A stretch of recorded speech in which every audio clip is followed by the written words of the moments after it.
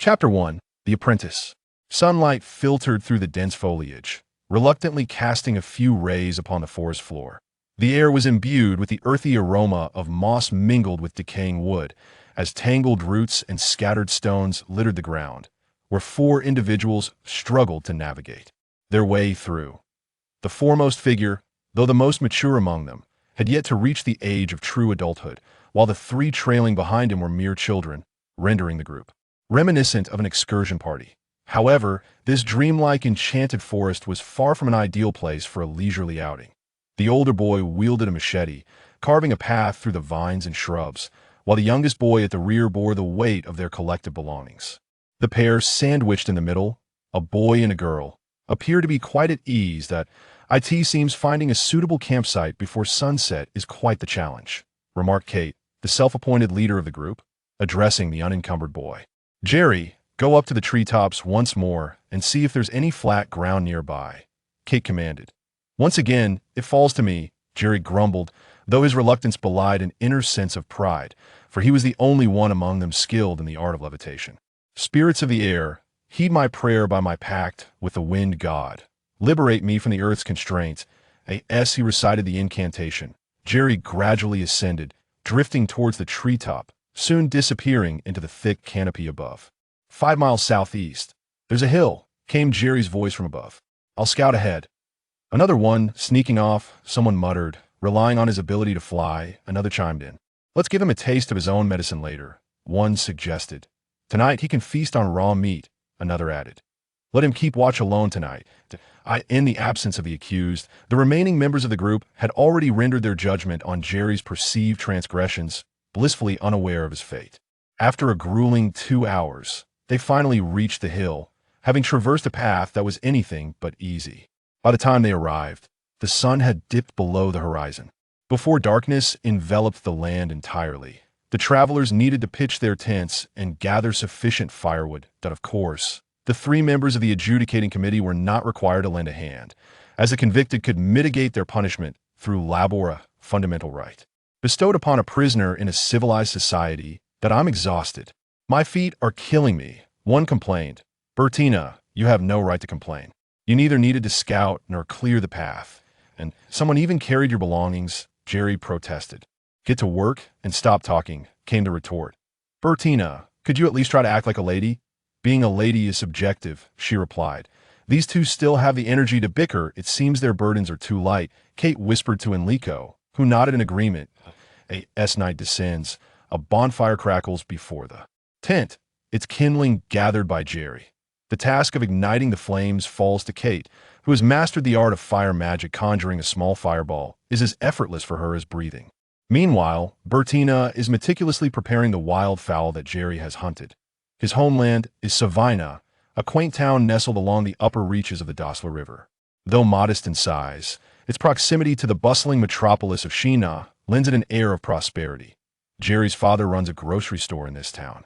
In his youth, he often called upon Enrico to assist with serving customers or settling accounts, tasks that left little room for leisure. During such moments, his father would say, "My child, this store shall one day be yours." Thus, Enrico harbored dreams of one day establishing a grand department store in Sheena. His mentor, Victor, is a wizard. Before his arrival, Savina had never known the presence of a sorcerer, and the townsfolk were initially exhilarated by the prospect of having a wizard among them. However, their enthusiasm waned swiftly. Victor was not the typical wizard, lacking the gravitas and discipline expected of one in his profession. Not only was he lascivious and prone to inebriation, but his greatest failing lay in his abysmal magical prowess. His control over spells was woefully inadequate, often resulting in either excessive force or insufficient power, and at times, he could not summon magic at all. Following a series of calamities he inflicted upon the town, no one dared to solicit his magical assistance again. The affluent families, who initially hoped to leverage his connections to other wizards and the Wizarding Guild, soon abandoned their aspirations. Rumors circulated regarding Victor's unsavory reputation. He had embezzled funds from the guild, seduced the wives of his patrons, and even pilfered sacred statues from the church. Most reprehensible of all was his exploitation of his wizardless status to deceive young women. And Enrico was acutely aware of at least one debt he had failed to repay. Eventually, Enrico's father, reaching the limits of his patience, confronted Victor during yet another visit to the store, this time to settle his outstanding debts. After a lengthy dispute, and seeing his father unwavering, Victor begrudgingly agreed to settle half of his debt, promising to repay the remainder once he received his monthly stipend from the Wizarding Guild. Reluctantly, Enrico's father consented and retreated to fetch the account book. Seizing the opportunity, Victor approached Enrico with a smile and inquired, "Would you like to learn magic, young one?" "Very well. I shall take you on as my pupil," he declared without hesitation. Victor rarely rose before sunset, leading Enrico to wonder if he might possess some vampiric lineage. Most of the time, after rising from slumber, the teacher would make his way to Uncle Todd's tavern for a drink. Uncle Todd was the only person in town, aside from Enrico's father, who allowed the teacher to settle debts at a later time. However, unlike his father, Uncle Todd seemed to have a certain faith in the teacher, as he never demanded repayment.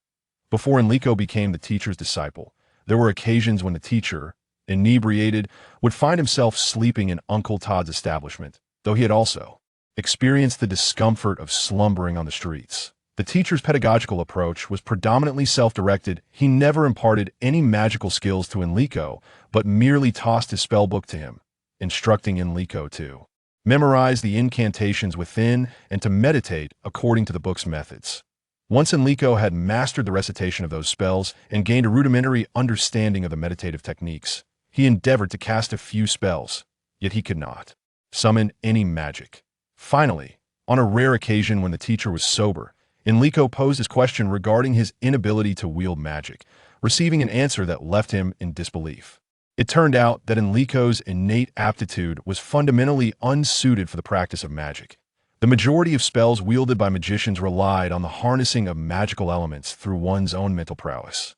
The stronger one's mental capacity, the quicker one could gather magical elements, the greater the binding force over them, and the more precise the control, thus distinguishing between apprentice magicians, lower-tier, mid-tier, upper-tier magicians, archmages, and magic mentors. There were two categories of individuals unfit for the practice of magic. The first being those with insufficient mental strength, a condition that most people suffered from, which was why magicians were so scarce. The second category comprised those with strong mental faculties, but whose energies were diffuse, preventing them from concentrating effectively. Enrico belonged to this latter group. Upon discovering the reason for his shortcomings, Enrico found himself no longer troubled, for his original aspiration had merely been to become a shopkeeper, not mastering magic. Was not a devastating disappointment. Nevertheless, he refrained from disclosing his inability to his father and continued with the seemingly pointless meditation exercises, maintaining the tranquility of his previous existence in Enrico's memory. The teacher rarely arose early, yet there was one day each month when he would rise early, present himself neatly attired, and abstain from alcohol. This day marked the gathering of the Magic Association, and on this day, the teacher would receive the long-awaited stipend. What could possibly compel him to forego the lavish communal meal at the Magic Association, a grand feast funded by the kingdom to honor its magicians? This was also one of the reasons the teacher looked forward to the gathering. "Hurry, tidy yourself up, and come with me." The teacher issued a terse command. "But spare me the chatter if you wish to know anything. Ask on the way. Now go, prepare yourself. How many days will we be gone? Who knows? Prepare thoroughly, now hurry along." "What has happened?" Enrico's father asked with an anxious demeanor, having been concerned for some time since his son had taken up with that scoundrel of a magician. "Where are we going?" The father inquired. "I do not know. My master neither mentioned the destination nor the duration of our journey. He merely instructed me to prepare thoroughly." Enrico relayed all that he knew to his father, although his knowledge was, in truth, rather limited. After speaking, Enrico busied himself with packing his belongings. Seeing that he could not extract any further information, his father assisted in gathering the necessary items. Fortunately, the town of Severna welcomed numerous travelers daily, and the general store was well stocked with travel equipment and provisions, allowing them to prepare the essentials in a short span. Enrico stepped outside, carrying his luggage, which, while not excessive, sufficed for most travel needs, including essentials for both mountainous and desert adventures. Though he had never ventured far, His years spent assisting his father in the shop had acquainted him with many travelers, rendering him, at the very least, an expert in selecting gear. Standing beneath the eaves of the doorway, Enrico set down his luggage and turned to offer a farewell gesture to his father. As he gazed upon his son, the father suddenly felt an overwhelming sense that Enrico would forever depart from him and their grocery store. The son before him resembled a natural-born traveler, one whose spirit could not be contained within the confines of the shop. Lock the door, then come directly to the second floor, called the teacher from above.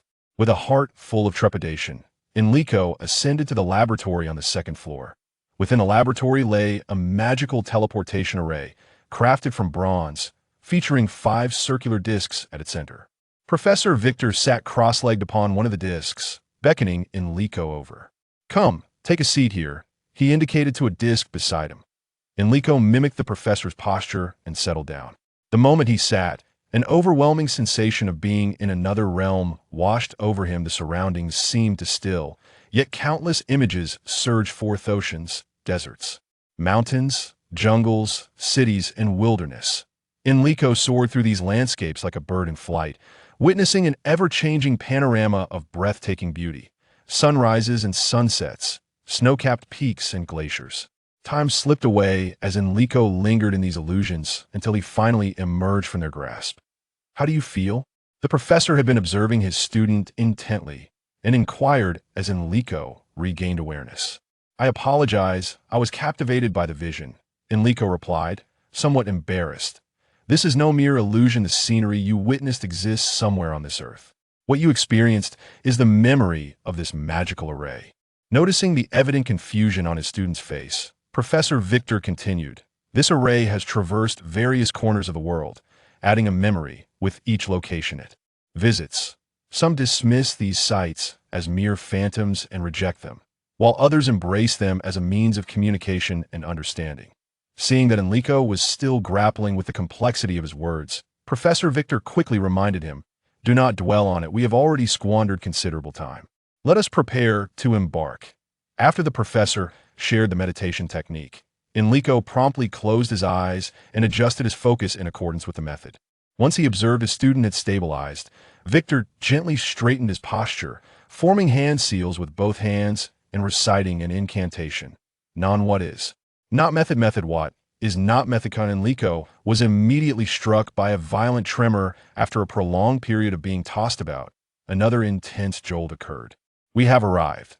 Upon hearing his teacher's voice, Enrico opened his eyes to find himself standing upon a platform. He rose to his feet and surveyed his surroundings. The platform, crafted from white marble, was circular in shape, with its farthest edges nearly 100 meters apart. A colossal magic circle adorned the ground, more than 10 times the size of the teleportation circle in the laboratory, though the two circles bore no resemblance to one another.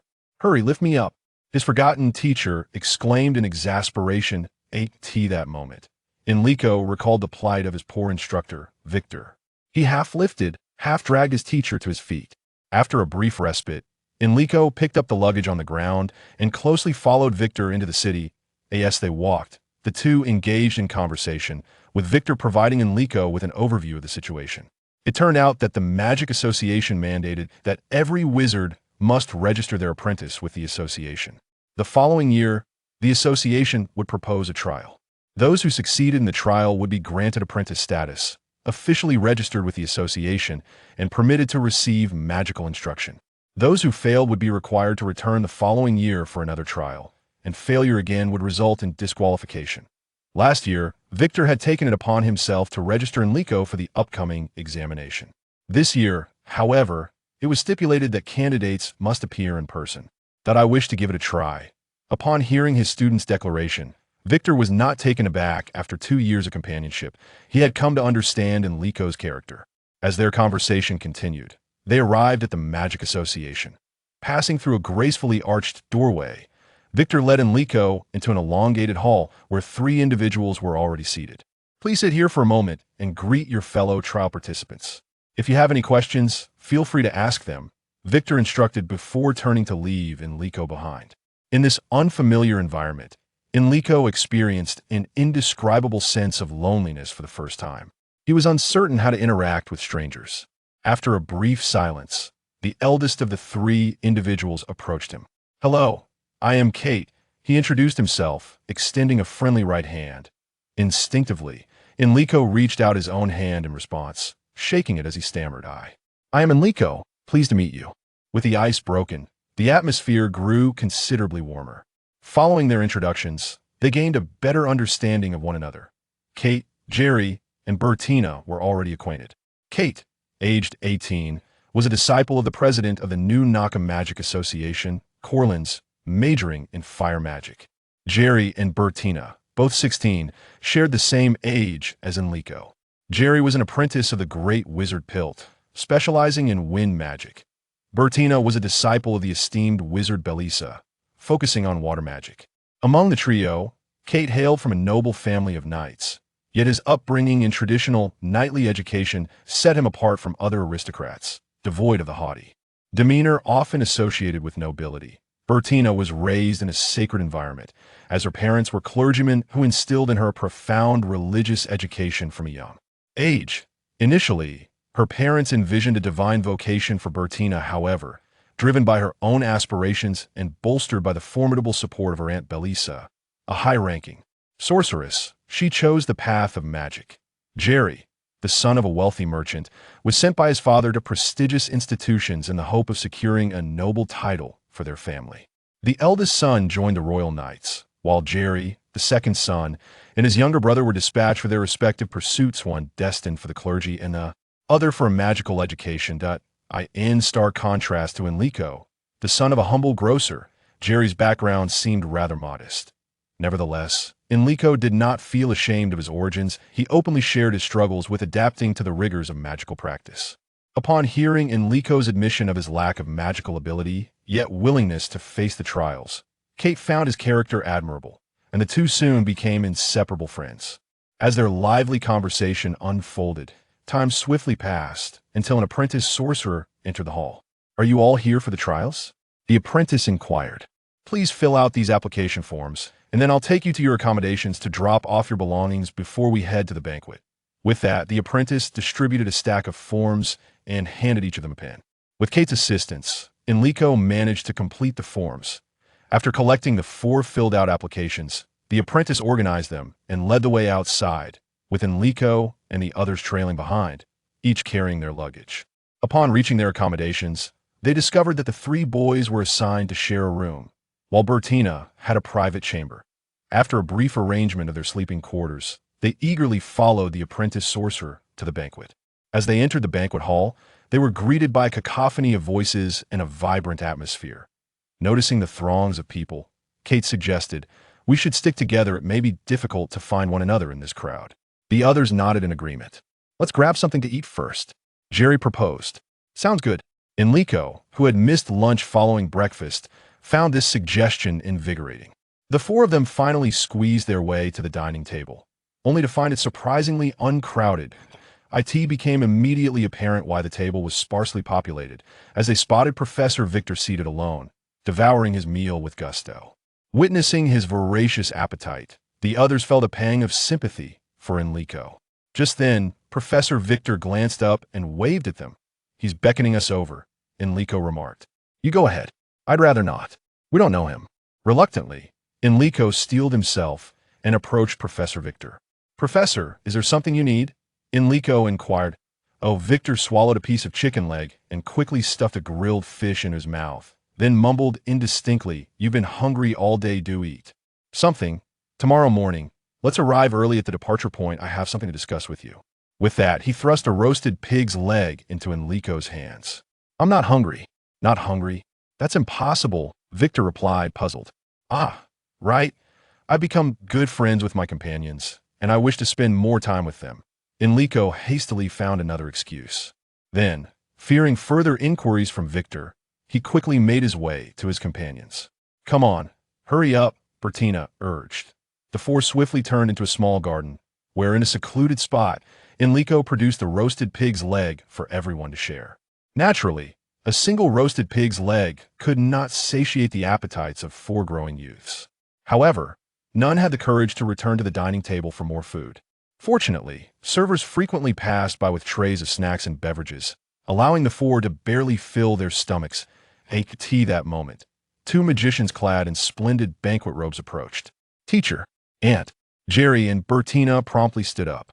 It appeared that these two magicians were indeed the Grand Magician Pilt and the Senior Magician Belisa. Out of courtesy, Kite and Enrico also rose to their feet. Senior Magician Belisa approached Beltina, gently resting her hand on Beltina's shoulder, and inquired, "Has today been exhausting? You must be hungry. Why not go and have something to eat?" "I lack the courage to contest territory with that ravenous dragon." Beltina vented her pent-up frustration stemming from hunger, completely disregarding the awkward expression on the face of the hungry dragon's disciple beside her. "Ha! Ravenous dragon. Such a fitting metaphor." Senior Magician Belisa chuckled merrily. This laughter led Enrico to conclude that the relationship between Senior Magician Belisa and her teacher was likely quite strained. Ahem. Grand Magician Pilt cleared his throat, visibly struggling to suppress his discomfort. "Do not be so impolite. Grand Magician Victor is a profoundly skilled sorcerer." Grand Magician? Truly, Enrico had never been so astonished. Observing the expressions of disbelief on his companions' faces confirmed that they shared his sentiment. How could someone like him be associated with a title so esteemed and worthy of reverence? Enrico's mind was a tumult of confusion. He didn't even notice when Jerry and Beltina were led away by their teacher, leaving only Kite by his side. "Let's go," Enrico said weakly, still reeling from the shock. Upon opening the door and reaching his bed, Enrico collapsed onto it. After the overwhelming astonishment came an equally profound sense of fatigue. It seemed that a significant fluctuation in mental energy could indeed be detrimental to one's health. "Hey, are you feeling better?" Kite asked with concern. Enrico turned over, facing the ceiling, and replied, "I'm fine. Just taken aback, the shock has left me utterly drained." Seeing that Enrico was unoccupied, Kite mimicked his posture, lying back on the bed and gazing up at the ceiling, inquiring, "In your recollection, what sort of person was your master?"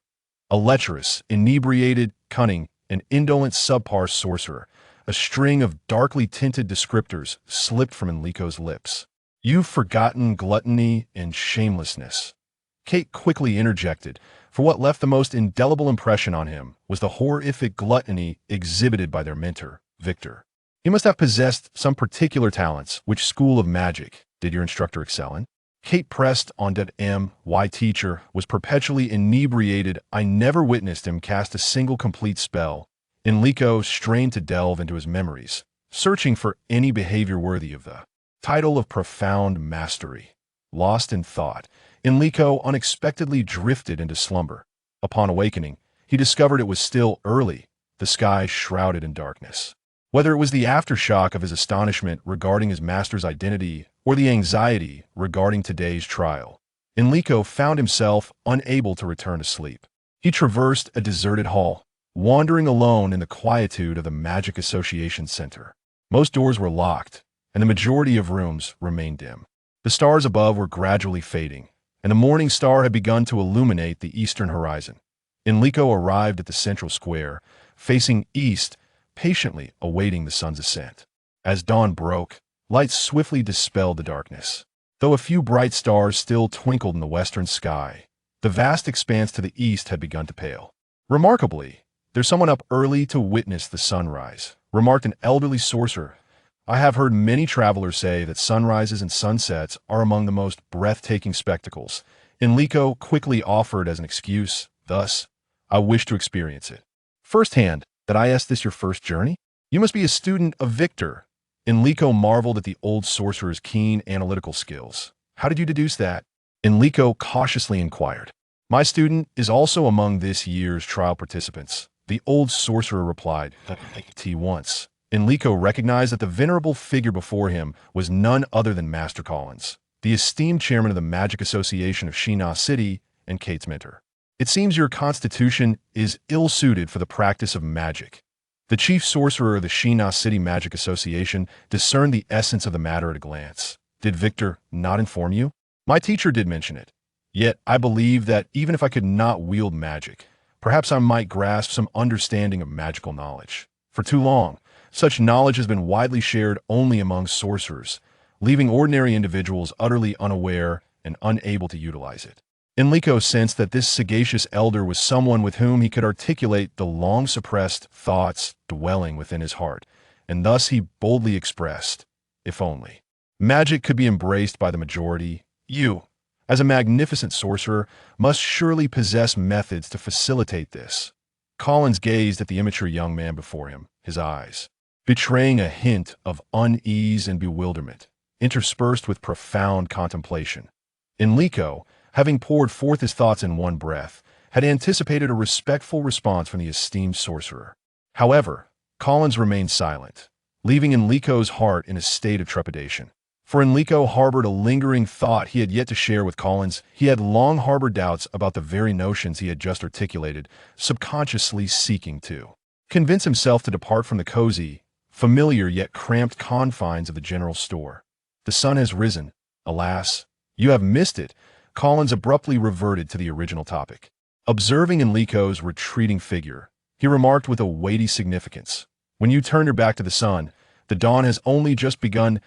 As Enrico became enraptured by the splendid magic unveiled by the nascent sun, Collins had quietly departed. "Go wake Beltina," Kite commanded. Enrico proceeded to the adjacent room, pushing the door open to find Beltina blissfully asleep, cradling her pillow. He approached her bedside and attempted to rouse her. "Wow!" A sudden exclamation erupted as a leg swung out, sending Enrico sprawling. "Ugh! Let me sleep a little longer." "Can't wake her, can you?" "Watch this." Oblivious Kite sauntered next door. Enrico listened with anticipation, and indeed, a furious shout was followed by the sound of something heavy crashing to the ground. He witnessed Kite, having crawled in like himself, glaring at him with venomous eyes, exclaiming, "You set me up? I'll take my leave now. You two are in her care." Enrico hastily gathered his belongings and dashed for the exit. As he reached the door, Enrico recalled the words his mentor had spoken the previous night. Perhaps his teacher wished to impart some wisdom before the trial after all. Upon learning of his mentor's grand sorcerer status, Enrico had inexplicably developed a sense of trust in Victor. Time passed slowly as the assembly of individuals gradually gathered, yet their mentor was still nowhere to be seen. Enrico's sense of trust began to waver. "Ah, you all arrived so early." Victor, arriving fashionably late, displayed no hint of embarrassment. "That weren't you supposed to tell me something important?" Enrico inquired. "Ah, yes. I have something special for you," Victor replied, reaching into his robe and rummaging about. His companions gathered around, eager to witness what exquisite equipment the grand sorcerer would bestow upon his disciple. For their own teachers had meticulously selected the finest gear for them. Victor produced a foot-long wooden stick, declaring, "Here, take this. It will prove quite useful when you must make a decision." He then patted Enrico on the shoulder and tousled his hair, saying, "Good luck, my student." "No way. Generosity should have its limits." "Poor Enrico. Thank goodness that fellow isn't my teacher." Victor remains true to form. "I had expected something worthwhile." "You are bold to present such a trinket." The individuals around each harbored their own thoughts, yet their faces were etched with profound astonishment and deep sympathy. Enrico gazed at the divination tool in his hand, his mind a blank canvas regarding its significance. The divination tool serves as a desperate means for lost souls to discern their destination, employed only when all other options have been exhausted. Statistically, it boasts a success rate of 60%, rendering it slightly more useful than prayer as a survival tactic. Thus, it has been bestowed with the elegant moniker of divination tool. Observing the relaxed demeanor of the dubious sorcerer before him, Enrico and those surrounding him could not help but collectively deem him a divination tool. "Is it true that the intended trial destination is not Kite Island?" inquired the sorceress Beltina. "This year's candidates exhibit exceptionally high prowess, and I have complete confidence in my disciples. Thus, I have made a last-minute decision to alter the trial project," explained Chancellor Kalins, justifying his choice. "Beltina, let us postpone until next year." Beltina urged her bewildered student. "The dreaming magic forest is far too perilous." "Nay, I wish to attempt it. I possess ample confidence in my abilities," replied Beltina resolutely. "Do not be obstinate." The journey through the dreaming magic forest is typically designated as a certification project for mid-tier sorcerers, the esteemed Grand Sorcerer Pilta kindly advised. "Why is that?" the four queried in unison. He paused momentarily before continuing. You must have heard of the cataclysmic war between gods and demons that transpired 37,000 years ago. This conflict endured for millennia until the climactic battle resulted in the complete annihilation of the demon race, an event now known as the Radiant Battle. However, do you know that the ancient battlefield of the Radiant Battle is now the Dreaming Magic Forest? Remarked Sorcerer Collins that is that truly the case? But why are we unaware of this? The typically decorous Kite interrupted his esteemed teacher, revealing the allure that the ancient battleground held for one of knightly descent. Because, although the divine beings triumphed over the demonic forces and eradicated the majority of high-level magical creatures, a number of lower-tier monsters managed to escape. These remnants now lurk within the depths of the Dreaming Magic Forest, having undergone assimilation over thousands of years. Consequently, most beings in the forest exhibit magical traits, compounded by the presence of interdimensional creatures, rendering it a terrifying realm that the average person dares not approach. Then, why has the Magic Association established a testing facility there? Beltina posed yet another inquiry that it was not the Magic Association that set it up, Beltina clarified. The facility was erected by a lone, deranged sorcerer. Wow, who is this illustrious sorcerer? Everyone exclaimed in astonished unison, a mere apprentice sorceress. It appeared that astonishing events had been unfolding in quick succession these days. Kalens cautioned, you must not underestimate sorceress Kliss or prowess rivals that of any of the 6 great magi on the continent. She was bestowed the title of Grand Sorceress at the tender age of 12, making her the youngest Grand Sorceress in recorded history.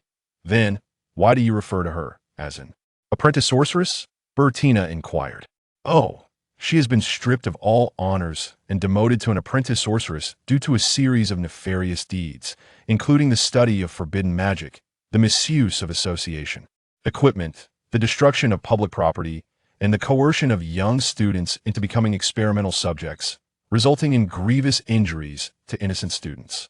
She is regarded as one of the 5 disgraces of the Magic Association, explained the sorceress Beltina in detail. Therefore, you must consider carefully whether to participate in this trial. The 4 young individuals, each harboring distinct motivations, officially embarked on their prolonged journey. Kite was, of course, eager to pay homage to the hallowed ancient battleground. Enrico sought the guidance of a formidable sorcerer. Beltina was merely curious to encounter the sorceress whom her aunt despised so vehemently, while Jerry was simply in pursuit of amusement. Chapter 2. The witch. Upon entering the dreamy magical forest, Enrico soon realized that their party was ill-equipped for such an arduous journey into the depths of the mountains. To begin with, the personal gear was far from ideal. Kite insisted on carrying his cumbersome 2-handed sword, claiming it was necessary for self-defense. Enrico had previously suggested substituting it with a spear, which would be far more manageable, yet Kite remained resolute in his refusal. Aside from that unwieldy sword, Kite's other belongings were relatively suitable. In stark contrast, Beltina's assortment of spare clothing, 3 sets of undergarments, 3 long garments, 3 dresses, a formal gown, and a bathrobe, seemed excessively burdensome. However, the combined weight of her attire paled in comparison to the hefty load carried by Jerry, who lugged 500 gold coins, 500 silver coins, and 500 copper coins. My goodness! This proposal was met with little more than a moment's consideration from Kite, while the others dismissed it entirely. Beltina was particularly unwilling to part with her spare garments. After a grueling day and night, they finally emerged from the thicket, weary and exhausted. Throughout their journey, the group had reached a consensus that all equipment arrangements would adhere to Enrico's directives, with no one permitted to voice dissent. Upon arriving in the village, the group sought out an inn. After inquiring with the innkeeper about the general circumstances of the village, Beltina and Jerry retired to their rooms to rest, while Kite and Enrico were tasked with procuring supplies and equipment. Each year, this quaint village welcomed numerous visitors, primarily merchants who came in spring and autumn to purchase furs and precious herbs, as well as hunters seeking to capture rare beasts within the dreamy magical forest. Consequently, the village boasted an ample supply of provisions. After a thorough exploration, the two not only secured the necessary equipment and supplies, but also fortuitously acquired a rudimentary topographical map of the dreamy magical forest from a fur trader. Within the village's blacksmith shop, Enrico selected 4 spears and 2 machetes. Although he had brought along a folding machete gifted by his father, he was compelled by the quality of the blacksmith's wares to purchase the 2 additional blades. The tools crafted in this shop were primarily designed for the villagers' own use, resulting in a level of refinement that was quite remarkable. While the appearance was modest, they were forged using a standard layered iron technique, despite being household items. They had evidently undergone multiple quenchings, resulting in a dazzling steel surface and a razor-sharp edge, far superior to his own mass-produced knife, which had been sharpened with a file. Moreover, the spears served not only as formidable weapons for protection, but could also double as walking sticks and be utilized for carrying luggage, making them the quintessential gear for mountain trekking. Seeing Enrico admire his craft, the blacksmith joyfully invited them into his workshop to select additional suitable tools. To Enrico's delight, he discovered several exceptionally well-crafted implements within the workshop, including a meticulously designed, multi-purpose mountain pick. The blacksmith explained that others had provided him with blueprints for this tool, and recognizing its practicality, he had produced several copies. In addition to the mountain pick, Enrico selected 3 throwing darts, 5 thin-bladed knives, and a 3-meter-long iron chain, as thick as a finger. On their way back to the inn, they also stopped by a local hunter's home, purchasing a hunting bow and 2 quivers of arrows from them. Enrico took out the map and began to study it intently. Kite, with great enthusiasm, fiddled with the hunting bow nearby. As the evening lights began to glow, Beltina and Jerry, feeling excessively fatigued, resolutely refused to rise for dinner. Consequently, Enrico and Kite ventured to dine alone. With the nearby forest providing an abundance of game and wild delicacies, their meal was exceptionally delicious and sumptuous. The two were thoroughly satisfied and generously rewarded the proprietor, who, in turn, expressed profound gratitude and answered all of Enrico's inquiries with remarkable candor. For matters he was unfamiliar with, he promptly jotted them down, assuring that the two would receive satisfactory responses by the following morning. Upon returning to their room, Kite suddenly posed a question that had long piqued her curiosity.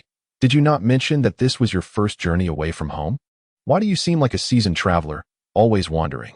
Enrico explained that he had assisted his father in their shop since childhood, where the clientele primarily consisted of itinerant travelers. The shop also served coffee, and these wanderers often enjoyed a cup while engaging in lively discussion, allowing him to absorb their stories over the years. As their conversation flowed, the night deepened. The next morning, Enrico and Kite were roused from their slumber by Beltina and Jerry. Despite their own struggle to rise, the duo showed no hesitation in awakening others. Kite, feeling vexed, inquired about the early disturbance. It turned out that Beltina and Jerry, the 2 sluggards, had overslept the previous night and missed dinner. They awoke in the middle of the night, ravenous, and stealthily devoured the remaining provisions before reluctantly attempting to sleep again. At dawn, their hunger became unbearable, compelling them to insist on waking Enrico and Kite to address their breakfast needs. Reluctantly, Enrico and Kite were escorted downstairs to knock on the proprietor's door. Upon opening it, the bleary-eyed owner, clutching a pillow, yawned and inquired, "What brings you here so early?" "I apologize, but could you prepare breakfast for my 2 companions?" Kite replied apologetically. With no other choice, the owner bid farewell to his beloved pillow and groggily made his way to the kitchen to prepare the meal. Meanwhile, a weary Enrico and Kite rested their heads on the dining table, oblivious to Beltina and Jerry's complaints about the cooking speed. Once Beltina and Jerry finally satisfied their hunger, Enrico and Kite began to regain their spirits. After breakfast, the proprietor graciously provided a detailed report on the inquiries Enrico had made the previous night.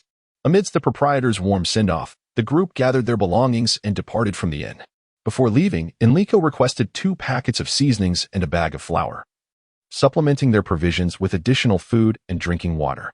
Along the way, Beltina and Jerry expressed their discontent with their travel attire, having entrusted their original luggage to the innkeeper for safekeeping.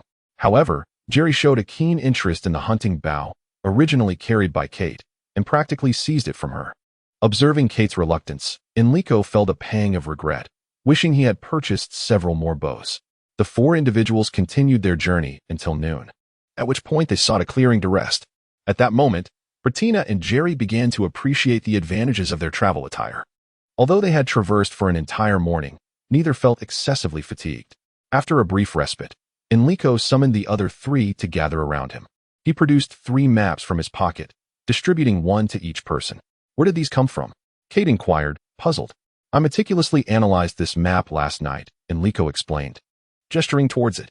"The southeast edge is marked with the utmost detail, as it is closest to the village, so it should not present significant errors. However, as one moves further northwest, the markings become increasingly vague, and we must not place undue reliance on them. Nevertheless, The map provides a clear indication of a river that flows through the forest, reaching deep into the dreamy, enchanted woods. We can follow the river, alleviating any concerns regarding our water supply. What does everyone think? We have no objections, as long as you guide us safely into the dreamy, enchanted woods, Beltina replied, rather straightforwardly placing the collective responsibility of their group squarely upon Enrico's shoulders. Jerry, of course, had no dissent. For since acquiring that hunting bow and clarifying its origin with Kite, he had resolved to persuade the others, including Beltina, to heed Enrico's counsel.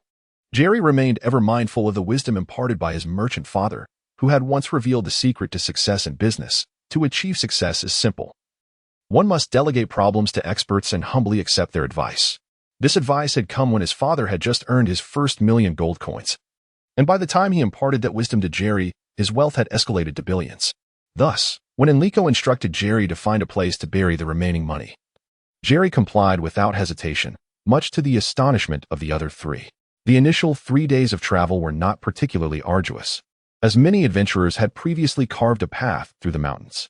Along the way, they encountered the forest wardens residing in the dreamy, enchanted woods. Whenever they did, it became an opportunity to enhance their meals. Over the past few days, Beltina and Jerry had grown quite fond of wild game. They would eagerly approach the wardens, with Jerry seeking advice on hunting and trapping techniques, while Beltina expressed great interest in cooking the wild delicacies. Consequently, in the following days of their journey, although they no longer encountered the wardens, they found it relatively easy to address their food needs. Had it not been for Enrico's insistence, Beltina and Jerry would have long since discarded their provisions. On the 5th day, as they delved deeper into the jungle, the terrain became increasingly treacherous. Often, they had to rely on Kite to forge a path ahead. They could manage only a few miles each day to maintain their pace. Kite and Beltina had entrusted their belongings to Enrico. However, a new dilemma soon emerged. The trees in the jungle grew denser, and the ground became more uneven, making it increasingly difficult to locate a suitable campsite. This time, it was Jerry's turn to feel a sense of pride. As he pursued the art of aeromancy under the tutelage of the illustrious Grand Mage Pilta, he mastered various spells enabling flight through the winds. On the 19th morning amidst the jungle, they encountered, for the first time, the mystical beast of the dreamy magic forest. That morning, Beltina was preoccupied with concocting a delightful dish of quail, while Jerry's hunting skills had reached an impressive zenith. Early in the day, he ventured around and discovered that a trap he had set the previous night had ensnared a nest of quails. 2 of these were designated for breakfast.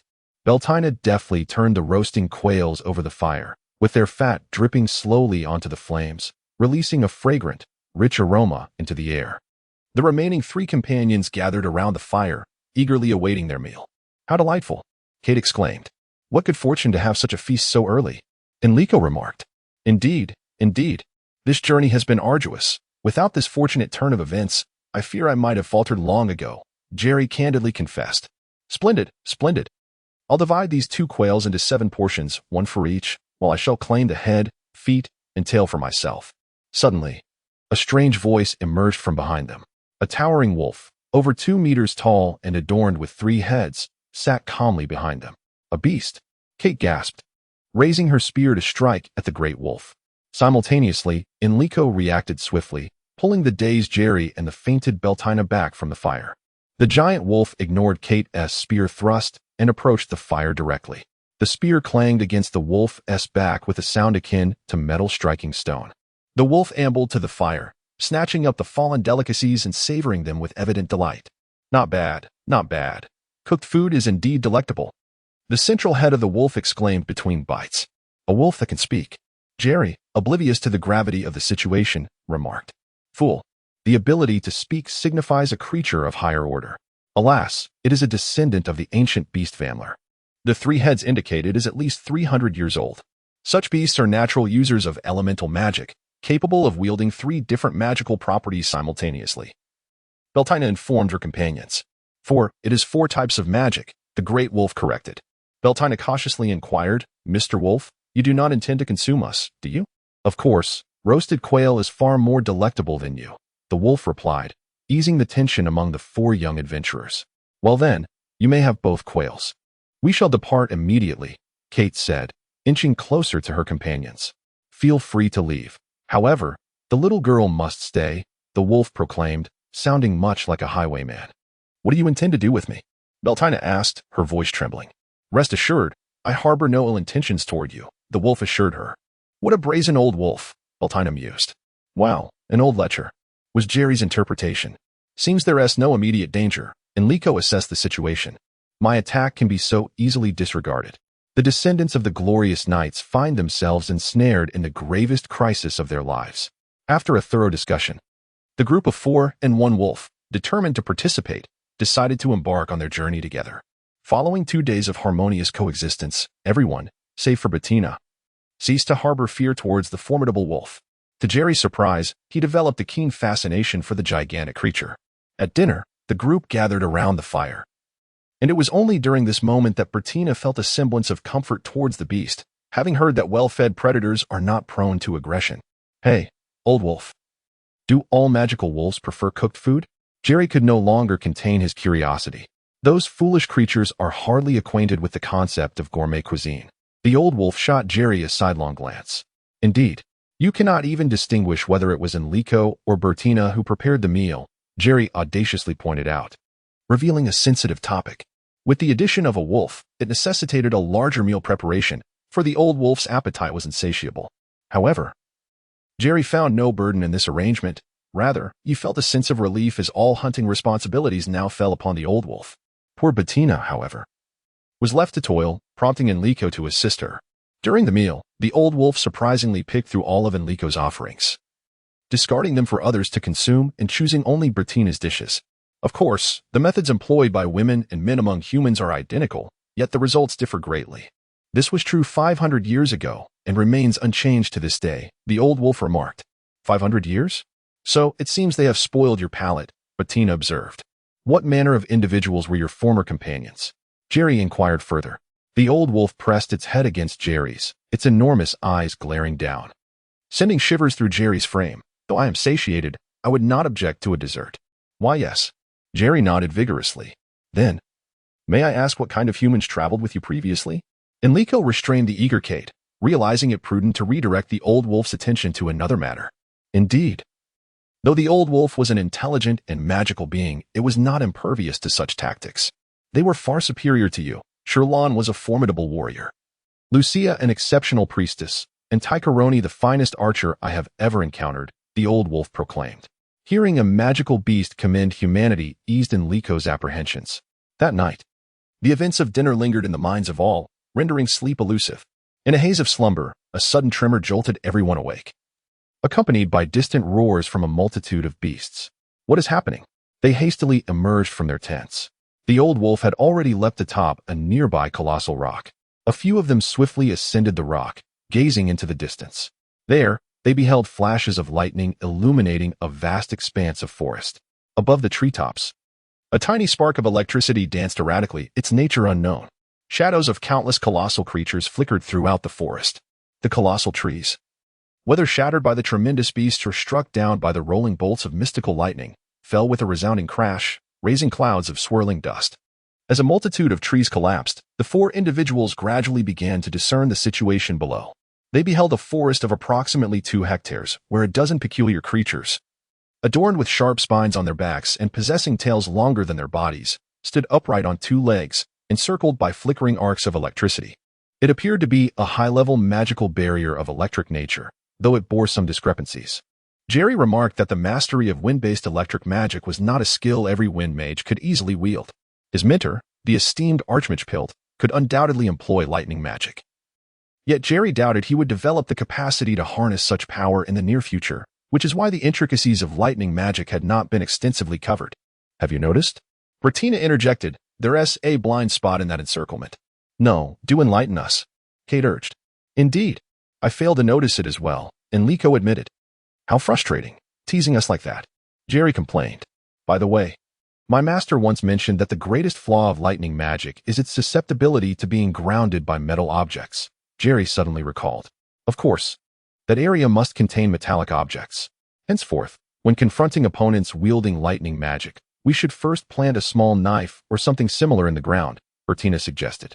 Alas, after 5 centuries, humanity's wisdom has seemingly regressed so much, the old wolf remarked coldly. The spiked dragon is a subspecies of dragon, Possessing the formidable defensive capabilities inherent to all dragonkind, ordinary magic has little effect on them. Such spells cannot effectively harm the spiked dragons. Their purpose is merely to confine those creatures within the encirclement. This creates a complete surround while leaving a single opening, enticing the encircled to break free through that gap, only to have traps set beyond it. Is this not a tactic commonly employed by your kind? Upon hearing the old wolf's explanation, both Kite and Enrico, perched precariously on the edge of the rock, nearly tumbled off. My heavens! A wolf versed in military strategy. The fourth thought in unison. Indeed. They observed spiked dragons periodically charging out through the opening, only to be enveloped by a fog, thereafter falling silent. After an hour had passed, all the spiked dragons met their doom, consumed by the mist. A tumult of electric light surged, and the forest returned to an eerie tranquility. Suddenly, a crackle erupted, and a lightning sphere materialized above their heads. As the glow of the lightning dimmed, a shadow hovered in midair. Although the light was too feeble for clarity, one could faintly sense a humanoid presence. Ah, it is you. Hee, I was just about to seek you out. A series of sharp, piercing tones pierced the air. Beware.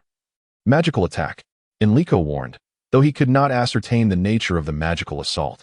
The overwhelming discomfort prompted him to alert the others. Fear not.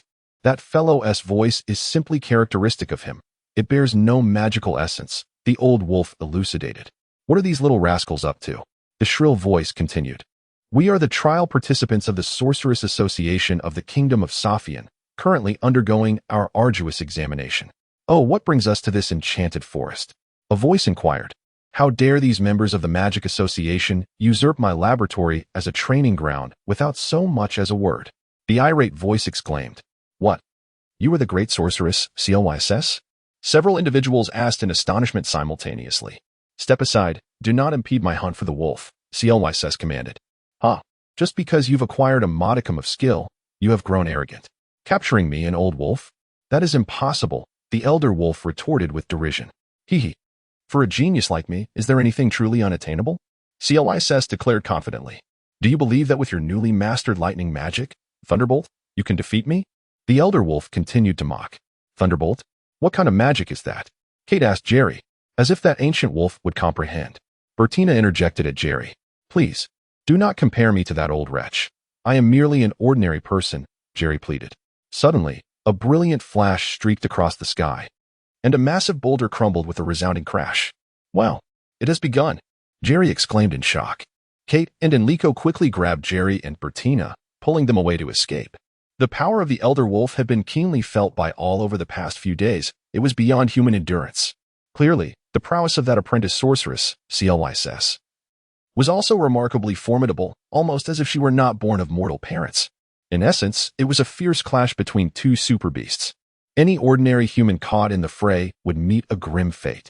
Fortunately, their arduous journey over the past few days had honed their agile skills, allowing them to navigate swiftly through the dense foliage and swirling dust. They deftly evaded falling trees and dodged the projectiles that flew their way. Moreover, in the direst of circumstances, Beltina always managed to employ her feeble yet somewhat effective water crystal barrier to minimize the damage. Thus, when the group finally reached a relatively safe haven, apart from numerous scrapes and bruises, they remained intact. Goodness, that foul woman's temper is exceptionally terrible, Jerry sighed. I am so frightened. We still need her to assess our trial results, Beltina reminded.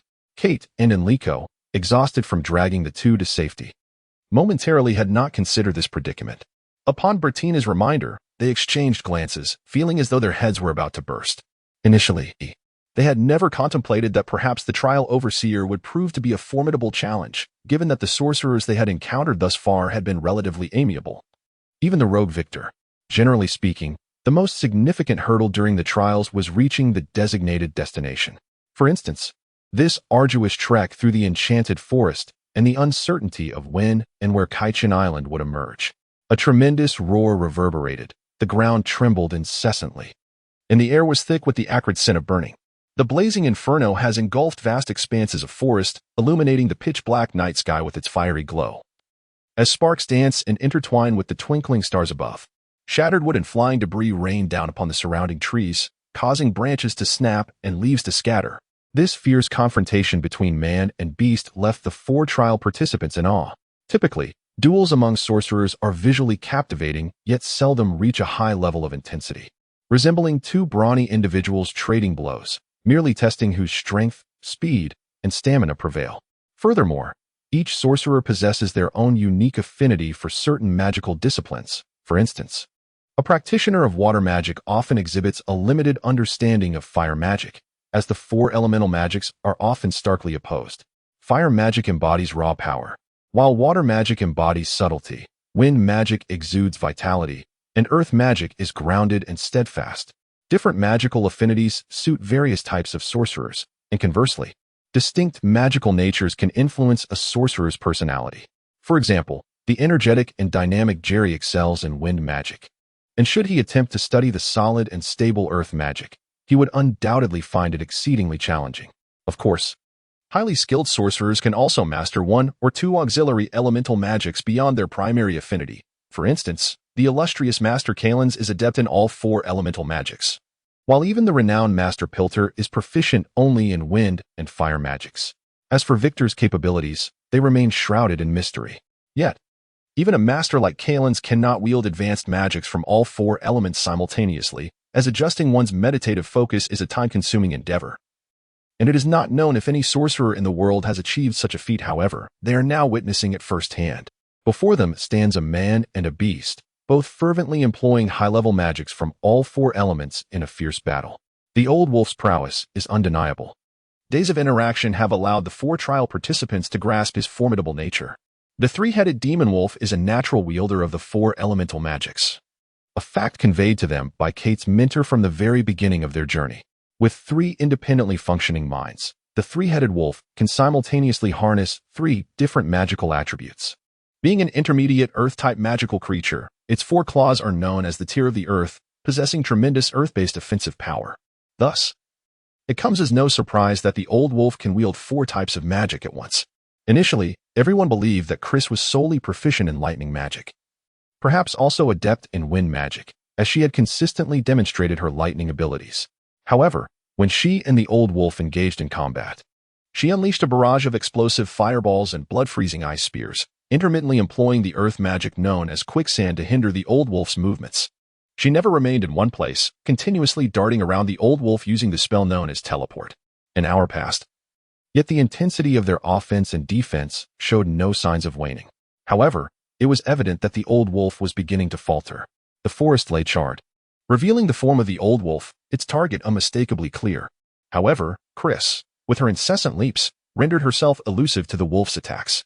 Had it not been for the wolf's three heads, surveying all directions, it would likely have succumbed long ago. Yet, the wolf's predicament was equally dire. It seemed aware of this, standing motionless, its three heads gazing in different directions, deflecting the fireballs, ice spears, and bolts of lightning that rained down from all sides. Observing this, Chris paused her assault and finally settled in mid-air above the wolf. Thank goodness, at last, it has ceased. Beltina sighed in relief. Kite and Enrico exchanged glances, silently deliberating their thoughts. I believe it would be prudent for us to retreat further, one suggested. Indeed, I concur. That old wolf is not so easily subdued. With that, the two supported Jerry and Beltina as they withdrew to a nearby hillock. From their vantage point, they could see the wolf's silhouette in the distance. A sharp sonic wave shattered the forest stillness, akin to pebbles striking water, sending ripples through the trees. The vast canopy undulated like tumultuous waves, unable to settle, while dark clouds spiraled ominously overhead. The four observers felt an overwhelming force from afar. Jerry and Beltina could barely maintain their footing on the rocks, the ancient trees behind them groaning, echoing the forest tremors. The wolf, letting out a long howl, rose amidst a violent whirlwind that uprooted trees. Suddenly, the tempest ignited. This merciless gale consumed everything within its grasp: rocks, trees, earth, and rivers, forming a colossal column of wind that surged with electric flashes, sparks, ice shards, and boulders, colliding within a 1-mile radius, flattening and grinding all in its wake. The four trial participants had never witnessed such a terrifying display of magic. They huddled against the massive rocks, seeking shelter from the wind's fury. The sharp sounds of the gale and the crackling of snapping trees filled the air, while they occasionally glimpsed enormous trees, like mere leaves, being swiftly whisked away by the monstrous tempest. Each was gripped by fear. After what felt like an eternity, the winds began to subside. Is it over? Kite cautiously peered out. Then, trembling, she rose against the rock and carefully climbed atop it to survey the devastation below. Before her lay a scene of desolation. The forest had been gouged to create a vast crater, nearly a kilometer in diameter, with the surrounding trees leaning towards its center. Finally, the four reached the heart of the crater. They found no sign of the old wolf or Chris. It's over. The trial instructor must be dead. Jerry despaired. Not necessarily. If she couldn't defeat it, she could still evade it. That spell of teleports is quite handy for escape, Beltina replied. Unless she chooses to flee, Enrico countered. Given her nature, she might very well wish to test the wolf's magical prowess. You know me well. A sharp voice drifted down from above, startling the crowd. They looked up to see a black sphere suspended in the sky, from which an arm slowly extended, followed by the emergence of a head. A woman, adorned in opulent attire, emerged from the orb. Curiously, the sphere seemed barely large enough to accommodate even half of her petite form. The manner of her entry was a mystery. The four onlookers stood in stunned silence, gazing at this formidable sorceress, whose immense power contrasted sharply with her youthful appearance. She appeared to be no more than 4 or 5 years older than Kite. The sorceress wore an exquisite pink lace dress, and from their vantage point, they could even discern the silk shorts beneath. Her long, golden-red hair was styled into two pointed, horn-like buns atop her head, and a ruby necklace adorned her high forehead. The crowd found it nearly impossible to reconcile the image of this elegant, yet somewhat childish beauty with that of a fearsome and powerful witch. Who is the leader here? Krista inquired. Suddenly, a torrent of frigid water, mixed with large chunks of ice, cascaded down upon the four trial participants, the hard ice causing painful bumps on their heads. A voice spoke sharply, its tone rising in pitch. Kate was unceremoniously thrust forward. Who organized your trial? Krista asked coldly. You are disciples of Collins, are you not? A slight warmth tinged her icy demeanor. My laboratory lies 70 miles to the northwest, approximately a 5 or 6 day journey. Enrico listened to the lengthy flattery, forming a rough impression of Jerry's father, a dubious merchant. The intent behind the flattery was painfully obvious. Anyone could discern that Jerry sought to hitch a ride. Enrico silently hoped that Jerry would receive leniency from Krista. Indeed, a sharp, high-pitched laugh sliced through the air, causing the four young people to change expressions dramatically. They recognized the laugh all too well. It was the warning sound preceding Krista's fury. Will it be slicing, dicing, braising, or charcoal grilling? They mused, their imaginations racing with visions of their impending fate. Haha. Of course, my magic is unparalleled in the world. For me, nothing is impossible, although you are clumsy and foolish. As long as I am willing to teach, you will undoubtedly learn teleport. Haha. For I am a genius. Krista reveled in her self-satisfaction, whether due to astonishment or shock. The four once again fell into a state of stupor. What a truly oblivious woman she was. Enrico pondered his own troubles. Perhaps the great wizard Collins had purposefully shifted the trial's location to the dreamy magic forest to fulfill his intentions. For there could be no more fitting candidate to aid in achieving his goals than this wildly eccentric sorceress before them. It seems that I must seek Jerry's counsel more frequently, for his flattery undoubtedly serves as an unparalleled tool for achieving one's aims. Ah, Jerry, you have truly articulated our innermost thoughts. In truth, long before the illustrious mage Chris rendered that old wolf powerless, we pondered the immense honor it would be to become a disciple of such a grand sorcerer. The thought alone is enough to inspire action, especially since Enrico hails from a family that operates a general store, thus entwined with commerce. Hence, he excels at the art of flattery. Yet he retains a semblance of humanity, remembering to include Kate and Beltina. For one cannot expect the noble-born Kate and the cleric-born Beltina to possess the wiles of a merchant, can one? Prepare yourselves. We are about to embark on our journey. Clearly, Enrico's compliments are also of great utility to Chris. With a piercing sound, Chris uttered no incantation. A flurry of lightning bolts struck, inflicting excruciating pain and overwhelming paralysis upon every nerve in Enrico's body. To faint at that moment would be an exquisite stroke of fortune. Yet, the clarity of suffering tormented the four young aspirants. The scene before them blurred, but they could faintly perceive the surroundings shifting incessantly, each transformation accompanied by a new, intense jolt of electricity. In reality, only a fleeting moment had passed, but to Enrico, it felt as though a century had elapsed. He finally sensed his body making contact with the ground, and as the magic dissipated, he was at last able to accomplish the one thing he had yearned for most. He succumbed to unconsciousness. Time passed, though how much was indiscernible, and gradually, Enrico's consciousness began to return. The electric shocks had induced severe spasms in his muscles, leaving him in a state of profound soreness. He initially wished to struggle to his feet, but the waves of numbness from his nerve endings advised him that it would be best to lie still. Although he desired to check on his companions, even the act of turning his head proved a considerable challenge. With the aid of his only functioning ear, Enrico ascertained that all 4 of his comrades were nearby. From the rhythmic sound of their breathing, he concluded that they were unscathed and still in slumber. Reflecting on their arduous journey, Enrico couldn't help but chuckle. He had not anticipated reaching their destination with such ease. Whether this was fortune or folly remained uncertain. It appeared that the days to come, spent in the company of the apprentice mage Chris, would be far from simple. Nevertheless, the mere thought of Chris's magical prowess filled Enrico with exuberance. There were 2 reasons for his elation.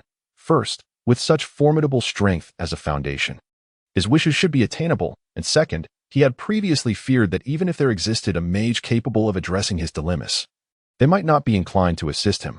For those magicians who have attained transcendental mastery are often among the most esteemed individuals in their realms, seldom swayed by trivial matters. Moreover, each is devoted to the study of profound magic, unlikely to concern themselves with his rudimentary issues.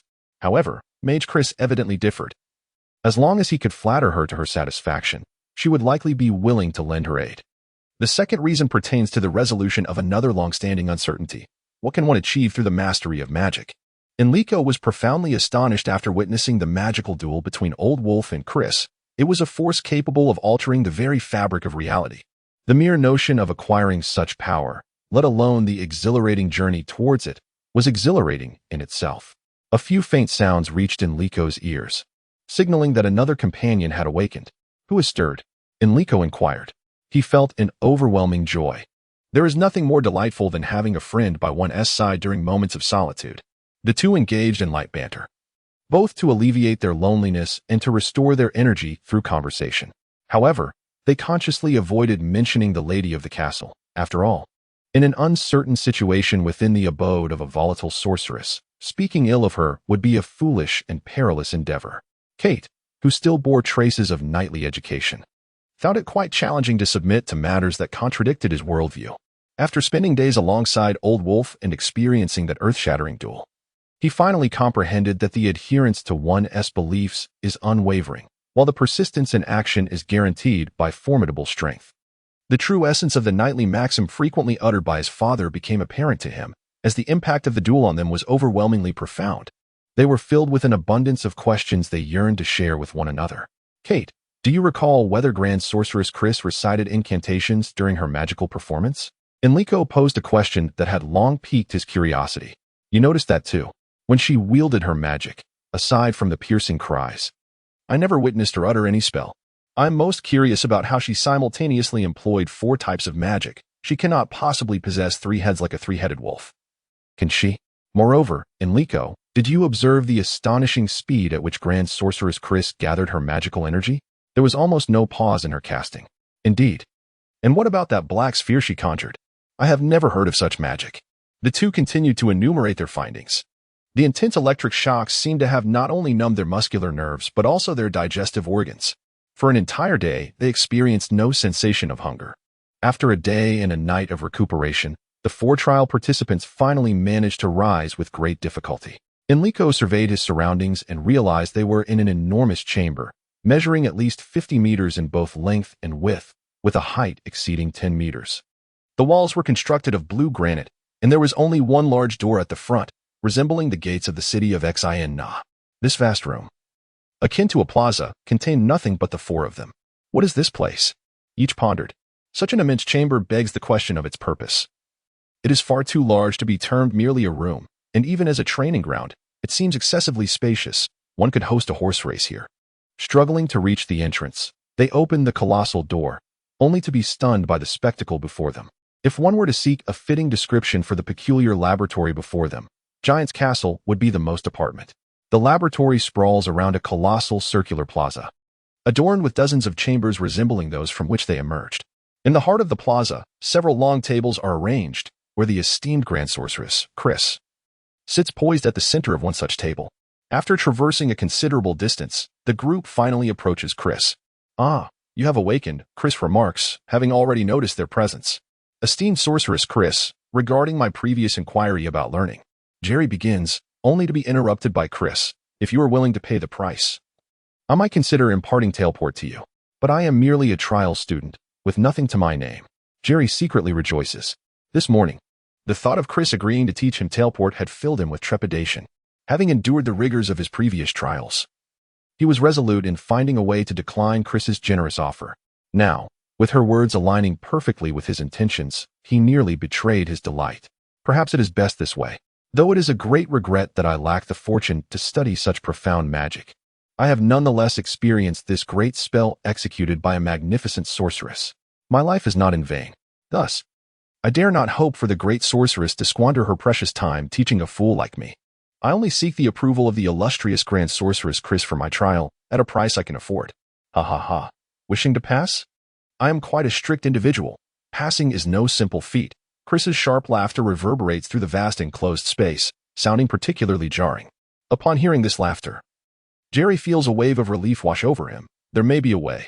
In a moment of contemplation, he brings his thumb, index, and middle fingers together, twirling them. Money? Chris rests her chin on her hand, tilting her head as she ponders, then nods. That is indeed a convenient and direct method. Watching their lively exchange, Kate and Enrico exchange glances. It appears that the formidable sorceress Chris is indeed a dubious practitioner, rivaling Sorcerer Victor. She possesses neither the dignity expected of a sorcerer nor the most basic sense of morality. It is evident that a future rogue sorcerer is in the making. Kate silently laments, certain that the teacher had not anticipated such an outcome. Observing the two dubious characters haggling, Enrico and Kate can only shake their heads in dismay. Surprisingly, Chris shows a respect for commercial ethics, allowing Jerry to negotiate, which astonishes everyone present. Ultimately, Jerry secures Chris's approval for the price of 25,000 gold coins.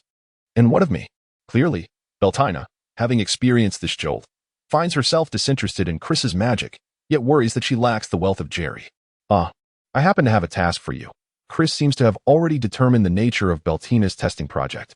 All I require is that you prepare meals for a month and tend to the laundry, and I shall grant you passage, proclaimed the illustrious sorceress, Clarice. Upon hearing these words, Beltina was so elated that she nearly leaped with joy, while the look of dejection on Jerry's face was unmistakable. Follow me. I shall show you the tasks at hand, Clarice declared as she rose and led the way forward. Arriving at a door, she waved her arm, and it swung open effortlessly. Inside lay a chamber identical to their previous one, albeit furnished with an entire set of kitchenware. Yet, despite the presence of these utensils, the hall still felt excessively barren. Approaching the entrance of another room, she paused. However, this time, she did not open the door. Upon lifting a small window on the door, they beheld yet another identical room, within which were confined the spiny dragons captured the previous night. You must also prepare food for these specimens, Clarice continued, disregarding the pallor that swept across Beltina's face as she guided them to another chamber. Upon opening the door, a pungent odor assailed their senses. The expansive room was crammed with an array of lingerie, undergarments, shirts, trousers, coats, skirts, and robes. This is the laundry you are to handle. I have simply lacked the time to do so myself. I implore you, Clarice said nonchalantly before stepping outside. The sound of a heavy object crashing to the ground echoing behind her. Enrico and Kate mustered their courage, determined to confront the formidable sorceress. Leaning back in her chair, Clarice scrutinized the two trial candidates before her intently. The two young individuals, anxiously awaiting a response, experienced starkly different sensations under the witch's piercing gaze. At that moment, Kate felt as though she were facing a master swordsman, acutely aware of every vulnerability in her stance under his watchful eye. After hearing the requests of Kate and Enrico, Clarice had analyzed and scrutinized the two trial candidates repeatedly. It seemed that the taller one possessed considerable potential, being a disciple of Kaelin's. Perhaps he could be utilized for magical experimentation, as he appeared rather gullible. It might be amusing to toy with him, perhaps even yielding unexpected benefits. As for the shorter one, he was utterly unsuitable for the practice of magic. One could only wonder which imbecile had selected him, an utterly ridiculous choice. However, his physique was quite robust, capable of enduring considerable strain. Thus, it was decided he could serve as experimental material. Clarice silently solidified her plans for the two, while the unfortunate Enrico and Kate remained blissfully unaware that, from this moment forth, they had become reluctant companions to the spiny dragons confined within their cages. You must be Kite. I am uncertain whether you are suited for my training methods, nor can I ascertain the extent of your magical abilities. However, out of respect for Kaolins, I shall allow you to pass without hardship, Clarice said, employing a strategy of feigned leniency. But, Sorceress Clarice, I genuinely wish to learn magic. I am willing to pay any price for your guidance, Kate exclaimed eagerly, completely oblivious to the trap she had unwittingly stepped into. Having struck a deal, an unbounded requirement, Chris secretly rejoiced within. Very well, let us proceed, but once I deem you inadequate, you shall be dismissed immediately, do you understand? The cunning witch declared with an air of superiority. As for you, I find your queries quite intriguing. However, be prepared. The experiments may prove perilous. Chris turned to Enrico. Yes. Amidst a chorus of eager responses, Enrico remained blissfully unaware that he had unwittingly stepped into the second trap of his life. After lunch, which, of course, was prepared by Beltina. The poor girl was abruptly roused from her stupor by the witch's icy waters. It was only much later that Enrico and his companions learned that Chris only mastered this rudimentary water magic mixed with ice. And astonishingly, when the four young individuals later became adept at wielding water magic, they too utilized this chilling blend. Upon completing their meal, the unfortunate Beltina was tasked with cleaning the dishes. Yet, the insidious witch displayed a rare moment of compassion. Chris astonishingly taught the poor trial maiden how to deftly manipulate water magic for washing items, instructing her to envelop the object in clear water, commanding the flow to rotate continuously while altering the angle of rotation. Nevertheless, Beltina was still unable to reliably execute that advanced technique, which involved casting a spell derived from a divine light magic, specifically tailored for priests, enhancing the water's vitality with remarkable cleansing capabilities. The religious texts undeniably contain a plethora of subjective interpretations, and later, meticulous historians would document that the two great figures, Beltina and Enrico, who significantly contributed to the establishment of the new religious framework alongside Kate and Jerry, first crossed paths during their expedition in the Forest of the Gods. A matter that sparked considerable debate. However, it remains indisputable that Beltina acquired the knowledge of creating and utilizing holy water during the journey, a discovery of profound significance. The miracles invoked by holy water transformed the religion from an elite belief to a widely embraced faith. The swift proliferation of the doctrine of the Father God was largely attributed to the effects of holy water, yet perplexingly, it was not the kingdom of Sophian, but rather the adversarial kingdom of Kaoki that initially witnessed the rise and rapid dissemination of this doctrine. History, at times, delights in mocking humanity. Thus commenced Beltina's arduous journey. However, she soon sought psychological solace, for the grim fates of Kate and Enrico were chilling to behold. Chris had merely informed Kate that she would train her according to the methods recorded in an ancient tome of magic. Consequently, as Chris meticulously perused the black-covered spellbook, the naive descendant of knights felt an exhilarating thrill at the prospect of experiencing ancient training methods. Unbeknownst to her, that tome contained the teachings of a martial warrior from a magical kingdom that had been obliterated a millennium ago. In the contemporary world, magic and martial prowess belong to entirely disparate systems of power, although there exist a few individuals proficient in both magic and martial arts. Their utilization of these two powers cannot occur simultaneously.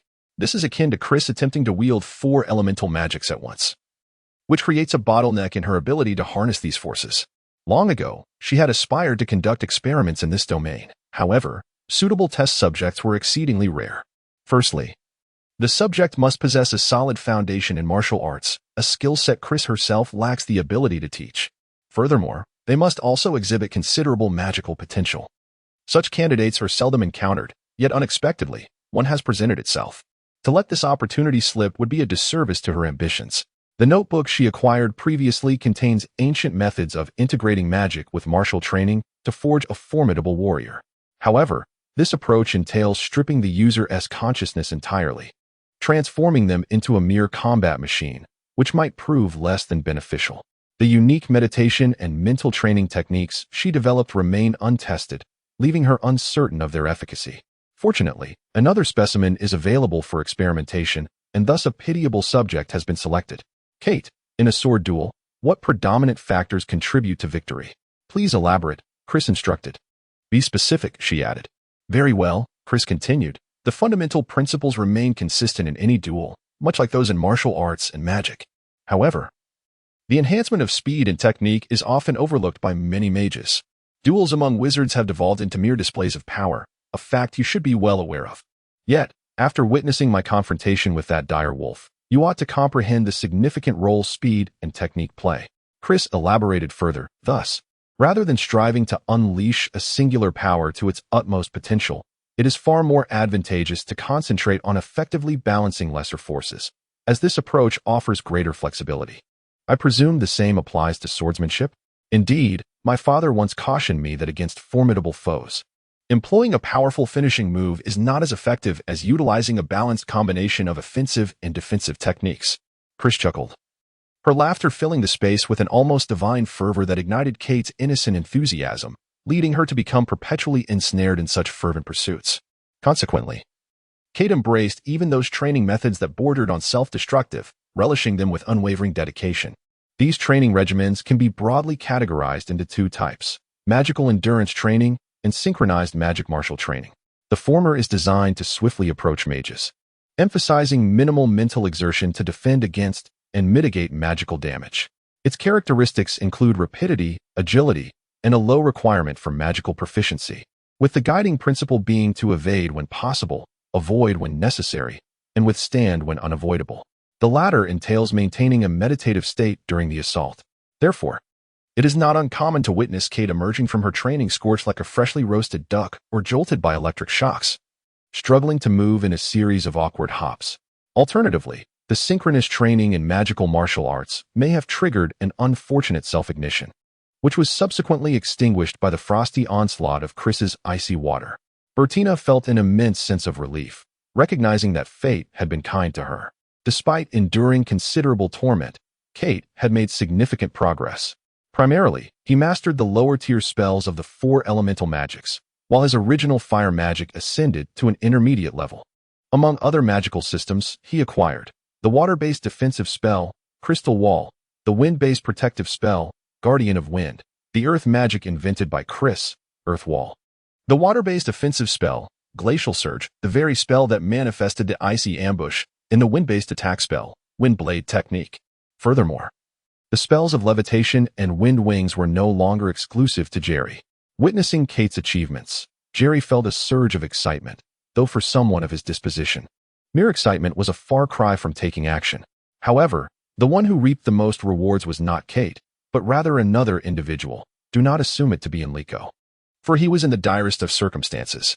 First, he was rendered delirious by Chris's peculiar potions, and thereafter subjected to incessant electric shocks. Speaking of gains, it was indeed Beltina who emerged victorious. By sheer chance, she discovered that the cleansing water, improved by Chris, possessed remarkable healing and regenerative properties.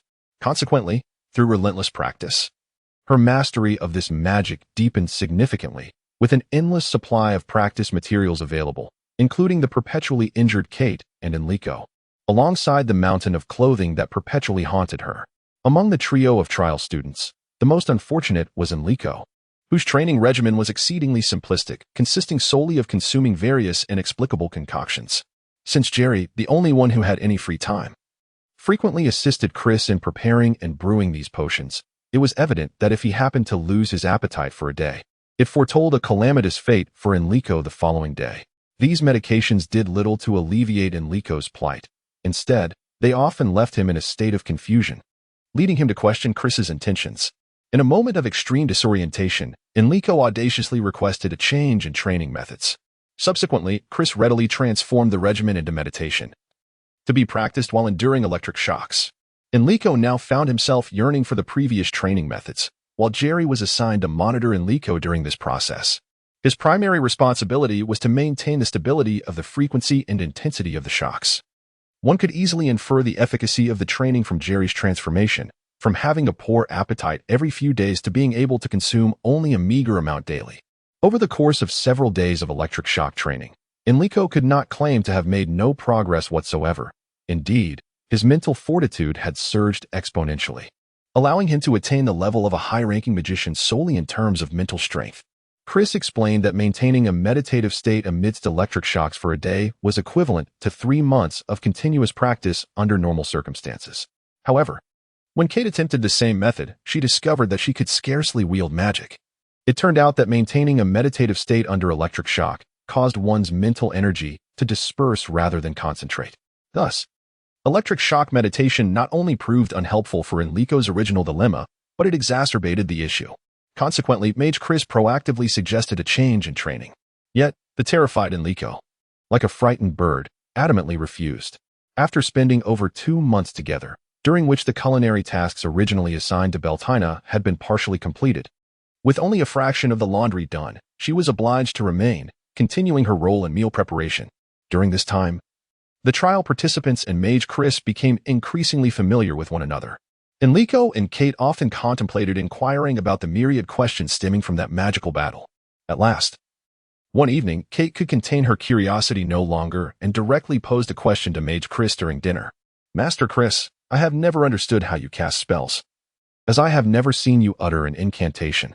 Kite asked candidly, "Could that voice of yours be the incantation?" Enrico inquired, having harbored this suspicion for quite some time. "Your voice has transformed because," Beltina began. "One must give up something to gain something." This marked the first occasion since their acquaintance that Chris exhibited a somber expression. "How is it that you can wield 4 elemental magics simultaneously?"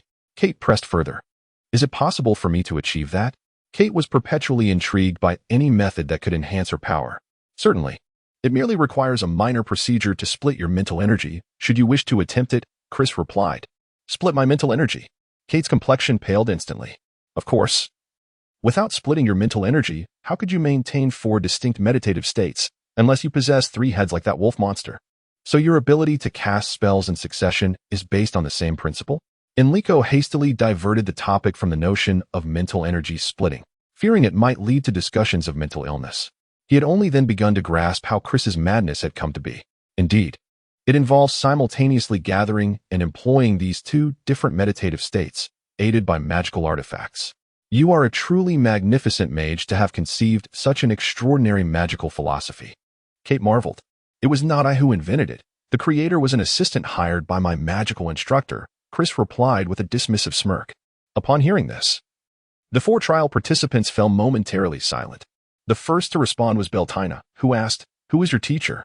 And who is that esteemed assistant?" "My instructor is the Archmage Naga, of whom you all should have heard. And as for that assistant, he is a most repugnant fellow," Chris revealed, her expression betraying intense disdain. "The Archmage Naga, I see.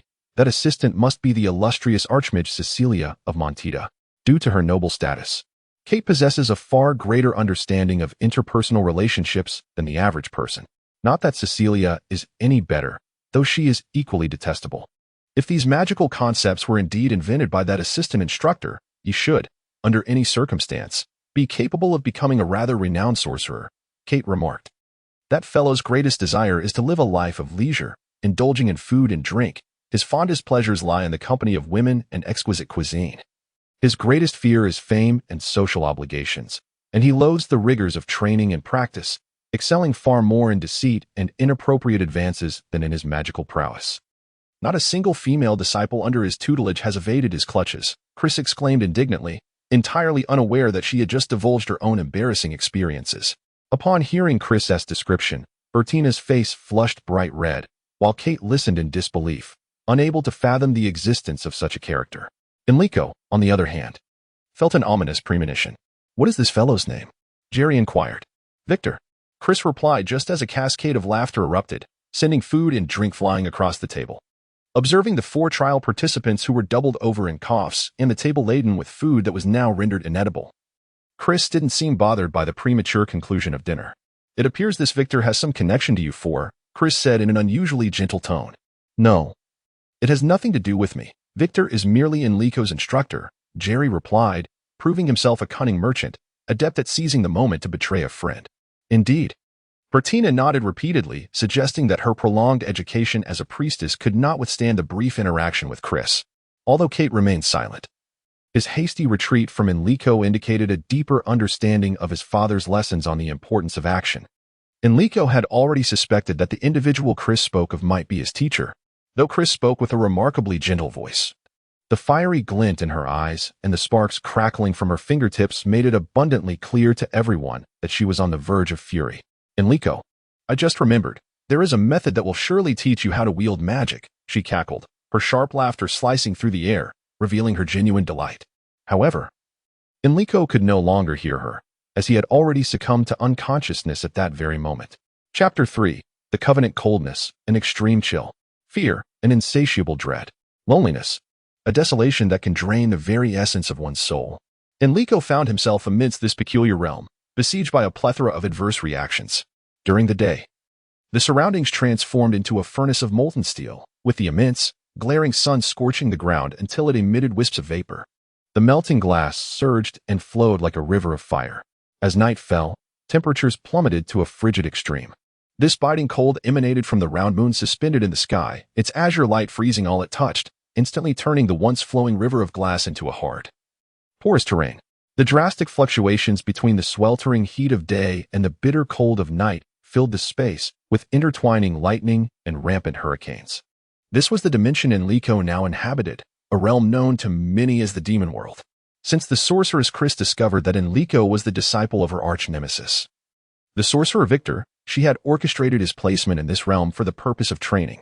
Chris, indeed a formidable sorceress, possessed the extraordinary capability to rend the fabric of two dimensions, establishing a magical array at their interface to serve as a bridge connecting both realms.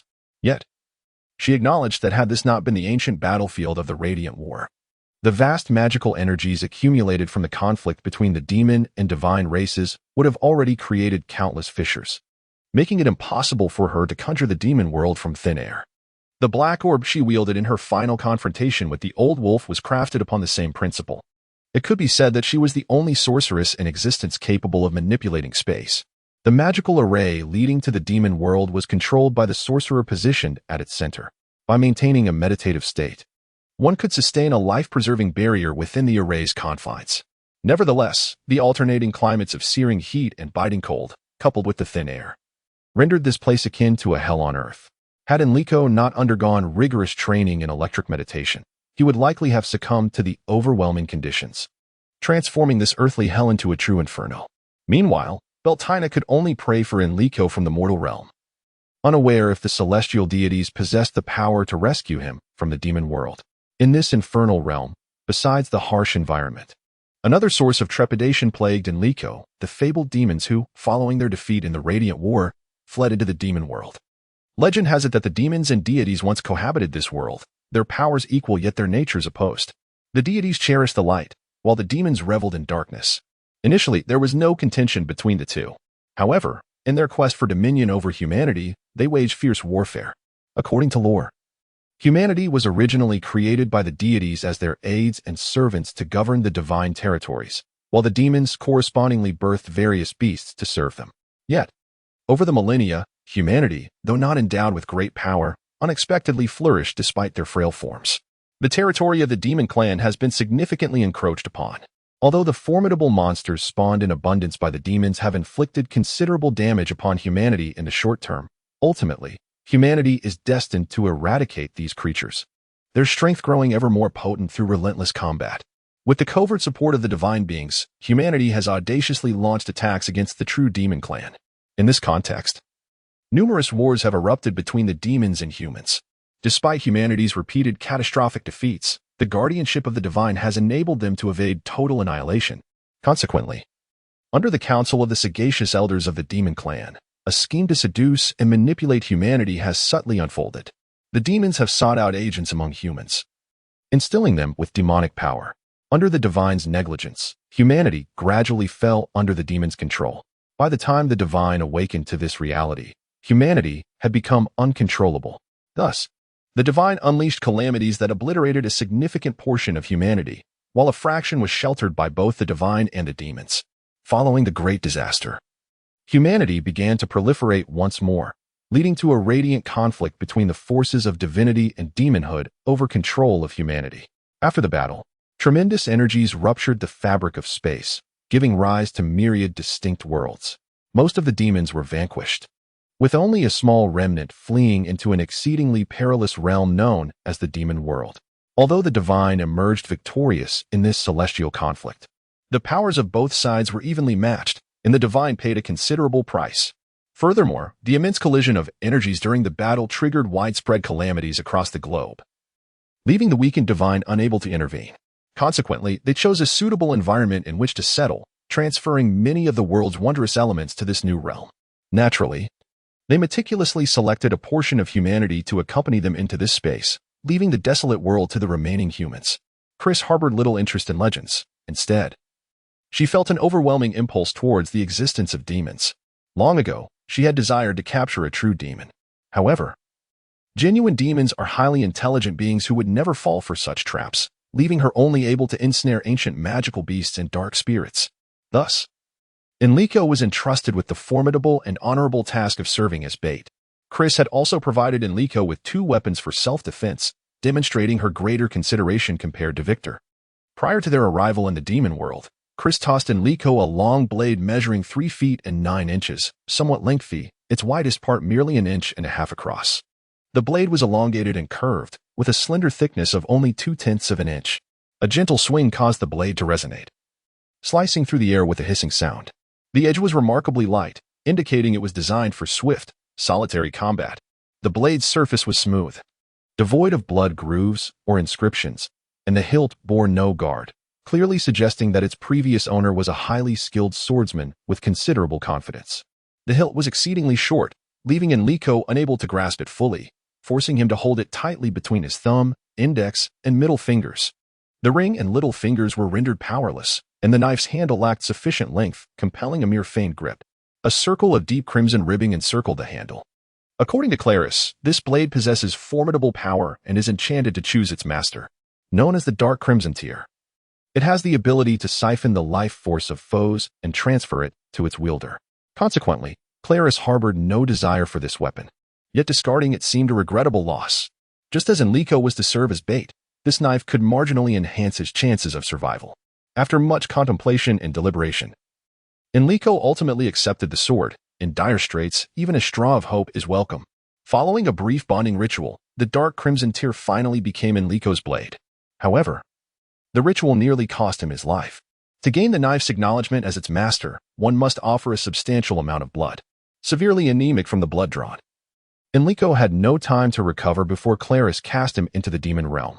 Had it not been for another piece of equipment, Enrico might have become mere decoration in that realm. The second item was a polished black iron plate, gleaming on both sides like a mirror. Clarice referred to it as the Moonlight Mirror, capable of absorbing moonlight and converting it into magical energy. Had Clarice not found its effects too subtle after testing it, she would not have bestowed it upon Enrico. However, it was unforeseen that the energy radiating from the moon in the demon realm was so potent that the magical energy derived from the Moonlight Mirror nearly caused Enrico to burst apart.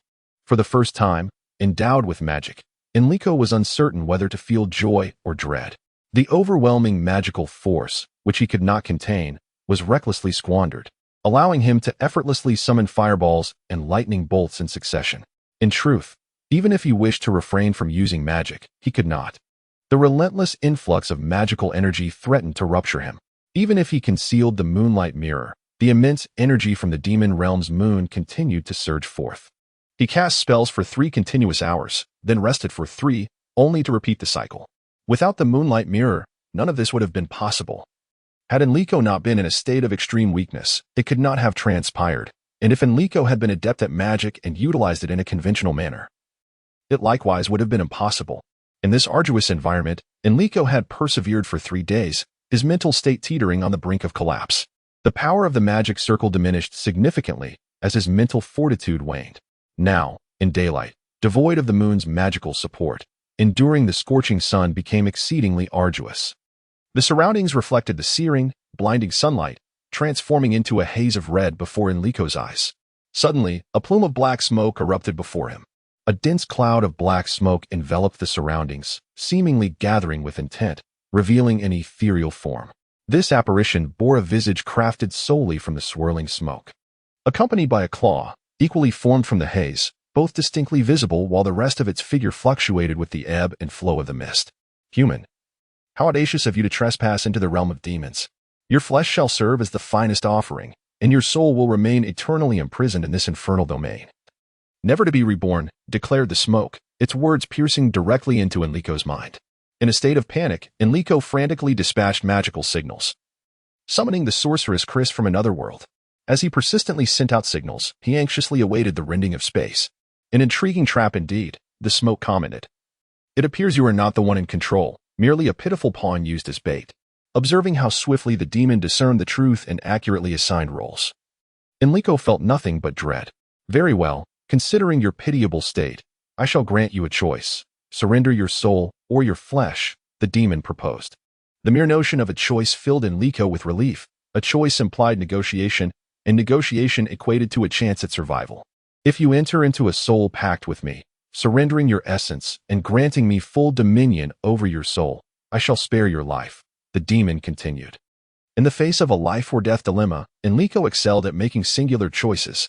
Thus, after a brief ritual, the demon abruptly vanished before him. Enrico exhaled a long sigh of relief, having narrowly escaped the gravest crisis of his life, though he remained unaware of the true cost he had incurred.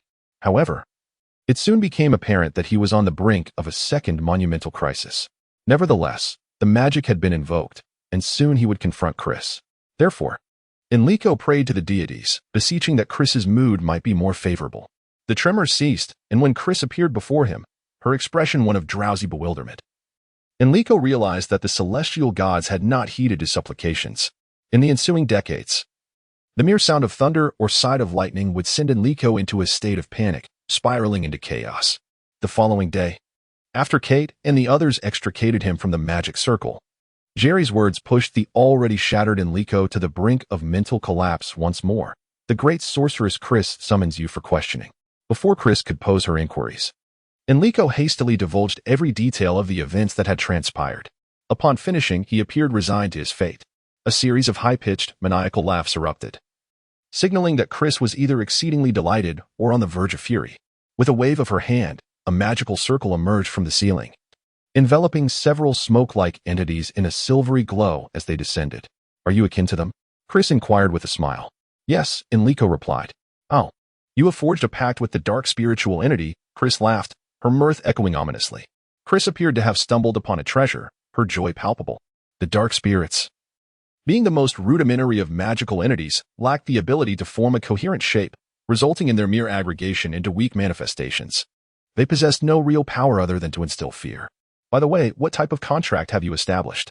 Is it a master-servant relationship, an equal partnership, or a subservient one? Chris inquired. A chuckle followed by a cough escaped her lips as she leaned against the table, struggling to catch her breath. A soul contract? I never expected that. Enrico, you truly are a frightful creature. Observing the bewildered expressions on the faces of the four candidates, she elucidated. A soul contract is an exceedingly rare form of agreement, as it usually favors one party disproportionately, making the terms of signing quite stringent. Noticing their bemusement, Chris continued, contracts serve as a means of establishing connections between humans and deities or demons. The ease of entering into such agreements correlates with the benefits humans derive from them. If a god or demon is willing, a master-servant relationship can be forged, allowing the signer to wield the powers of the contracted deity at will. An equal partnership is somewhat similar. Yet the deity or demon can terminate the contract at any moment. For a subservient contract, human consent is imperative. Once established, the human may utilize the granted powers of the deity, but must pay the requisite price for such strength. Conversely, the soul contract is the most inequitable of all. As the human gains no advantage from it, everything belonging to the individual becomes the property of the contracted deity. Should the deity desire, they can seize the human's body or soul at any time. However, to enter into such an unequal contract, the individual must be entirely willing. If there is the slightest hesitation during the ritual, the contract cannot be formed. Do you understand? Seeing Enrico rendered speechless, Chris wore a mischievous grin and teased. Oh dear little Enrico, the offense of rousing me from my slumber yesterday is quite grave. If you do not agree to a contract that satisfies me. In a state of utter despair, Enrico hastily signed numerous documents drafted by the formidable sorceress Chris, ultimately succumbing to unconsciousness. When Beltina sought to heal Enrico's injuries, Chris the sorceress halted her efforts, explaining that for Enrico, who had entered into a contract with the demon realm, Beltina's light healing magic would be most detrimental. Upon awakening from his faint, Enrico discovered himself enveloped in a myriad of herbs, the pungent aroma filling the room. Struggling to rise from the herbal mound, he realized that some of these herbs contained paralyzing properties, rendering him as if he were traversing through a bed of cotton, each step unsteady and lacking support. Pushing open the door, He beheld a vast magical circle at the center of the hall, where Kite was sweating profusely, dodging left and right, blood seeping from several wounds on his body. Yet, before him stood no one. Beltina and Jerry sat nearby, observing the scene unfold. Enrico greeted his friend. But Kite was momentarily distracted. Suddenly, a bolt of lightning materialized out of thin air, striking him fiercely on the left rib, leaving him with a fresh wound.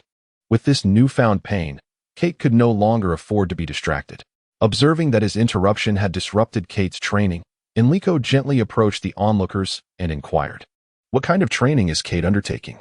"Do not bother me. I must concentrate on controlling this magic circle," Jerry admonished. Beltina tugged at Enrico, and they moved to the other side of the magic circle. She whispered softly in his ear, "During your unconsciousness." Kite began his formal training in the fusion of martial arts and magic. Now, he must evade lightning magic attacks while maintaining the state of wind reading. Jerry is responsible for presiding over this lightning magic circle. Watching his companion's growth filled Enrico with excitement, yet a tinge of melancholy crept in. "Perhaps I am not suited to be a magician," he murmured to himself. "That depends on your perspective regarding magic," a sudden, unfamiliar voice interjected. Who are you?" Enrico exclaimed. "Human? I'm no mere human. Have you forgotten your master so quickly?" With a deep, resonant hum, a wisp of smoke emerged before him. As the smoke dissipated, the eternal pain in Enrico's heart re-emerged. The most cunning of con artists, that nameless creature from the demon realm, stood before him. Enrico gazed in terror at this creature from the abyss. Though the sorceress Chris had claimed it posed no threat, the centuries-old fear humanity harbored towards such otherworldly beings made Enrico, an ordinary man, feel profoundly afraid. "How did you escape?" Enrico mustered the courage to ask. "After our contract, I am, of course, able to traverse between the two realms freely." Upon hearing the creature mention the contract that caused him immense sorrow, Enrico fell silent, grappling with his thoughts. Aside from knowing from Chris that this entity lacked power and from their mutual contract that it was called most, he was essentially ignorant of its nature. "Why have you come forth?" Enrico questioned, though he understood this being was not dangerous. He feared that unleashing a creature from the demon realm could have adverse effects on this peaceful world. He was even more apprehensive that this creature might threaten him with his own soul to rescue those otherworldly beings captured by Chris. The thought of Chris's terrifying presence made Enrico shudder. It was prudent to clarify its intentions. "Are you not troubled by your inability to wield magic?" "I can assist you," the creature offered. With a mixture of surprise and skepticism, Enrico asked, "You can enable me to use magic?" After all, no matter how skilled Chris was, her understanding of the essence of magic could not rival that of a being composed of magical energy itself. "I cannot grant you magical power, but I can teach you how to wield magic. Whether you can subsequently alter your constitution and acquire your own magical power depends on your fortune." At the mention of fortune, Enrico's confidence wavered significantly. It seems that he is destined to be favored by the goddess of misfortune. Enrico must confront this reality. However, since embarking on this trial journey, his affection for magic has deepened significantly, making the prospect of relinquishing it increasingly untenable. It is akin to a drowning person catching sight of a lifeline.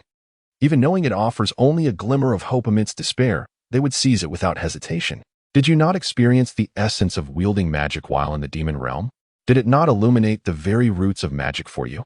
The creature most, observing Enrico's bewildered expression, continued, "The use of magic is the mastery of elements through mental strength. In the demon realm, the amplification of moonlight allows your mental strength to freely manipulate the elements. In this world, however, individuals harness limited elements through the aggregation of mental strength, which explains your inability to wield magic here. Nonetheless, there exist methods to amplify mental strength in this realm, such as through demon contracts and magic circles." Upon hearing about the demon contract, Enrico's attention peaked, and he eagerly leaned in to listen as most elaborated. The demon contract, based on the deities and demons involved, enables one party to provide elemental control support to the other. In simpler terms, you can wield elements that the contracted deity can command with minimal mental effort. For instance, if you forge a contract with the fire god or a fire demon, you would find it relatively easy to cast fire magic. However, your mental strength remains unchanged, and your capacity to wield magic of other elements does not enhance merely by contracting with a deity. Seeing the spark of hope in Enrico's eyes, most unceremoniously doused him with cold water. "I do not possess any surplus power to lend you." Witnessing Enrico's crestfallen demeanor, the creature spoke in a consoling tone. "While I cannot grant you strength, I can guide you in acquiring it." Upon hearing this, Enrico, having clawed his way up from the depths of despair, implored fervently, "Please, tell me quickly." His yearning for magic overshadowed any consideration of the price he might have to pay to the creature before him. Fortunately, the creature did not seize this opportunity to extort him, indicating that its heart was far kinder than that of Victor or Chris. Do not forget about magic circles. They are a method of elemental control reliant on specific mental strength. As long as your mental strength suffices to activate and maintain the magic circle, you are capable. I have observed you in the demon realm for quite some time, and you excel in this regard. Magic circles, why did I not think of that? Enrico exclaimed with delight, nearly missing most subsequent words. What about the magic cannon energy plate you used to amplify your mental strength in the demon realm? Most inquired. The magic cannon energy plate? Perhaps it refers to that moonlight mirror, the origin of which Chris herself was unaware. Enrico pondered, as he retrieved the moonlight mirror from his possession. A twinge of regret washed over him. The term magic cannon sounded formidable. Would the creature employ it for perilous endeavors?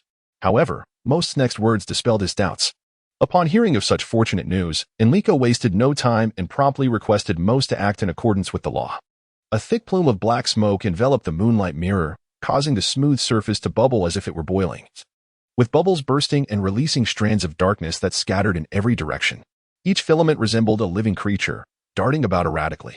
Yet, the black smoke constricted these animated threads like a tether. The threads multiplied, and the moonlight mirror diminished, as though it were evaporating. When the mirror completely vanished into the air, a thunderous clap resonated, and Enrico succumbed to unconsciousness. It was unclear how much time had passed when Enrico awoke again, finding himself within an immense and intricate magical array. As his consciousness returned, the array began to dissipate. Enrico felt his mind blank, with only a lengthy incantation lingering in his memory. Had it not been for the faintly glowing ancient script above, Enrico would have scarcely perceived anything before him. The creaking of the door startled Enrico, and a flash of light restored tranquility to the room. Beltina, who entered to check on Enrico, seemed unaware of his recent actions. Seeing that Enrico had awakened brought her great joy, and she eagerly invited him to dinner. At the dining table, Enrico cautiously approached Chris, seeking knowledge about the magical array. Initially, he held little hope, yet to his surprise, Chris readily agreed, leaving Enrico in a state of hesitation. Given Chris's previous behavior, her sudden willingness instilled a sense of fear within him, a sentiment echoed by his companions. Chris, evidently attuned to their expressions, reassured Enrico, "Do not be afraid." Indeed, Enrico was quite fearful. "I will not cause you any harm." How disingenuous, thought the others. "Do not forget, you have signed numerous contracts with me. You are now my private property, and I naturally desire that what belongs to me is as useful as possible." Ah, that explains it. Though Chris may appear eccentric, she is undoubtedly an erudite sorceress. Her extensive research into magical arrays is second to none, for it is through her expertise that she has been able to create arrays capable of communicating with the demon realm. Enrico faced an overwhelming amount of knowledge to absorb daily, and mastering the arrangement and application of magical arrays proved far more challenging than ordinary spell casting. Moreover, Chris's teaching methods were unconventional and left much to be desired. She neither explained the principles behind the arrangement of the arrays nor the methods of application and meditation. Instead, she solely instructed Enrico to memorize the functions and arrangements of the arrays, subsequently commanding him to experiment independently. Thus, after enduring countless harrowing experiences, Enrico memorized nearly every magical array he had studied. It appeared that this teaching method correlated the amount of knowledge acquired directly with the student's vitality.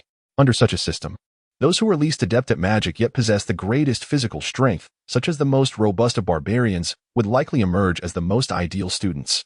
It seems that Chris is only familiar with this particular teaching method, applicable to both Enrico and Kite in a similar manner. In any case, Beltina can now concoct the appropriate potion merely by glancing at Enrico's wounds. Correspondingly, the efficacy of her unique detergent has become increasingly pronounced, proving effective for both laundry and healing. After nearly 2 months of relatively tranquil study, this chapter of their academic journey has finally reached its conclusion. It is a misconception to believe that Enrico and Kite have completed their studies, or that Beltina has finally finished laundering the heaps of soiled garments. It is certainly not a result of Chris's benevolence. The liberation of the 4 unfortunate trial students comes from an unexpected visitor. That morning, After Enrico and Kite had just completed their daily routine exercises and memorized an unforgettable magical circle, they were recuperating under Beltina's routine treatment. Enrico, scorched like a hamburger, and Kite, freshly engaged in combat with a thorn dragon, resembling a vibrant platter of vegetables. Suddenly, a brilliant beam of light shot down from the ceiling, accompanied by a resonant humming sound. This commotion drew Chris, the magician conducting experiments in the laboratory, and Jerry, who was napping in the room, into the scene. As the strong light gradually converged, it revealed a beautiful noble lady. Her golden hair, elegantly coiled, shone magnificently, dressed in an exquisite ball gown and wielding a velvet-trimmed fan. Her demeanor clashed starkly with the atmosphere of the place. Kite, in the midst of her treatment, hastily struggled to rise. In a state of panic, she adjusted her attire and hurriedly approached the lady, bowing deeply. "Your Highness, what brings you here?" Astonished, Enrico could hardly contain his surprise. He had heard of the current king having a son and a daughter, but this seemed like a world apart from his existence as the son of a humble shopkeeper. He had never imagined he would witness either of them in person. The princess appeared to be of a similar age to Kite, yet she exuded a maturity far surpassing that of the older girl. She returned the bow gracefully, saying, "I never anticipated encountering Mr. Kite here." Afterward, she turned her back on the others and approached Chris, bowing deeply. "Greetings, esteemed teacher. I come to seek your assistance." To everyone's astonishment, the princess was a disciple of Chris, though it seemed she had not undergone Chris's unconventional educational methods. Curiosity arose among the onlookers as to why the princess had not chosen to study under the venerable Grand Magus Naga. After all, Grand Magus Naga was a highly respected magician and, as the protectorate sorcerer of the Sophie Kingdom, would undoubtedly have accepted the princess as a pupil, making Chris's eccentric tutelage unnecessary. For the remainder of the day, Kite closely followed the princess, perhaps a habit ingrained in him as a knight. Meanwhile, Jerry, ever the astute merchant, seized the opportunity to lavish attentions upon the princess. He bore the responsibilities entrusted to him by his father, especially considering that even his brother, a member of the Royal Knight Order, had yet to approach the royal family. Perhaps he would be the first to meet his father's expectations and ascend to the ranks of nobility. Enrico and Beltina, however, were not as exhilarated. Enrico felt a profound disconnect from the royal sphere, hence his lack of enthusiasm. Beltina, having been raised with sacred teachings, held little regard for worldly hierarchies, and thus shared a similar indifference. Nevertheless, the princess held Beltina in high esteem, not for her capabilities but rather for her exceptional culinary skills. Consequently, during dinner, the two had already formed a close friendship, addressing each other with affectionate nicknames. The princess referred to Beltina as Betty, while Beltina called the princess Nie. Such designations were exclusive to the two of them. Others were not permitted to utter the princess's birth name, Franny. At the dining table, the sorceress Chris inquired about the princess's purpose. From the princess's words, it became clear that the situation in the continent's most powerful nation, the Kingdom of Kaosi, was unstable. Following the death of the long-serving Prime Minister Ross, hardline factions were rising, and the Kingdom of Kaosi harbored ambitions of conquering neighboring lands. Thus, the king, seizing the opportunity of the National Victory Day, dispatched the prince and princess as envoys to Kaosi, hoping to forge an alliance with the reigning monarch, King Hecris III. Upon hearing the princess's account, Chris, the sorceress, remained noncommittal. "Dear teacher, I implore you, this is my and my brother's request, as well as our father's, your brother's, entreaty. My beloved aunt."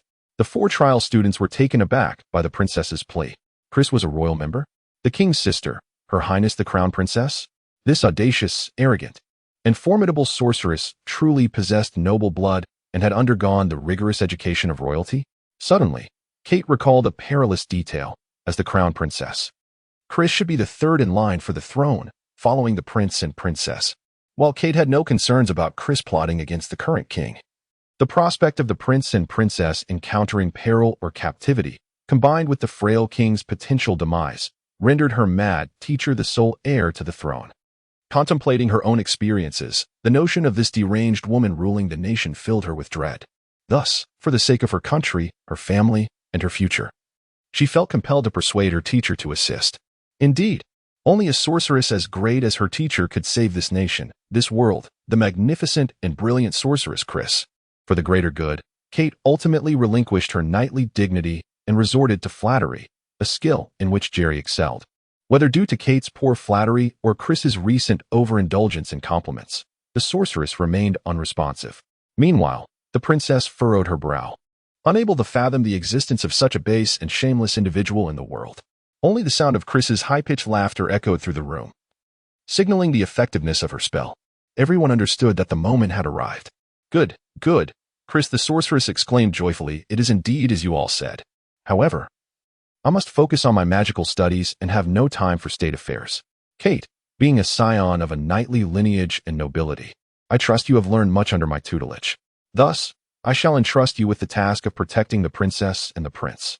Rest assured, you will not embark on this perilous venture alone. Enrico, you are my personal possession, a fact you must not forget.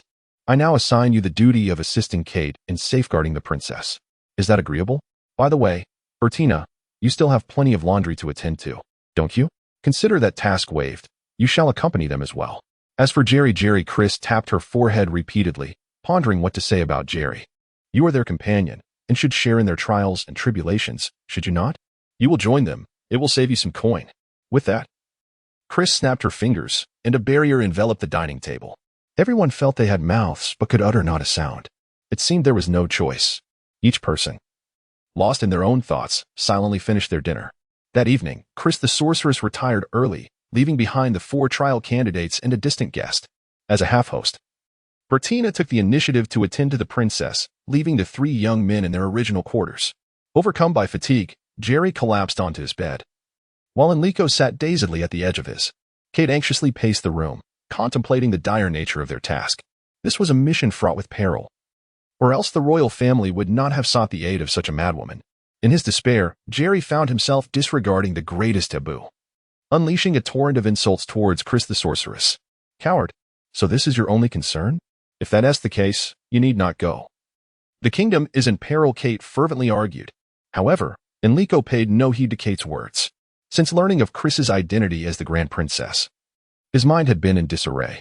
He recalled Chris's various actions and the torment he had endured, ultimately reflecting on the contracts he had been coerced into signing, and his current status as the Grand Princess's personal property. He was unsure whether to mourn or feel fortunate, though the thoughts in each of their minds were vastly different. One thing was certain, they would depart at dawn for a new journey. As night faded away, the 3 restless young souls rose early with heavy hearts. After gathering their belongings, the 3 quietly slipped outside, having not set foot beyond the laboratory in 4 months. Enrico had never left, and Kite likely hadn't either. As they gazed vacantly at the scenery outside, Jerry found a spot to sit. It's beautiful, Kite remarked. Before them lay a vast expanse of dense jungle, with the surrounding mountains resembling lotus petals, gracefully framing the immense basin at its center. Do you know? This is the very site of the final showdown of the glorious battle. It was from the very spot where we now stand that the god sovereign unleashed his ultimate magic, decisively vanquishing all demonic entities and leaving behind this basin. Jerry stood nearby, akin to a commentator. Enrico then took note of the remarkably peculiar mountains surrounding them, all presenting a smooth, even curvature in the direction he faced. The entire basin spanned thousands of hectares. Due to the passage of time, the distant mountain cliffs were adorned with lush vegetation, while the forests below were filled with towering trees, most of which dwarfed those found elsewhere. Among them, several ancient giants stood tall like cranes amidst a flock of chickens, rising majestically from the deep emerald jungle. Enrico turned to glance at Kite, who stood there with eyes aglow, her face flushed, her body rigidly upright, captivated by the picturesque natural scenery before her. Observing Kate's spirited demeanor, Enrico was convinced that even if a colossal dragon lay before them, she would bravely charge forth. It was evident that Jerry had also recognized this rather disadvantageous situation for their impending journey. At this moment, igniting Kate's sense of honor as a knight was decidedly unwise.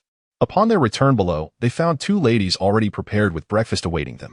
The tardy mage, Chris, hastily finished her meal and urged the young travelers to set off promptly, with no time left to savor their breakfast.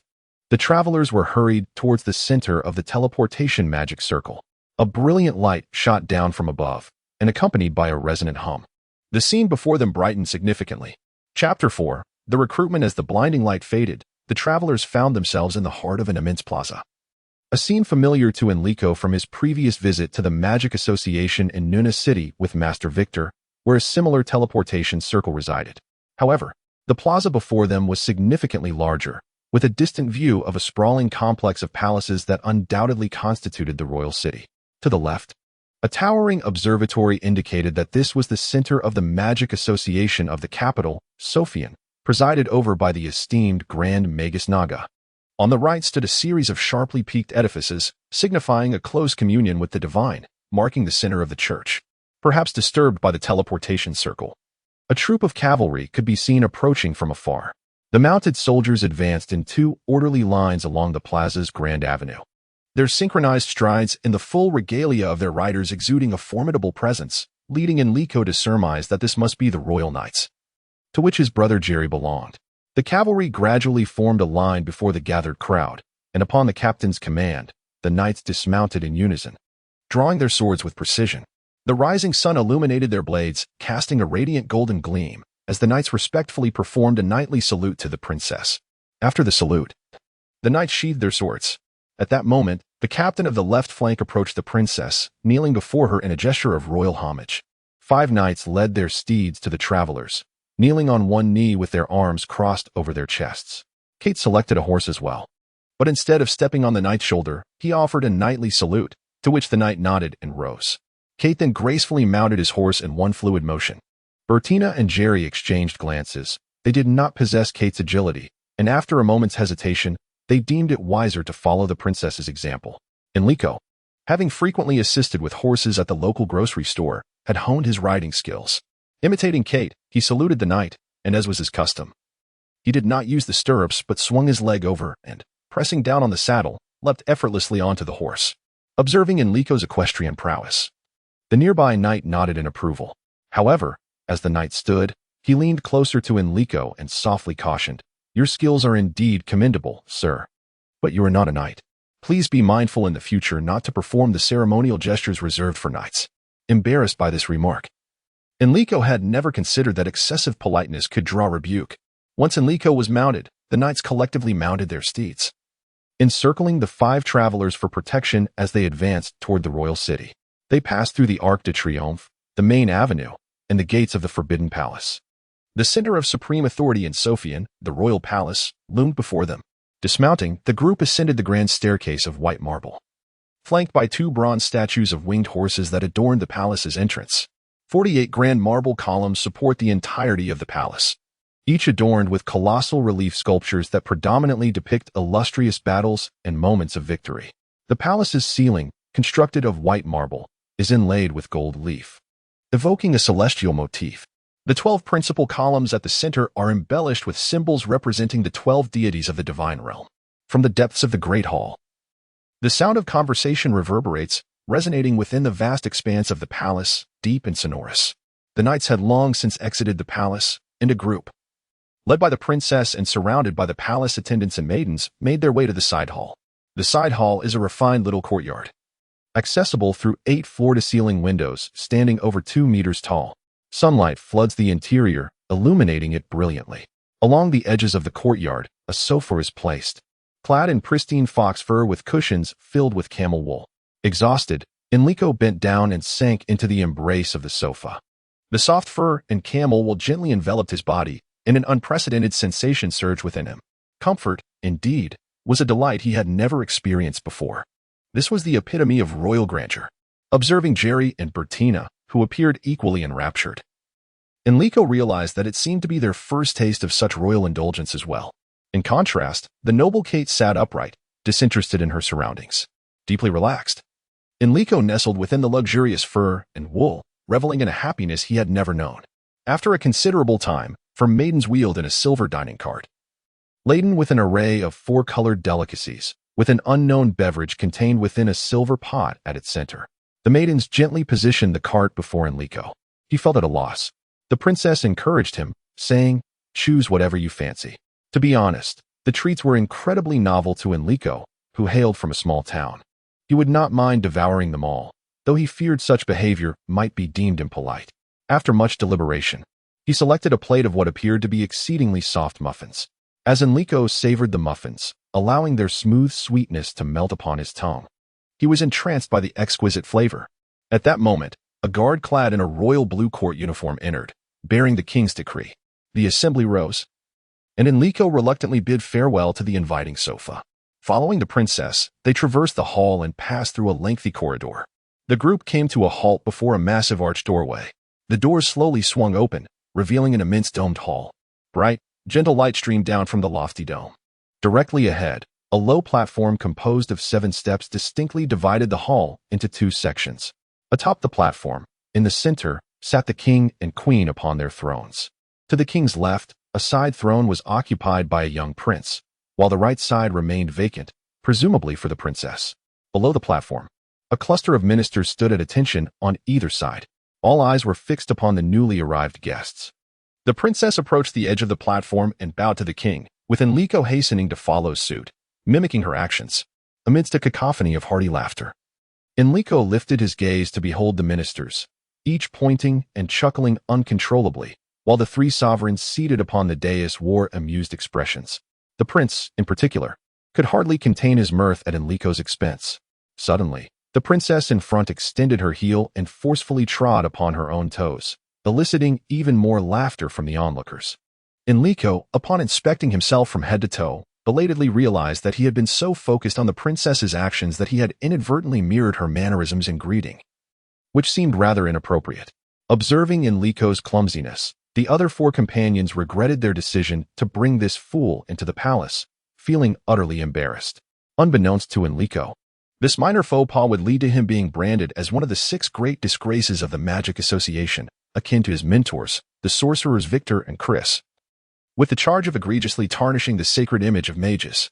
The princess hastily introduced Kite, Beltina, and Jerry, and when it came to Enrico, she unabashedly referred to him as the personal property of Princess Chris, revealing the contract they had signed to distinguish him from others. Following the princess's introduction, the king, queen, and prince expressed great interest in Enrico's identity, fully aware of Chris's peculiar nature, which could indeed lead to such an eccentric arrangement.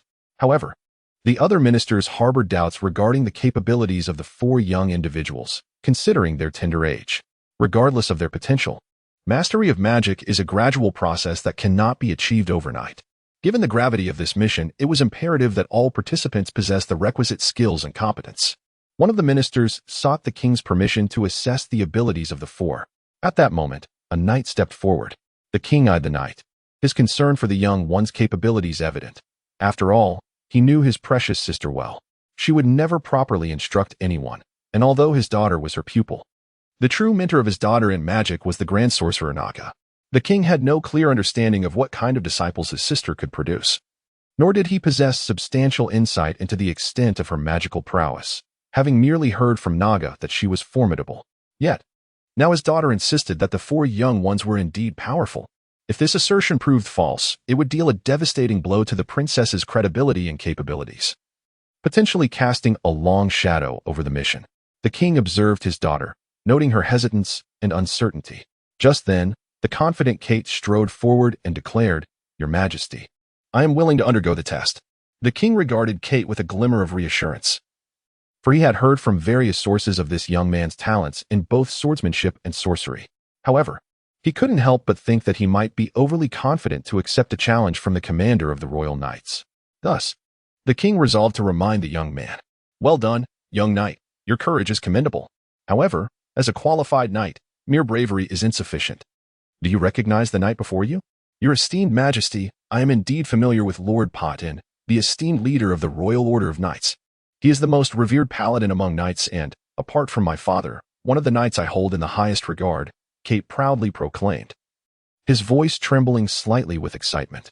The sincerity and reverence in Kite's words were evident, much to the satisfaction of both the king and Lord Potin. Kite continued, "Therefore, I humbly request your Majesty's permission to undergo the esteemed paladin's test. It would be the greatest honor of my life." Upon hearing Kate's earnest plea, the king felt it would be exceedingly unkind to refuse, considering that Lord Potin would likely appreciate the young man's spirit, thereby avoiding any undue embarrassment. He proclaimed, "I hereby decree that knight in training Kite shall undergo the test administered by the noble paladin Potin, and I trust all present will engage in this endeavor with the spirit of mutual respect, showcasing the glorious essence of knighthood." With the royal decree issued, the ministers retreated to the sides of the hall, clearing a space in the center. The court magician stood at the hexagonal focal point of the hall, erecting a magical barrier, while two high-ranking magicians positioned themselves beside the king, forming a transparent wall to protect the royal family. Kite and Patin moved to opposite sides of the hall, selecting suitable weapons from attendants holding an array of different arms. At that moment, those with even a modicum of martial knowledge could not help but question whether Kite was perhaps overly ambitious. For challenging a paladin of Paston's caliber to a duel seemed a foolish endeavor. Choosing a dragon spear or a battle halberd, weapons that could maintain distance, would likely be more advantageous. Furthermore, considering Kite's proficiency in magic, utilizing a polearm would be far more effective than engaging in close combat. Perhaps Patin shared this sentiment, for he suggested that Kite change his weapon. However, Kite declined the offer. With both parties prepared, the king rose to personally announce the commencement of the test. Kite stepped back 5 or 6 paces to create distance and began to softly chant a spell.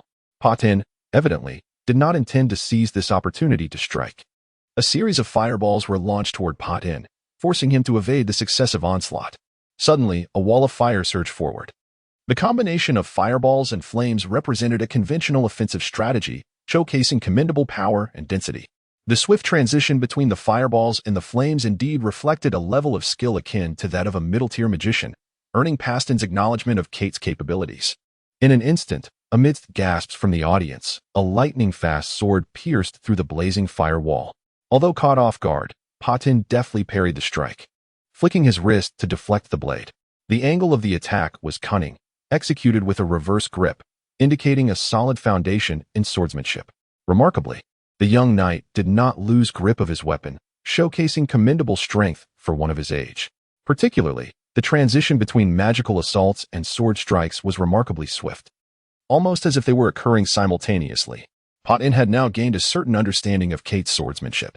The two engaged in a back-and-forth exchange, and as the battle progressed, Patin grew increasingly astonished, as did the onlookers, including the king and princess. They realized that Kite was evidently capable of wielding both magic and martial prowess concurrently.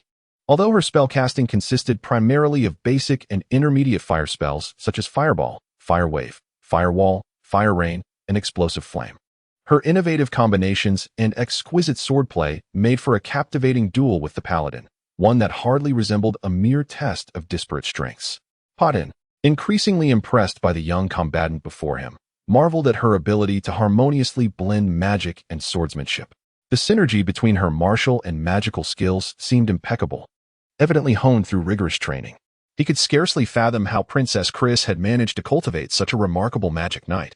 With each passing moment, Paston's excitement mounted.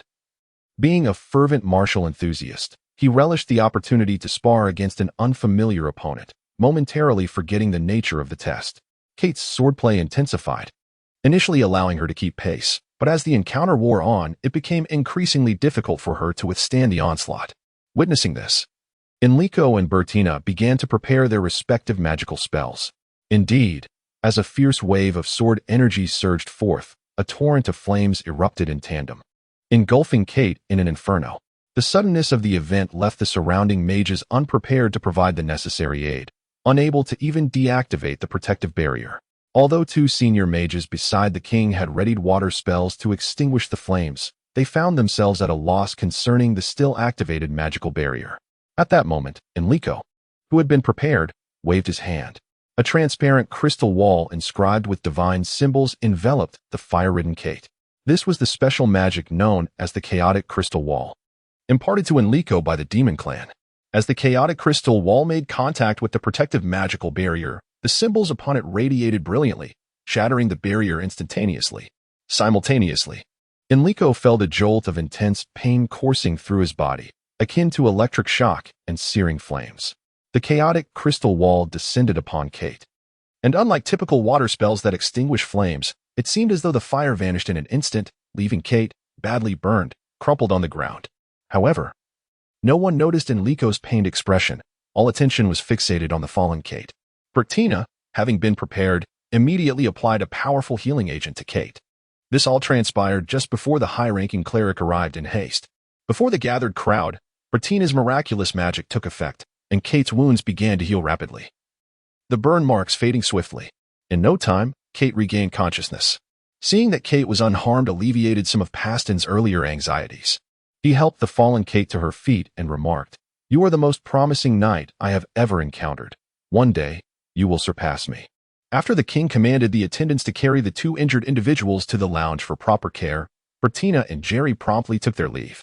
After all, Beltina was most adept at tending to the injuries of Kite and Enrico. Once the crowd had dispersed, the king inquired of his ministers, "What are your impressions of these four young individuals? How do you assess their abilities? Please share your thoughts." The paladin, Patin, stepped forward and eagerly proclaimed, "I hold a high regard for Sir Kite's prowess. We have all witnessed his ability to wield both magic and martial skills simultaneously. I have never heard of any knight achieving such a feat. Let us not forget Enrico. Despite his rather comical demeanor, he managed to breach our barrier. Although he ultimately sustained injuries due to overexertion, his strength must not be underestimated," remarked one of the mages guarding the barrier. "And what of the young girl wielding extraordinary magic? The spells she cast exhibit healing properties akin to those that only our high priest can summon. Remarkably, her effectiveness surpasses that of the advanced light magic sacred guardian. It is truly astonishing," the high priest exclaimed in admiration, except for Jerry, who had no opportunity to showcase his abilities. The ministers unanimously praised the exceptional skills of the trial participants. "Have you noticed that the magic and special abilities they employ are unlike anything we have ever heard or seen?" the queen pointed out. "Indeed, it appears that Aunt Chris is a true genius," the young prince marveled. "However, how shall we assign their tasks? Others may be manageable, but Enrico, if taken on a diplomatic mission, could likely bring great embarrassment." Upon hearing the prince's words and recalling Enrico's earlier blunder, the room erupted in laughter. "That reckless fool is just the sort who needs to be taught some manners," the princess proposed. Thus, when Enrico awoke the following day, he found himself in receipt of a royal decree from the king, instructing him to report to the mercenary guild, with his belongings in hand. He followed the directions of the guards to the mercenary camp located on the western outskirts of the city. The mercenary guild's location was indeed a picturesque setting. A gentle rise adorned with towering trees, yet not as dense and foreboding as the enchanted dream forest, lay before him. Beyond the hill, a meadow blossomed with vibrant flowers, and a small river meandered through the camp. The leader of the mercenary group was a middle-aged man named Joe, well known in the mercenary realm. However, as the princess had stated, he did indeed possess a rustic demeanor. His face was etched with wrinkles, making him appear older than his years, and his hands bore the calluses of hard labor. Coupled with his coarse mannerisms, it took Enrico some time to acclimate to his presence. Consequently, Enrico became a figure of notoriety, bearing the title of one of the 6 disgraces of the Magic Association. Along with the unique status of being the private property of the eldest princess, a reputation that spread far and wide. Enrico even began contemplating a change of name. However, Enrico soon acclimated to his surroundings. He discovered that the mercenaries, including Joe, were in fact kind-hearted individuals, reminiscent of the amiable neighbors from his hometown. Shortly after settling in, all members of the mercenary group gathered. In preparation for an imminent mission, Joe intended to conduct specialized training for the mercenaries. The first course of training was running. Seated in a circle on the soft grass, which caressed Enrico's feet like a plush, exquisite woolen blanket, he leaned against a gentle slope, momentarily tempted to take a nap. Despite it being far from noon, Joe stood at a distance atop a large box, the contents of which remained a mystery to all. "Younglings, do you know what the most crucial skill for a mercenary is? What distinguishes an exceptional mercenary?" Joe surveyed the novice mercenaries encircling him and continued, "Let me enlighten you. An outstanding mercenary may not possess formidable combat skills or knowledge of military strategies, yet he must excel in the art of retreat. He must be able to discern when it is imperative to flee and how to do so effectively. Bravery and tenacity are not traits associated with a truly skilled mercenary. Younglings, your very lives may depend on your ability to run swiftly. For a mercenary, preserving one's life on the battlefield is the epitome of courage. Now, run," Joe commanded, observing the lethargic mercenaries sprawled around him. With that, Joe opened the enormous box, unleashing a dozen ferocious dogs. All remnants of Enrico's drowsiness vanished as these beasts, with their piercing green eyes, lunged and snapped wildly. Chaos erupted within the mercenary group as they fled in all directions. Spotting a few despondent mercenaries lying on the ground, Joe called out, all right, rise. Your lunch has arrived, little rascals." Before long, all mercenaries were herded to the river to catch fish. Upon reaching the riverbank, Joe waded into the shallow waters, which barely reached his knees. He focused intently on the surface of the river, and suddenly, he leaped forward. skillfully capturing a fish with both hands. Turning to face the group of mercenaries, he began to impart the techniques of fish catching. After a brief explanation of the essentials, Joe allowed the mercenaries to plunge into the water and catch fish on their own. In no time, the surface of the water was alive with splashes and commotion as the mercenaries enthusiastically pursued their quarry. "It's time to eat. Time to eat," Joe called out, striking two pots together. And Lake thought to himself, "Food? They actually prepare meals for us." However, the overwhelming pangs of hunger compelled him to drag his weary body toward the two large pots. All those with empty stomachs gathered around the cauldrons. Upon lifting the lids, a pungent aroma of herbs wafted through the air. The contents were a greenish mixture resembling grass roots and leaves, interspersed with chunks of indeterminate plants in vibrant hues. Two pots brimmed with a bubbling, mushy concoction. "What's the matter, little rascals? Don't you want to eat? Fine, go catch your own fish." Joe cast a glance at the mercenaries, their faces tinged with green, and declared, after a brief respite following our meal, "I can hear my voice echoing from afar. You little rascals, have you eaten your fill and quenched your thirst? Open the gates and unleash the hounds." A cacophony of frenzied barking erupted in the distance. Enrico quickly sprang to his feet, fleeing for his life. For the subsequent weeks, the training regimen remained strikingly consistent. Mornings spent evading dogs, afternoons dedicated to fishing, and when fish were scarce, resorting to foraging for grass. As the days turned into weeks, Enrico's agility improved remarkably. Ordinary dogs could no longer keep pace with him.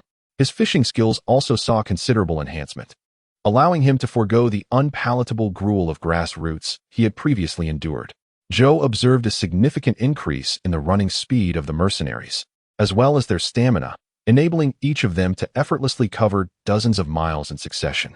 Thus, in the following 2 months, the focus shifted to imparting appropriate combat skills to these mercenaries. The highlight for them came when, after the conclusion of their running drills, one of the mercenaries proposed a celebratory feast. That very evening, the entire group gathered for a banquet, huddled around a pot over an open flame. Utilizing whatever ingredients they could find, fish and dog meat were readily available. Though the culinary offerings were far from gourmet, and the mercenaries' cooking skills left much to be desired, Enrico relished the meal with great satisfaction. In that moment, he truly grasped the philosophy of a mercenary's life, to adapt to circumstances and seize joy in the present. The following morning, the mercenaries rose early, making their way to a sunlit slope beside the hillside, where they formed a semicircle on the grass. In front of them lay several bundles of long spears, stacked neatly. Joe selected one and began to wield it with effortless grace. Demonstrating a myriad of techniques, the spear spun and twirled in his hands, thrusting forward and slicing sideways, delivering powerful upward and downward strikes. Enrico had never imagined the vast array of applications for a spear, which he had always considered a basic infantry weapon, reserved for the lowest ranks. Typically, any soldier with a modicum of fighting potential would transition to wielding a sword and shield or a heavy spear after completing 3 months of basic training. Those exhibiting exceptional skills might be selected for swordsmanship or polearm training, evolving into swordsmen or polearm warriors. Only those deemed utterly lacking in potential would be issued a single spear, often relegated to border patrols or menial tasks within the army. However, if a spear could be wielded with the finesse that Joe demonstrated, then even a common spearman could become a formidable force on the battlefield. As Enrico stood in awe, Joe executed a graceful spin, sending the spear soaring through the air in a perfect arc. At the apex of its flight, he released it, and the spear hurtled toward the mercenaries like a shooting star, prompting them to scatter in alarm. With a resounding thud, the spear pierced a nearby tree. The sharp tip of a spear emerged from the other side of the tree, the weapon anchored to this side quivering incessantly. Joe observed his performance, evidently achieving the intended objective. In the ensuing weeks, these individuals would surely be inclined to diligently practice wielding the spear. "Boys, do you know why mercenaries predominantly utilize spears?" Joe inquired loudly. However, witnessing Joe's prowess, it was clear that a mercenary with such skill would significantly contribute to securing victory. "Because the spear is formidable," one mercenary declared. This notion resonated with Enrico as well. Noticing the perplexity among the mercenaries, Joe continued to elucidate, "Mercenary work is perilous, and the triumph in battle holds little significance for them. What truly matters is preserving one's life on the battlefield." Thus, when selecting weapons, mercenaries prioritize safety over combat efficiency. Seeing that most around him remained bewildered, Joe withdrew another spear and executed a few thrusts, elaborating further. "As you have observed, The primary mode of attack with a spear is thrusting. Among all forms of close combat, this method maintains the greatest distance between adversaries, making it the safest form of attack. Moreover, the spear can be utilized in this manner. With a bent arm and a slight forward lean, Joe propelled himself upward, swinging the spear in a graceful arc, akin to a shooting star, striking the same tree. Did you witness that? Could you wield a two-handed sword in such a manner? He queried. Furthermore, the spear possesses a unique advantage that other weapons cannot rival. Do you know what it is? Noticing the lack of response from the crowd, Joe shook his head in disappointment. It seems there isn't a single clever one among you. He raised his voice, declaring, very well, if you diligently practice your spear skills, I shall reveal it to you after training. Each mercenary rose and approached the stack of spears, selecting one. Enrico also stepped forward to choose a spear. This spear, unlike the four he had purchased upon entering the mountains, was crafted from resilient Beltina wood, lending it remarkable elasticity, unlike the hardwood of his previous weapons. The spear's tip was slender and elongated, measuring 1.5 feet, which explained its ease in penetrating the tree trunk. The tip was forged from high-hardness steel, exceedingly tough and sharp, though not as resilient to wear as the tips of his earlier weapons, which had been crafted using a layered steel technique. It was evident that this spear was specifically designed for combat. In the following weeks, Enrico, alongside other mercenaries, practiced spear skills under Joe's guidance. Joe imparted to them several fundamental offensive and defensive maneuvers, direct thrusts, upward jabs, lateral sweeps, insisting that everyone practice these movements repetitively. They trained individually, partnered with one another, engaged in group exercises, and systematically broke down and combined all movements for practice. Had it not been for the previous captivating performance and that exceedingly persuasive speech, it is likely that no one would have been able to endure such a monotonous training regimen. However, without this training, Enrico would have remained oblivious to the profound knowledge concealed within such seemingly simple movements. Take the most basic thrust, for instance. It appears rather straightforward. Yet delivering it from various angles to different targets requires considerable skill and a nuanced understanding of force. Time and again, Enrico believed he had mastered the technique of thrusting, only to discover during actual combat that there were further applications to this maneuver. Although Jiao elucidated the nuances of power application and spear usage numerous times, Enrico's understanding, no matter how profound, still fell short in practice. Even after he could send the spears of other mercenaries soaring into the air within a few moves, the outcome remained unchanged during his sparring sessions with Jiao. After weeks of rigorous training, Enrico had indeed become proficient with the spear, having previously studied swordsmanship under Kite, who had remarked upon his considerable talent for combat and kindly suggested introducing him to her father for a change in martial training. Enrico had nonetheless developed a deep affection for magic and thus declined Kite's generous offer. Jiao, recognizing Enrico's martial prowess, frequently provided him with further guidance, enabling Enrico's progress in spear techniques to surpass that of his peers. However, Jiao's training methods were entirely distinct. Once practice commenced, he would immerse you in an atmosphere where the specter of death loomed large. While he rarely inflicted a couple of stabs upon the mercenaries, though Enrico bore a wound on his backside as evidence, a forceful strike to the ribs or a heavy blow to the head was a common experience for the mercenaries. Each training session was akin to an intense battle for them. Of course, this was merely the case for the mercenaries. For Jiao, it was nothing short of play. His greatest delight lay in sending the mercenaries sprawling or urging them to chase after each other. During practice, Enrico often found Jiao reminiscent of Chris from the dreamy, enchanted forest. One morning, after everyone had breakfast and taken a brief respite, they each picked up their spears and headed to a clearing behind the mountain to practice. Upon arrival, they found Jiao awaiting them. At his feet lay a stack of longbows and several bundles of arrows, with a dozen hay targets erected in the distance. Jiao instructed the mercenaries to plant their spears in the ground and approach him empty-handed. After weeks of never parting with his spear, Enrico found himself quite unaccustomed to this new directive. As they gathered around Jiao in a circle, he picked up a bow from the ground. The bow was highly curved, almost taking on a crescent shape. He then drew 3 arrows from the bundle, knocking one onto the string while casually planting the other 2 into the earth. Turning his back to the target, Jiao gently stretched his arms, knocking an arrow and carefully aiming. With a flick of his wrist, the arrow soared into the bullseye. He bent down to retrieve 2 more arrows, knocked them on the bowstring, and released them. Although they did not strike the bullseye with the same precision as the first, they still found their mark on the target. Listening to Jiao, everyone turned their gaze towards Enrico. for it was well known that he was the sole magician present. Amused internally, Enrico knew he was not adept in magic either, yet who would believe him if he spoke the truth? Qiao continued, stating that he would impart the art of archery to them. He asserted that teaching was unnecessary, as proficiency depends on personal practice. Initially, he would correct their mistakes and share some essential techniques, after which their progress would rely on their own efforts. Although Qiao claimed there was little to teach, the intricacies of archery were far more profound than he suggested. After several days of Qiao's detailed explanations, Enrico began to grasp the subtleties of archery.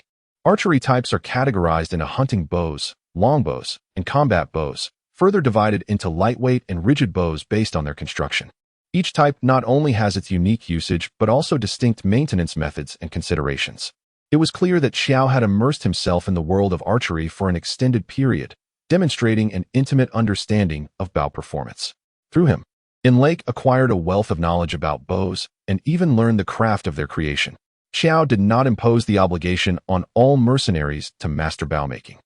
He willingly shared his expertise with those who showed genuine interest. Unfortunately, in the knightly and magical atmosphere of the Sophian kingdom, archers were often overlooked. And neither the military nor the mercenaries were typically equipped with bows, resulting in a scarcity of interested individuals. Following Qiao's guidance, Enrico seized the opportunity during breaks to fashion his own bow and arrows from the surplus shaft of a long spear.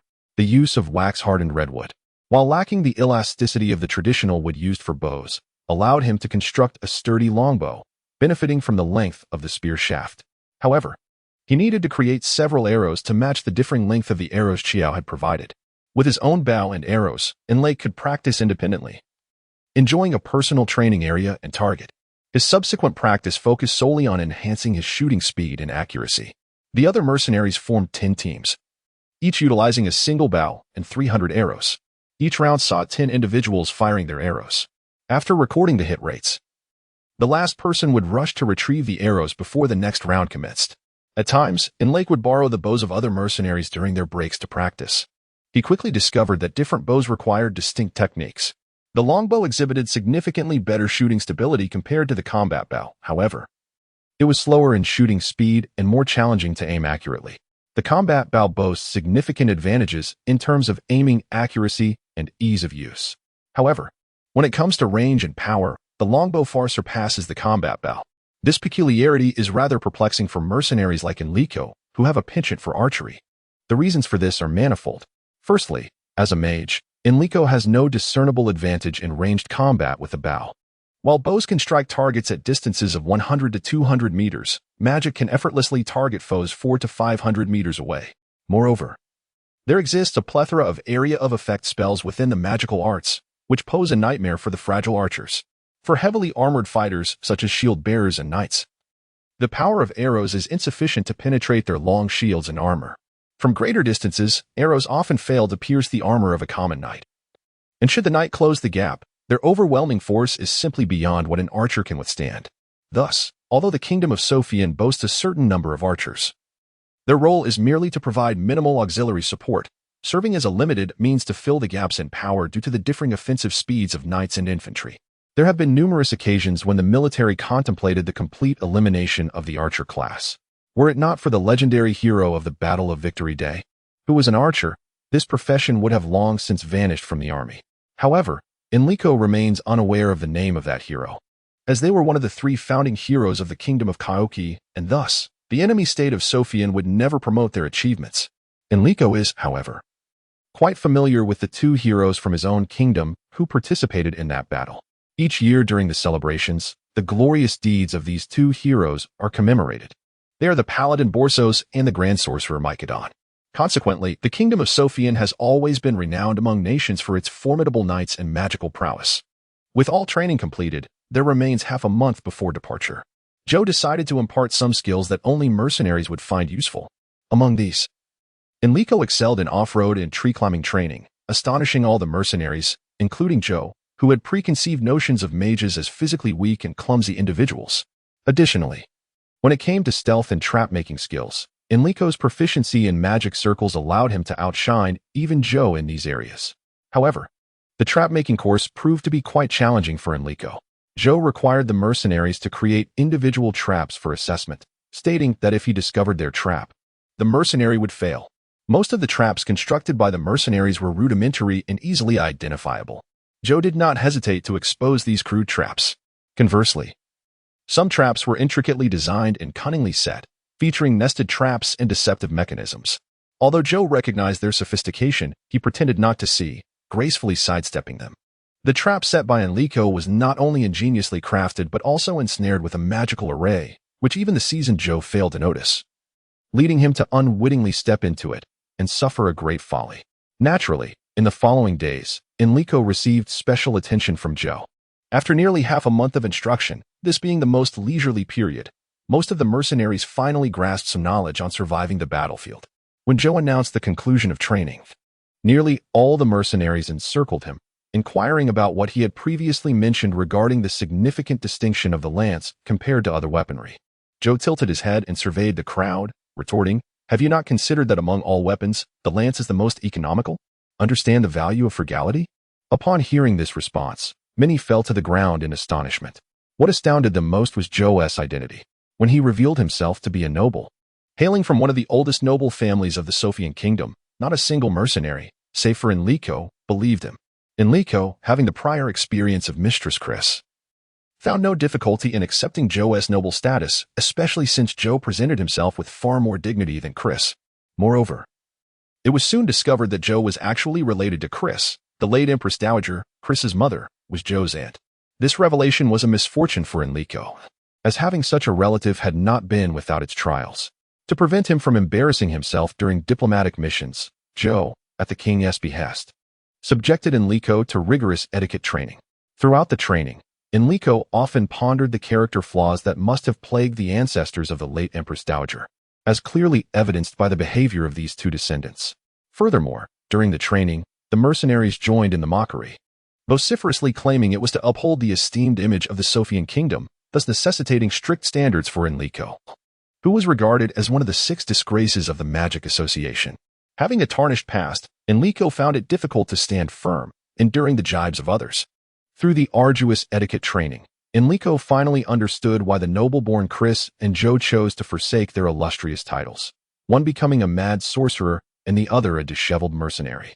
Chapter 5. The mission. As the temperature rises and the climate becomes increasingly arid, the once plentiful woodlands along the route have dwindled to mere memories. The 3-hour march under the relentless sun has transformed into a true test of endurance and stamina. At long last, a grove appears on the horizon, though it consists of only a sparse collection of a dozen or so trees. Yet, amidst the vast expanse of desert, this sight is indeed a rare and precious respite. The vanguard, a squadron of lightly armored knights, hastens to inspect the area. In truth, such an examination is wholly unnecessary, for the trees are so thinly scattered that they offer little in the way of concealment. The scorching ground temperature renders any attempt at ambush untenable, as anyone would struggle to maintain combat readiness in such inhospitable conditions. The princess and prince's carriage, safeguarded by a retinue of knights, enters the grove. The cavalry encircles the perimeter, their faces turned outward, forming a protective barrier. Among them, a cadre of monks and sorcerers unfurls a protective barrier that envelopes the entire grove. Several sorcerers ascend to the treetops, while Joe commands 6 mercenaries to take watch from above. This marks the 3rd day since their departure from the kingdom of Sophian. 3 days prior, they had left their homeland, stepping into foreign territory. The expanse of desolate land separating the kingdom of Sophian from the kingdom of Kite is a contentious area known as the pastures of the fire god. Historically, this barren stretch has been a source of significant dispute between the two nations. The kingdom of Kite has long laid claim to the pastures of the fire god as its own territory, perpetually igniting conflict between the two realms. Were it not for its role as a natural barrier between the kingdom of Sophian and the kingdom of Kite, the former might have willingly ceded this desolate expanse for diplomatic gain. However, no one could guarantee that Kite would refrain from further aggression against Sophian should the latter relinquish its protective shield. The ambitions of the kingdom of Kite have long been a source of concern for all nations across the continent. This vast desert encircles the southwestern region of Kite, extending to the east, serving as a colossal moat safeguarding the kingdom. This defensive barrier has historically allowed Kite to enjoy a prolonged period of peace, unlike any other kingdom. Yet now, this very moat obstructs its prospects for expansion. There is no denying that the kingdom of Kite is the most formidable nation in the world. Its holy order of knights is the most powerful of the continent's 3 knightly orders, while its wind riders are equally renowned, standing alongside the unicorn knights of the Montita kingdom as the 2 most distinguished light cavalry units. The magical legions of Kai are unparalleled, forming the bedrock of its dominion over the continent. The chief sorcerer of the Kai Magic Association is the Grand Magus Leo. Many argue that he lacks the merit to be deemed a Grand Magus. However, few contest his status as the most powerful sorcerer in the world. Of course, Chris firmly believes that Leo is merely a third-rate magician, and in a certain sense, she is not entirely mistaken. It is well known that to earn the title of Magus, one must master the 4 elemental schools of magic. Almost all sorcerers and high-ranking archmages are well-versed in the 4 elemental magics, with the notable exceptions of Chris and Leo. Chris has mastered the magics of fire, water, and wind, yet she struggles to grasp earth magic. Her personality is fundamentally at odds with the steadfast and grounded nature of earth magic. Aside from her proficiency in a unique sand manipulation spell, she has only developed her own earth magic, which she refers to as earthen wall, to construct her expansive laboratory. On the other hand, Leo is even more limited, possessing knowledge solely of fire and wind magics, failing to even perform the most basic spells of the other 2 elements. This sorcerer is deemed a Grand Mage solely due to his distinction as the only practitioner capable of wielding forbidden spells. This particular forbidden spell, known as Cataclysm, is the pinnacle of fire magic. Enrico is eager to witness this renowned sorcerer, and witnessing the forbidden spell would be the pinnacle of his aspirations. However, he is alone in this desire. Nearly everyone else yearns to escape the terrifying land, and the Grand Mage Leo is the last person they wish to encounter. The only individuals eager to reach Caledon swiftly, aside from the 2 royal members burdened with responsibilities, are the captain of the Royal Guard, the formidable Knight Commander Hao Ming. On this diplomatic mission, to ensure the safety of the 2 royal ambassadors, the king has dispatched the elite 1st Division of the Royal Knights, the strongest combat unit, to protect them. Hao Ming serves as the deputy commander of the guard, while the overall commander is Enrico's superior, Zhou. Even the princess and prince show utmost respect for Zhou's royal lineage, though idle gossip is inevitable. Other knights equally respect Zhou's every suggestion, leading Enrico to suspect that Zhou is no ordinary individual. He has inquired about Zhou with other knights, gaining further insight into him. Unlike other mercenaries, Enrico holds the status of a sorcerer. Mercenaries typically lack standing within the military. Consequently, regular troops often look down upon mercenaries, offering them little regard, especially within the proud royal knights, most of whom are noble offspring. Even those not of noble birth are often the children of educated elites, akin to Jerry's brother. Thus, they generally disregard ordinary mercenaries.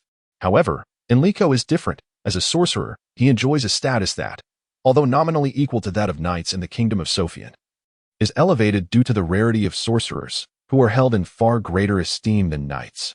Enrico has been fortunate, if one can indeed call his experiences luck, for he is acquainted with high-ranking sorcerers, the least of whom is the adept sorceress Beltina. Thus, Enrico perceives sorcerers as remarkably ordinary. In truth, even the royal court mage, tasked with the intimate protection of the king, is merely a high-ranking sorcerer, and the number of mages akin to the illustrious Grand Mage of Piltover is exceedingly scarce. Thus, even the king cannot dispatch them at will, underscoring the elevated status of mages.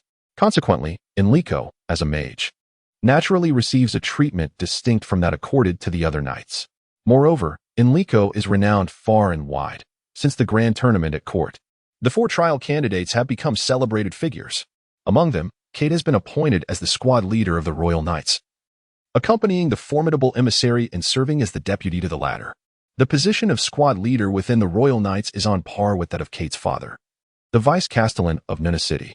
Beltina serves as the royal caregiver, a role that typically requires at least a mid-level cleric, making her youth quite remarkable for such a vocation. Jerry, owing to his exceptional diplomatic skills, has taken on the role of envoy, second only to the 2 princes in this mission. Enrico, having suffered a notable embarrassment, was excluded from the delegation, yet among the 4, his fame remains the most resounding. However, this notoriety weighs heavily on him, for the tales circulating outside predominantly recount his greatest blunder. Clearly, every knight is aware of Enrico and is well acquainted with the rumors surrounding him. Many seek to jest at his expense. Thus, not long after the mission commenced, Enrico found himself forming friendships with nearly all the knights. Among them, his closest ally is the Squire Knight Jack, who happens to be Jerry's elder brother. Yet, to Enrico, they appear strikingly dissimilar.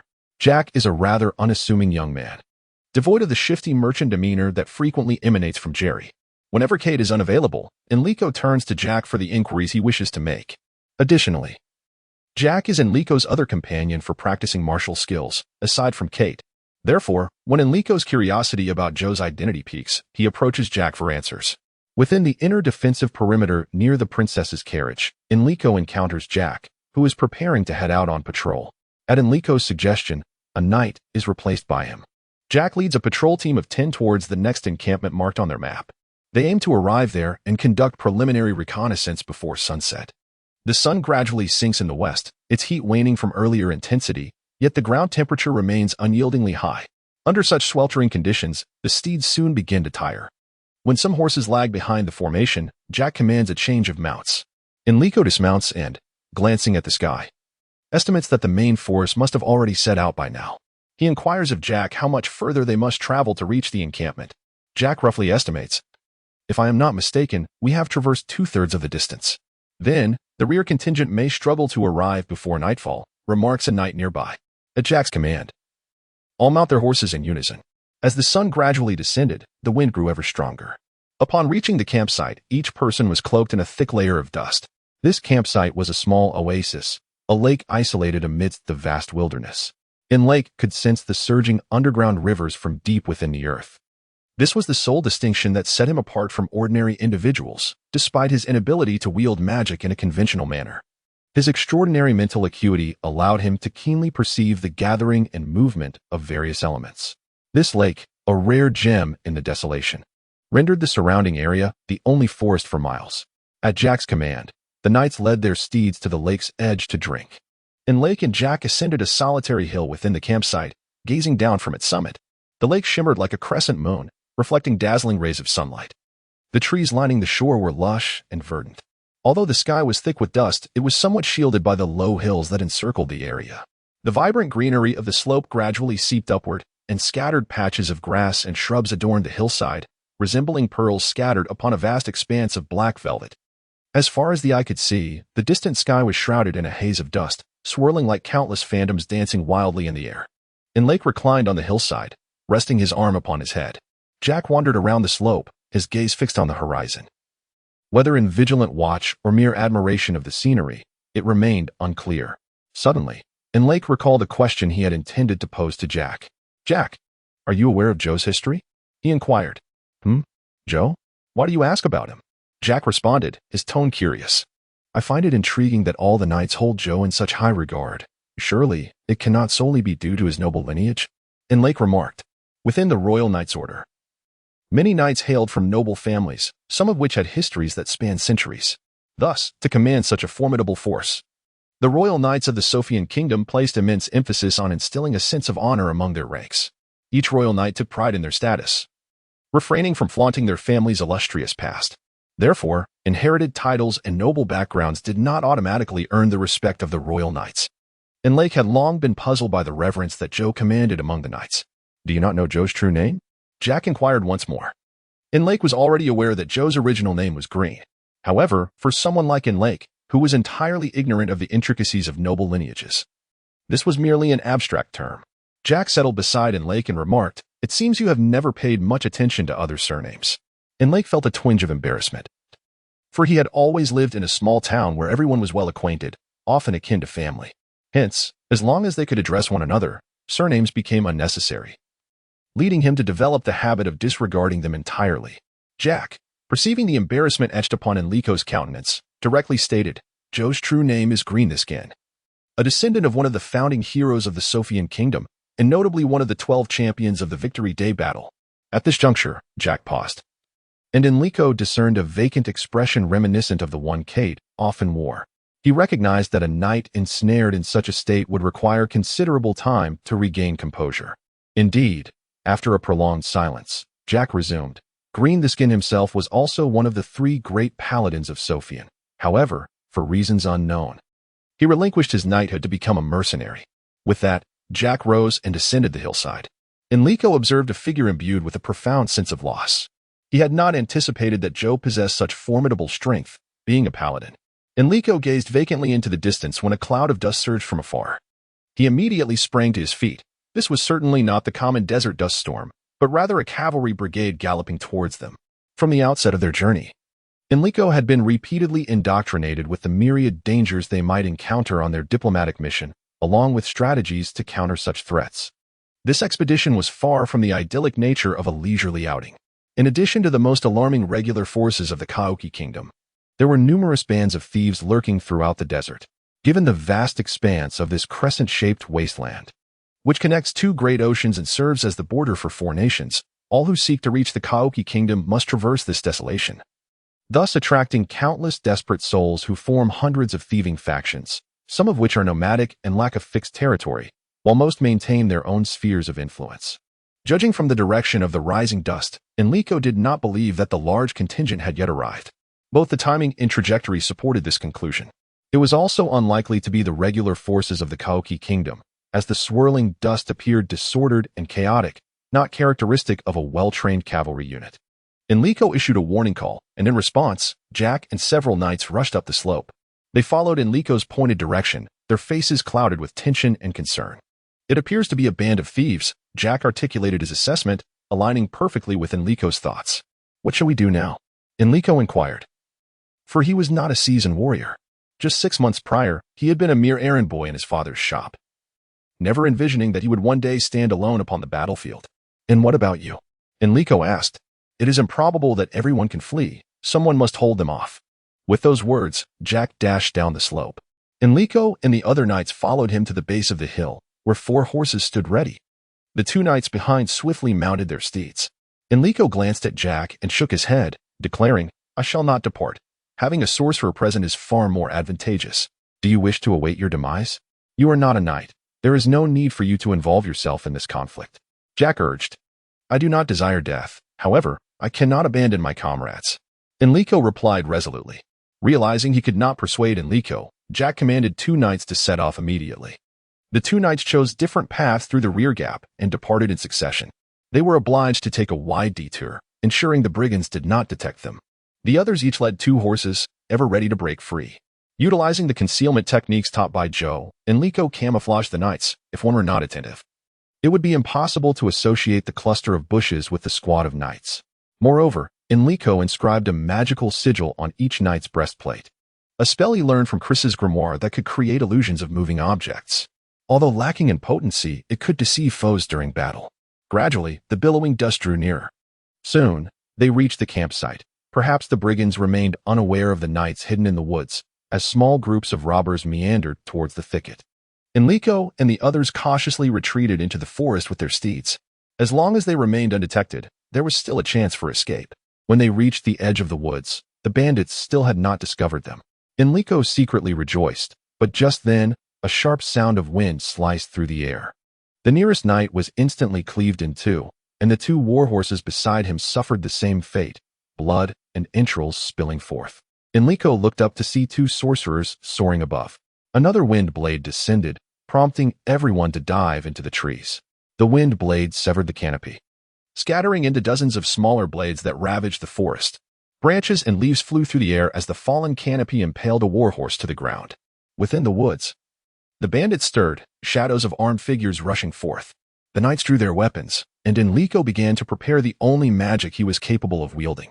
Though he had initially hesitated to use it again without fully comprehending its intricacies, he realized that if he did not act now, he might never have another chance to survive. After much deliberation, Enrico resolved to take the risk. As he recited the lengthy incantation, he gestured for Jack to mount and prepare for a breakout. Fortunately, Jack proved to be a rather astute knight. He immediately grasped Enrico's intent, and all the knights mounted their steeds, readying themselves. At that moment, no further wind blades fell from the sky. Perhaps the sorcerers deemed it unworthy to expend magic on mere trees. They gathered their magical energy, preparing for an effective slaughter once their prey emerged from the woods. The fierce brigands drew ever closer, some even mounting their horses, poised to encircle them.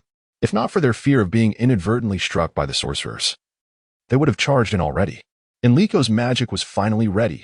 As he uttered the final words of the incantation, he steeled himself for what lay ahead. The chaotic crystal wall soared into the air, enveloping all the knights. With a commanding shout, Jack led the charge out of the woods.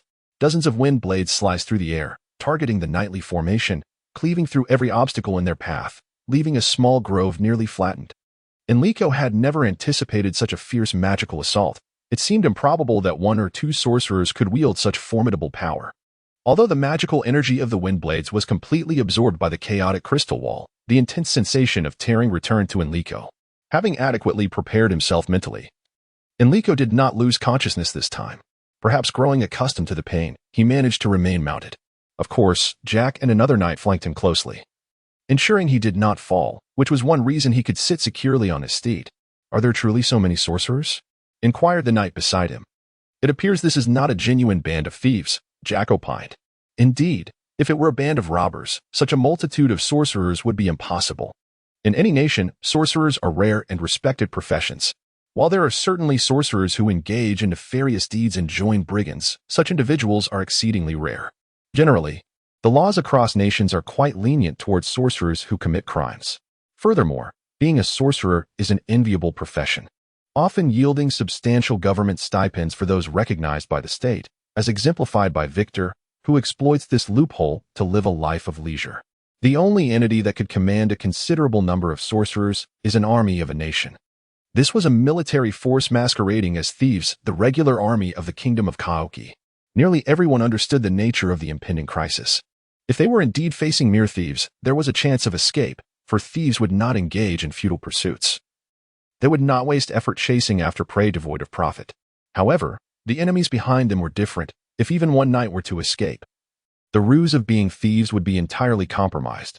Therefore, they would not relent in their pursuit until every knight's head had fallen. Indeed, the tremors from the ground signaled the approach of a large contingent. With airborne sorcerers directing their targets, the knights realized that deceiving their pursuers was nearly impossible. Moreover, with those lethal sorcerers above, there was no hope of splitting up and fleeing. Now, their only hope lay in the rapid onset of darkness. As Enrico and his companions fled desperately, two knights had already engaged the advancing forces. After hearing their report, Joe commanded the entire squad to halt. Within the princess's carriage, the 7 primary members of the delegation gathered, as the two knights reiterated the intelligence they had gathered before the esteemed envoys. Upon concluding the knight's report, the princess turned to gaze at the elderly sorcerer beside her, whose hair was as white as snow. The sorcerer closed his eyes, his gnarled hands gradually rising to his chest, forming a spherical shape. A series of mysterious notes slowly escaped his lips, resonating with a languorous and somber cadence. The narrow space was thick with tension as the others awaited in silence. After what felt like an eternity, the sorcerer finally opened his eyes. Noticing the princess's gaze filled with apprehension, he reassured her, "Fear not, for in that eternal realm of darkness, only 2 knights rest in everlasting slumber. The others still inhabit this world, yet those 2 knights were claimed by magic. One of them has imparted to me that among the enemy lie dozens of sorcerers. However, our young spellcaster safeguards the lives of most knights with his powers." "Dozens of sorcerers?" Kate inquired hastily. "It seems they are not mere bandits." How Ming reasoned. A band of thieves could never muster such a number of sorcerers. Due to the prince's esteemed status, no one dared to speak freely. After a moment, the sorcerer, who had been resting with closed eyes, gradually straightened his posture. When his eyes fully opened, they were sharp and profound, exuding an overwhelming sense of pressure. The prince instinctively took a step back. Now was not the time for such discussions. Although of high rank, the prince was reluctant to contradict the venerable elder before him. This sorcerer ranked second in the kingdom of Sophie, revered by all save for the Archmage Naga. Given the gravity of this mission, the king had personally requested the elder to serve as an advisor to the delegation. Everyone turned their gaze to the silent Joe, who appeared remarkably unperturbed, as if this matter bore no significance to him. Observing that all awaited his decision, Joe composed himself. "Well then, since enemies lie ahead, let us circumvent them. Kate, select a few who can fly to scout the way. This is a significant responsibility, so ensure those rascals remain unaware. Hao Ming, you shall lead the way. We must travel through the night to reach Carradine swiftly. You need to replan our route, ensuring we have water supplies while avoiding encounters with those foes, and minimizing our stops at campsites. By the way, princess and prince, perhaps you should stretch your legs. Remaining seated in the carriage is detrimental to your health. Hao Ming, prepare 2 steeds for them. We shall leave these carriages behind." Having efficiently arranged all matters, Joe was about to declare the meeting concluded when Kate interjected, "What of Lake? What will happen to those knights?" Joe turned to Kate, In such a vast expanse, do you truly believe they lack an escape? Seeing the anxiety in Kate's eyes, Joe placed a reassuring hand on his shoulder. Rest assured, if they could evade those foes once, they will do so again and again. If you currently possess no practical means to assist them, then at the very least, you can offer your prayers. As Kate earnestly prayed for Enrico, he too silently beseeched in his heart. He prayed for the horses to remain steadfast. He prayed for the twilight to descend swiftly. He prayed for the magicians to exhaust their powers quickly. He prayed for the dust storms that frequently swept across the wilderness to manifest immediately. However, perhaps due to his pact with the demon, none of his prayers came to fruition. Under such circumstances, these magicians could continue their flight for the better part of the day, while Enrico's steeds began to show signs of fatigue, having previously lost 3 warhorses. One knight gradually fell behind. When Jack suggested he swap his mount, the knight refused, opting instead to flee in another direction. Everyone understood that this was akin to a death sentence. Yet, there seemed to be no alternative, amidst the well-wishes of his companions. The knight turned and galloped away into the unknown. The remaining knights continued to change mounts, but the prolonged pursuit caused their steeds to slow further. Nevertheless, the magicians dared not approach the fleeing group, all thanks to Enrico's peculiar magic. What had initially seemed like a confident assault turned utterly ineffective, leading all the magicians to grossly underestimate Enrico's capabilities. If only I could wield another form of magic, Enrico mused internally.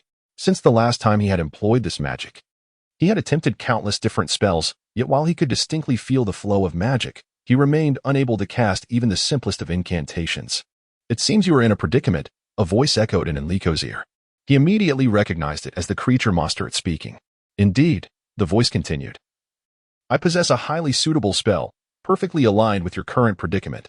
With that, an incantation materialized in Enrico's mind, although he was uncertain of its purpose. He nonetheless sealed the chaotic crystal barrier. As the spell was completed, countless black feathers scattered into the air. Once these feathers drifted 10 meters from Enrico, they transformed into a swirling mass of inky smoke, shooting upwards. They appeared almost sentient, autonomously seeking their targets. The airborne magicians were swiftly enveloped by numerous clouds of smoke. The magicians floundered about like headless flies. Soon, one by one, they began to plummet toward the ground. Most of them, regrettably, miscalculated their landing speed, crashing headfirst into the earth. Even those few magicians who managed to safely touch down upon the barren expanse were clearly not unscathed. The pursuing soldiers, witnessing the simultaneous descent of so many magicians, fell into disarray. Moreover, the peculiar clouds of smoke were gradually drifting toward their direction. Soon, the foremost cavalry encountered the thick, impenetrable smoke that enveloped them, accompanied by a cacophony of neighing steeds and cries for help. Halt! Halt! Commanded a leader. The pursuers came to a stop. It was likely some form of smoke-based magic. The wizard was uncertain, while all 4 elemental schools of magic possessed variations of smoke magic. None exhibited the potency of the enchantment before them. The dense black fog was utterly opaque. Those ensnared by this magic were rendered blind, akin to being struck by a blinding spell, and astonishingly, the smoke could not be dispelled, a reality that confounded the wizard. After a moment of contemplation, the wizard extended his arms, conjuring an immense barrier that enveloped those around him. The surrounding darkness began to converge, tightly cocooning the entire protective field. Satisfied that they were momentarily shielded from harm, the wizard cautiously remarked, "This magic does not seem to belong to any of the elemental schools I am familiar with." Pausing briefly, he continued, "I have heard that the mage of Sophian, known as Mados, has also arrived. It is highly probable that this magic is a manifestation of his prowess." "What is this Mados? What are these elemental magics?" inquired a burly brigand with a face adorned by a thick beard. The wizard felt a deep disdain for such ruffians. Had it not been for his master's insistence on collaborating closely with these rogues, he would have scarcely acknowledged their ignorance of magic. Nevertheless, given the formidable mage among the enemy ranks, it was prudent for those around him to grasp a modicum of magical knowledge. Struggling to simplify the complexities of magic for these uncouth men, the wizard pondered how best to convey his thoughts, as it was difficult to fathom that these brutish figures could comprehend the intricacies of the arcane. After considerable reflection, he articulated, "The so-called elemental magic refers to the ability to manipulate the 4 fundamental elements that constitute our world: water, wind, earth, and fire. Beyond these, there exists divine magic, which draws upon the powers of deities, light magic, and mental magic that affects living beings, along with a few rare spells that can manipulate spatial dimensions." Surveying his audience, He noticed that several leaders seemed to grasp the concept, though he had little regard for the obviously brawn-over-brain bandits. He continued, "The majority of wizards are adept in elemental magic, and I am one of them. Only clerics can wield light magic, and spatial magic requires the aid of magical circles. The only magic of such formidable strength is divine magic, yet those proficient in it are exceedingly rare. To my knowledge, only our high priest and the mage of Sophian possess such skills, particularly Mados, who studies the almost forbidden powers of the death deity, Lactos Calenus, known for the unparalleled might of his divine magic. In my view, the protected wizard among the front ranks is undoubtedly Mados. Could it be that he is a disciple of this Mados? If a sorcerer possesses such formidable power, it is inconceivable that he would venture forth alone with but a handful of knights. Their demeanor suggests they are merely an advanced scouting party." The leader inquired, "Surely not. I have never heard of Mardos taking any disciples. Those who study necromancy are bound for life to that singular path, and without a compelling reason. He would willingly pursue such arcane arts. Moreover, Mardos delves into the most forbidden of necromantic practices, and it is said that he vowed never to impart this dark magic to others." The sorcerer countered, "Could it be that someone has independently sought to master necromancy?" Another pondered, "If such a form of sorcery were easily acquired, we would not find ourselves in such scarcity of necromancers. You may not know, but Mardos was once a grand sorcerer who relinquished all his talents and achievements to pursue necromancy. A typical mage could hardly communicate with the divine. If that is indeed Mardos, what purpose does he serve here? As a sorcerer, he should possess the means to escape. Why does he not abandon those knights and flee for his life? Surely he does not presume his magic is so profound that he can single-handedly vanquish us all. If he were a grand sorcerer like Cobra Lior, such a possibility might exist," the leader expressed, laden with skepticism. "Indeed, it is quite plausible. The deity of death governs the realm of the deceased, and a sorcerer who commands the phantom steed can escape with swifter grace than flight." The sorcerer mused to himself. But how could he foresee our assault? Our encounter appeared to be purely fortuitous, lacking any semblance of an ambush. If his intent were solely to safeguard those knights, he should have been able to flee, another sorcerer reminded. The evidently superior sorcerer exchanged glances with the bandit leader, a singular thought leaping into their minds, prompting them to utter in unison, "Whom is he protecting? Astute, remarkably astute. Disguising the prince as an ordinary knight. Infiltrating with a small contingent while leaving an empty shell of a force behind to ensnare us. Truly brilliant." The leader nodded approvingly. It appears fortune smiles upon us. Had we adhered to our original plan to assault that escort, even if successful, it would have yielded little fruit. The Sophian are indeed cunning. Who would have thought that the fates would conspire to bring us together in this vast desert? The sorcerer exclaimed with delight. Yet now, we must devise a means of escape. And do you possess the confidence to contend with Mardos? The leader's words left the assembly of sorcerers momentarily taken aback. To be candid, facing an unknown entity of such arcane prowess filled them with trepidation. Moreover, regarding the enigmatic art of necromancy, none could assure that they would emerge unscathed. Meanwhile, the bandits found themselves ensnared in the shadowy grasp of dark magic, contemplating their grim predicament. Enrico, in a desperate flight, now felt that his body had surpassed its limits. The sharp pains coursing through him and the numbness in his hands made it nearly impossible for him to remain seated on the horse. Jack, gripping Enrico's belt tightly, prevented him from tumbling off. No one dared to pause. The vast expanse of wilderness was akin to a den of thieves, and evading a band of marauders in such desolation proved exceedingly difficult. Although none wished to halt, the horses were unable to endure the prolonged gallop. As the sun dipped below the horizon, every steed was utterly exhausted. They located a nearby campsite on the map and, leading their horses, the group made their way towards it. Enrico was afforded special consideration, as they insisted he remain mounted. The sky was adorned with twinkling stars, and in the soft glow of the moonlight, the knights finally reached the campsite. Jack carefully positioned Enrico in a sheltered spot. Each knight busied themselves with their respective duties, quietly tending to the watch and feeding the horses in the enveloping darkness. The campsite boasted a well, a vital source of life in this desolate land. The weary horses were brought to the well first to quench their thirst with the precious water. In this harsh wilderness, survival depended on these loyal steeds. It was the duty of every knight to show compassion towards their mounts. Remarkably, Enrico was the only one allowed to drink before the horses. Leaning against the gently warming hillside, he gazed at the shimmering expanse of stars, as he sipped from a flask offered by a fellow knight. Enrico found himself lost in thought, pondering how a mere shopkeeper's son had become entwined in such events. It seemed all of this was a consequence of that wretched teacher. Victor. The mere thought of Victor led Enrico to wonder what he might be doing now. However, he quickly dismissed the thought as absurd. What else could Victor be doing but drinking himself into a stupor, followed by sleep? If all went as usual, he was undoubtedly inebriated at this very moment. Contemplating Victor inevitably brought to mind his father, a man of strict routine. In Enrico's memories, his father resembled a clockwork figure, rising precisely at dawn, opening the shop on time, conducting business punctually, closing up as scheduled, and retiring to bed at the appointed hour. Influenced by his father, Enrico had once been a creature of habit himself, typically retiring early to rest at this hour. How had he come to find himself in such a precarious state? Devoid of a home and uncertain of his future? What had led to this? As these thoughts swirled, Enrico's mind drifted to another teacher, the esteemed Princess Chris. Had it not been for her, he mused, how would he have become embroiled in this predicament? The mere thought of the princess struck him like a needle, rendering him restless, as vivid memories of his torment in the laboratory gnawed at his fragile spirit. Enrico dared not delve deeper into these reflections when Jack approached. Carrying 2 blankets in his hands, he gently spread a blanket on the ground and carefully laid Enrico upon it, covering him with another blanket with utmost care. Enrico understood that, due to their hasty departure, the entire group likely lacked sufficient blankets, now that Jack had provided him with 2. It was evident that some would go without. Therefore, Enrico inquired, "What will you do?" Jack, fully aware of Enrico's concern, reassured him, "Do not worry. We can manage by huddling together. Besides, it was their insistence that I bring these blankets. Thanks to you, we have a chance to survive, so we must protect you. Our guardian."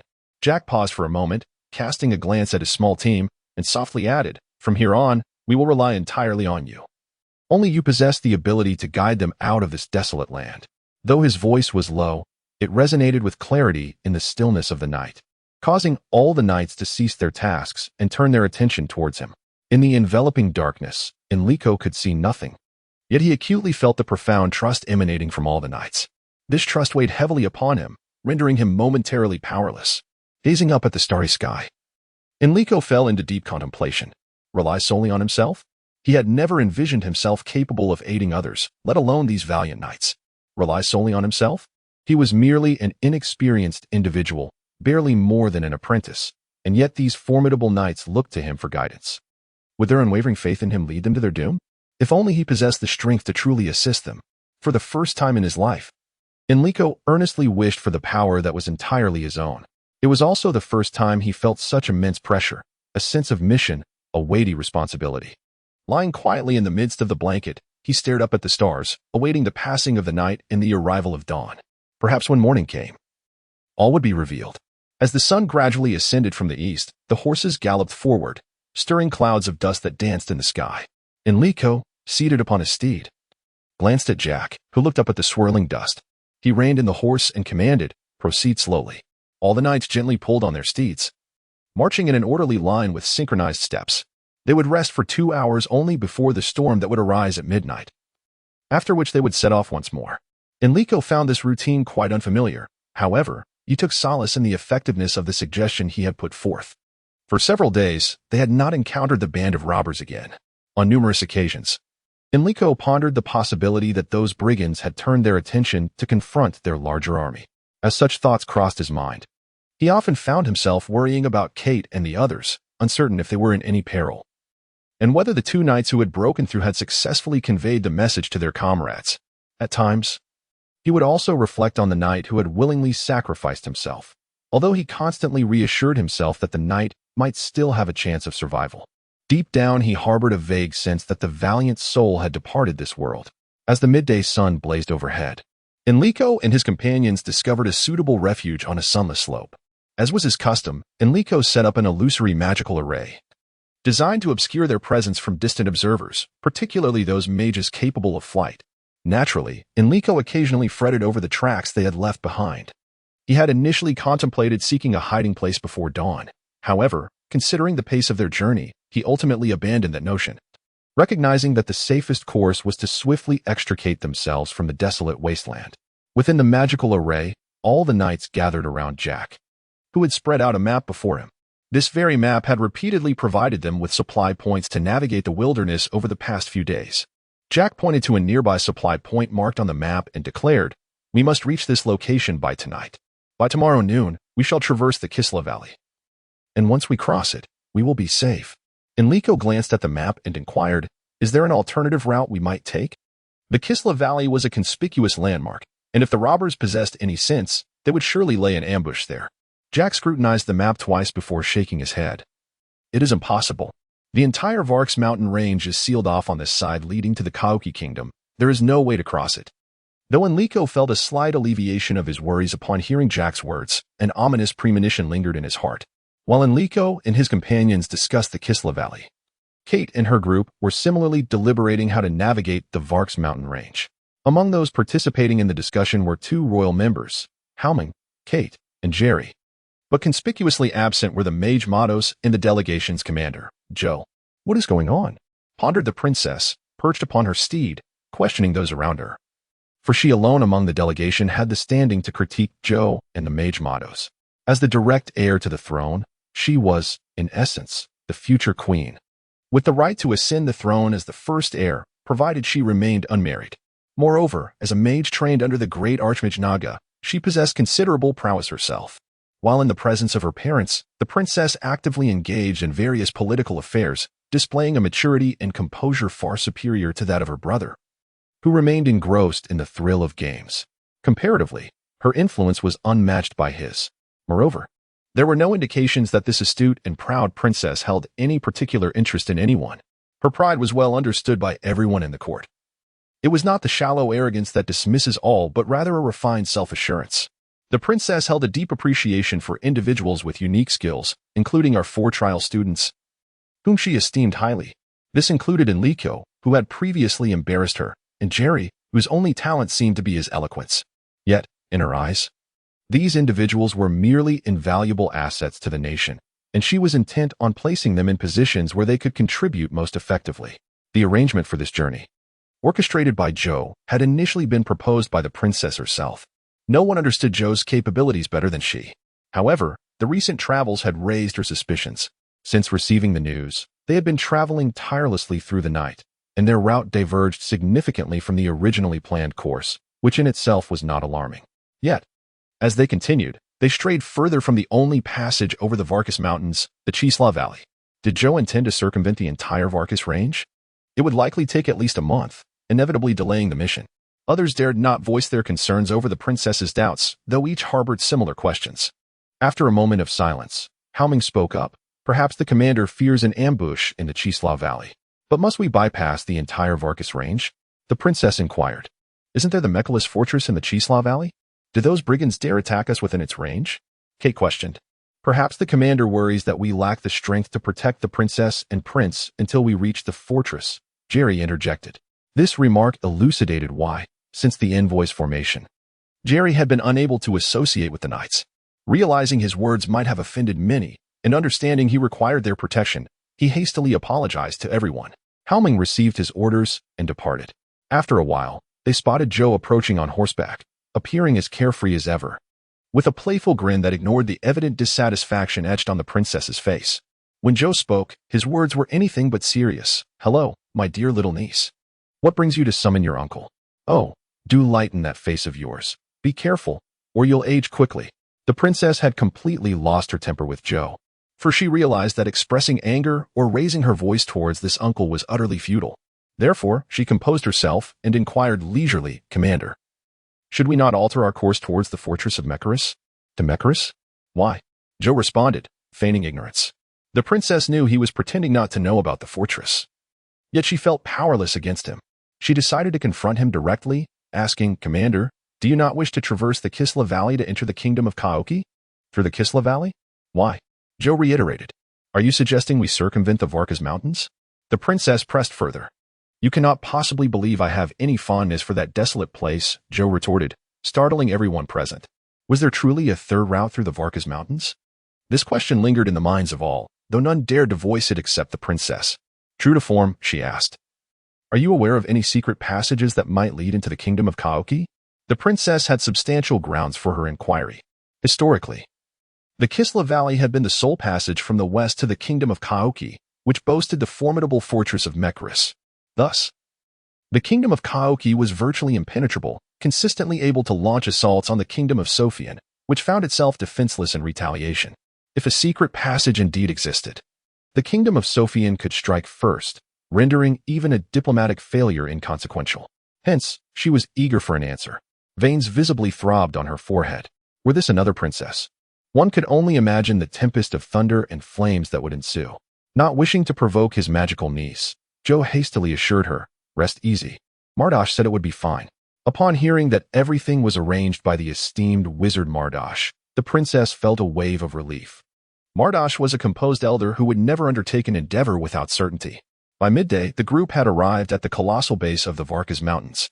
The mountains loomed like a fortress wall, stretching for miles and enveloping the kingdom of Kaoki, serving as its natural defense. The sheer cliffs of the mountains and their jagged peaks resembled a formidable set of canine teeth. Since the entire range was the result of ancient, colossal earth magic rather than natural formation, there was not a single path through the mountains, rendering any attempt to scale this barrier impossible. The group urged their horses onward. Spotting the old wizard Mardosh bent over the ground, inscribing a vast and intricate magical circle. The complexity of this circle was such that even the princess, well-versed in magic, could not discern its purpose. In truth, within the entire delegation, comprising numerous wizards and monks, not a single individual could discern the purpose of the elaborate magic circle. Everyone awaited the completion of the colossal enchantment by the elder sorcerer. As the hour passed, the elder wizard, fatigued, approached the princess. With a heart full of questions, the princess hurriedly inquired, "Esteemed Archmage Mardosh, do you intend to use this magic circle to transport us across the Varkas Mountains?" The elder sorcerer, his gray eyes flickering, replied in a low voice, "Your Highness, please hasten into the magic circle. If you have any inquiries, we shall address them upon entering the kingdom of Kaorki. This magic circle is bound by time constraints." Heeding the elder wizard's words, the princess refrained from further questioning and promptly commanded her entourage to enter the magic circle. Although the magic circle was vast, it could not accommodate the entire party. Thus, the delegation was divided into 4 groups, each led by their respective captains into the circle.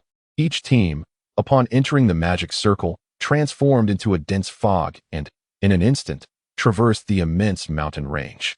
Once all had crossed the Varkas Mountains, the elder sorcerer finally entered the magic circle. As he transformed into smoke and slipped between the rocks, the magic circle gradually vanished from sight. All waited on the opposite side of the mountains, and when the elder wizard emerged from the rock face, regaining his human form, the impatient princess rushed forward to greet him. Observing the sweat-soaked, weary visage of the elder sorcerer, the princess understood that it was not the opportune moment for questions. She swiftly commanded 2 attendants to assist the elder wizard into a makeshift palanquin, originally intended for her own use. The elder sorcerer, not declining the offer, settled comfortably within the palanquin and gently addressed the princess. "Your Highness, in the coming days, I shall be unable to provide you with any assistance. That spell has temporarily sapped my magical powers. You must take care of yourself." Upon hearing this, Joe furrowed his brow for the first time. Although there would be no bandits in this territory, dangers lurked everywhere, their peril possibly surpassing that of the desolate wasteland. At this critical juncture, the greatest reliance, the wizard Mardosh, was unable to aid him, causing Joe to feel unease. However, the procession had only advanced for 2 hours, with daylight still intact, when the front line suddenly halted. Filled with curiosity, the princess led Kite and the others to the forefront of the column.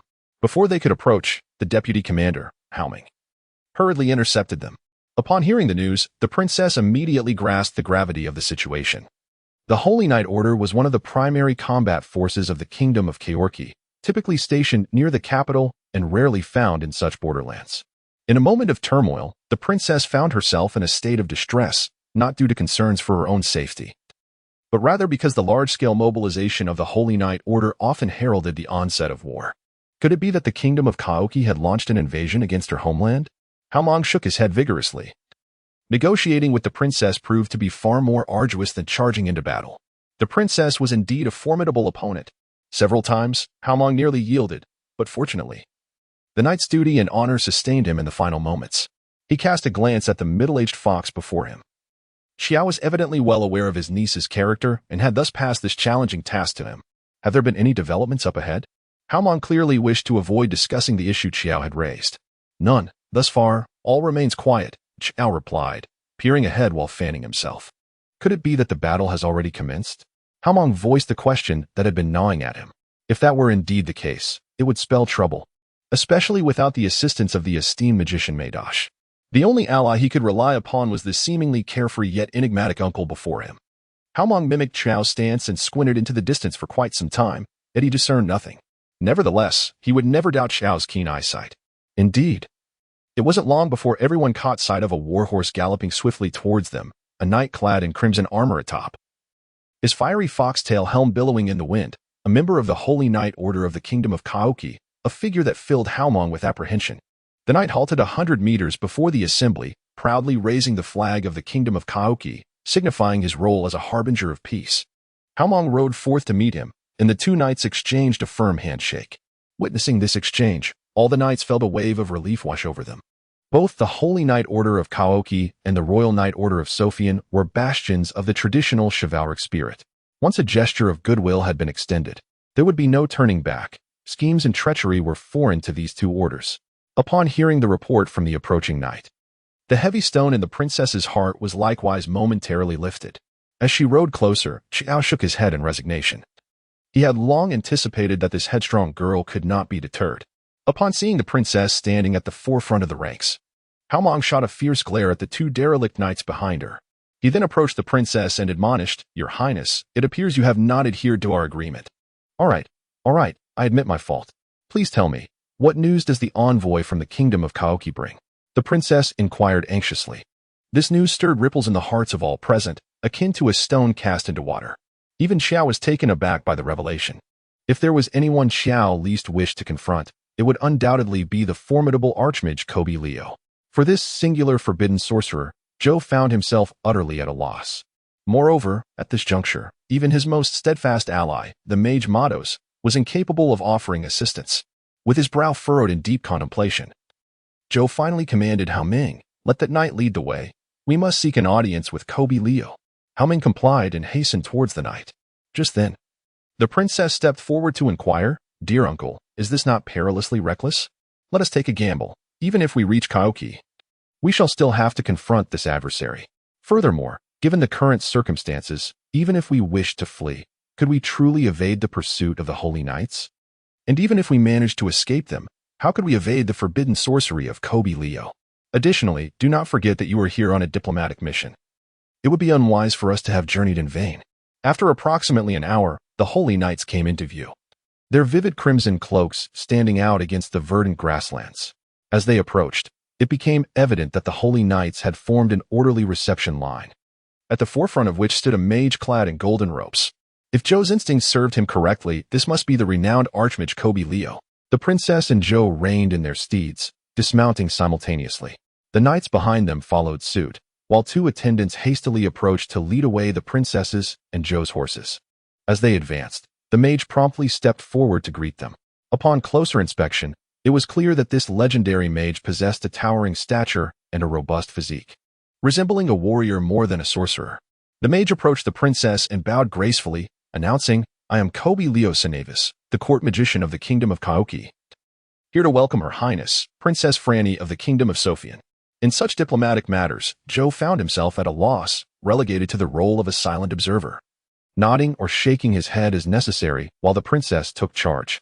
After a customary exchange of diplomatic pleasantries, the archmage Kobe Leo addressed the princess. "Most esteemed princess, if it pleases you, I would like to offer the services of my holy knights to ensure your safety."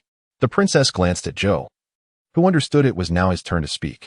Having observed the legendary mage closely, Zhou discerned that this sorcerer could indeed be trusted. "Where shall we venture now?" Zhou inquired. "Our initial destination was the fortress of Mechalus, but unexpectedly, we have encountered Her Highness along the way. Might you be interested in joining me on a trip to Mechalus?" This proposition left Zhou and the princess enveloped in a cloud of uncertainty.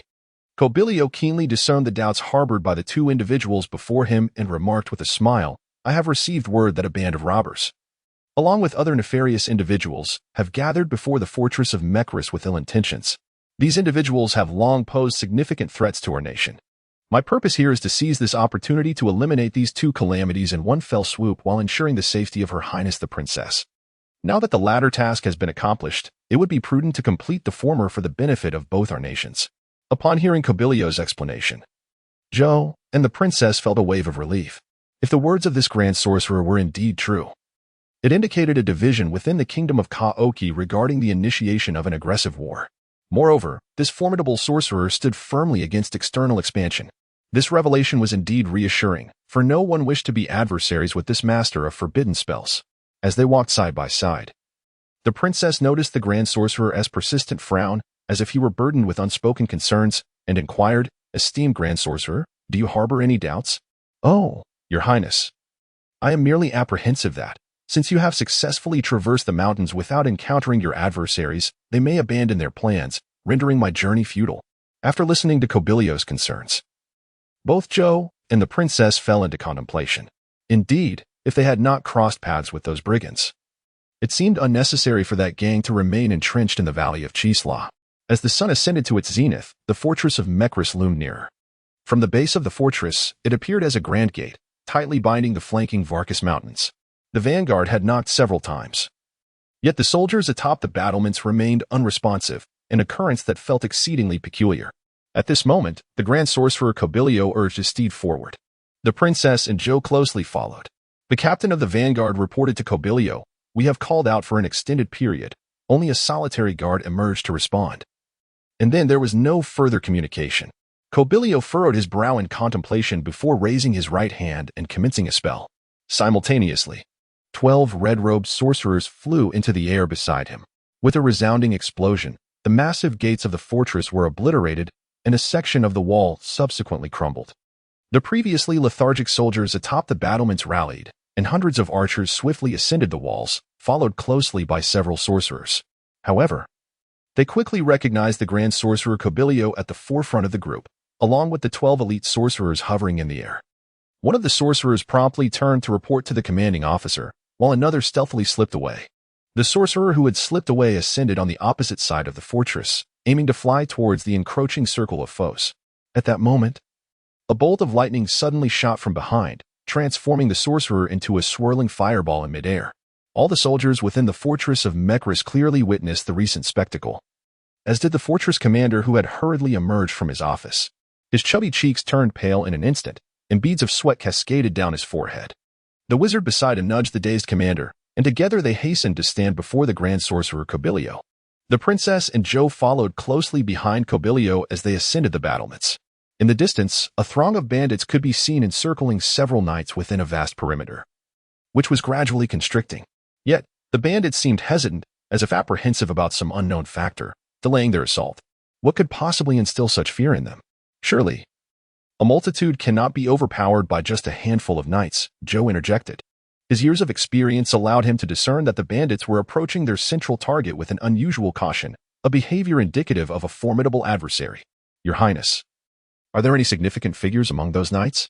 Cobilio inquired, contemplating that if a vital target were present, it might indeed draw the bandits' attention, compelling them to converge at any cost. "None at all. Just a few ordinary knights and an apprentice wizard," the princess replied. In her eyes, Enrico and his companions were undeniably talented, yet she did not regard them as indispensable figures of importance. In the prosperous magical realm of the Kingdom of Sophian, the number of mid-tier and higher-level wizards was relatively plentiful, certainly in comparison to other nations. Although Enrico possessed commendable qualities, the princess believed he would not significantly aid her kingdom in overcoming its current crisis. After absorbing the princess's words, the grand sorcerer Cobilio was enveloped in uncertainty, struggling to comprehend the scene before him. It was perplexing that his political adversary would orchestrate such an elaborate display for the sake of a few insignificant individuals. He could not fathom that his opponent possessed such a lack of judgment regarding the situation, as Cobilio had a profound understanding of his rival's capabilities. Conversely, the princess's remarks revealed her ignorance of the matter, and the elusive commander appeared equally curious about the unfolding circumstances, indicating that they had not orchestrated this stratagem. Moreover, given their confidence in traversing the Varkas mountains, there was no need for such trivial ruses. Indeed, using a feigned assault with such few knights seemed rather juvenile. Despite Cobilio's contemplations, he remained resolute in seizing this fortuitous opportunity, as the two significant threats that had long confounded him were now laid bare before him. The bandits were one concern, but the wizard privately nurtured by his political foe was his primary target. With this in mind, the grand sorcerer Cobilio addressed Joe and the princess, saying, "Esteemed guests, I implore you to retreat to a place of safety for the time being.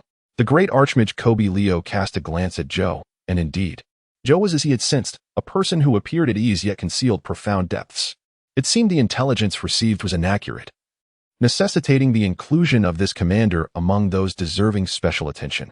Kobe Leo nodded and turned to the princess, inquiring whether, for the benefit of their two nations, Her Highness would be willing to make a modest sacrifice, exchanging the lives of these valiant knights for peace between their realms. There was a reason behind Kobe Leo's words to the princess. From the intelligence gathered, it was clear that she was a staunch advocate of national interests. Even during this mission, she bore the burden of sacrificing herself for the sake of peace. The archmage held a deep respect for such a responsible royal heir. It was reasonable for the princess to comprehend the necessity of making limited sacrifices for the greater good of both nations. As for Joe, Kobe Leo had gleaned from intelligence that he was of noble lineage, a royal relative, yet he had willingly renounced it all to become a mercenary. Mercenaries traditionally hold life in high regard, and persuading him to sacrifice his subordinates would prove exceedingly challenging. The princess found herself in a dilemma regarding Kobe Leo's proposition. As the princess of the Sophian kingdom, she bore the obligation to protect her subjects, especially these loyal knights. Yet, as a royal, she also had the duty to safeguard her kingdom. The scales of her responsibilities were laden with equally weighty burdens. After a fierce struggle for survival, the princess ultimately placed those knights upon the altar of fate. Indeed, for the sake of the two nations' interests, her voice echoed like that of a guilt-ridden prisoner. She then turned to descend from the battlements. However, before she could fully turn, Joe seized her and pivoted her body back towards him, addressing the archmage, "Esteemed mage, kindly allow us to witness this splendid battle from the side." "No, I do not wish to see," the princess exclaimed. Upon uttering this, he pulled her in front of him, his arms encircling her tightly beneath her ribs, forcing her face to meet the distant knights, disregarding the tears streaming from her eyes. Observing this scene, Kobe Leo found himself reassessing Joe. It appeared that this commander was indeed the soul of the delegation, seizing the opportunity to impart a lesson to the future queen even amidst such dire circumstances. Following this battle, the princess would undoubtedly possess a clearer definition of the term sacrifice. When the time came for her to make another sacrifice, her decision would surely be more mature and judicious. This commander was truly worthy of being a descendant of the 12 heroes. Nonetheless, Kobe Leo would not allow his reflections to cause him to overlook the splendid opportunity at hand. On the battlements, the 12 elite sorcerers encircled the great archmage, sealing his fate. A barrier enveloped them, and within this barrier, each mage unfurled a crimson cloth before themselves. The fully spread cloth formed a circle with a diameter of 3 meters, intricately embroidered with a magical array and golden threads. Beneath the feet of the Grand Sorcerer Kobe Leo, a similar magical array lay, albeit 3 to 4 times larger than those of the others. As the Grand Sorcerer recited his incantation, a sphere of red light obscured everything within the barrier, rendering it utterly invisible. The crimson glow intensified, blinding those nearby. After a full half hour, the red light gradually diminished, ultimately condensing into a sphere the size of a typical fireball spell. If not for witnessing the astonishing red light and the sight of mages sprawled on the ground, utterly drained of their mental energy, no one would have suspected that the seemingly ordinary fireball in the hands of Grand Sorcerer Kobe Leo was, in fact, the catastrophic spell of ultimate doom. The imposing figure of Grand Sorcerer Kobe Leo stood there, drenched in sweat and looking weary. However, due to his robust physique and remarkable stamina, he was the only one still able to stand. Quietly, he began to gather his magical energy. When the power was sufficiently amassed to unleash the cataclysm, he let out a thunderous shout that resonated throughout the fortress of Mechorus. The sound reverberated in the ears of Joe, who stood beside him, leaving him momentarily stunned. In that moment, he resolved never to confront this sorcerer directly. From the sheer force of that voice, it was evident that this mage possessed a formidable combat prowess that rivaled that of a barbarian warrior. A super mage capable of both melee and ranged attacks made Joe shake his head in bitter amusement. He certainly did not wish to make an enemy of this individual. As the shout echoed, the fireball shot skyward. The princess's face turned pale in an instant. She struggled to break free from Joe's grip, but his hands held her face firmly as they faced the distant knights. Tears blurred her vision, allowing her only to see the blood-red sky swirling ominously. The extraordinary sight above not only captivated the princess but also astonished the knights of the Kisla Valley and the bandits. A shriek erupted from among the thieves, followed by a cry of alarm. "It's the doom of the end." The doom of the end? Enrico pondered, surprised to witness this legendary forbidden spell. Were they not within the direct impact zone of this cataclysm, he would have been delighted to admire this unparalleled spectacle. For not everyone had the opportunity to witness such a fabled magic. Indeed, only one person in the entire world could wield it, Grand Sorcerer Cobra Leo of the Kingdom of Kite. Furthermore, as soldiers, their understanding of the forbidden spell, the doom of the end, likely surpassed even Enrico's knowledge. At that moment, Jack gently patted Enrico on the shoulder and remarked, "How fortunate we are not to perish at the hands of those despicable thieves. To meet our end beneath the forbidden spell of the great Archmage Cobra Leo is indeed a privilege." Upon glancing around, he was surprised to see several knights nodding in agreement, their once pallid faces now bearing a hint of color. Enrico found it utterly incomprehensible how these knights could harbor such thoughts. They were on the brink of death yet seemed exhilarated by the prospect of who would deliver their demise. There was something amiss with them. However, Enrico had no desire to die. Thus, he began to recite the incantation. As he concluded the spell, the chaotic crystal wall emitted a faint starlight. Appearing above the heads of the assembled knights, the knights widened their eyes in astonishment, undoubtedly believing Enrico had lost his senses.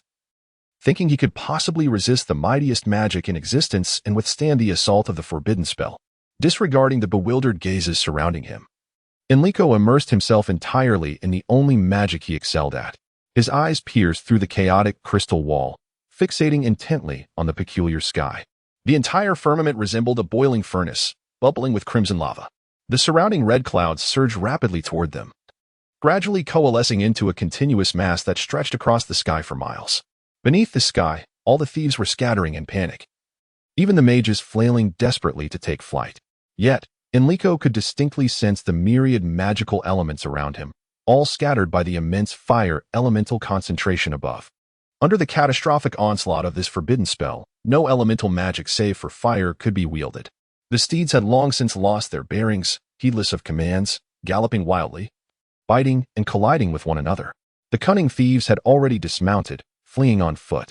However, bereft of their mounts, how could they hope to escape the vast 10-mile radius controlled by this colossal spell in such a short time? Indeed, before the thieves could escape the clutches of the ominous red clouds above, those clouds began to undergo an astonishing transformation. The layers of cloud churned violently, red and gold intertwining, with several points erupting from the depths, violently spewing forth bubbles. Once these bubbles swelled, they erupted with a thunderous crack, revealing dazzling golden light within. The bubbles in the sky multiplied and thickened, their rumbling sounds merging into a cacophony. Witnessing this spectacle, the thieves hastened their flight. Suddenly, a deep rumble resonated. Dozens of bubbles coalesced into a massive globule, cascading from the sky. The dark red substance enveloped flickering golden flames. The people on the ground scattered in all directions, attempting to evade the falling globules. Yet, their efforts were futile. As the globules struck the earth, there was neither a loud crash nor a tremor. Only a tempest of flames erupted, and in an instant, the realm was transformed into a hellish tableau.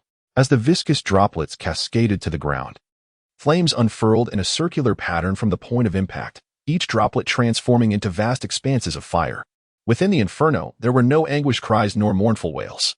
Those consumed by the flames were instantaneously reduced to wisps of smoke, vanishing entirely from the realm of the living.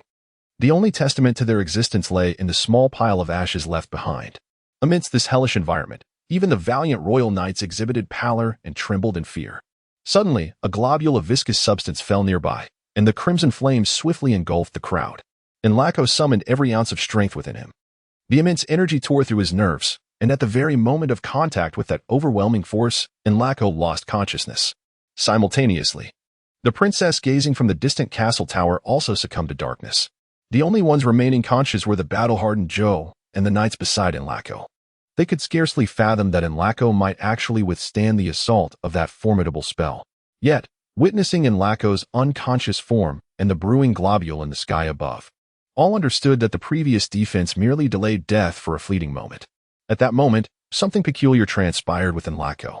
A thick, inky smoke began to seep from his skin, gradually enveloping his body. Within the haze, Enrico slowly rose to his feet. The knights surrounding him found their minds rendered completely blank. Before them stood Enrico, now seemingly transformed into an entirely different being. His obsidian pupils appeared profoundly deep, and his demeanor was solemn. He stood there quietly, as if he had been part of the cosmos for millennia. The black smoke coalesced into a robe that draped gently over Enrico, and to the knights, it seemed as boundless and unfathomable as the night sky itself. His hands, partially visible beneath the expansive sleeves, appeared more akin to the claws of a ferocious beast than human fingers. Enrico's once ordinary visage was shrouded in a layer of gray shadow, rendering him eerily enigmatic. The swirling dark smoke seemed to bestow upon him an unearthly beard. The youthful features that once graced his face now bore a strikingly aged appearance, not of mere senescence, but reminiscent of the statuary found within ancient tombs. Exuding an essence that transcended the ordinary passage of time, belonging instead to the natural ebb and flow of the universe. An otherworldly aura enveloped him. From Enrico's lips emerged a low, deliberate sound, one that felt utterly alien, as if the very souls of the knights were simultaneously drawn away. They stood in a daze, lost and uncertain of their whereabouts. As the sound resonated, Enrico extended his right hand forward, and as it unfurled, dense black smoke began to coalesce towards his palm. The slowly gathering smoke seemed to take on a tangible form, resembling a pool of dark mercury that gracefully expanded and flowed through the air. The black mercury gradually elongated, transforming into an exquisitely slender black spear nearly 4 meters in length. Above, the swirling crimson clouds, laden with immense bubbles, stirred into a series of vortices. From Enrico's gaze, one could distinctly observe the vast accumulation of fire elements within the red clouds. Ignoring the hellish scenery surrounding him, as if he were inherently a part of it, Enrico stood alone at the center. The flames surrounding him could not approach within a 10-jong radius. Beyond this perimeter loomed a towering firewall, encircling them tightly.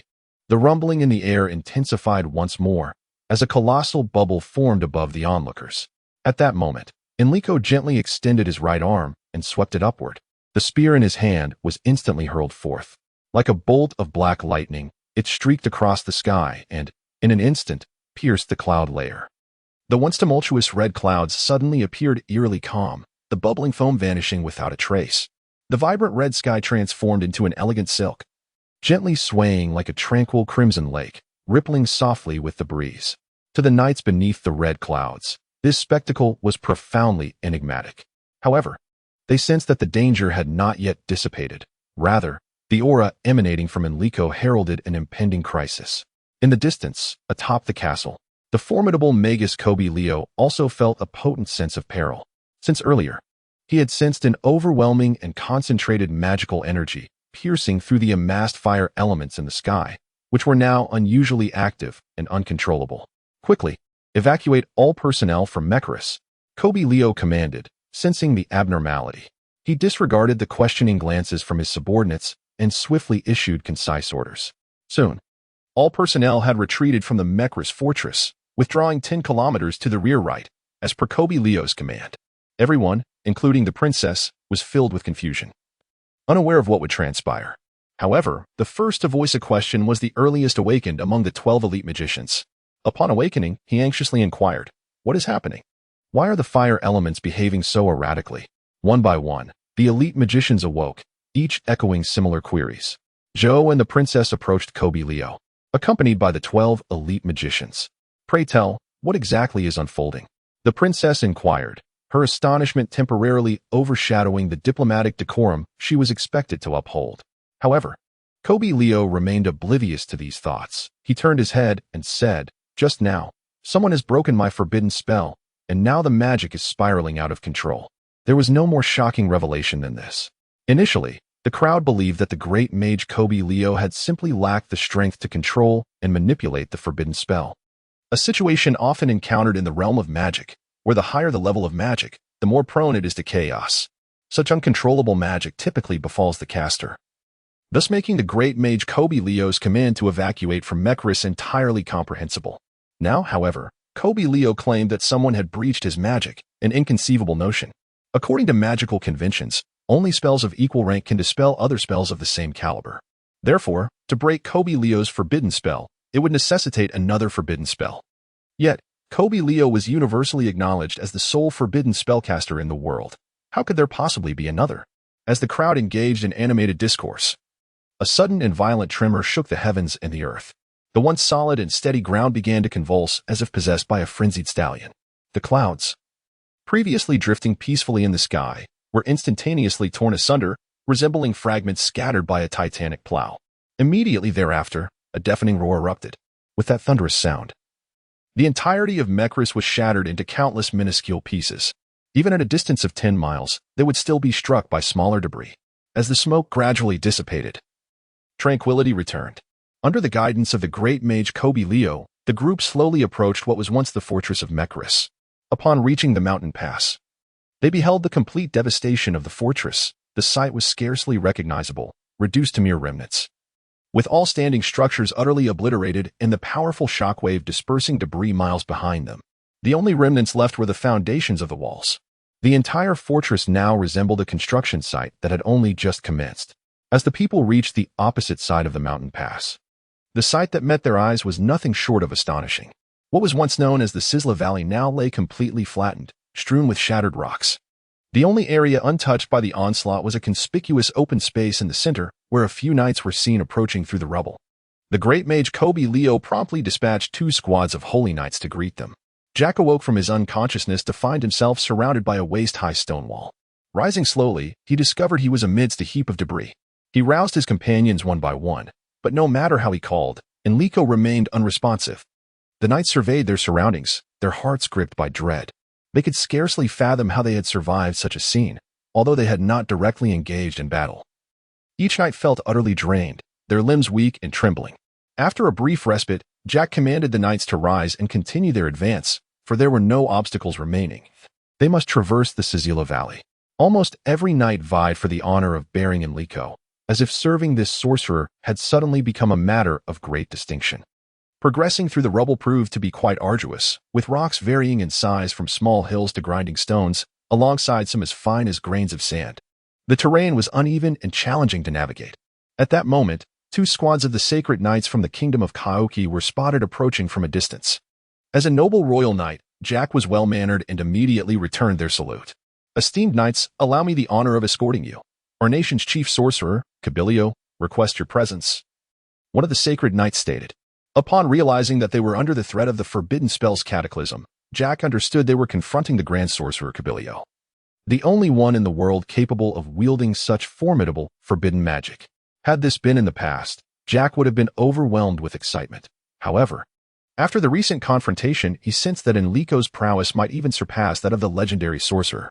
Casting a glance back at his companions, he suspected their thoughts mirrored his own.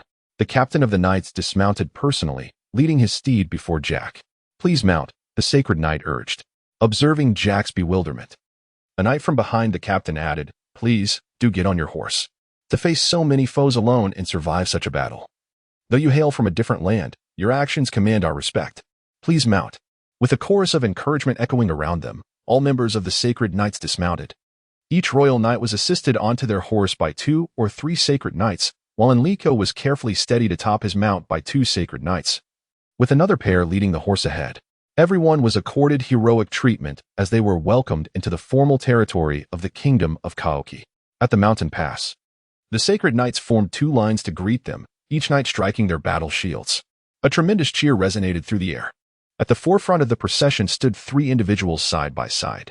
Jack could hardly believe that the 2 figures on either side were none other than the princess and the commander, Joe. The tall sorcerer standing in the center was unmistakably the grand sorcerer Kabilio. The crowd hurriedly dismounted. 2 royal knights rushed forward to assist Enrico down from his horse, each taking one side to carry him. Before they could advance, the princess and her entourage approached, followed closely by a throng of sorcerers and monks. "My heroes, you have worked tirelessly," the princess exclaimed. The traces of tears on her face were unmistakable, stirring profound emotions in Jack, and similarly igniting excitement in every surviving member of Jack's team.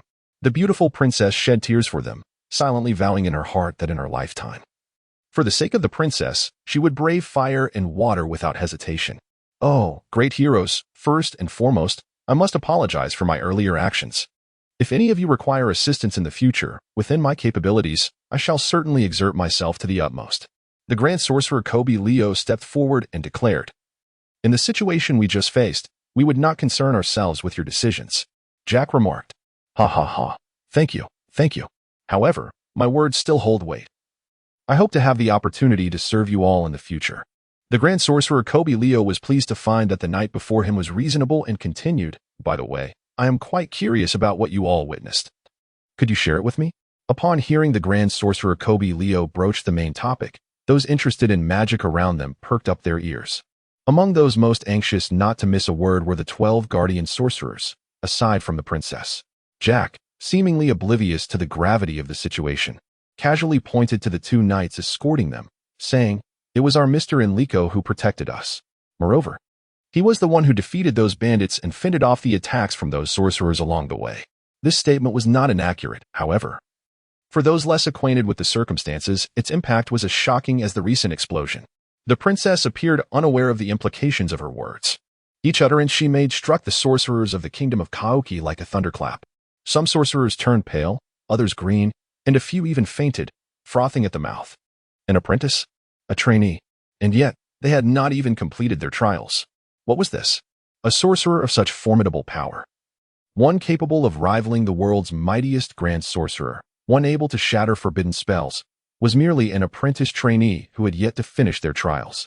Had it not been for the princess's distraught expression, which led everyone to believe this was indeed true, many sorcerers would have disregarded diplomatic decorum and immediately questioned the princess. At that moment, the only one able to maintain composure was Joe, as he was the least knowledgeable about magic. In truth, Joe need not worry.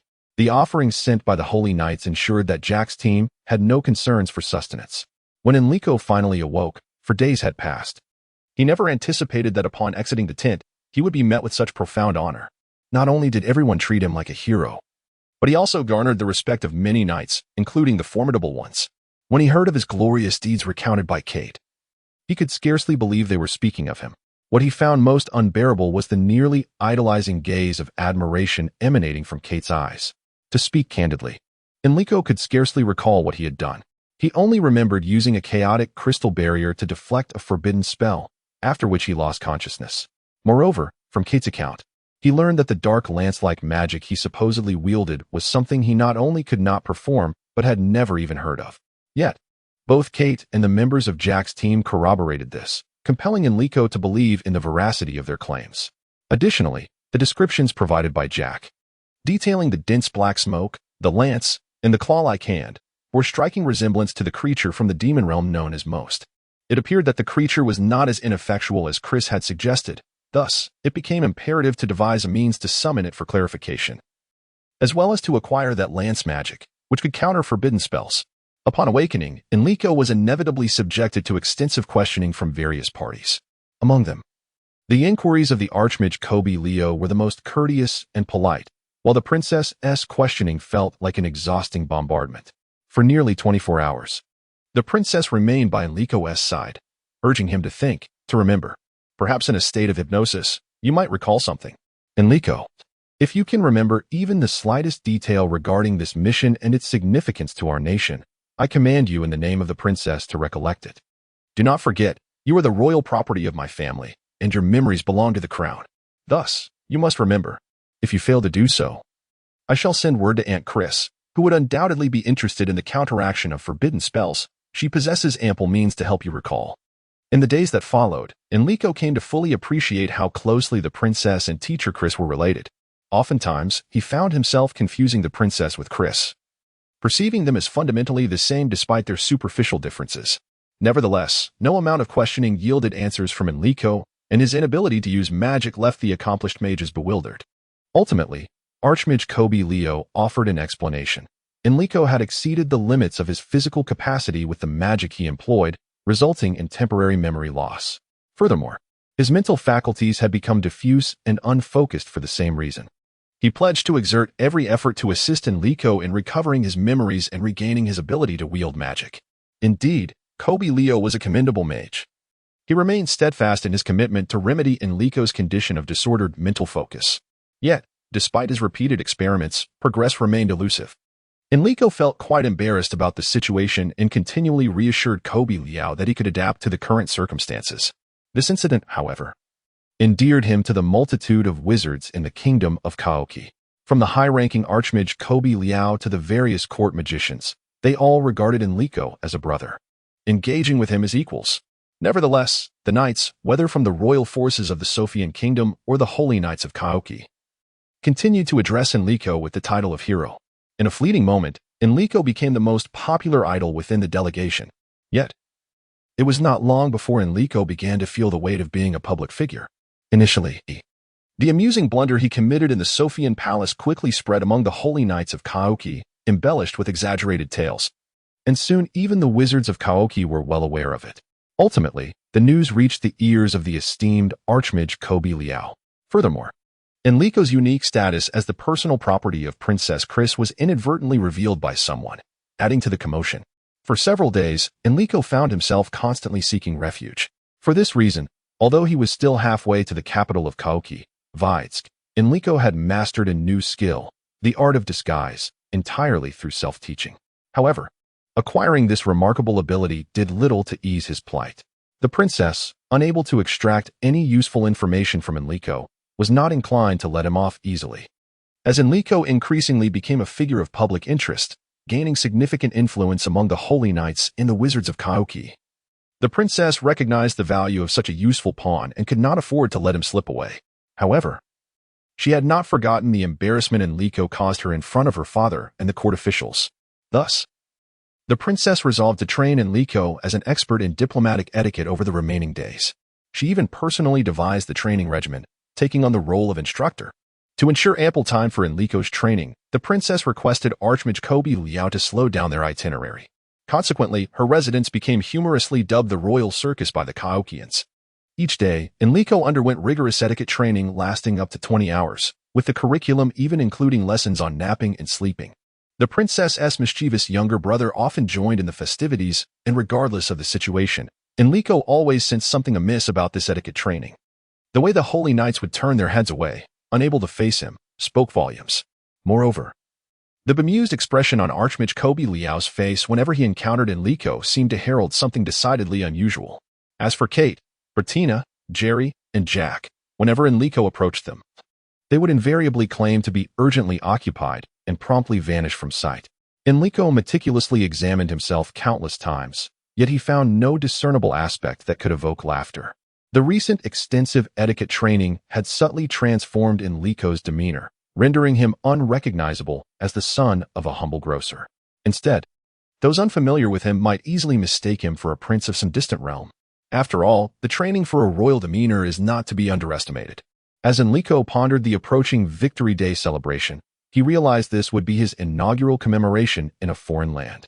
Back home, on this significant day, his father would always close the shop and take him into the woods for a day of hunting and fishing, a delightful respite. In the evening, a grand bonfire would illuminate the town square, where all the children participated in the Victory Day festivities. He recalled how the celebrations would reach their zenith when the mayor announced the commencement of the banquet, a moment that would elevate the atmosphere to its peak. Everyone would indulge in feasting and merriment until they could eat no more and dance no longer. What might the Victory Day celebration in the kingdom of Kaosi be like? At that moment, the Grand Sorcerer Kobe Liao approached. Noticing Enrico's interest in the bustling crowd preparing for the festivities, he joined him in observing the lively scene. "You have this custom here as well?" Enrico inquired curiously. The peculiar smile on Kobe Liao's face suggested that there was more to the story than met the eye. Before he could enter, he was met with a stern gaze from the princess, who admonished him. "Enrico, we have arrived in Vitebsk, and I expect you to refrain from wandering aimlessly. You have your duties." Frequently, Enrico found himself questioning the necessity of complicating something as simple as dressing. After a full hour, with the assistance of 4 guards and 2 maidens, he finally donned the elaborate gown composed of over 40 distinct components. This was the first occasion he had worn the complete ensemble. During training, he had only managed to wear about a third of it. Without the princess's command, Enrico dared not leave the room, a directive she had issued at the onset of their training. It was only when the princess emerged from her inner chamber that he felt emboldened to rise from his seat. Seeing the princess adorned in her courtly attire, she appeared breathtakingly beautiful, leaving Enrico at a loss for words. He understood all too well that such exquisite garments were likely quite uncomfortable. The intricately curled hairstyle alone required no less than 2 hours of meticulous effort. Was all this effort truly warranted? As Enrico stood resplendent in his opulent attire, exuding a newfound noble aura, many gazes reflected envy. Among them were familiar peers, with Jerry's gaze particularly fervent, for he aspired most earnestly to ascend to nobility. Observing their gazes, Enrico could only shake his head with a bittersweet smile. The myriad inconveniences concealed beneath their resplendent exteriors were beyond the comprehension of others. There was, however, One individual who expressed profound sympathy for Enrico, none other than the prince, who was similarly ensconced in lavish attire like a magnificent zongzi. The prince, with genuine compassion, patted Enrico on the shoulder. Yet, this action, which evidently marred his noble image, immediately elicited a sharp glare from the princess. One could discern the prince's palpable fear of his sister, as he promptly shrank behind Enrico. Little did he know, Enrico too had wished for a hiding place just moments ago. Recently, he had developed a conditioned reflex. Whenever the princess cast a stern look, he would tremble uncontrollably. "We must first pay our respects at the Temple of Victory, where His Majesty the Emperor will receive us," the princess declared. Thus, the group proceeded towards the Temple of Victory, escorted by the valiant knights. The temple, situated at the heart of Vitebsk, was originally the palace of the ancient magical empire. During the Battle of Victory Day, the coalition led by the 12 heroes triumphed over the emperor of the magical empire. The remnants of this former palace were transformed into the Temple of Victory, originally dedicated to the 12 heroes. However, due to the subsequent deterioration of relations among nations, the temple expelled all heroes except for the 4 from the Kingdom of Kaosi. In retaliation, other nations mirrored this action. Hence, although Enrico was aware that there were 12 heroes in total, he was only truly acquainted with 2 from his own nation, one of whom was an ancestor of Joe. As they gradually approached the temple, the 12 triumphal arches before it became distinctly visible from afar, serving as the sole emblem of the 12 heroes of Victory Day. Passing through each arch, Enrico eagerly admired the exquisite reliefs sculpted upon them. These 12 triumphal arches were indeed breathtaking. Enrico silently vowed to return one day to behold them properly.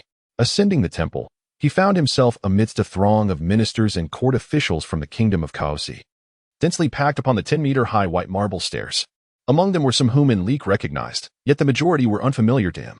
Parting the crowd, a young man clad in a golden robe approached, and Enrico immediately recognized him as His Majesty Emperor he calls 3 of the Kingdom of Kaosi. "Oh, Your Majesty, I am profoundly grateful for your kindness. In your realm, everything feels so splendid. Here, I extend my deepest thanks for the warm hospitality I have received these past days. And I wish you robust health and prosperity for your nation."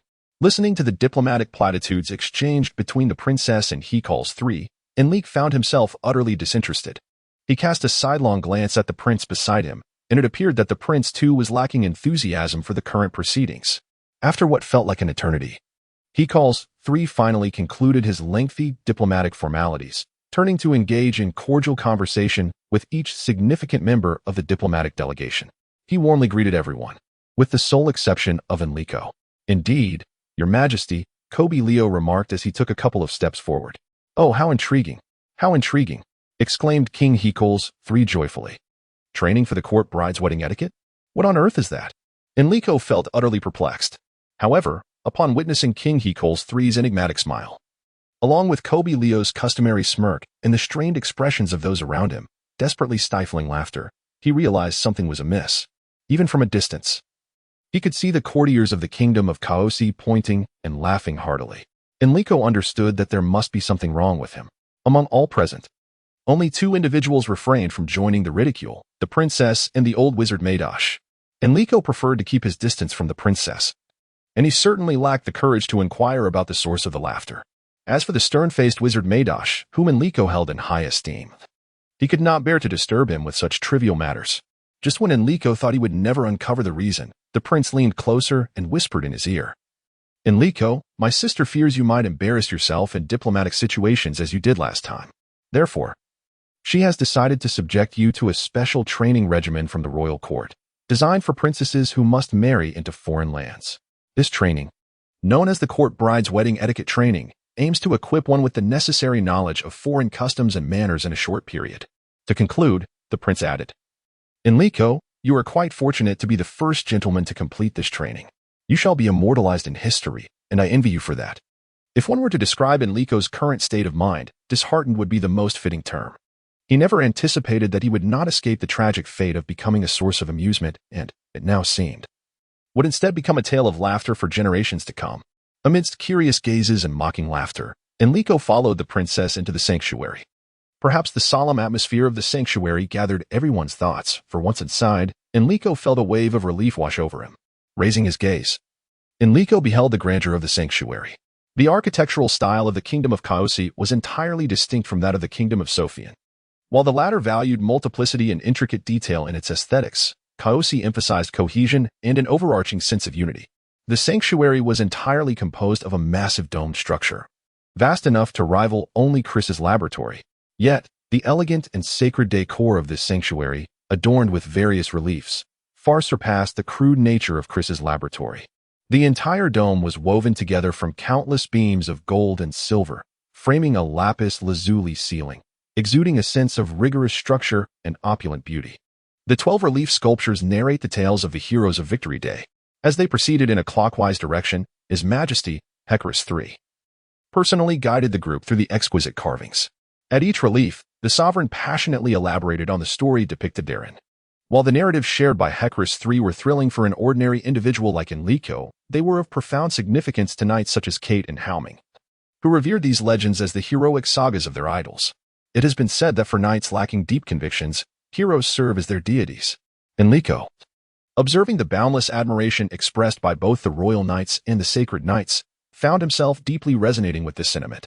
However, he felt quite uncomfortable with Hecaris III's formal address of the heroes, as he hailed from a small town and paid little heed to surnames, let alone the lengthy and convoluted honorifics of the heroes, which were difficult to comprehend and remember. Yet, he dared not interject, for prior to their departure, he had received stern admonitions from the princess. No casual remarks, no unnecessary movements, no interruptions, no questions, no snacking, no sitting down without permission, no wandering about, and so forth. Enrico could scarcely recall the myriad prohibitions. He only remembered the princess's final warning: should he bring shame upon her again, a certain ominous consequence awaited him. As for what lay behind that ominous tone, Enrico had no desire to discover. He had long experienced the princess's temper. Her wrath was scarcely less formidable than that of her aunt. Fortunately, despite Enrico's silence, someone else was quite eager to inquire about the heroes, none other than Kite, the scion of a distinguished knightly lineage. Though Kite shared noble status, his education paled in comparison to that of royalty. Like the common folk, he had been barred from learning about the heroes of foreign lands, and now, confronted with the tales he had long yearned to explore, he could not resist delving deeper to uncover the truth. Upon hearing Kite's inquiry, Hecaris III was not taken aback. After all, every nation approaches educational matters similarly, and the subjects of the kingdom of Kaosi remained equally oblivious to the tales of foreign heroes. Among the trio of heroes, the second was revered as the Demon Hunter, a master archer whose skills have regrettably been lost to time. In his prime, this hero had vanquished more imperial sorcerers than any of the 12. The third hero was the sole female among the 12, the Saint Lucia, the only inheritor and practitioner of the highest sacred magic for millennia, and the inaugural guardian of this sanctuary. Despite his confusion, Enrico did not succumb to despair like Kite and Jerry. This was undoubtedly attributed to the princess's rigorous training regimen, which had instilled in him the ability to remain composed in the face of relatively minor mishaps. However, it should be noted that this composure was only applicable in less severe situations, and it was not long before Enrico realized the limitations of his calm demeanor. As he pondered why His Majesty Hercules III had only mentioned the names of 3 heroes, despite the presence of a 4th protagonist in the legends he had just recounted, Hercules III seemingly perceived Enrico's doubts.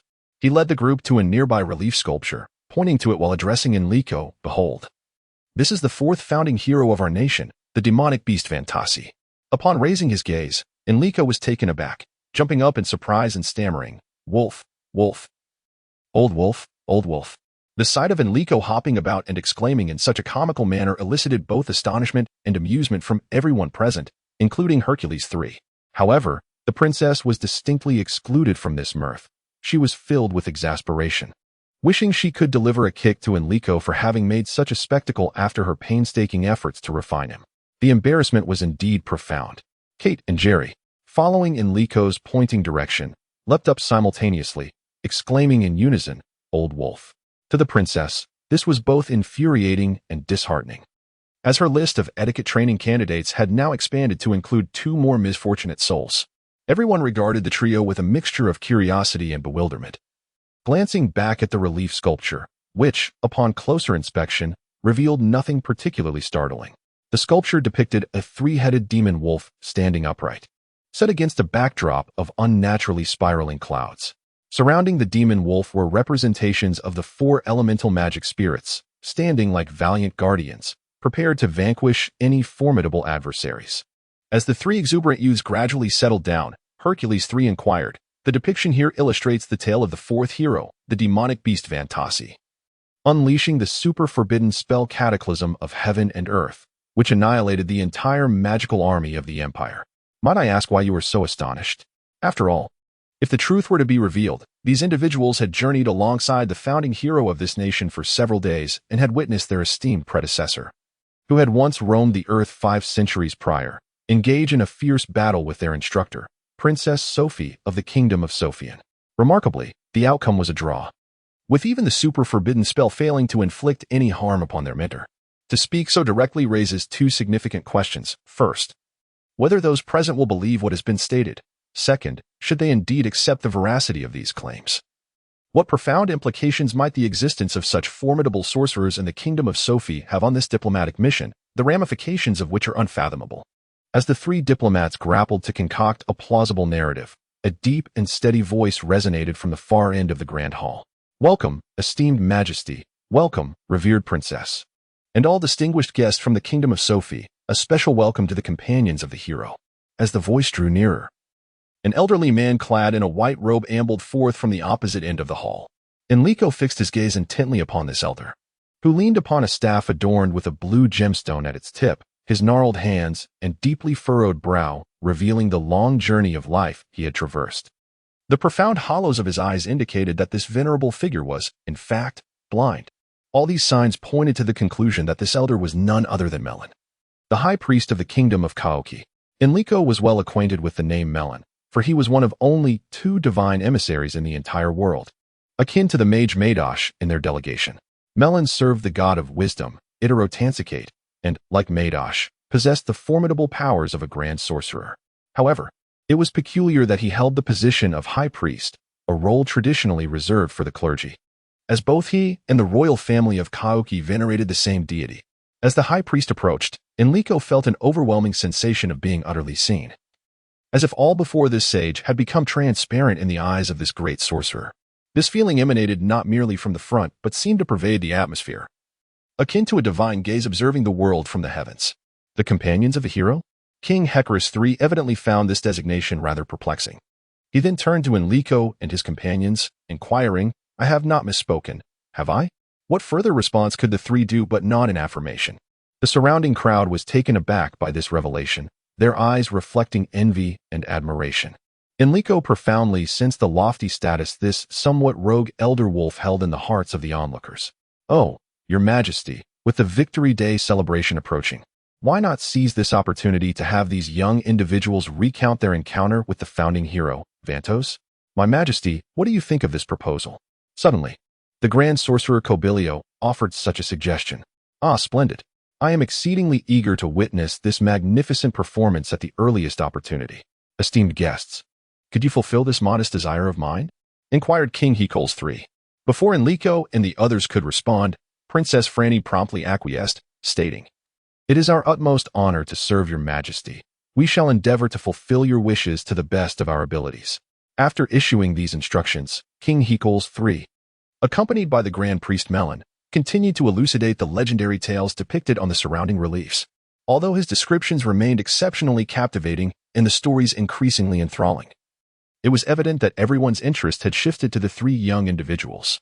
Were it not for the sake of decorum, it is likely that no one would have wished to continue listening. Indeed, Enrico himself had completely lost track of what King Hercules III was saying thereafter. Having traversed the entirety of the Grand Hall, the assembly exited through the rear doors, revealing a circular plaza before them, adorned with 12 towering marble columns evenly spaced around its perimeter. Each column soared 30 meters high and measured 2 meters in diameter. At the center of the plaza stood 4 bronze statues, each over 4 meters tall, facing the cardinal directions.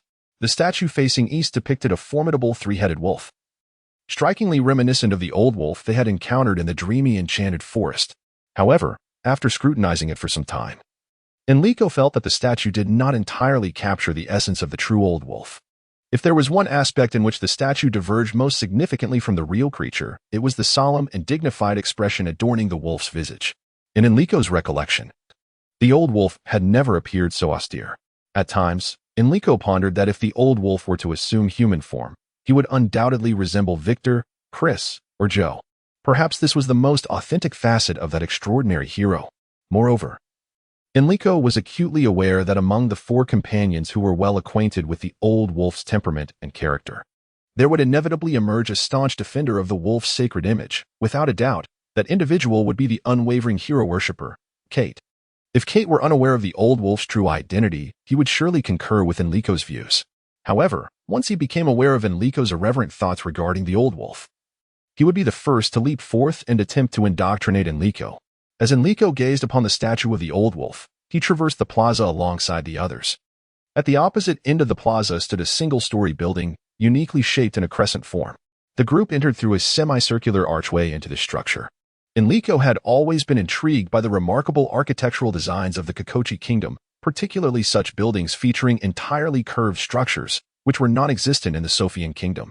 Since his arrival in the Kikochi kingdom, Enrico had marveled at the Kikokians' exquisite mastery of arcane craftsmanship, as they often employed simple curves to construct diverse edifices for various purposes. In the kingdom of Kaoki, one can frequently observe elegantly crafted arch bridges, which effortlessly span the riverbanks without the need for additional supports.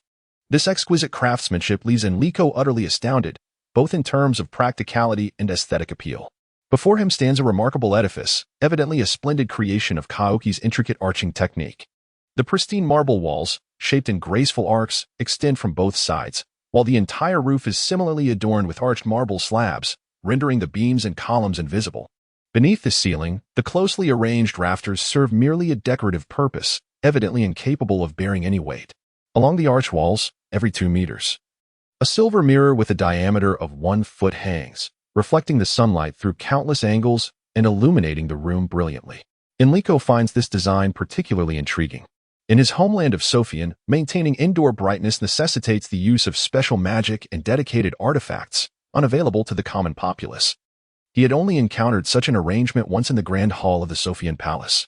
However, Enrico's attention is soon captivated by another sight.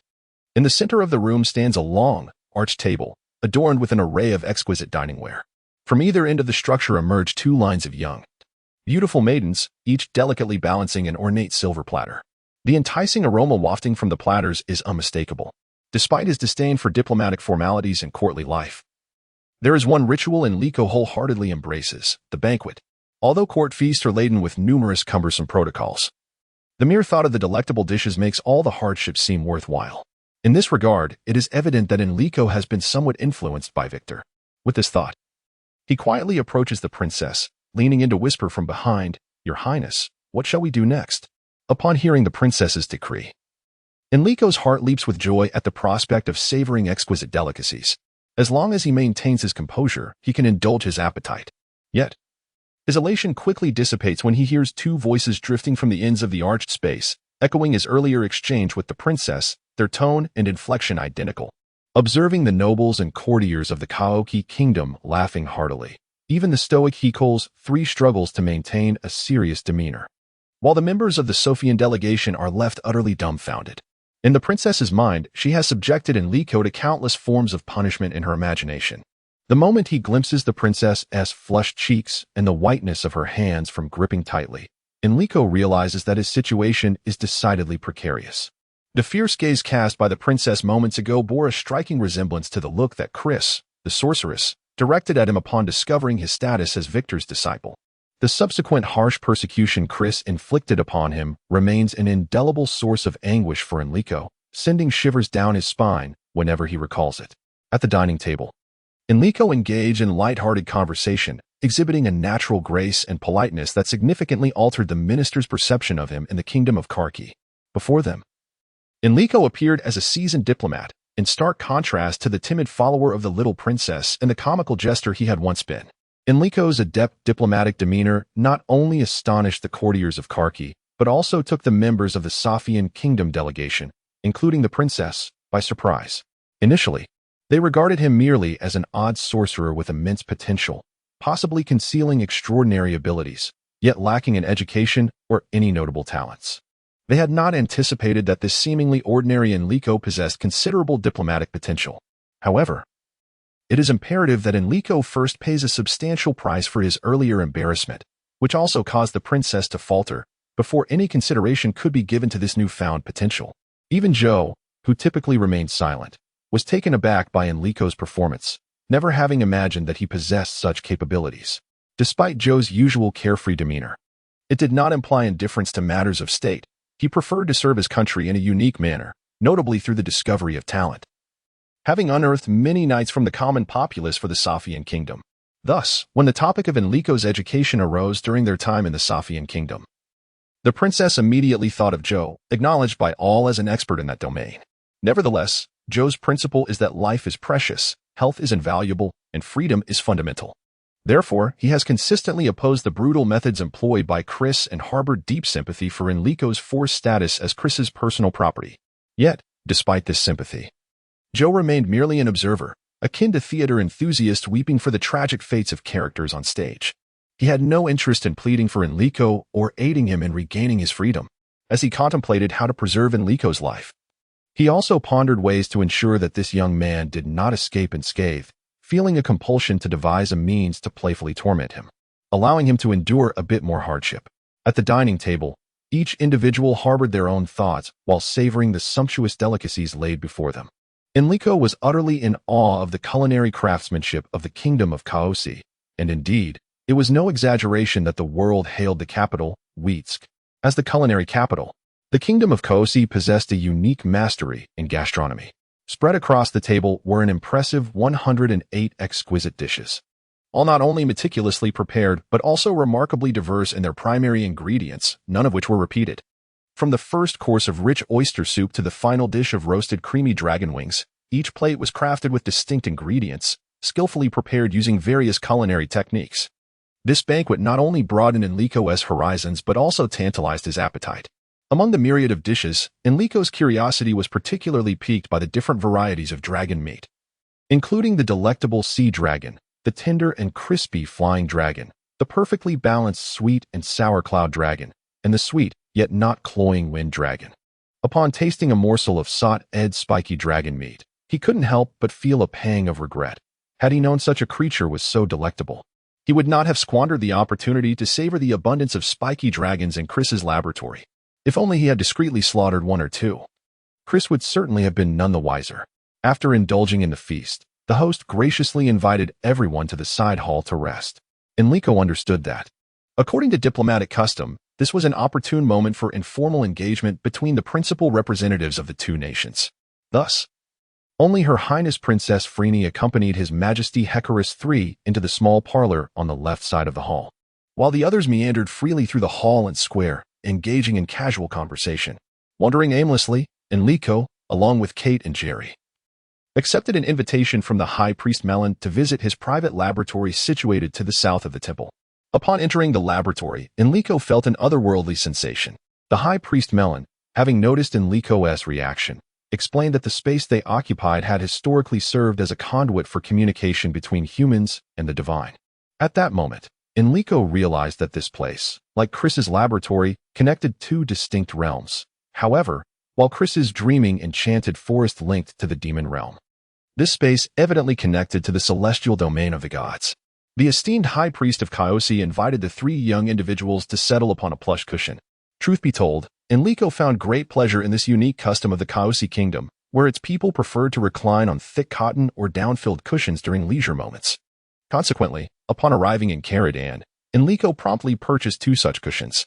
The four of them rested while discussing the topic of the Old Wolf. And as the High Priest of the Kaosi kingdom, Melon was particularly attentive to all matters concerning one of the founding heroes, the magical beast Phantosis. After listening to their accounts, the old mage gently leaned back, enveloping himself entirely in the cushion, and relaxed his body as though surrendering to slumber. Indeed, we are aware that your nation is preparing for war, Kate remarked succinctly. Yes, ever since my old friend Ross passed away, the entire country has been descending into conflict. A person of your esteemed stature should be able to make a formidable contribution towards peace, Kate added thoughtfully, if you are willing. I understand your sentiment. Everyone desires their nation to flourish, and I am no exception. However, true prosperity does not stem from the conquest of others through overwhelming military might. This is a notion I grasp far more profoundly than you might, the old mage replied.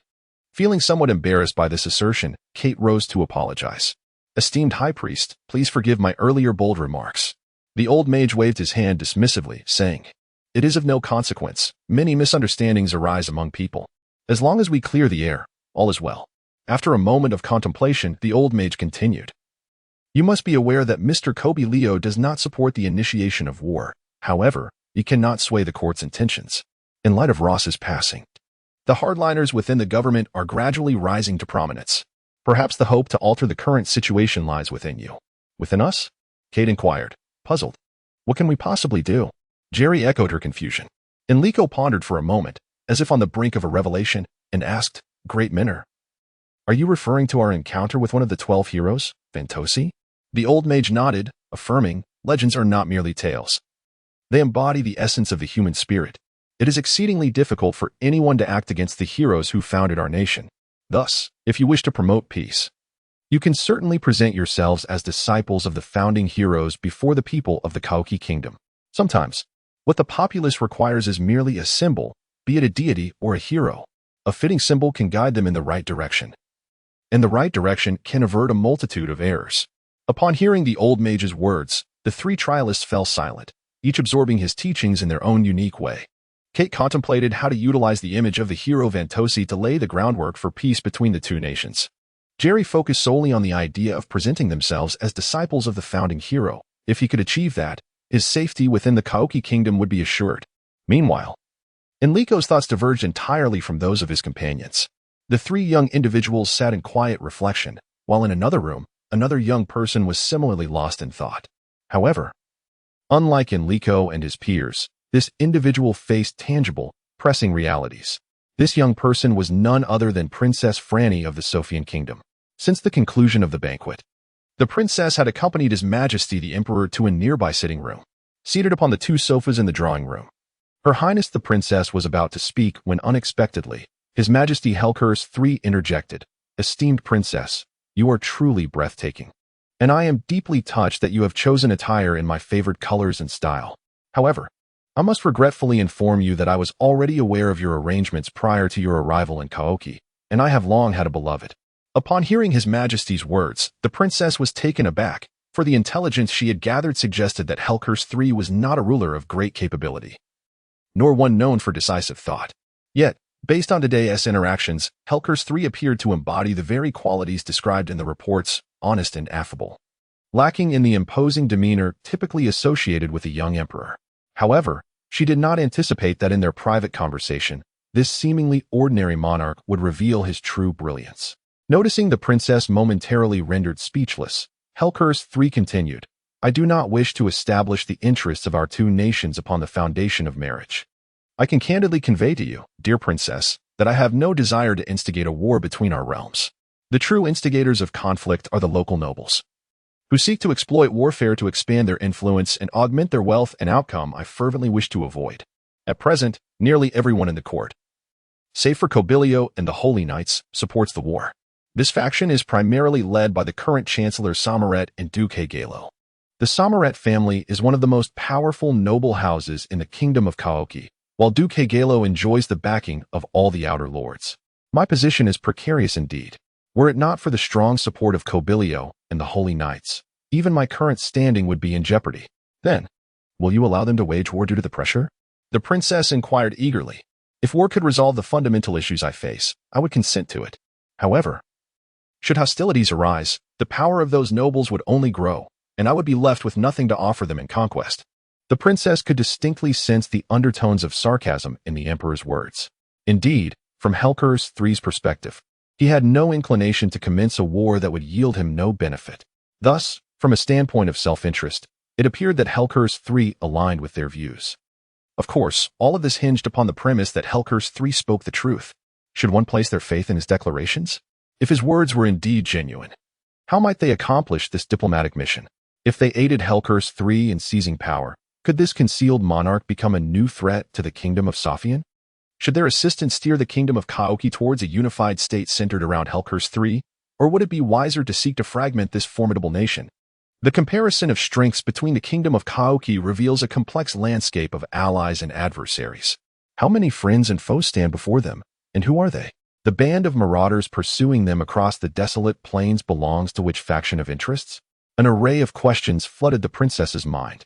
For the first time, she felt the limits of her abilities in the face of such daunting challenges. She had always believed herself to be a wise leader and a natural diplomat, diligently overseeing every matter, which had indeed earned her numerous accolades. Yet, in contrast to the enigmatic Emperor Hecors III, she felt profoundly inadequate in the realm of leadership genius. The trials and tribulations of the journey had also unveiled her naivety. Without the support of figures like Joe and Madosh, she might have perished long ago in the wilderness. Now, confronted with an overwhelming array of dilemmas, she yearned for the presence of either Joe or Madosh, perhaps for the first time. She doubted whether her decision to lead this diplomatic mission was, in fact, a grave error. The informal meeting concluded rather swiftly, with Emperor Hecors III merely outlining the predicaments he faced, leaving the princess in a state of distress. Prior to conferring with Joe and the others, she had not a single inkling of the complexities at hand. After a courteous exchange of diplomatic pleasantries, she took her leave, expressing gratitude for the emperor's generous hospitality. However, upon glancing around, she noticed the absence of Enrico and, after scanning the room, realized that those three insufferable miscreants, whose antics could tarnish her kingdom's reputation, had indeed vanished.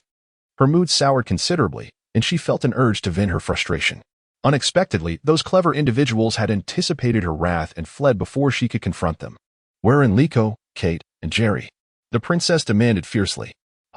I suspect they took the opportunity to escape, she retorted indignantly, grasping the crux of the matter. Truly. The princess found herself genuinely admiring her uncle's cunning. How devious and malicious it was to weave such accusations. The sentiment shared among the assembled diplomats was a fervent hope to avoid falling into the clutches of this treacherous uncle. Except for Kite, a steadfast descendant of knights whose faith had never wavered. The other two had repeatedly contemplated the possibility of fleeing abroad to seek political asylum, a reflection of their mercantile upbringing. Perhaps.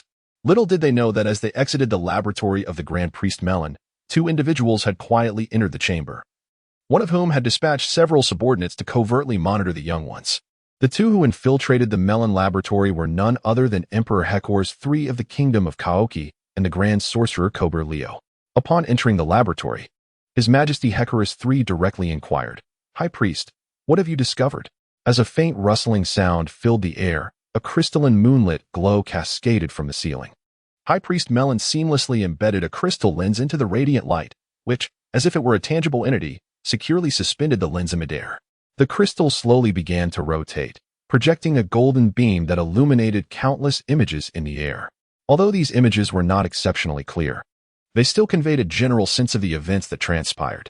To their astonishment, the scenes depicted the encounter between Enrico and the Old Wolf, each moment vividly illustrated through the golden light.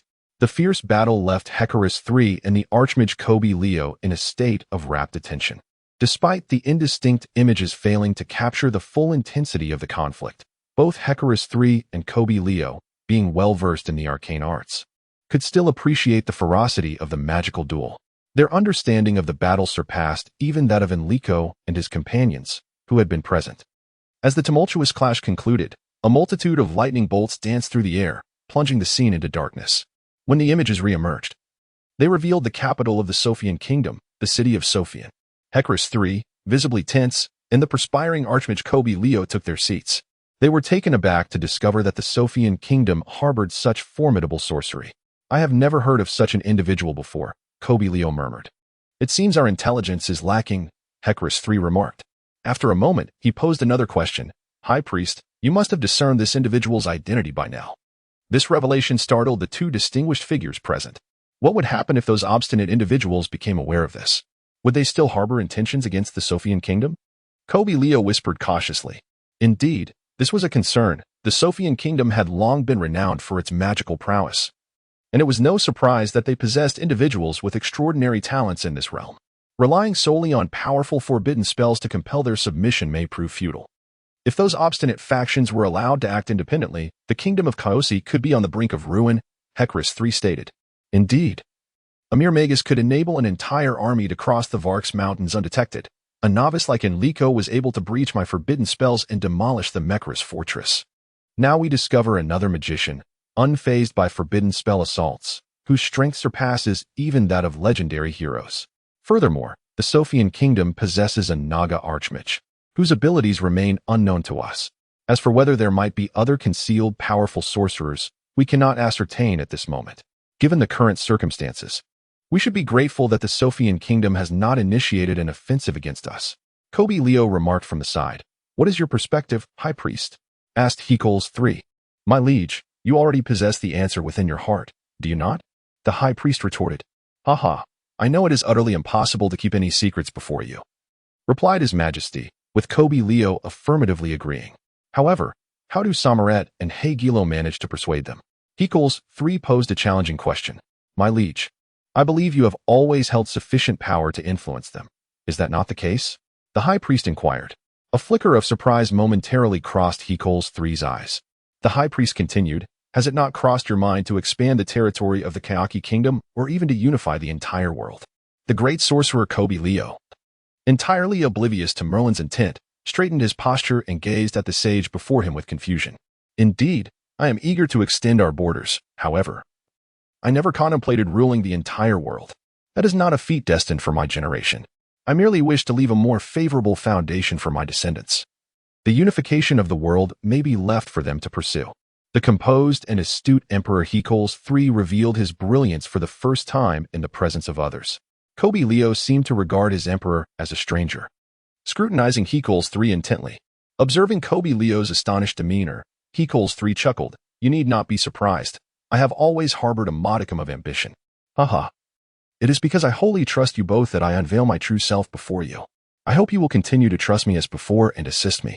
So, does it follow that Samaret and Hegelo, the hardliners, are equally loyal to your majesty? Inquired the great sorcerer Kobe Leo. No, they each harbor their own thoughts and interests. I merely exploit their ambitions appropriately to propel my desired objectives. Hecals III smiled. Suddenly, Hecals III turned to High Priest Merlin and asked, Mr. High Priest, could you prophesy for me what the future holds? High Priest Merlin silently rose, gently covering his face with his hands, and began to emit a soft, low chant.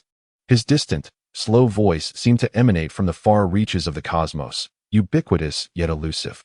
As the somber chant resonated, the crystal mirror suspended in midair began to revolve slowly.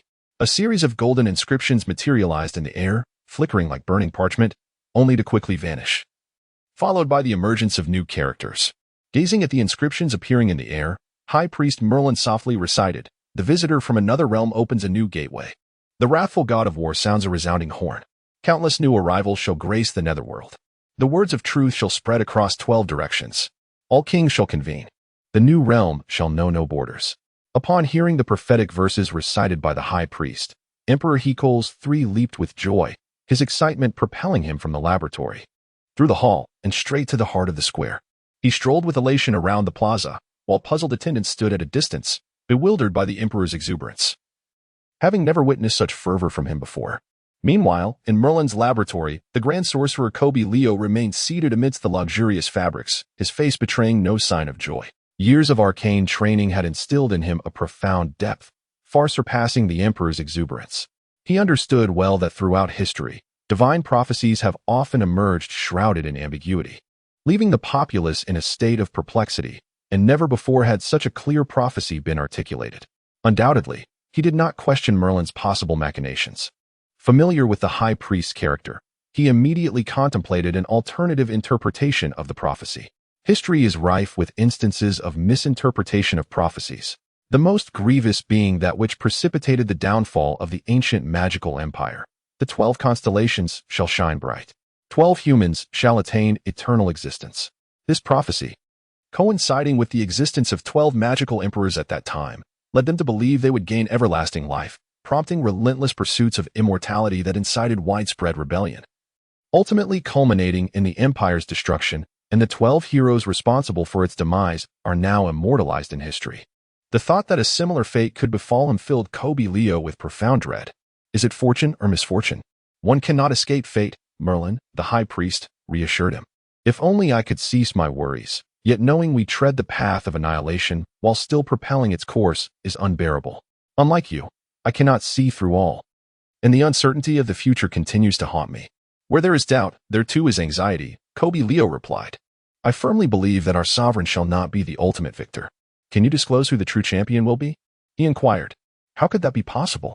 Kobe Leo pondered skeptically. After a moment's reflection, He posed another question that had long occupied his thoughts. What constitutes the truth? You shall soon discover. The truth will soon manifest in arcane. Merlin, the high priest, replied with a smile. Then, could you reveal who the orchestrator of the Wheel of Fate truly is? Leo asked with concern. Yet, he held little hope, for since time immemorial, oracles have been prone to obfuscation, and after years of acquaintance with Merlin, he was well aware that the high priest shared this propensity. Indeed, the high priest chuckled and said, the wheel of destiny cannot be driven by a singular individual. Without you, me, and our sovereign, how could we possibly propel this heavy wheel? Before me stands the high priest, whose smile resembles that of a cunning old fox. And the sorcerer Leo finds himself utterly at a loss. It proves exceedingly difficult to extract clear and reliable information from the oracle's lips. These individuals either provide vague hints or offer answers that are easily misinterpreted. Many precise prophecies are only confirmed long after the events have transpired, leading Leo to ponder whether it might be more fitting to regard these so-called oracles as riddlers or political commentators instead.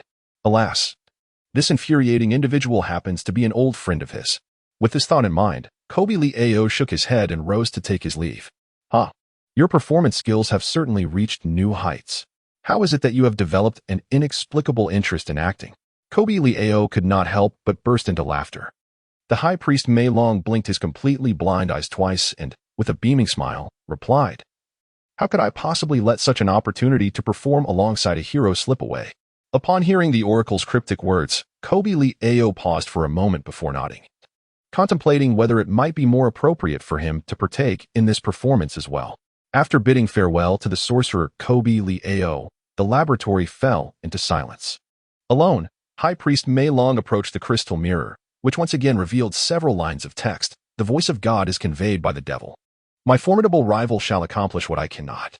Order and chaos shall merge into one. The high priest fell into deep contemplation, despite being a divine emissary.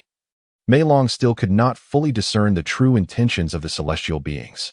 He understood only that the gods intended to employ those three young individuals to propel the wheels of fate forward. And he sensed profoundly that the axis of this fate lay firmly in the hands of the young man named Enrico. In his heart, he harbored doubts that Enrico might be a divine emissary like himself, albeit possessing the powers of the demon race. The high priest could even surmise which demon clan lay behind Enrico. The only rival in the life of the god of wisdom, a Charlatan Sakat, was known as the brain of the demon race, the elder Mostraceo Fis. Now, Enrico bore the gravest stain upon his existence. And the two promising young individuals certainly did not wish to see their bright futures tarnished. Among them, the one most troubled by this matter was Kite, who had always valued reputation above all else. For Kite, this was far more terrifying than the prospect of losing his life. The three desperate young men wandered aimlessly through the streets of Vitebsk. Vitebsk, truly the center of the world, boasts a level of prosperity unmatched by any other nation. Even a thriving metropolis like Sophian pales in comparison to Vitebsk. In Vitebsk, 7 palaces are arranged in order along the city's central axis. And this cluster of palaces represents but a small fraction of the vast city. Indeed, Vitebsk can be said to consist of countless squares. In front of each palace complex lies a square, and at the heart of the upscale residential areas, one can find similar plazas. The intersections of commercial streets, too, culminate in grand squares, and even in the more modest neighborhoods, one can encounter a small square. Each of these squares is adorned with an array of statues. The larger squares can be likened to exhibitions of diverse sculptural works, while the medium-sized squares, though less populated with statues, showcase sculptures that surpass those in the grand squares in both thematic depth and artistic merit. Even the smallest of squares do not neglect to feature a statue of the earth goddess or similar common motifs, albeit crafted from ordinary stone materials. As Enrico and his companions traversed one square after another, they marveled at the various sculptural forms. Each individual, influenced by their surroundings, possessed a distinct taste in sculpture. For instance, Kate had a penchant for statues depicting heroic themes, which were predominantly cast in bronze. In stark contrast, Jerry found little interest in these dark, lustrous figures. Instead, he gravitated towards sculptures of angelic assemblies, forest goddesses, shepherdesses, and their flocks, particularly admiring those carved from white marble. Enrico's perspective was neither that of Kate's idolization of heroes nor Jerry's leisurely appreciation. He merely found himself drawn to sculptures with a semblance of realism, such as the Thinker and another statue of an archer, both of which he favored. However, they shared a unanimous admiration for the 12 triumphal arches. As they walked along the Avenue of Triumph, passing each arch in succession, they were captivated by the countless reliefs and sculptures that adorned their surroundings. Each arch was a breathtaking masterpiece, and the elegant, curvilinear forms of the arches equally captured their attention, complemented by the white marble pavement. Even a discerning observer like Jerry could not help but praise the beauty. Proceeding south along the Avenue of Triumph, they entered the upscale residential area of Vitebsk, where most of the nobles resided. The broad streets were lined with sycamore trees, and countless carriages traversed the thoroughfare.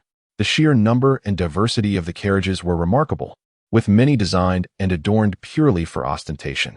In this regard, Kate and Enrico were less captivated, while Jerry was utterly entranced, frequently exclaiming in admiration. Within these affluent neighborhoods, a medium-sized square could be found every 200 to 300 meters. These squares boasted pleasant environments, yet regrettably, their arrangements were rather haphazard, with many sculptures carelessly placed. Although each sculpture was an outstanding work of art, their clustering together lacked a unifying theme or hierarchy, creating a sense of discord. Each statue bore the names of their donors, most of whom were nobles and aristocrats. The themes of these sculptures predominantly catered to Jerry's taste, while Enrico and Kate exhibit a similar lack of interest. Strolling along the streets of the upscale residential area, one occasionally encounters one or two exquisitely adorned hotels or cafes, where 2 or 3 fashionably attired patrons sit leisurely. Had Enrico not indulged in a sumptuous feast, he would have contemplated entering to savor the local delicacies. Exiting the affluent neighborhood leads directly to the most renowned commercial street in Vitebsk, flanked on both sides by a plethora of shops. Due to its central location among various nations, the Kingdom of Kyoshi boasts an array of goods from around the globe, many of which even the worldly Jerry fails to recognize. Jerry finds himself particularly captivated by the items hailing from the east. The exquisite porcelain and lavish silk from the Kingdom of Montida often render him spellbound. Moreover, he discreetly purchases a bottle of Caranda perfume. When Enrico and Kate glance at the price of the fragrance, they are left utterly astounded. It appears to them an astronomical figure. Yet, upon exiting the store, Jerry repeatedly insists that the perfume was indeed a bargain. This bustling commercial street, adorned with an abundance of diverse merchandise, also holds treasures that delight Kate. In an antique shop, she discovers 2 finely crafted rapiers from the Principality of Salamis, renowned for its mountainous terrain in the northwest and its rich mineral resources. There, a special metal known as cloud gold is produced, and the mere addition of a trace of this metal to ordinary steel greatly enhances the hardness and flexibility of the finished product. However, due to its rarity, weapons crafted from this metal are exceedingly difficult to find, making Kate's encounter there all the more serendipitous. She empties her purse and, with Jerry's financial support, ultimately acquires one of the rapiers. Witnessing Kate's devotion to the sword as if it were her lifeblood, Jerry struggles to comprehend the necessity of expending such a fortune on a mere weapon. The commercial streets of Vitebsk are interconnected, separated only by a central square. Some of these streets offer a dazzling array of goods, while others are dedicated solely to a single category of merchandise. There are also streets that, despite their varied offerings, clearly present items beyond the means of the average person. Jerry and Kate particularly favor these locations, after accompanying them through several similarly upscale commercial streets. Enrico suggests they part ways to explore their preferred venues. Eagerly, Jerry and Kate continue together, while Enrico borrows 20 gold coins from Jerry before departing. As he traverses the commercial avenues, Enrico heads towards his favorite locales. In contrast to the opulent shopping malls, he finds himself drawn to the quaint markets nestled in serene alleyways, where stalls display an assortment of trinkets priced at merely a copper or 2. And handcrafted bamboo and wooden ornaments captivate his interest. Despite these streets belonging to the most modest architectural clusters in the entirety of Vitebsk, they remain significantly more aesthetically pleasing than the majority of buildings in most cities. The residential homes lining the streets are predominantly multi-storied, with single-story houses being a rare sight. Between every 2 or 3 streets lies a small square, evoking in Enrico a sense of nostalgia for the square of his hometown. At the center of Vitebsk squares, one can often find 1 or 2 statues. Although these statues lack artistic value, the local populace goes to great lengths to adorn them, planting flowers around their bases or tying colorful ribbons to them. Such embellishments imbue these humble sculptures with a vibrant life, a warmth that the prestigious artworks displayed in grander squares could never possess.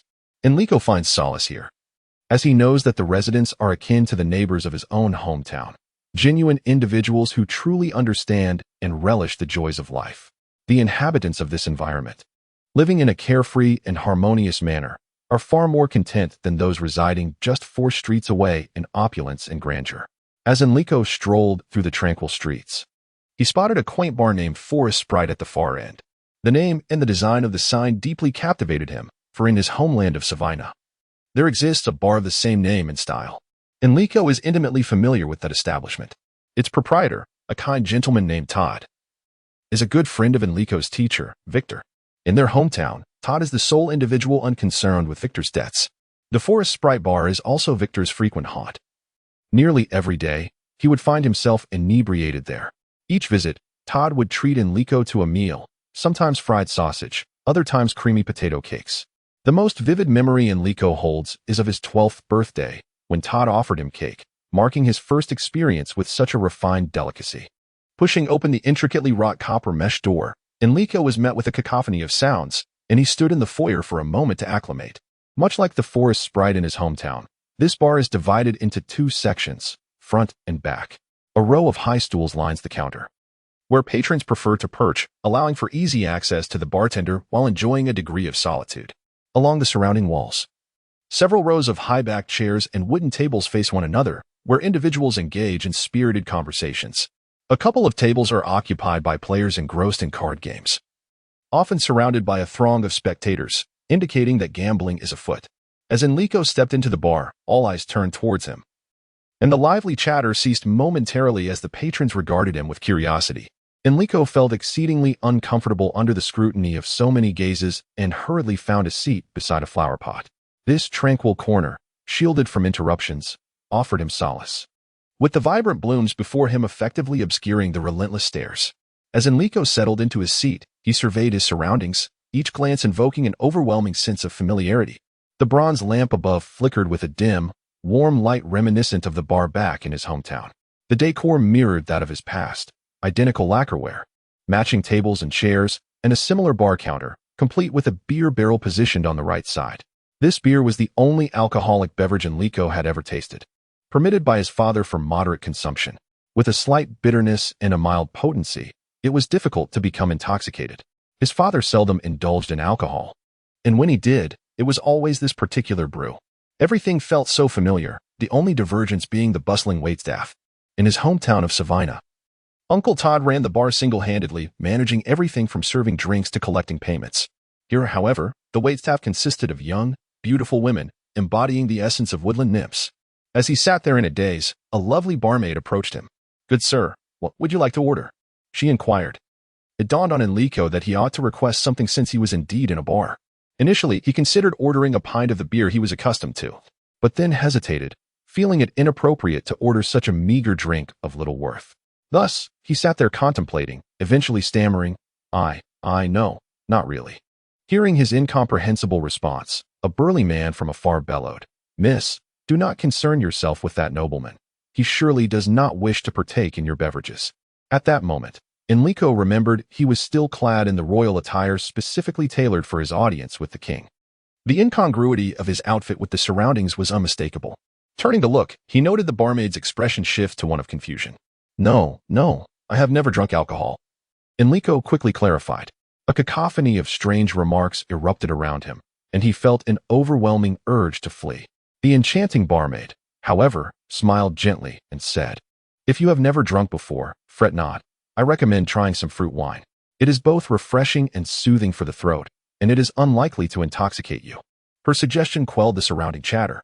Enrico expressed his profound gratitude with a soft thank you. The barmaid smiled at him once more before turning to leave. After what felt like an eternity, she returned, bearing a glass filled with a ruby-red beverage that exuded a delightful fruity aroma. As she gently placed the drink upon Enrico's table, he hastily produced a gold coin and laid it before the young lady. Observing the coin, she smiled and remarked, "Sir, this coin could procure an entire barrel of such fruit wine. Yet, I find myself with only this coin." Enrico stammered in a fluster. "Aha! The young nobleman is flaunting his wealth," bellowed the burly man who relished in mocking others. The barmaid, undeterred by the incessant grumbling of the man, turned to Enrico and said, "Sir, if you lack change, fret not, simply note it down here. You may settle the account upon your next visit." Are you not concerned that I may not return? Enrico inquired with curiosity. Aha! This lad is unaware that this is the hallmark of the Forest Fairy Tavern. Another voice called out from the crowd. Indeed, here we can indulge in drinks on credit, the young lady explained. Then you must incur substantial losses, Enrico chuckled. Nonsense. We are not so shameless, unlike you nobles. The burly man shouted as he approached Enrico. Sir, the young lady interjected, stepping forward to block the man. I have already mentioned.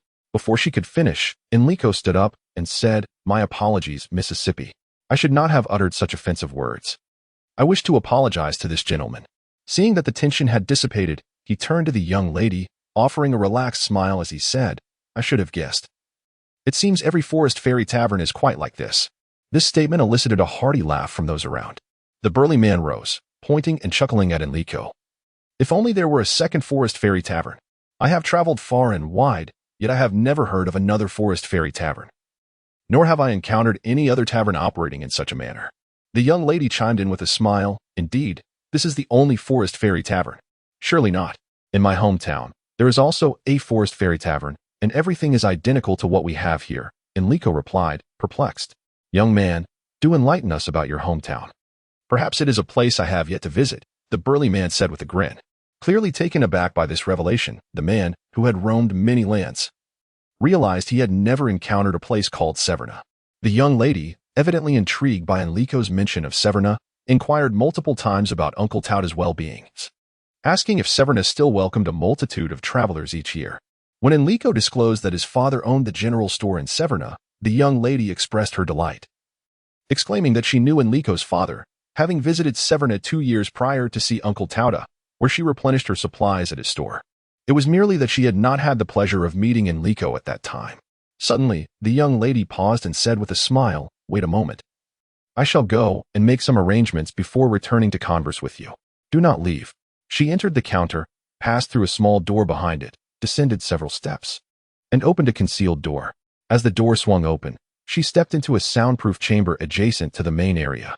In the darkness, she deftly located a rope and gently tugged on it twice. After a brief interval, the sound of footsteps echoed, and a tall, slender, middle-aged man entered. What is it? He inquired. The young lady suddenly recalled something and instructed, additionally. You must immediately contact the team leader and inform him that this Enrico is from the Severna of the Kingdom of Safian, and he is acquainted with Todd of the same kingdom. Please seek the team leader's guidance on how to handle this Enrico. Understood, the middle-aged man replied, turning swiftly to exit. In the ensuing darkness, the young lady stood alone. Above her, in the bustling bar, another individual sat in solitude. Since the young lady's departure, Enrico seemed to have lost something, sitting dazed in a dim corner. Feeling a profound sense of ennui, he lifted his drink and took a slow sip.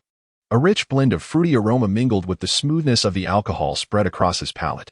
The flavor was delightful yet not overpowering, providing a refreshing sensation. As Enrico savored his drink, he listened to the conversations around him, which had become his sole means of passing the time. Perhaps it was due to his noble attire or the knowledge of his Safian heritage that the discussions revolved around political matters seldom broached by the common folk. Indeed, for the ordinary citizens, politics seemed a distant realm, devoid of any influence they might wield. How do you know war is imminent? Someone across from him asked. Unlike you, who has never left Vitebsk, the great nobles from the outer provinces are intensifying their military drills, and taxes have doubled across the regions. Is that not indicative of impending conflict? Replied a burly man. However, it appears that the capital remains oblivious, another remarked. Some say it is because Lord Kobolyeo and our emperor do not desire war, an elder's voice chimed in. What good is their reluctance? The chancellor seeks war. The nobles in the city yearn for conflict, the great lords from the outer provinces crave it, and the industrial magnates are eager for it, the burly man asserted. Indeed, through war, they can acquire new lands and riches. It is only through conflict that the great nobles can ascend the ranks and amass wealth. While the industrialists can obtain cheaper goods, the elder added. Immediately, others echoed this sentiment, stating, You speak wisely, elder. The city's nobles aspire to promotion. The outer lords seek power, the business leaders yearn for fortune, while we common folk are left to ponder our limited prospects. A sharp voice remarked. Do not entertain any thoughts. Merely fulfill your duties as a soldier, pay your taxes, and contribute your share. Ascend the ranks and amass wealth? Do not even consider it. Indeed, disregarding the millions of troops stationed in foreign territories, Even in our capital, Vitebsk, there are hundreds of thousands of soldiers. Even if we conquer one or two nations, the spoils would scarcely suffice for division among them. The elder concurred with the speaker's perspective. You fail to comprehend. War claims lives. And it is a matter of who possesses the greater fortune to survive until the end. Only those who endure will reap the rewards of the plunder. The burly man stated confidently. Why engage in battle at all? I could simply remain safely behind, allowing others to charge ahead, another individual inquired. My friend, you surely have never fought in battle. During warfare, one is bound by military orders, should you desire to shirk your duty out of fear. You need not wait for the enemy to slay you. Your own commanders will deliver the fatal blow. The military decrees of our Kaoki kingdom are exceptionally stringent. Despite the haughty demeanor of the nobles, all are equal before the commands of war. Those nobles aspiring for promotion and wealth must also wager their lives. The burly man elaborated. This revelation piqued the interest of all present, prompting the elder to inquire, from your words, it seems you are indeed a soldier. Pray tell, are you a knight to be found here? Which knight resembles you? The sharp voice retorted immediately. I was once a knight. Does that suffice? The burly man grumbled, cursing under his breath before lapsing into silence, lowering his gaze to his drink. The once lively tavern grew quiet, the only sounds being the clinking of glasses and the pouring of drinks. No one spoke, and the lively chatter had vanished. As if the preceding discussion had exhausted all topics, leaving the patrons devoid of conversation. The tavern fell into a hushed stillness. This atmosphere proved intolerable for many in attendance. And soon, someone began to seek conversation topics, albeit without much success, as nearby patrons showed little interest or engagement. If war were to break out, do you believe we would prevail? Finally, one individual broached a subject that captured everyone's attention. Of course we would. How could we possibly lose? Our Kaoki kingdom possesses the most formidable army in the world, came a voice from the crowd. The burly man snorted in disdain, retorting, what good is the strongest army? Once war commences, all nations will unite against us. Can a single country contend with the entirety of the world? The individual with the sharp voice, evidently a patriot, responded fervently, are you truly a knight? Not only do we possess the mightiest army, but we also have the most powerful sorcerers. Lord Kobe Leo's forbidden magic is invincible and unassailable. As he spoke, the burly man raised his cup and took a hearty gulp, continuing, we have sorcerers, yet others possess them as well. The kingdom of Safian is renowned for its magic. Who knows what formidable sorcerers they might harbor? Relying solely on forbidden spells to secure victory in battle is utterly naive. His words evidently displeased many in the vicinity, prompting someone to stand and challenge him. Surely you jest. I refuse to believe that anyone can counter the forbidden magic of Lord Kobe Leo. Upon hearing this, the burly man sprang to his feet, ready to unleash a torrent of invective, but was halted by the words of an elderly gentleman beside him. This left Enrico in a quandary. He could hardly proclaim himself the sorcerer capable of rivaling the great Archmage Kobe Leo, the very one who had shattered the Archmage's forbidden magic. It was clear from the previous discourse that Archmage Kobe Leo held immense prestige in the kingdom of Kaoki, nearly idolized by its citizens. To blaspheme such a national icon could incite the wrath of the populace, and Enrico wished to avoid such turmoil. Hearing Enrico's reticence, the crowd around him expressed disappointment. Yet none questioned his words. The tavern soon returned to its previous atmosphere, as if the fervent debate had never occurred. Seated alone in a corner, Enrico pondered the recent discussion. From this animated exchange, he discerned that the common folk of Kaoki were averse to warfare, including the self-proclaimed knight who seemed equally disinterested in a conflict that bore no relevance to their immediate welfare. However, Enrico remained uncertain whether the knight's sentiments were widely shared. Yet, from the conversations, he could distinctly perceive a profound sense of national pride, closely tied to the Archmage Kobe Leo's remarkable personal charisma. Moreover, the kingdom of Kaoki was indeed a society that revered martial prowess, with each citizen invigorated by their nation's strength. In contrast, his homeland, the kingdom of Safian, appeared more preoccupied with individual affairs, where matters of state seldom captured the public's attention, relegating the duty of national defense solely to the military. Compared to Kaoki, Safian was relatively free, open, and equitable, with little animosity between commoners and nobles. In Enrico's recollection, most nobles were not despised. Some were even amiable and well-educated, earning his respect. Of course, there were those among the nobility who were insufferably haughty, yet many affluent merchants exhibited similar traits. suggesting that such arrogance was not exclusively a noble vice. If one were to speak of oppression or deliberate cruelty towards the common folk, Enrico could only recall one noble who embodied such disdain, his mentor, Princess Chris. However, this esteemed princess can only be regarded as an anomaly among the nobility. The mere thought of this sorceress princess sends shivers down Enrico's spine. She has long since become a nightmare for him. The mere mention of her name causes him to tremble uncontrollably and feel a chilling dread. In his mind, the deity Rakdos Clanis and the demon lord Conasathrius pale in comparison to his sorceress mentor. With nothing to occupy his time, Enrico slowly savors the sweet, slightly alcoholic fruit juice before him. 3 meters beneath Enrico's feet, in the shadowy cellar, a barmaid anxiously awaits. She fears that Enrico may lose patience with the slow-moving informant, who has taken an agonizing 2 hours without any sign of progress. For an intelligence network that has been operational for decades, uncovering such trivial matters should pose no significant challenge. Has the informant been discovered during his inquiries, or has something unforeseen happened with the leader, rendering him unreachable? As she is lost in her thoughts, the door to the cellar swings open, and the sound of multiple footsteps echoes. The barmaid's suspicions are aroused. This location is a highly confidential meeting spot, and unless under exceptional circumstances, only the middle-aged man who recently departed should have access. He certainly lacks the authority to admit anyone else.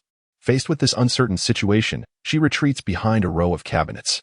Upon reaching the cellar's depths, one of the newcomers ignites a light spell, raising the glowing orb high. The sudden brightness overwhelms the barmaid, prompting her to tightly shut her eyes. After a considerable pause, she finally dares to open them. "Monisa, are you here?" A voice calls from across the room. Hearing this voice, the barmaid's anxiety dissipates, and she steps out from behind the cabinets. "Miss Sherlyn, what brings you to such a place?" Monisa inquires. Before the girl named Sherlyn can respond, the nearby middle-aged man urgently interjects, "Monisa, is Enrico still here?" "How would I know? It has been such a long time, and I cannot keep going up and down. Moreover, according to regulations, others are not allowed in this basement." By the looks of it, Enrico is certainly no ordinary character. "Have you discerned his true identity?" Monisa questions. "Surely not. That individual appears to be just an immature child. Is he truly that formidable?" Monisa asks, bewildered. "Fianna, do you intend to confront him directly?" "If this matter is of such significance, he is unlikely to divulge any information," Monisa dismisses. "Would I be so foolish as to ask him outright? Even if he does not suspect me, others will certainly grow wary." "We should stick to our usual methods," Fianna replies. "Usual methods? It is impossible. If that fellow truly possesses the ability to break the forbidden enchantments of the grand sorcerer Kobe Leo, I fear your old methods would be of little use." Monisa expressed her concerns. Setting a trap is not difficult. That Enrico is rather naive and easily deceived. Moreover, he is not particularly skilled at drinking. A mere addition of some hallucinogenic substance to his drink would surely render him incapacitated. Even without such substances, I am confident I could intoxicate him solely with alcohol. However, who will manipulate and control his mind? Given his strength to resist the grand sorcerer Kobe Leo, even without relying on magical powers, his mental fortitude must be formidable. Who among us can claim the ability to completely dominate such a formidable mind? Monisa inquired. "Do not worry. I will personally take charge this time," Miss Sheeling said with enthusiasm. "In truth, there is no need to forcefully confront his mental strength. We merely need to guide his psyche to induce illusions. Within the realm of dreams, we can discern everything, and by manipulating his memories, we can create false realities to compel him to serve our interests." False realities? What kind of illusions could compel him to serve us? I have not heard of any magic capable of effectively controlling a lucid individual, Monisa questioned, perplexed. "Conscience. If we can make him believe he has committed an unforgivable sin, his own conscience will compel him to serve us. Even if he lacks a conscience, we can still leverage the false memories within his mind to coerce him into submission," Fianna stated. "What unforgivable sin? What strategy do you intend to employ?" Monisa's apprehension regarding the two individuals grew. Fianna and Miss Sheeling exchanged glances, then simultaneously struck a sultry pose, smirking mysteriously. "Of course, we will employ the art of seduction." Monisa gazed at the two playful and alluring girls, feeling an overwhelming headache. These two could genuinely be regarded as true enchantresses, the kind that could leave one utterly captivated, unaware of their demise, the kind willing to barter their very souls, the kind that could devour one whole without leaving a trace. Most alarming was their penchant for stirring trouble. Monisa silently prayed that these mischievous little sprites would not cause any significant chaos. I will go ahead to stabilize him. You two prepare in the guest rooms at the back. If you require anything, simply instruct Linda and the others, Monisa directed. Which two vacant guest rooms are adjacent? You must inform us of that. At least, Miss Schilling queried. Next to the kitchen? Monisa responded. You don't mean you usually handle those providing you with information there, do you? So close to the kitchen for convenience, perhaps? Fianna asked, her tone laced with suspicion. Monisa scoffed. Nonsense. I merely sought to place that location as far from other guest rooms as possible, and the soundproofing near the kitchen is far superior to other areas. Oh, so it is to minimize disturbing others during your activities? Miss Schilling inquired. I see that place remains an ideal locale for silencing adversaries. Otherwise, why would one arrange it so mysteriously? Fiona steadfastly clings to her original convictions. Enough of this nonsense. Let us commence our actions, Monisa declared. Turning to emerge from the shadowy cellar. As she ascended the staircase, she became lost in reflection, unprepared for the realization that after all these years, those two rooms would once again serve such a purpose. Recalling the past, she recognized that she, too, had once reveled in such mischievous antics. Much like those two little tricksters. In those days, she was a veritable forest sprite. Had it not been for that fateful incident, she might have continued to frolic alongside those two mischievous beings. She could only hope that they would not, like her, lose their own souls while stealing the hearts of others, merely thinking of the person who had caused her anguish, who had stolen her heart while simultaneously robbing her of her essence, sent a pang through her heart, an ache of lost spirit. A torment that ordinary folk would refer to as the pain of yearning or the heartache of love. When she first accepted that mission, she had resolved to forsake her lifelong happiness, her family, her friends, her very life, and, indeed, her love. Yet, in that moment, she could never have anticipated the profound sorrow that would accompany the abandonment of love.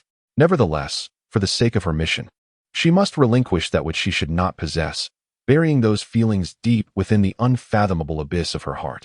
Monisa vigorously shook her head, endeavoring to dispel the tumultuous thoughts swirling within her mind. Exiting the counter, she cast one last glance at the serene Enrico, who sat quietly before her. Gazing upon this bashful and innocent young boy, Monisa found it impossible to associate him with a powerful sorcerer. He bore an uncanny resemblance to her younger brother back home, similar in age, innocence, and naivety. For this boy, who mirrored her sibling so closely, Monisa felt an undeniable reluctance to inflict harm.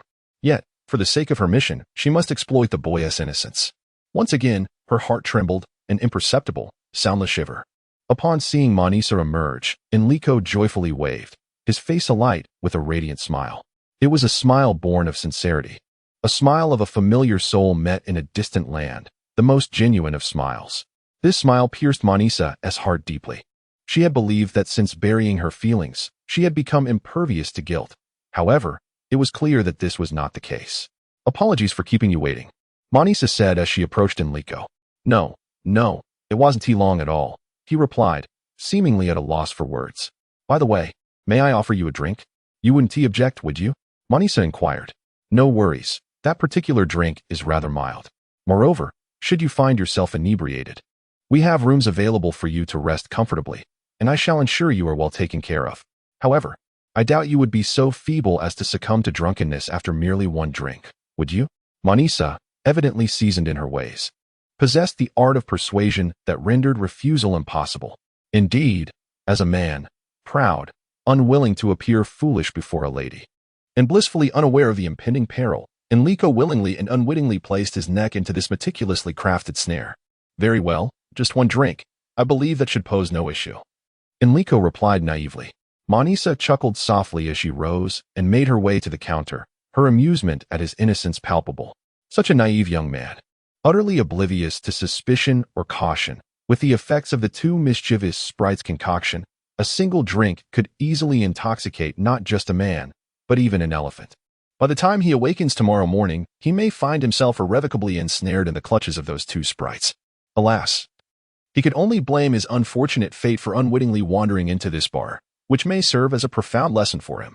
Ascending to the third floor, Monisa turned the corner and immediately spotted Linda, the maid, standing by the door on the left. Linda gestured toward the large door on that side. Monisa opened the door and stepped inside, only to discover that the two sprites had arranged everything within. On the central table lay an ivory pedestal, embedded with a cat's eye stone, shaped like an eye. The stone was crystal clear, its center adorned with radiating crystalline strands resembling a pupil. Manisa gazed intently at this artifact, contemplating that it was indeed the soul eye, a divine instrument bestowed by the god of souls, Mastercar, for the purpose of peering into and manipulating the psyche, precisely as her mentor had described. This artifact, imbued with an aura of mystery and strangeness, echoed her instructor's words regarding Mastercar's status as a heretical deity akin to the underworld god, Lactiscarnes. The cat's eye stone emitted a mesmerizing blue glow, casting the surroundings in an eerie cerulean hue, rendering the two sprites even more enigmatic, as if they were grotesque beings from the abyss. Upon Manisa's entrance, Miss Shieling joyfully exclaimed, "Manisa, we are all set. How about you?" The originally sweet and charming smile appeared sinister and duplicitous under the blue light, sending a shiver down Manisa's spine. "Have you prepared the enchanted drug-infused wine?" Manisa inquired. "Look," exclaimed Fianna, raising a glass of vibrant red wine, which, despite being illuminated by the blue glow, still radiated a hue as bright as fresh blood. The most potent hallucinogen, the dreamy rose essence, was infused into the wine.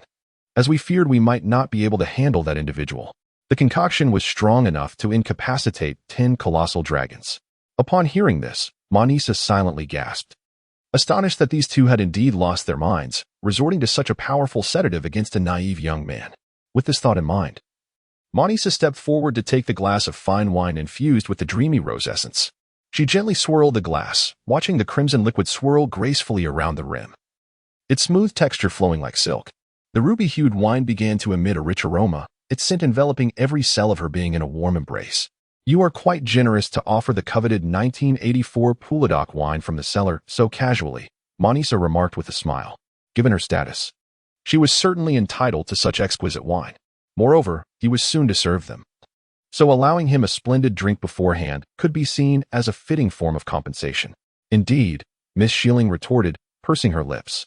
Fine, I cannot argue with you. I shall take my leave. You two should prepare swiftly," Manisa concluded, turning to exit the room. Cradling the precious goblet, Manisa descended the staircase, contemplating the worth of the wine she held. Just the Puladoc wine alone was likely worth 200,000 gold coins.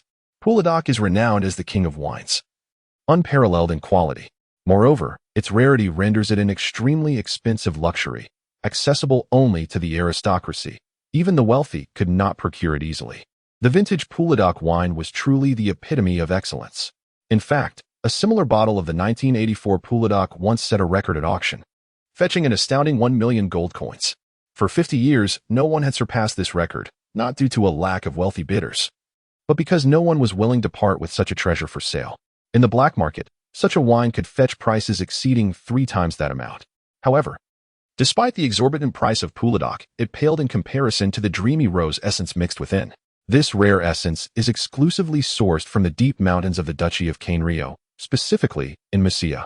Each year, fewer than 20 kilograms of dream roses are harvested, yielding only 2 grams of the essence, thus rendering it a holy elixir. A mere drop of this essence is sufficient to send a wyvern into slumber. The two men claimed the dosage used could sedate 10 dragons, likely requiring no less than 3 grams, if not 5 or 6. This would amount to the total annual production of the essence from Messia. Consequently, the value of this glass of wine could easily reach 5 million gold coins. Upon reflecting on this, Manisa shook her head repeatedly. Enrico, noticing Manisa approaching with a drink in hand, promptly rose to his feet and gently accepted the wine glass. As the glass swayed, an intoxicating aroma wafted towards him. Enrico found himself unaccustomed to such a pungent scent. Truth be told, had he the choice, he would not have even considered touching that exquisite wine, worth enough to buy his entire homeland of Severna.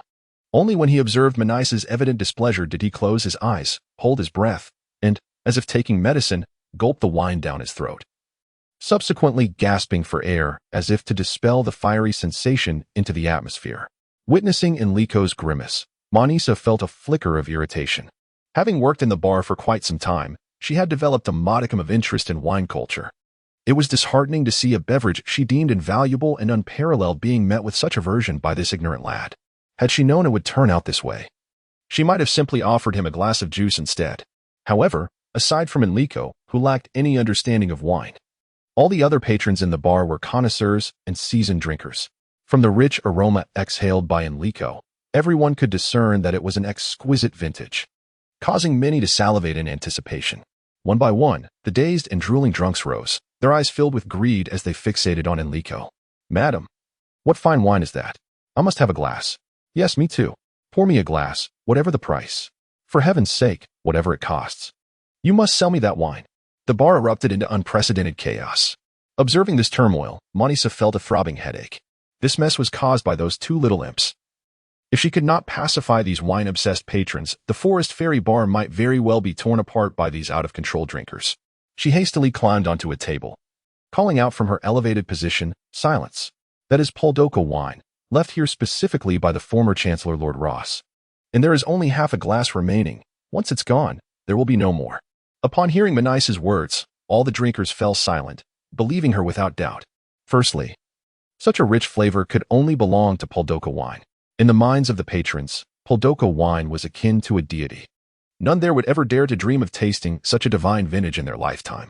The fact that the Forest Fairy bar harbored such a rare gem could only be explained as Monisa had stated.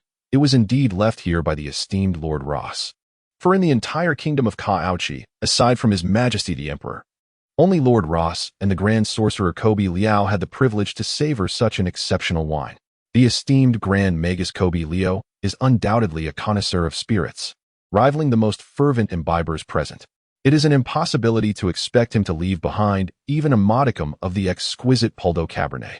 With this thought, the gazes of all present turned with fierce intensity towards Enrico, whose face was flushed, adorably clumsy, teetering on the brink of slumber. A torrent of envy and admiration ignited within the hearts of the intoxicated. How dare this audacious young noble profane their sacred libation, treating such divine wine as mere medicine? Each clenched their fists, yearning to deliver a sound thrashing to the insolent lad. Recognizing the madness in the onlookers' eyes, Monisa understood that leaving Enrico here posed a grave danger. She hastily summoned 2 serving maids. Together, they half-dragged, half-carried the inebriated Enrico behind the bar. It remains unknown who was the first to reach for the goblet that Enrico had recently sipped from. By the time others reacted, that individual had already brought the cup to their lips, ready to indulge. A burly man swung his fist, sending the intruder sprawling, snatched the goblet, tucked it under his arm, and dashed out of the bar, pursued by a cacophony of frenzied drunks, all yelling as they fled into the forest. The bar fell into a hushed silence, devoid of patrons. With great effort, Monisa and her companions managed to drag Enrico up to the 3rd floor. Whether it was the effects of a hallucinogen or merely his drunken state, Enrico had succumbed to a deep slumber. Weary and weak, Monisa called forth the other 2 concealed individuals from the room. Together, they lifted Enrico into the adjacent room on the right. As the trio approached the table, Miss Shieling picked up a silver needle resting on its surface, gently pricking her fingertip, allowing a single droplet of crimson blood to emerge. She meticulously applied the blood to the soul's eye positioned at the center of the table. The blood seeped into the gemstone, traversing the crystalline strands that adorned the cat's eye stone, rendering it a bizarre and mystifying orb, reminiscent of a bloodshot eye. O deity presiding over souls, I extol you. By my covenant with the soul deity, reveal your might. Present this human spirit before us, intertwining our dreams, and allowing me to become a part of his reverie. As he becomes a part of mine, let us exchange our souls and transform our wills. He is the reflection in my mirror, and I, his image in the water. May reality manifest within dreams, and dreams within reality. O divine being, I exalt you, soul deity Mastakar, who encompasses the realms of dreams. As the incantation was recited, the soul's eye emanated a wondrous luminescence of mingled red and blue. With the swift interchange of colors, a mist began to rise, gradually revealing ephemeral impressions within its depths. Through the efforts of the trio, the scenes within the mist became increasingly distinct. When the red and blue hues finally coalesced into a profound shade of violet, the imagery crystallized clearly before their eyes. The 3 individuals ceased their incantation, captivated by the potent allure of the enigmatic artifact. Typically, they could merely envision the innermost thoughts of others within their minds, and such visions were often as nebulous as a dream, perpetually influenced by the erratic mental fluctuations of the target. How starkly different it was to witness an individual's dreamscape so vividly laid before them. This dream was rendered with such clarity that it mirrored reality itself. The trio gazed with keen interest at Enrico's extraordinary reverie. In truth, Enrico was a remarkably innocent soul. His dreams infused with poetic beauty. Within a verdant meadow, a group of individuals joyfully sang and danced. Among them, several figures were unfamiliar to the trio. Yet they surmised these were likely Enrico's relatives and close friends, including a number of royal knights from the kingdom of Sophian, alongside prominent figures from the holy knights of the kingdom of Kaosi. The most striking among them was the tall sorcerer, Kobe Liao. As the three scrutinized the scene, they were astonished to find that even the 12 elite mage guards were present. This individual was indeed exceptional, possessing a wide circle of acquaintances. The rumors appeared to hold true. Isn't he of great utility? Fianna remarked, her thoughts laid bare by Manice's incisive observation. It goes without saying. If this dream truly reflects reality, it is quite possible that the kingdom of Sophian and the kingdom of Kaosi are clandestinely colluding. Should these two nations form an alliance? It would spell significant trouble for us. Fianna swiftly analyzed the situation.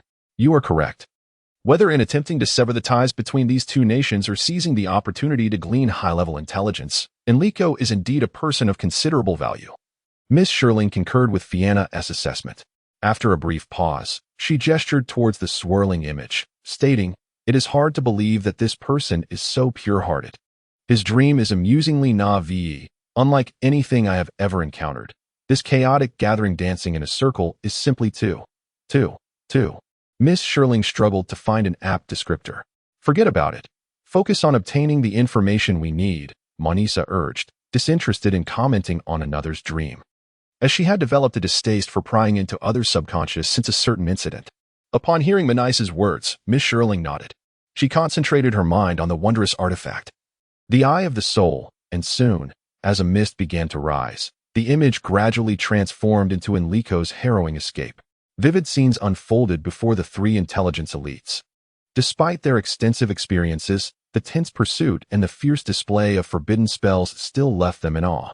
Gradually, as the imagery approached the moment of utmost concern regarding the forbidden spell confrontation, a sudden shroud of black mist enveloped the entire scene. When the mist dissipated, the image had transformed to that of the envoy. "Damn it! What a wretched situation, I cannot see a thing," exclaimed Miss Shiling, uttering a coarse remark that was decidedly unbecoming of a lady. In a fit of exasperation, Miss Shiling repeatedly activated the divine artifact, the soul eye. Meticulously sifting through Enrico's memories, yet each attempt yielded the same result. At the most critical juncture, a cloud of black mist would emerge, obscuring all vision. Observing the infuriated Miss Shiling, Fiona offered consolation. There, do not be so upset. In truth, we have already achieved our objective. Look. We can now ascertain that this fellow has unraveled Kobe Leo's forbidden spell, which is our greatest gain. What more could you desire? Sighing, Miss Shiling retorted. What is there to be angry about? After all, this individual is a sorcerer capable of contending with Kobe Leo. It is entirely reasonable for him to possess some special magic that entirely seals off a portion of his memories. It is hardly surprising. It is already quite remarkable that we have obtained so much intelligence. Manisa chimed in from the side.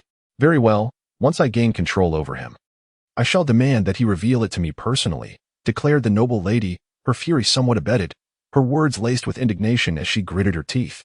She steadied herself and continued to manipulate the artifact. Why does this fellow lack any sense of romance? Why does he prefer such a mundane place? Cannot he envision a splendid palace or a romantic garden? Miss Shiling murmured. This place is quite pleasant as well. It possesses a certain romantic charm. Fiona replied with a smile. Get lost. Do you truly enjoy being in such broad daylight? Miss Shiling trailed off, her words hanging in the air. It is indeed quite romantic. Both Fiona and Manisa exclaimed in unison, exchanging a glance before bursting into laughter, unable to resist the infectious joy of her companions. Miss Shiling soon joined in the merriment. When the trio finally ceased their laughter and regained their composure, they beheld Enrico's dreamscape, which had devolved into chaos. Once again, that mundane and chaotic dream, filled with a hodgepodge of elements, danced before them.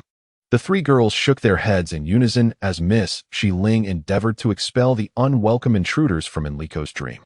Once the dream was devoid of anyone but Enrico, Miss Shiling allowed her essence to merge slowly into his dream.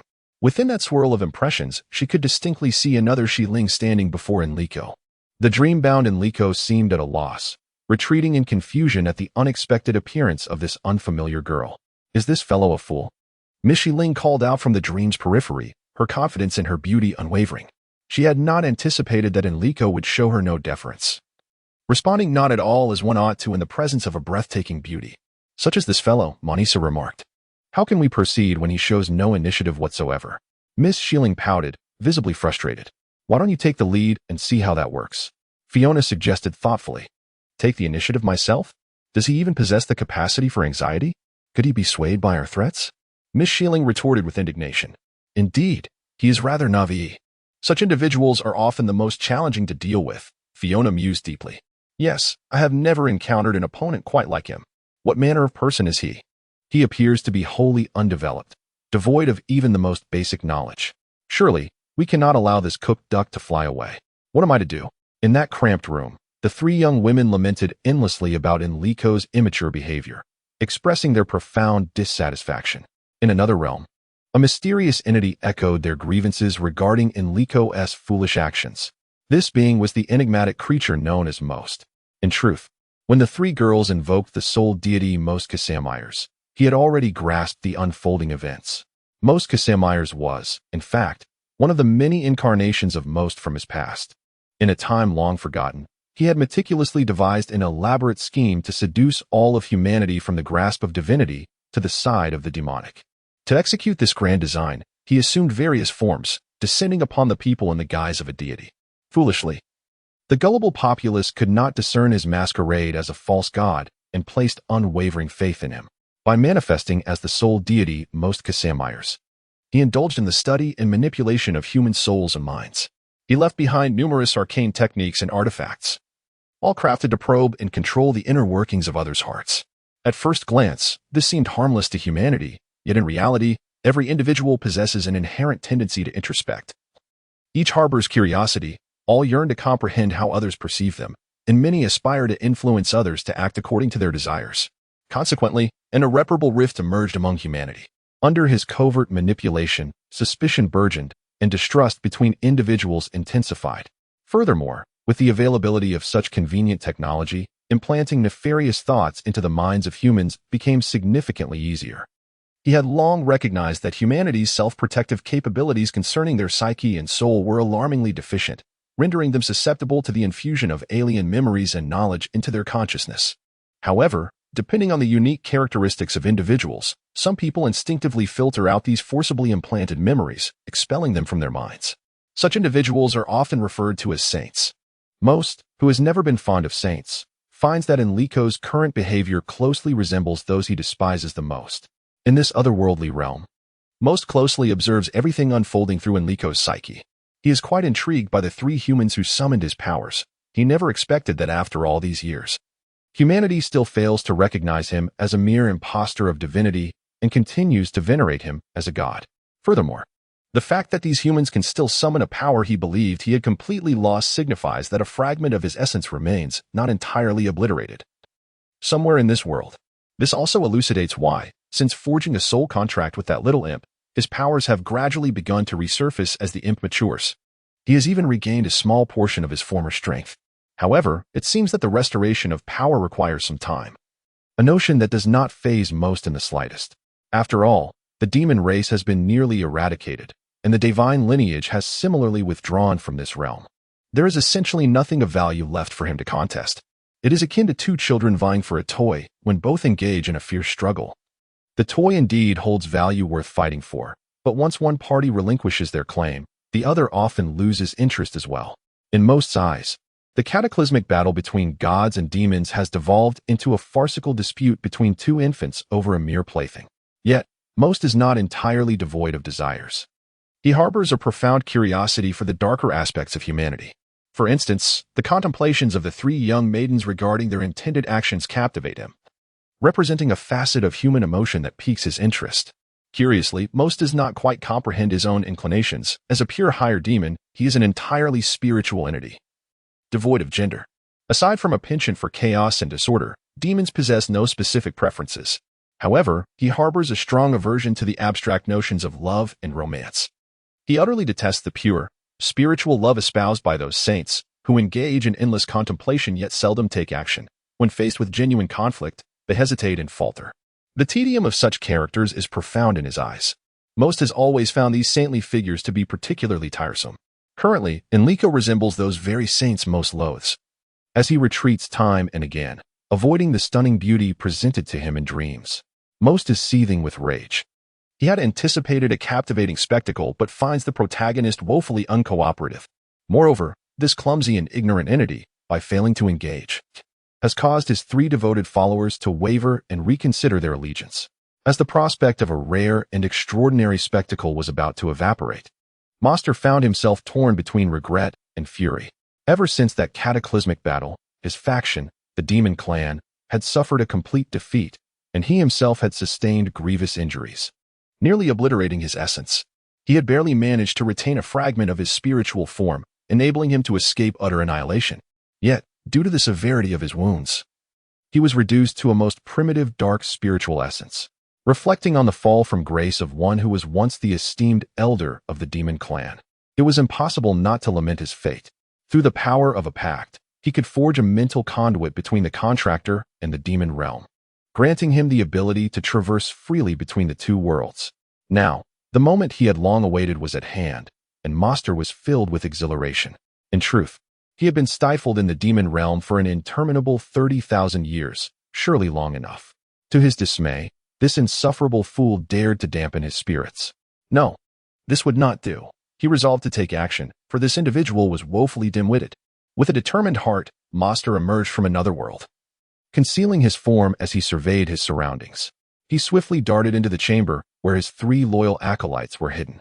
At the center of the room lay one of the many artifacts he had bestowed upon humanity, capable of manipulating spirits. To his astonishment, after millennia, such an object remained intact. A scheme sprang forth from his wicked mind. With the aid of this artifact, he could finally train the utterly tedious soul contractor. Yet, the thought that the once mighty god of souls had been reduced to relying on an artifact of his own creation to exert influence over other souls filled Master with a profound sense of melancholy. He unleashed his sorrows upon Enrico. As a swirling plume of smoke enveloped the room, images reflected from the artifact as soul began to shift rapidly. The 3 devoted followers of the god of souls gazed in astonishment at this unprecedented transformation. What was once a verdant lawn morphed into an expansive, opulent bed adorned with sumptuous royal blue silk sheets and lake green velvet drapes. Upon the bed lay a pair of pink, gold-threaded pillows surrounded by 8 5-branched candlesticks. Through the vivid red curtains draped before the candlesticks, the 2 figures on the bed were bathed in a joyous crimson hue. Manisa, upon a closer look, felt her cheeks flush with embarrassment. There, entwined in a passionate embrace, lay 2 individuals, completely naked.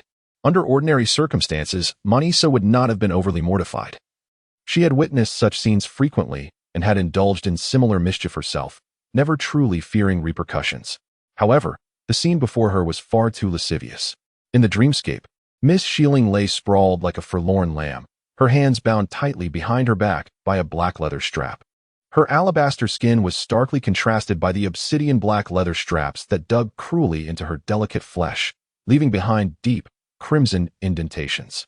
Miss Sheeling's exquisite form was arched backward like a top bow, her expression an enigmatic tapestry of emotions, simultaneously racked with unbearable agony yet steeped in ecstatic rapture.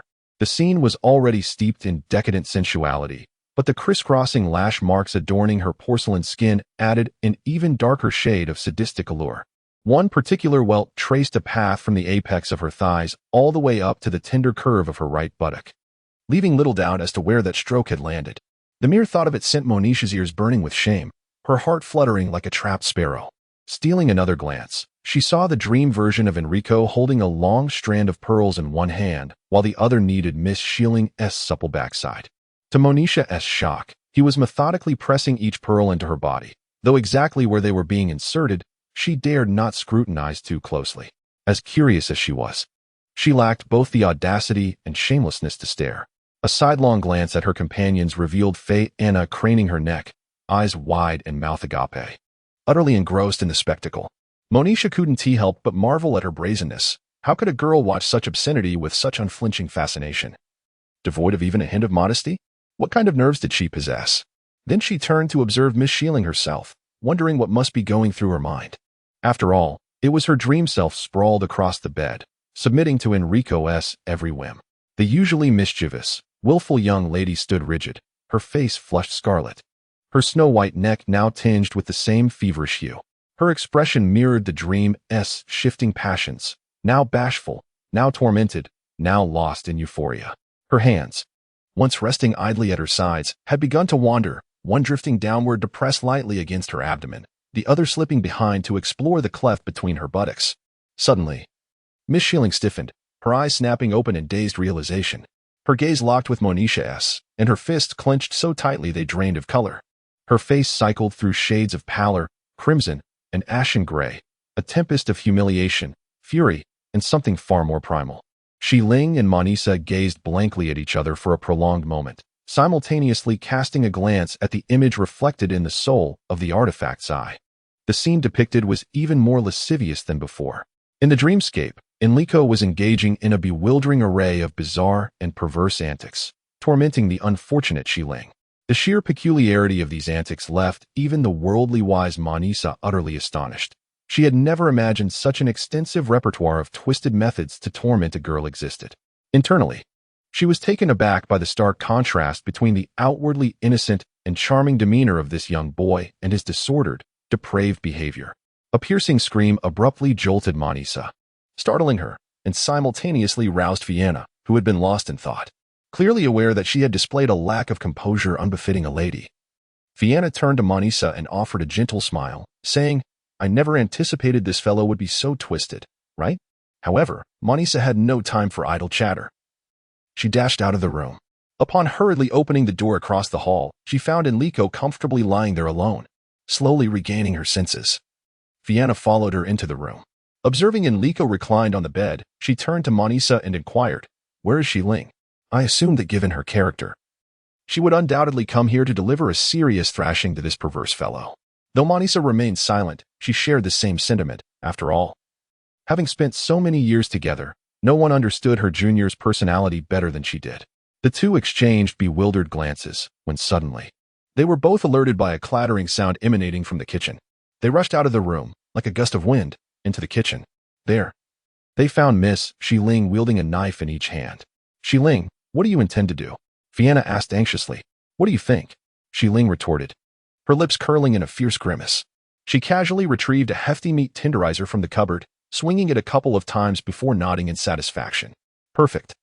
Just the right weight and force. Soon enough, I'll turn this perverted fellow into a meat patty." With that, she hung the tenderizer from her belt and began to stride towards the door. Monisa and Vienna hurriedly rushed forward, each clasping Schilling's waist tightly. "Let go of me. Let me turn that pervert into a meat patty. Let me chop that scoundrel into sauce. Release me. I must uphold justice and eliminate this deviant demon. Let me go. I will slay this fiend. I will cut down this pervert. Kill, kill, kill. Let me go. Hurry. I need to butcher him. I need to chop him. I need to slice him." Schilling brandished her knives, shouting at the top of her lungs, while simultaneously kicking and flailing in a frenzy. Monisa endured several kicks from the frenzied young lady she was holding, along with a few stamps on her feet. However, she still dared not release the frenzied little girl before her.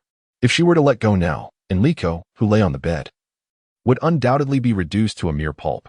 Although this incident had stripped Monisa of any fondness she once held for the exceedingly twisted Enrico, she was not inclined to cause a fatality within her establishment. Moreover, should someone as significant as Enrico perish here, it would undoubtedly attract considerable attention, potentially exposing the intelligence outpost she had painstakingly nurtured for decades. She had no desire to see her years of labor come to ruin. Yet, she could hardly fathom that such a seemingly fragile girl could possess such extraordinary physical prowess and endurance when driven to madness. Monisa and Vienna struggled mightily to wrest the knife from Schilling's grasp, ultimately managing to secure her tightly. Schilling, being young and frail, found herself immobilized by the two older women. Nonetheless, the two courageous young women who accomplished this daunting feat were also drenched in sweat and utterly drained. What to do? They could not continue to restrain her indefinitely. Monisa gasped for breath and inquired of Vienna, "What can I do? Look at her now. Would you dare to let her go?" Vienna retorted, equally exhausted. To this dilemma, Monisa could only remain silent. "No, if I set you down, you will go wild again," Vienna stated bluntly, lacking the strength to see Schilling once more. "Let me go. I have calmed down," Schilling declared with a serene demeanor. "For safety's sake, I believe it is prudent to keep you in this manner. At least this way, you won't cause any more trouble," Monisa interjected. "Do you plan to hold me like this for eternity?" If I truly seek revenge, no one can stop me. Shirling replied coldly. On this matter, Manisa and Fianna were well aware that their younger companion harbored deep grudges. Once wronged, she would pursue relentless vengeance. Thus, none in the vicinity wished to provoke this delicate young lady. Fianna chuckled, breaking the tension with a laugh. Revenge? What do you have to avenge? You haven't truly suffered.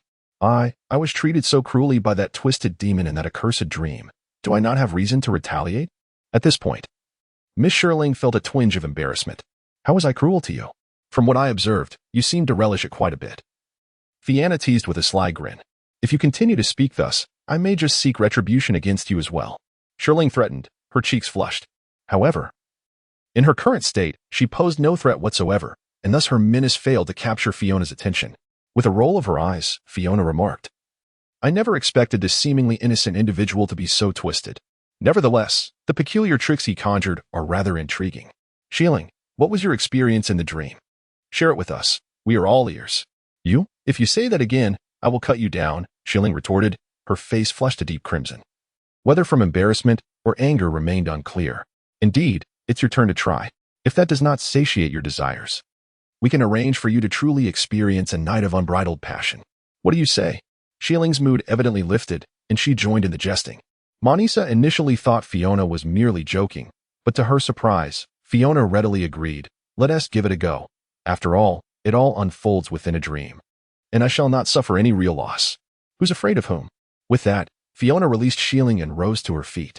Upon witnessing Fiona's determination, both Manisa and Shilling were momentarily taken aback, watching as she entered the previous room. That girl has lost her mind. She must be insane, Shilling exclaimed, shaking her head. Yet, despite her words, Manisa could discern a flicker of something else in Shilling's sparkling eyes.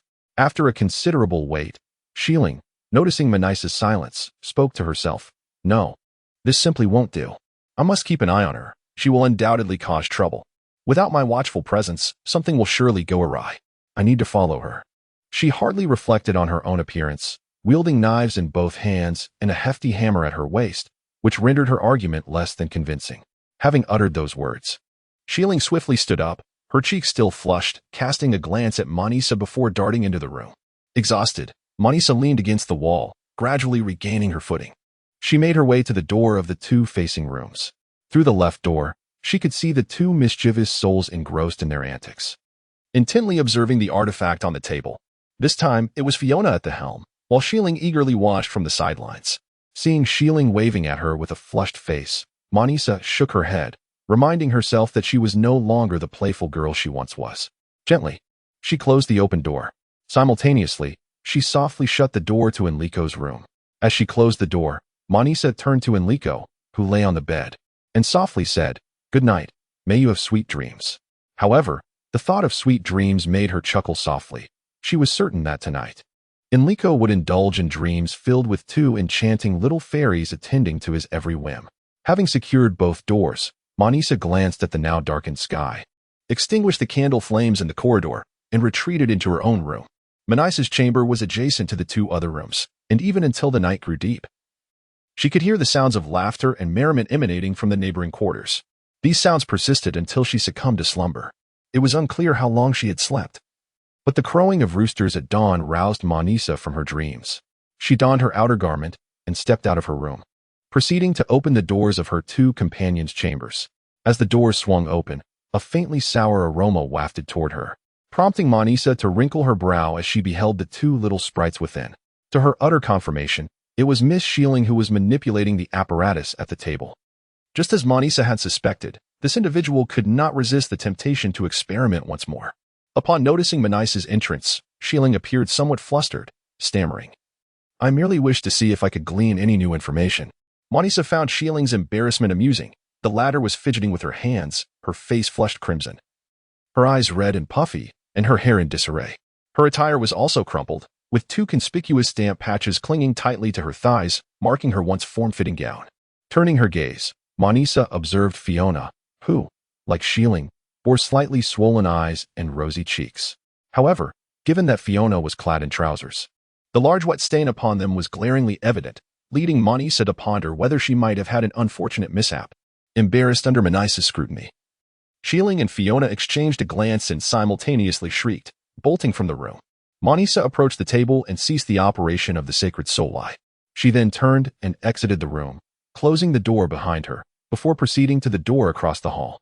Upon entering, she gently roused Enrico, who lay upon the bed.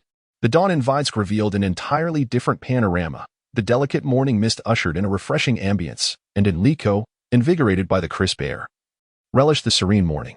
This day, the barmaid of the Forest Fairy Tavern had awakened him early, prompting a swift grooming before urging him to depart. Enrico felt an odd sensation of being thrust into the world, yet the barmaid's warmth dispelled any doubts he might have harbored. As he ambled through the streets, casting his eyes about, he noticed the shops that had opened early, reminiscent of his hometown, where his father would be preparing to welcome the first customer of the day.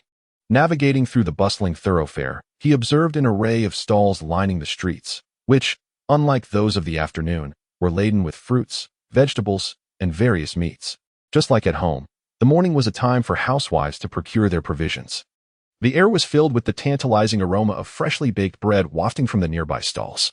Although the lavish feast of the previous afternoon had left Enrico quite satisfied, after a night's repose, he now found himself feeling rather hungry. Originally, he intended to have his breakfast at the Forest Fairy Tavern. However, the enthusiastic barmaid informed him that it was still too early, as they typically indulged in breakfast quite late. Thus, Enrico had no choice but to venture out on an empty stomach. Aside from the peculiar taste of the red wine, he found himself rather content with everything at the tavern. Enrico resolved in his heart to abstain from alcohol in the future.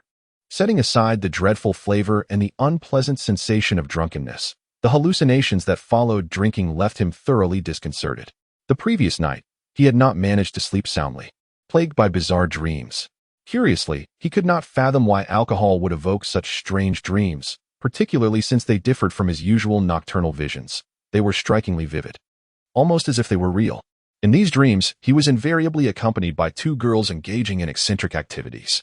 The mere recollection of his actions towards them caused his heart to race and his blood to surge, igniting a warmth within his lower abdomen. Even during the day, the memories of those dreams remained vivid.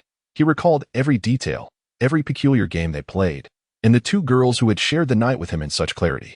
One girl was about his age, while the other was slightly older.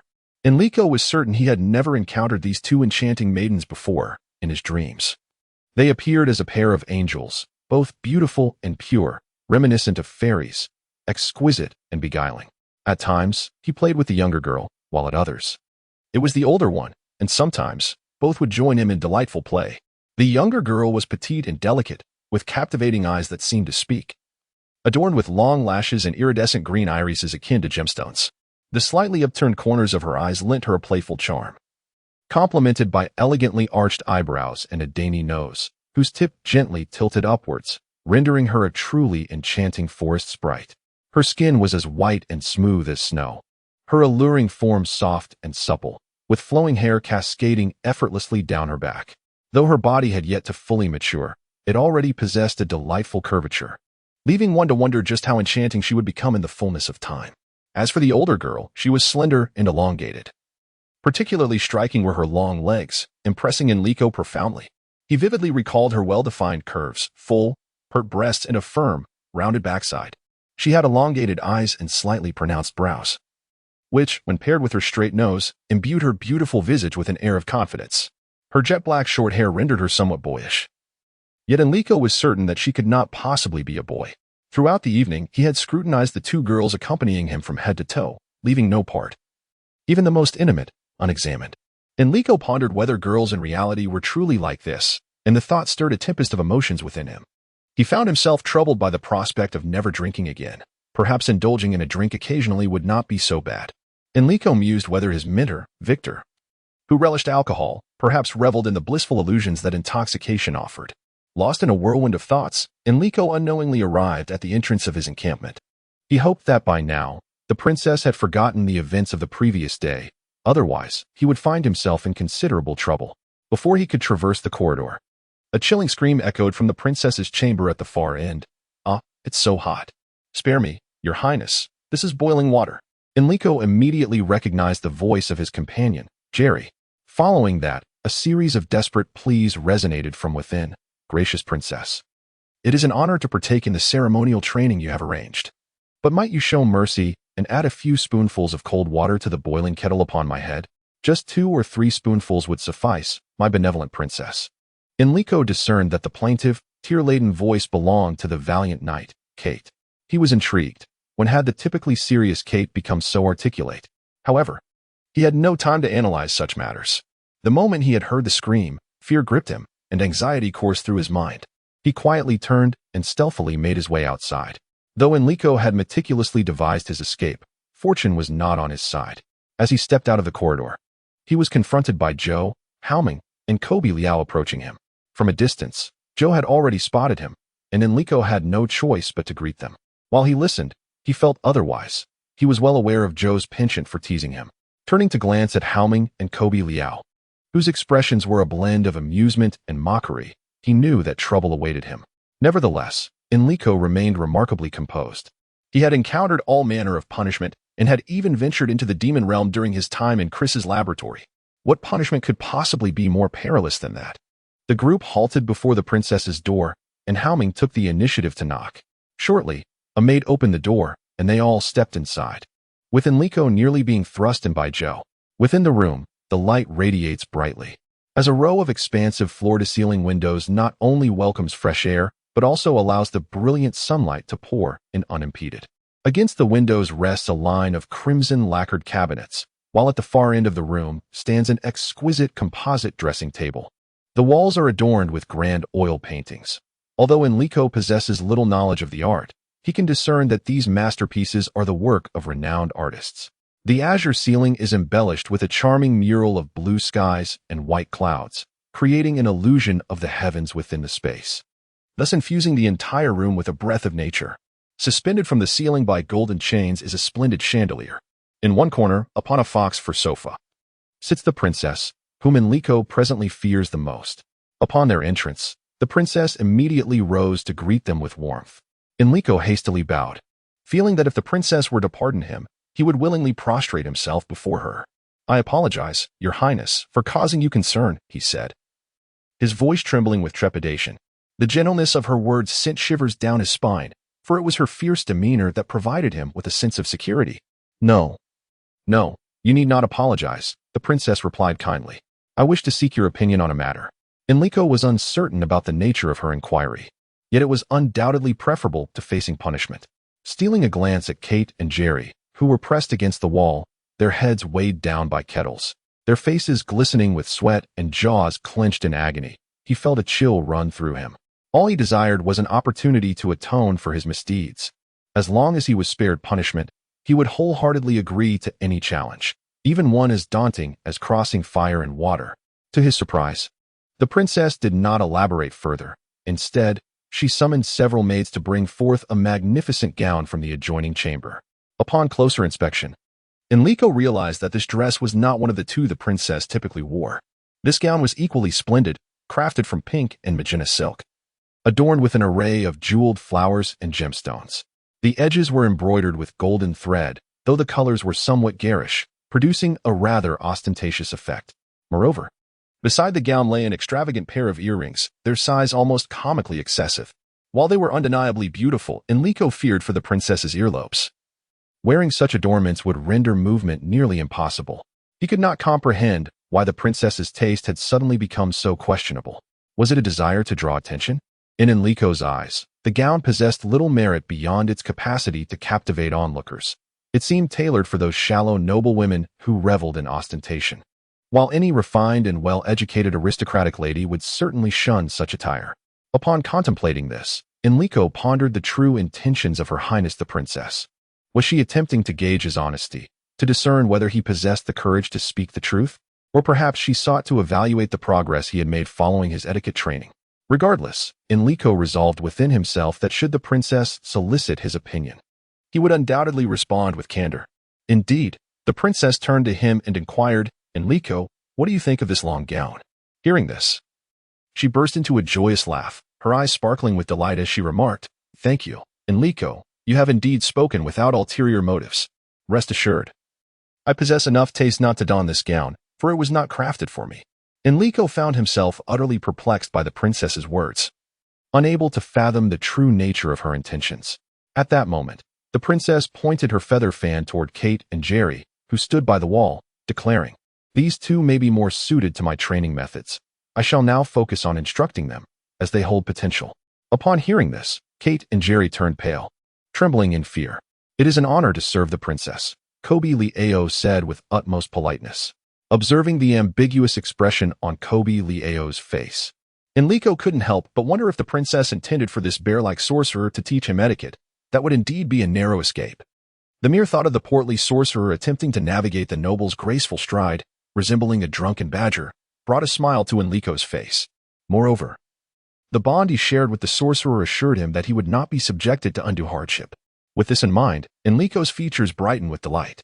The princess, however, noticed every subtle shift in his expression and mused to herself, "Enrico, do not get too smug. Soon enough, you may find yourself in dire straits." She thought her uncle exceedingly clever for devising such a wonderfully amusing scheme. It was a true testament to the adage that appearances can be deceiving. Beneath his seemingly languid demeanor lay a mind full of mischief. This idea was not only ingenious and entertaining but also rather unscrupulous.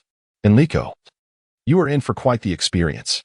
Despite her internal musings, the princess spoke leisurely to Enrico, thanks to Mr. Kobe Liao's assistance.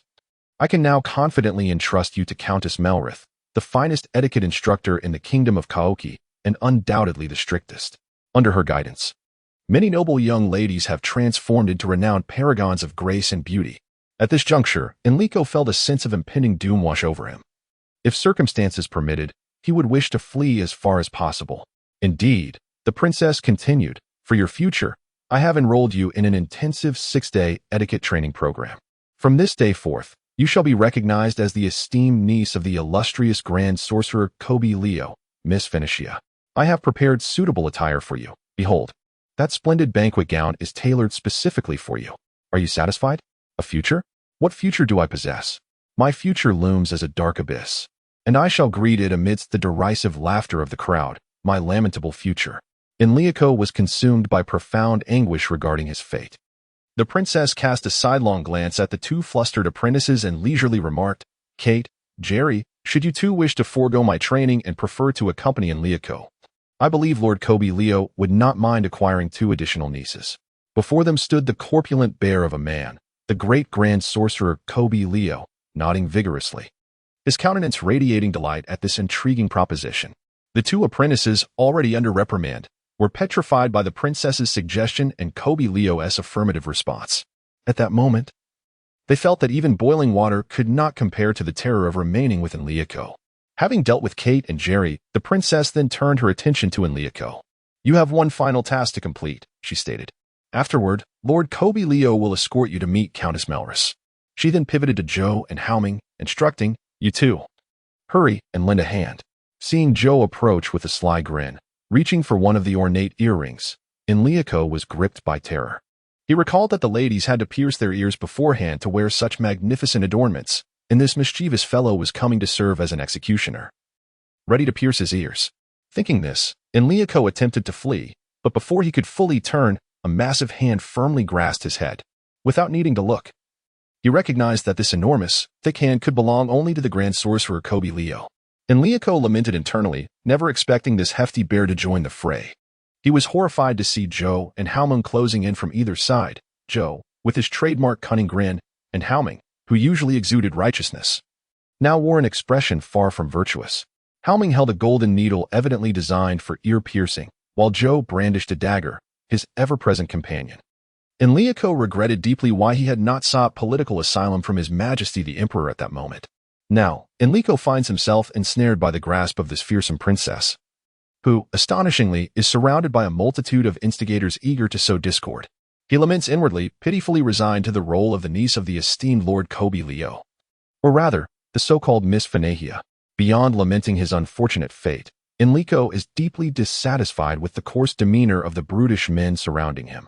Firstly, regarding Kobe Leo, Enrico harbors doubts about the judgment of this man's mentor in selecting him as a disciple. With his imposing stature, he appears more suited to the life of a warrior. Thus, one must question the eccentricity of his instructor for choosing such a hulking figure.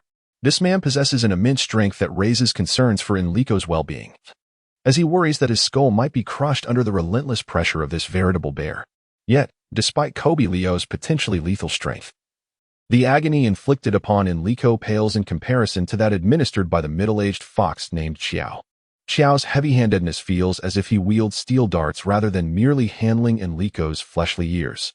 Enrico perceives his ears as being clamped in a vice, with pain that threatens to render him numb, not to mention the excruciating experience of having his ears pierced. The bluntness of the instrument used elicited cries of distress from him. In contrast, the one attending to his other ear, Haoming, was far more gentle, with a soft grip. He cautiously administered a quick jab, merely causing a fleeting sting. However, Enrico still felt discomfort upon discreetly comparing the lengths of his ears. He suspected that one was slightly longer than the other. While Haoming was light-handed, Enrico couldn't shake the feeling that the other had been inadvertently stretched. Yet, his misfortune was far from over. Enrico could hardly anticipate that after the ear piercing, the princess would summon Beltina to treat his wounds. Beltina, contemplating the matter, deemed that treating such small ears would not be fatal, thus instructing Kobe Leo to firmly hold Enrico's head to facilitate her magical intervention. Only then did Enrico come to understand the true essence of suffering, as the sacred light magic was unleashed to punish those who had surrendered their souls to darkness, a divine retribution. However, with his chin firmly restrained by the strong sorcerer's grip, Enrico found himself unable to even scream. Fortunately, as anticipated by Beltina, the procedure posed no threat to his life, allowing Enrico to emerge intact. With the assistance of Xiao, Haoming, and Kobe Leo, the princess successfully adorned Enrico with a flowing gown. In this endeavor, the greatest credit goes to the immensely powerful mage, for Enrico was certain that with his help, even an elephant could be fitted into such a dress. Clad in the banquet gown, Enrico began to count his ribs, pondering whether the recent compression had fractured 2 or 3 of them, now resigned to being manipulated at the whim of the princess. Under the princess's command, several maids busily adorned Enrico, applying makeup and styling hair, while a few unscrupulous middle-aged men observed with keen interest from the sidelines. Enrico could even catch a glimpse of Kite and Jerry, standing in the corner with large kettles atop their heads, craning their necks with curiosity. Enrico had initially anticipated that the entire process of preparing this ensemble would be quite tedious, yet he had grossly underestimated its complexity. Merely affixing the false eyelashes to his eyelids consumed over an hour, and the dedication of the court's professional hairstylist to his head was nothing short of exasperating. To create a hairstyle most befitting Enrico, this individual washed and steamed his hair repeatedly, curling one lock here and arranging a willow-like bun there. In Enrico's eyes, this stylist certainly possessed an artist's flair, though he would have appreciated her more had she not treated his head as her artistic canvas. The mirror reflected a figure of unparalleled grace and serene elegance, rendering all present utterly confounded. For as a man, Enrico's appearance was hardly striking. His eyes were narrow and perpetually squinted, his nose well-defined yet diminutive, and his eyebrows unevenly shaped, detracting from his overall visage. Yet, once adorned in feminine attire, many of his flaws transformed into virtues. The soft, narrow slits of his eyes, under the meticulous strokes of the makeup artist, exuded an unexpected tranquility, complemented by a dainty nose that lent an air of serene elegance. Enrico, who had never possessed an ounce of authority, found that being dressed as a woman suited him remarkably well, and the elegance emanating from his features even drew admiration from the princess herself. A remark from Joe resonated with all present. Enrico, perhaps you would be more successful as a woman than as a man. Witnessing the unanimous nods of agreement from those around him, Enrico felt a blend of amusement and exasperation. He longed to confront the unscrupulous middle-aged man whose words were devoid of wisdom.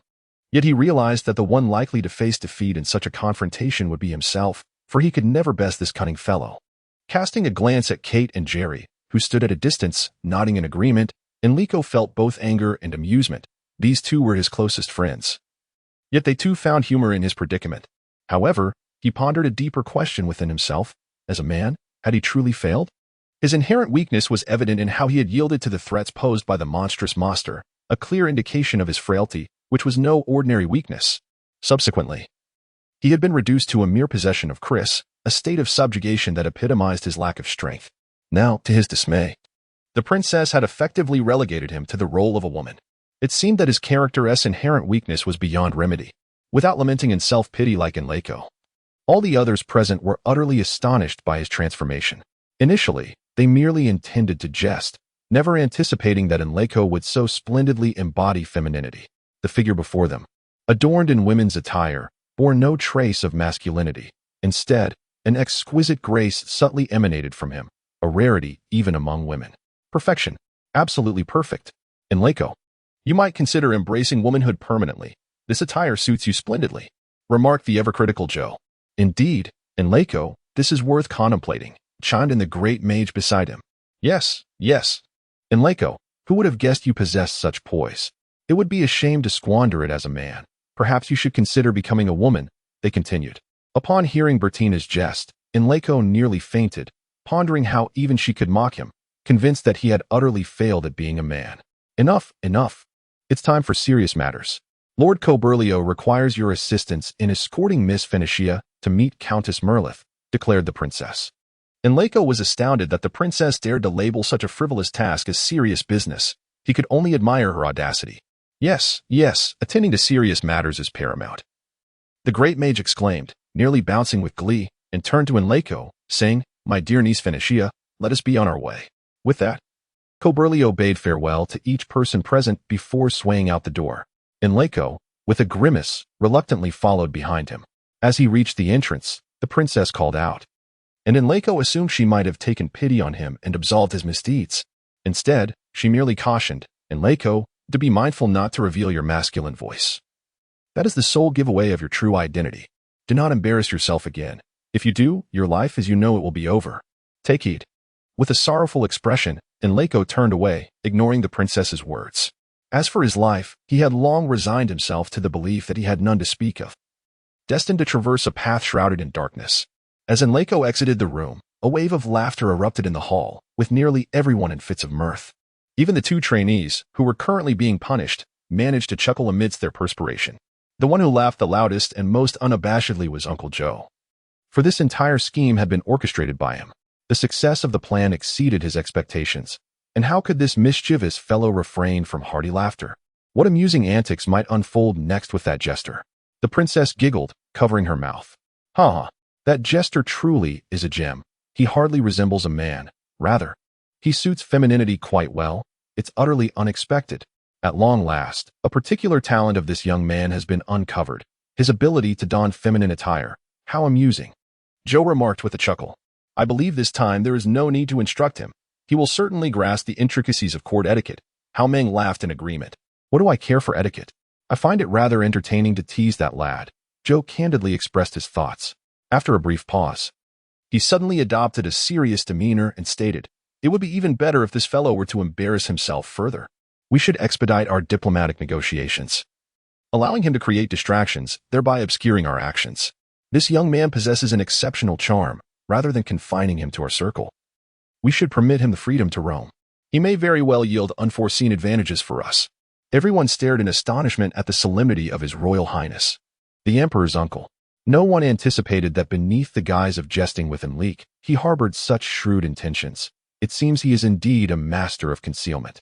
However, while they recognized the brilliance of Joe's scheme, each individual privately mourned for the unwitting sacrifice of Enrico, growing increasingly wary of Joe, unsure of when he might consider them expendable as well.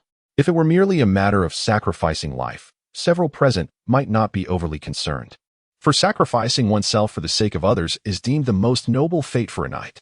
Yet, one could surmise that someone like Joe, who places such value on life, would never easily cast aside another's existence. Nevertheless, those fearless knights certainly did not wish for Joe to employ such a method to dispose of them.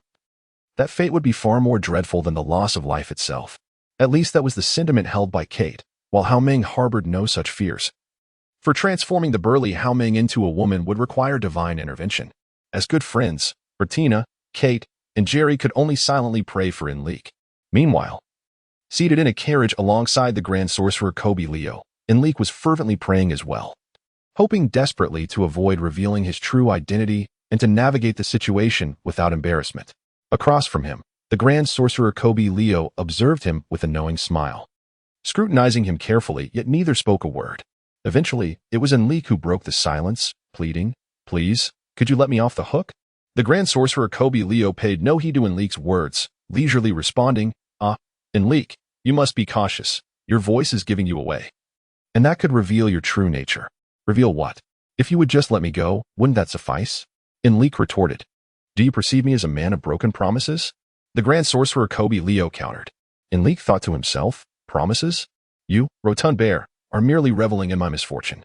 Yet, he dared not voice such thoughts, as he still relied on this bear to shield him from exposure. It has been 30,000 years since such joy has graced my existence, and thus, in this moment of exhilaration, this entity has yet to recover from its fervor.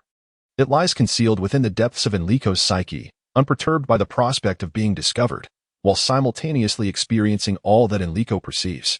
Consequently, it is acutely aware of every trial and tribulation that Enrico encounters. To be candid, it holds a profound admiration for Joe's cunning stratagem, deriving immense satisfaction from humanity's ability to devise such delightfully intricate methods of deception after millennia. This is indeed a testament to its own teachings from eons past.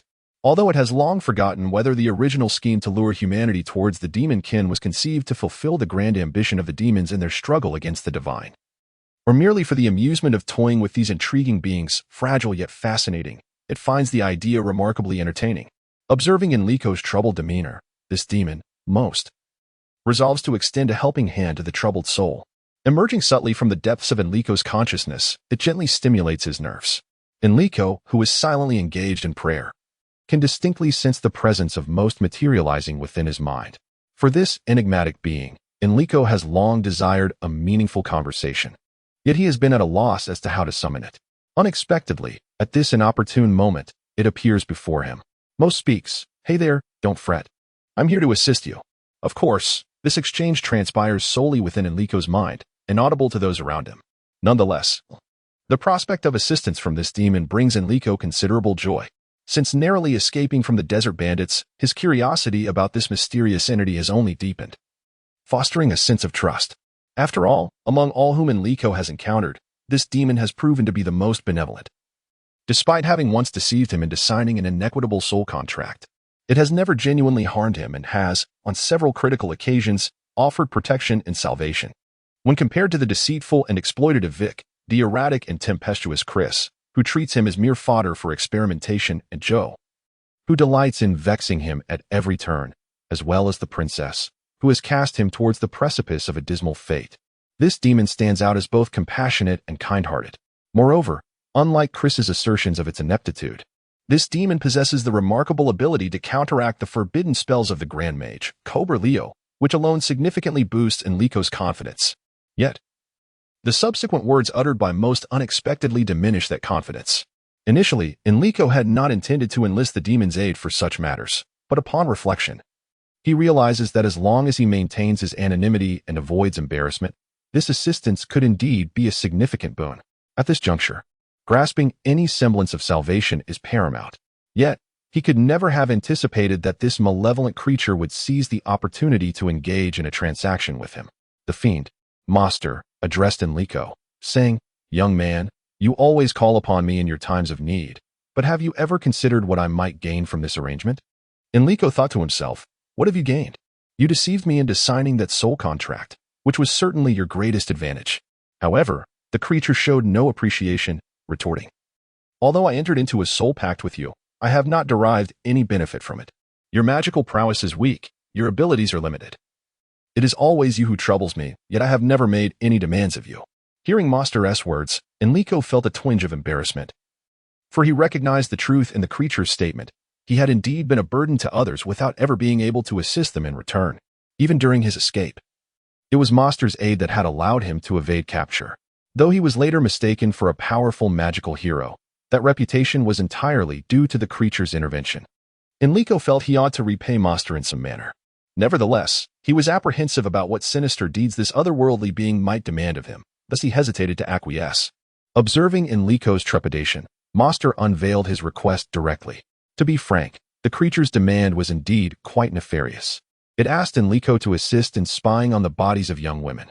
Enrico could scarcely fathom how this formless entity could possess such a twisted fascination. Although this act would not endanger humanity, the thought of engaging in such shameless behavior left Enrico in a profound quandary, as it transgressed the boundaries of his moral code. Contemplating this dilemma, Enrico found himself torn. Should he, for the sake of his conscience, bear the burden of shame for the rest of his life? Or should he, For the sake of his reputation, accept the shackles of morality and endure a life of constraint? Sensing Enrico's indecision, Master feigned great anger, gradually diminishing its presence in Enrico's mind, as if to abandon him entirely. This struck terror into Enrico's heart. He realized that his last lifeline was slipping away, and without it, how could he not be utterly distraught? In a flurry, he hastily acquiesced to Master's demands. Seeing Enrico in a state of panic, Master secretly reveled in his triumph. Now, it was no longer in a hurry to accept Enrico's compliance. Instead, it incrementally raised the stakes until it reached the limits of Enrico's moral boundaries. For the innocent Enrico, spying on young women did not constitute a genuine violation. But inflicting physical harm upon them was something his conscience would never permit. Despite numerous provocations and threats, Master remained frustrated as it could not compel Enrico to yield. It resolved that one day, Enrico would become a prisoner of desire, a servant of darkness. In days long past, it found itself intrigued by the most obstinate individuals among humanity, playfully toying with them and leading them into darkness, an exhilarating game for it. However, the current priority was to gradually lead Enrico deeper into the abyss of desire, for it had ample opportunities at its disposal. Of course, Enrico was not without gains. After vigorous negotiations, he had acquired 2 remarkably useful spells from Most. One of these was the dark magic, the abyssal dragon spear, which he had eagerly anticipated, an incantation that Most employed to resist the formidable forbidden spells of the grand sorcerer Kobe Leo. This was undoubtedly the most potent spell Enrico had ever studied, and although his current prowess rendered him incapable of wielding it, he was nonetheless quite satisfied. The other spell was one that Most willingly imparted to him. Originally, Most intended for Enrico to use this magic to unveil its external eyes. After all, peering into the bodies of those young women through Enrico's perceptions could hardly satiate Most. Yet, having transformed into a purely spiritual entity, it had lost its direct connection to the external world, leaving it with a sense of powerlessness.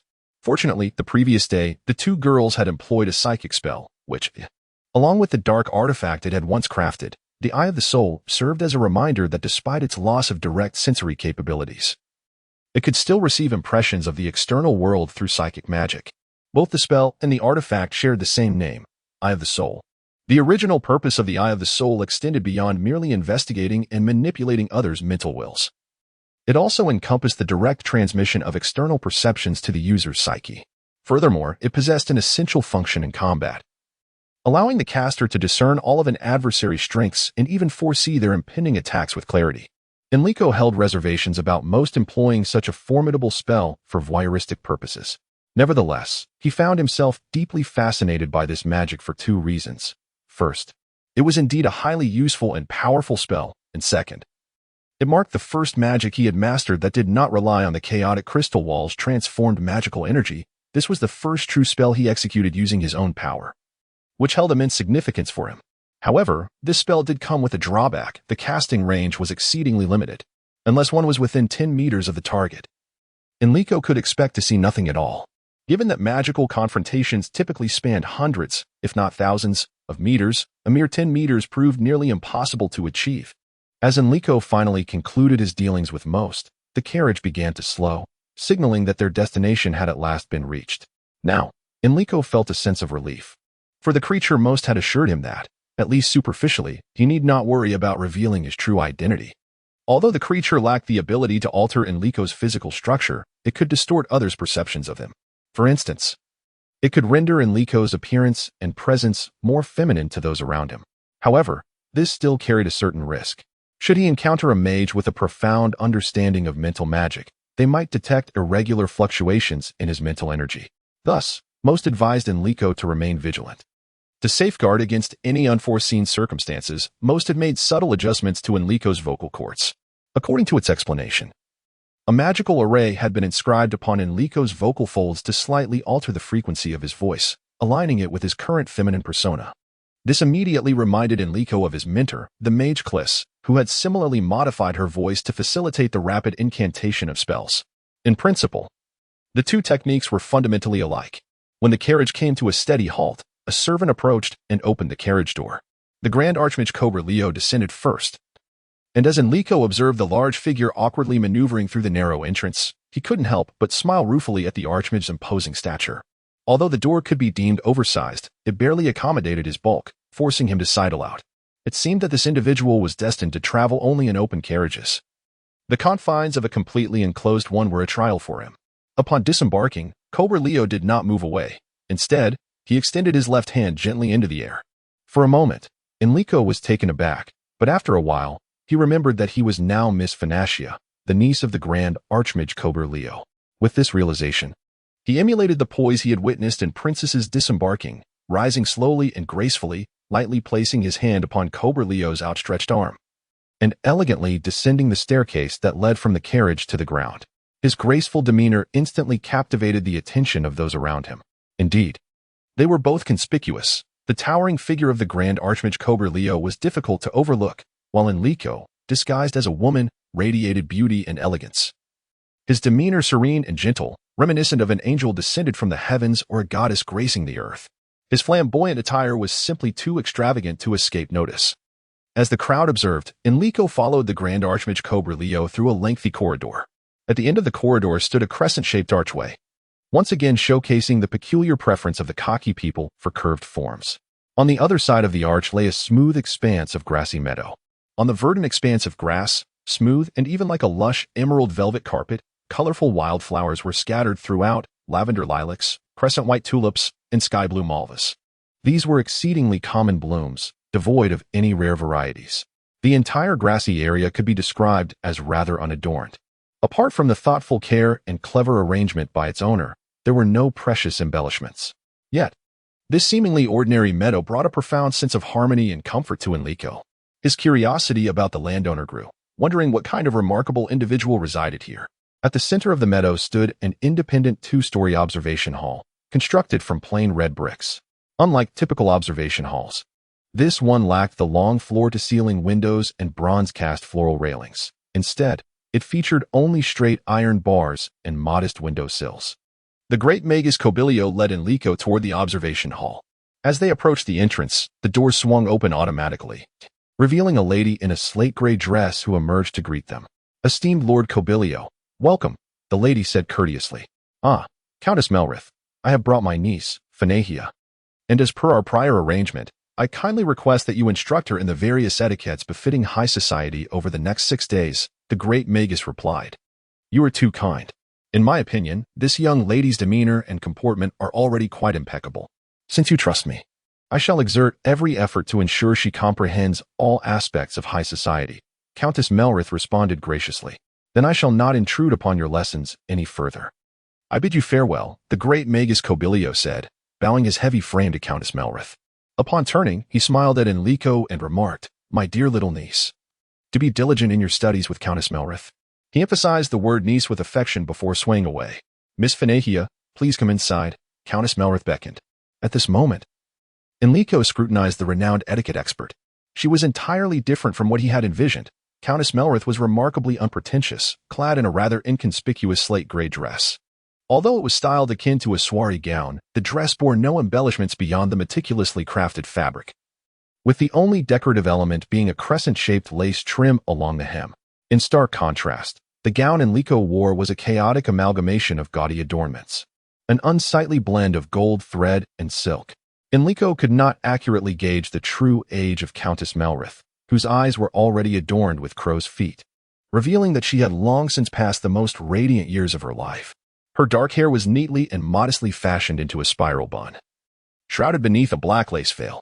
The Countess donned various pieces of jewelry, yet they amounted to little more than a pair of simple gold rings and a necklace with earrings fashioned from scattered pearls.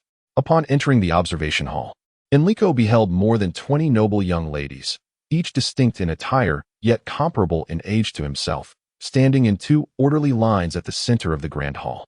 Almost all their eyes were fixed intently upon Enrico, which rendered him rather anxious, fearful that he might reveal some flaw in his guise. His body trembled slightly from the tension. Countess Melrith, seemingly mistaking Enrico's unease for fear of the unfamiliar surroundings, offered him words of comfort. "Do not be afraid, Miss Fanatia. You shall spend the upcoming week in the company of these young ladies, and we shall take good care of you." Her soothing tone alleviated Enrico's worries. She had not discovered his true identity. As Countess Melrith scrutinized him from various angles, Enrico's anxiety resurfaced, concerned that she might detect some imperfection. To his surprise, the Countess was merely dissatisfied with his attire. Relieved, Enrico seized the opportunity to shift the blame onto his uncle, responding to her with a casual demeanor. "Oh, this outfit was selected by my uncle, the Grand Sorcerer Kobe Leo. Do you find anything amiss?" Upon learning that the garments were chosen by the esteemed sorcerer, Countess Melrith found herself at a loss for words. It was hardly appropriate to bluntly inform him that his uncle possessed no taste whatsoever, and that the long dress and earrings he had chosen were utterly atrocious, both vulgar and unsightly, rendering him akin to a silk pillow. Privately, Countess Melrith shook her head in dismay, harboring deep sympathy for Miss Fanacia, burdened with such a crass and uncultured uncle. Her elegance and gentle demeanor suggested that, with proper adornment, she could shine as a brilliant star in high society. Yet, overshadowed by her garish attire, even the most noble of qualities struggled to emerge. While the Countess expressed her surplus of compassion, the other 20 noble young ladies in attendance echoed her sentiments, lamenting the presence of such a whimsical uncle in Enrico's life. However, aside from their sympathy, each young lady secretly rejoiced in her heart, thankful that this stunning beauty had suffered a significant loss of charm due to her attire. Otherwise, in a few days at the grand banquet celebrating Victory Day, they would have had no opportunity to showcase their own elegance. Countess Melrith commanded Enrico to stand in the center, saying, "Miss Fanacia, allow me to assess your understanding of the etiquette of high society." With that, she instructed the young lady at the forefront of the row to step forward and serve as Enrico's practice partner. Enrico remained remarkably composed throughout their journey. He had engaged in countless practice sessions with Her Highness the Princess, despite never having practiced the entire etiquette process in the role of a lady. However, having observed her closely, he had naturally memorized each of the princess's movements. This was a necessity if he failed to synchronize with her actions. The princess's formidable punishment would swiftly follow. Moreover, his esteemed princess was a master of court etiquette. Under her tutelage, Enrico could hardly falter. Witnessing Enrico's graceful and poised performance astonished not only all the noble ladies present, but even Countess Melrith herself. She could scarcely fathom that such a burly figure could produce such an outstanding niece. As Miss Fanacia exhibited her dignified and elegant demeanor, moving with the gentle grace of a flowing dance, even the famously strict Countess Melrith was left in admiration. Although she noted several areas where Enrico's movements were still somewhat awkward, the effortless harmony with which he executed the delicate motions in tune with the elegant melody was a rare quality, even among the most seasoned ladies of the court. Countess Melrith resolved to nurture this budding and extraordinary talent of Enrico. His exceptional performance not only garnered the Countess's admiration but also incited immense jealousy among the surrounding noble ladies. In their eyes, Enrico had become their greatest adversary, the most formidable competitor. They collectively adopted a strategy of isolation against him, refusing to engage in conversation, to the point of ignoring him entirely. This, paradoxically, afforded Enrico a sense of relief. With no one speaking to him, he need not fret about revealing any flaws through excessive chatter, thus ensuring his safety. In the hours that followed, Countess Melrith provided Enrico with personalized, one-on-one instruction. To her delight, this pupil proved to be exceptionally gifted. After just one demonstration, Enrico could effortlessly memorize the material, and with merely 2 practice runs, he would be well on his way to mastering these intricate etiquette movements. Little did she know, Enrico had already completed rigorous training in bridal etiquette under the princess's demanding educational regime. Now, she is merely employing an alternative method to further solidify Enrico's acquired knowledge. It is uncertain how much time has elapsed, but at long last, Countess Melrith announced the end of the lesson, prompting over 20 noble young ladies to swarm out of the door, with Enrico following suit from the training hall. Today has utterly drained him. Not only has he endured having his ears pierced, but he has also been coerced into cross-dressing, ultimately being taken to this place to undergo an entire day of feminine etiquette training. Upon stepping out onto the lush green grass and traversing the lengthy corridor, Enrico found himself momentarily stunned when he arrived at the spot where Lord Kobalai had previously assisted him in disembarking from the carriage. Soon, the entire square became desolate, with no one in sight except for Enrico, and likewise, not a single carriage remained. Alone in the empty square, Enrico meandered about, resolute in his decision. He made his way toward the camp, wholly unconcerned by the astonished gazes cast upon him by passers-by. Unbeknownst to Enrico, as he walked along the street, he captured the attention of numerous onlookers. Almost every male pedestrian sharing the same thoroughfare was deeply captivated by him. This was partly due to his resplendent, eye-catching gown, but primarily it was his remarkable beauty that drew so many stares. Enrico found himself in a state of bemusement, never having anticipated that he would hold such allure. On one hand, this realization provided a measure of comfort, indicating that his disguise was remarkably effective, alleviating concerns of being unmasked. However, on the other hand, it also caused him considerable vexation. He did not wish to attract such attention, which not only rendered him exceedingly uncomfortable but also instilled a fear of an uncontrollable situation arising. This latter concern troubled him greatly.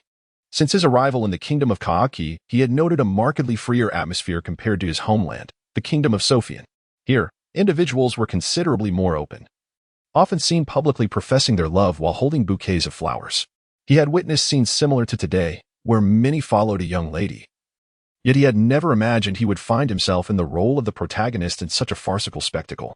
In the kingdom of Sophian, such occurrences would undoubtedly result in the pursuers being apprehended by the constabulary, charged with malicious intent and disturbing the peace, before being confined in a cell for a few days. Realizing the precariousness of his situation, Enrico sought to hasten his pace, attempting to evade the throng of followers behind him, only to find that his efforts were counterproductive, as they only pursued him more fervently. As he observed them closing in, a sense of panic began to rise within him. He genuinely wished to run as swiftly as possible, yet the cumbersome gown proved to be a significant hindrance, causing him to nearly stumble multiple times as he inadvertently stepped on the hem. Should such a situation indeed arise, it would certainly be intriguing. The courtship customs of the kingdom of Koq leave much to be desired in the eyes of Enrico, resembling nothing short of relentless persistence and exhausting bombardment. To Enrico, it seems that most of the young women who consent to these proposals do so not out of any genuine affection, but rather because they are worn down to the point of surrender, compelled to wed their suitors. Perceiving the precariousness of his situation, Enrico took a moment to gauge the current circumstances and ponder the possible outcomes. The worst-case scenario would be to find himself encircled by these relentless pursuers. Not only would escape become impossible, but the situation could potentially worsen, as dealing with those lacking awareness would prove exceedingly challenging. Even if he managed to evade being surrounded, the relentless pursuit would surely lead to his capture. If he sought refuge in the nearby alleys, uncertainty loomed. He could not guarantee that he would evade those who swarmed like flies. Furthermore, should he inadvertently corner himself in a secluded alley with one or two of them, the consequences could be dire. Since donning women's attire, Enrico's thought processes had gradually shifted toward a more feminine perspective, revealing his latent potential for embodying womanhood. As the footsteps of his pursuers drew ever closer, desperation compelled Enrico to seek shelter among the nearby residences, though this too carried its own risks. He remained unaware of the family's true nature. Should he stumble upon a lecherous host, he would find himself in a perilous predicament. Enrico was increasingly resembling a girl, beginning to think through a feminine lens. Yet, he found solace in the notion that, should it come to dire straits, he could brandish the name of the esteemed Grand Mage KB Leo. In the kingdom of Koq, few would dare disregard such a formidable figure. With this thought in mind, Enrico surveyed his surroundings. To his right stood an array of opulent villas, while to his left lay an expansive garden. Casting a glance toward the garden, he noted its vast expanse, enclosed by neatly arranged granite. In the distance, he spotted a shimmering metal gate adorned with intricate designs. Hastening to the entrance, Enrico peered through the gate, revealing a broad expanse of grass and a 3-story building. Estimating the height of the gate before him, he discerned it stood at least 4 meters tall, constructed entirely of bronze bars and embellished with various bronze decorations, secured at the base by over 60 ground bolts. Rendering forced entry nearly impossible, only a climb from above would suffice. Confident in his climbing prowess, Enrico remained unperturbed by the imposing gate. With a graceful ease, he extended his arms and skillfully ascended to the top. Peering down from the 4-meter height, he observed a throng of people below, blocking the passage completely. Swiftly, Enrico descended the opposite side of the gate. Once firmly on the ground, he mischievously made a face at the crowd, then turned with a smile and made his way toward the building. Enrico was utterly oblivious to the fact that his recent actions appeared remarkably playful and charming in the eyes of his admirers, leaving many utterly captivated. Before long, he would find himself renowned far and wide for this very incident. From a distance, Enrico noticed 2 individuals emerging from the building, striding purposefully towards him. With no other choice, he steeled himself and approached them. Upon closer inspection, he observed that both were relatively young.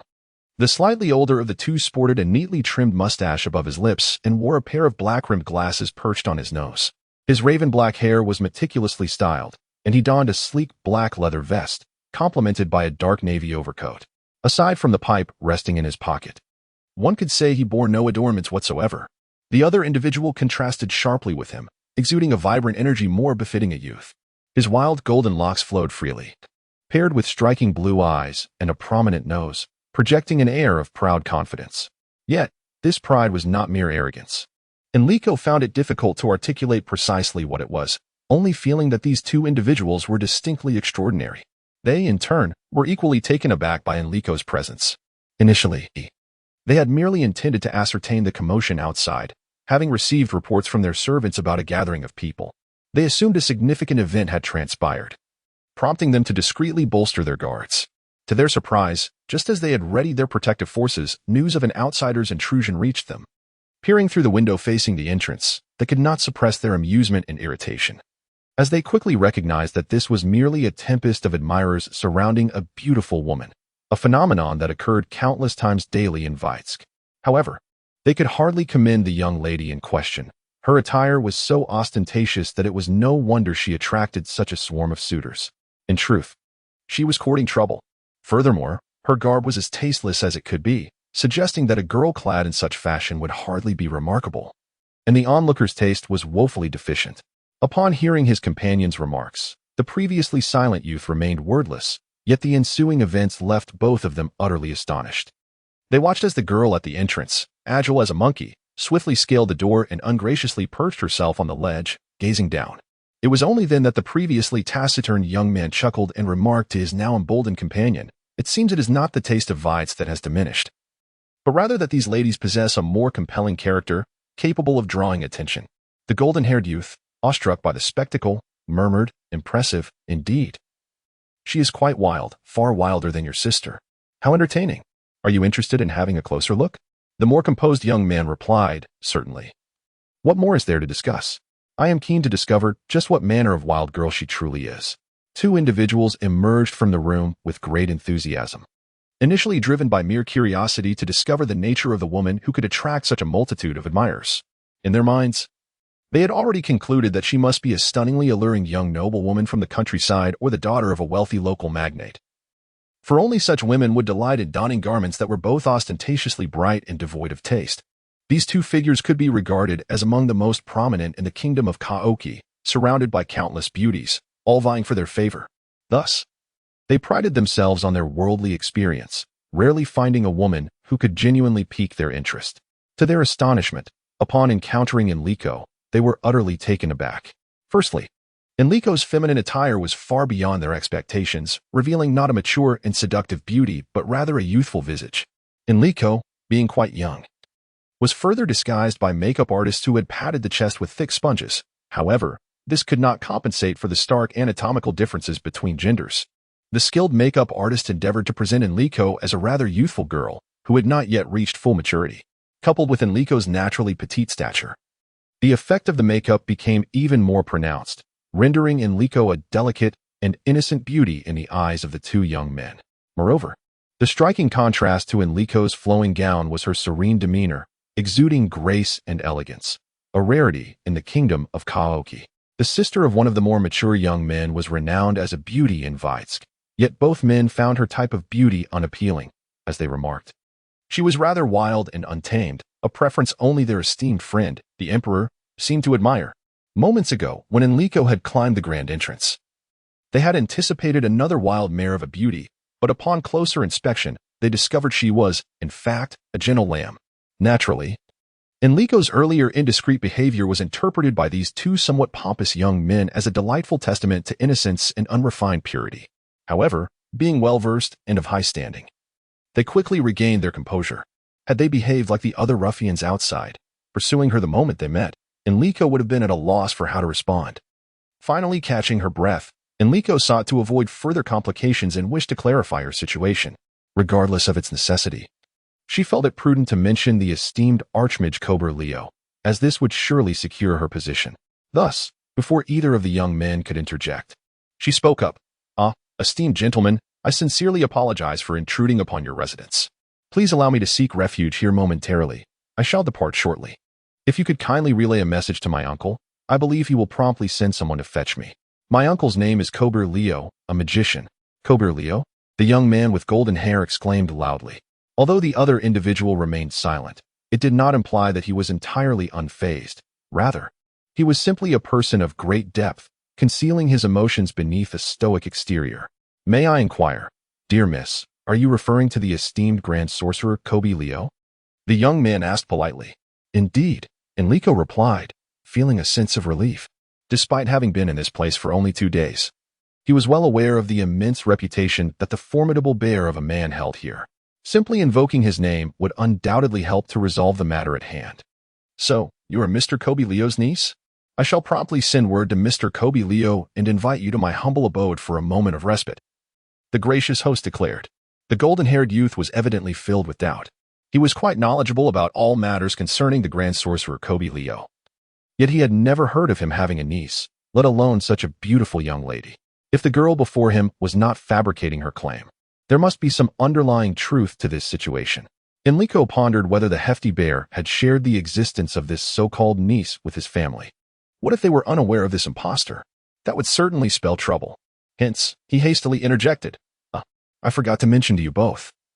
It would be best to relay a message directly to my uncle. Others may not be aware of my circumstances. I just arrived here. Our relation is rather distant, and others may not be fully informed. Enrico stammered for quite some time, at a loss for how to articulate his thoughts clearly.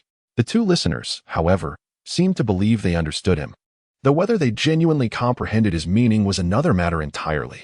The golden-haired youth, in his self-assured manner, mistakenly concluded that this burly buffoon was, in fact, quite the philanderer, having concealed such a stunning niece from his family. Observing how petite and delicate the young beauty was, he thought she was hardly a match for the robust Kobe Leo. Typically, Kobe Leo exuded an air of honesty and reliability, yet beneath that facade lay a man with a penchant for youthful allure. He resolved that he must expose this man's true nature.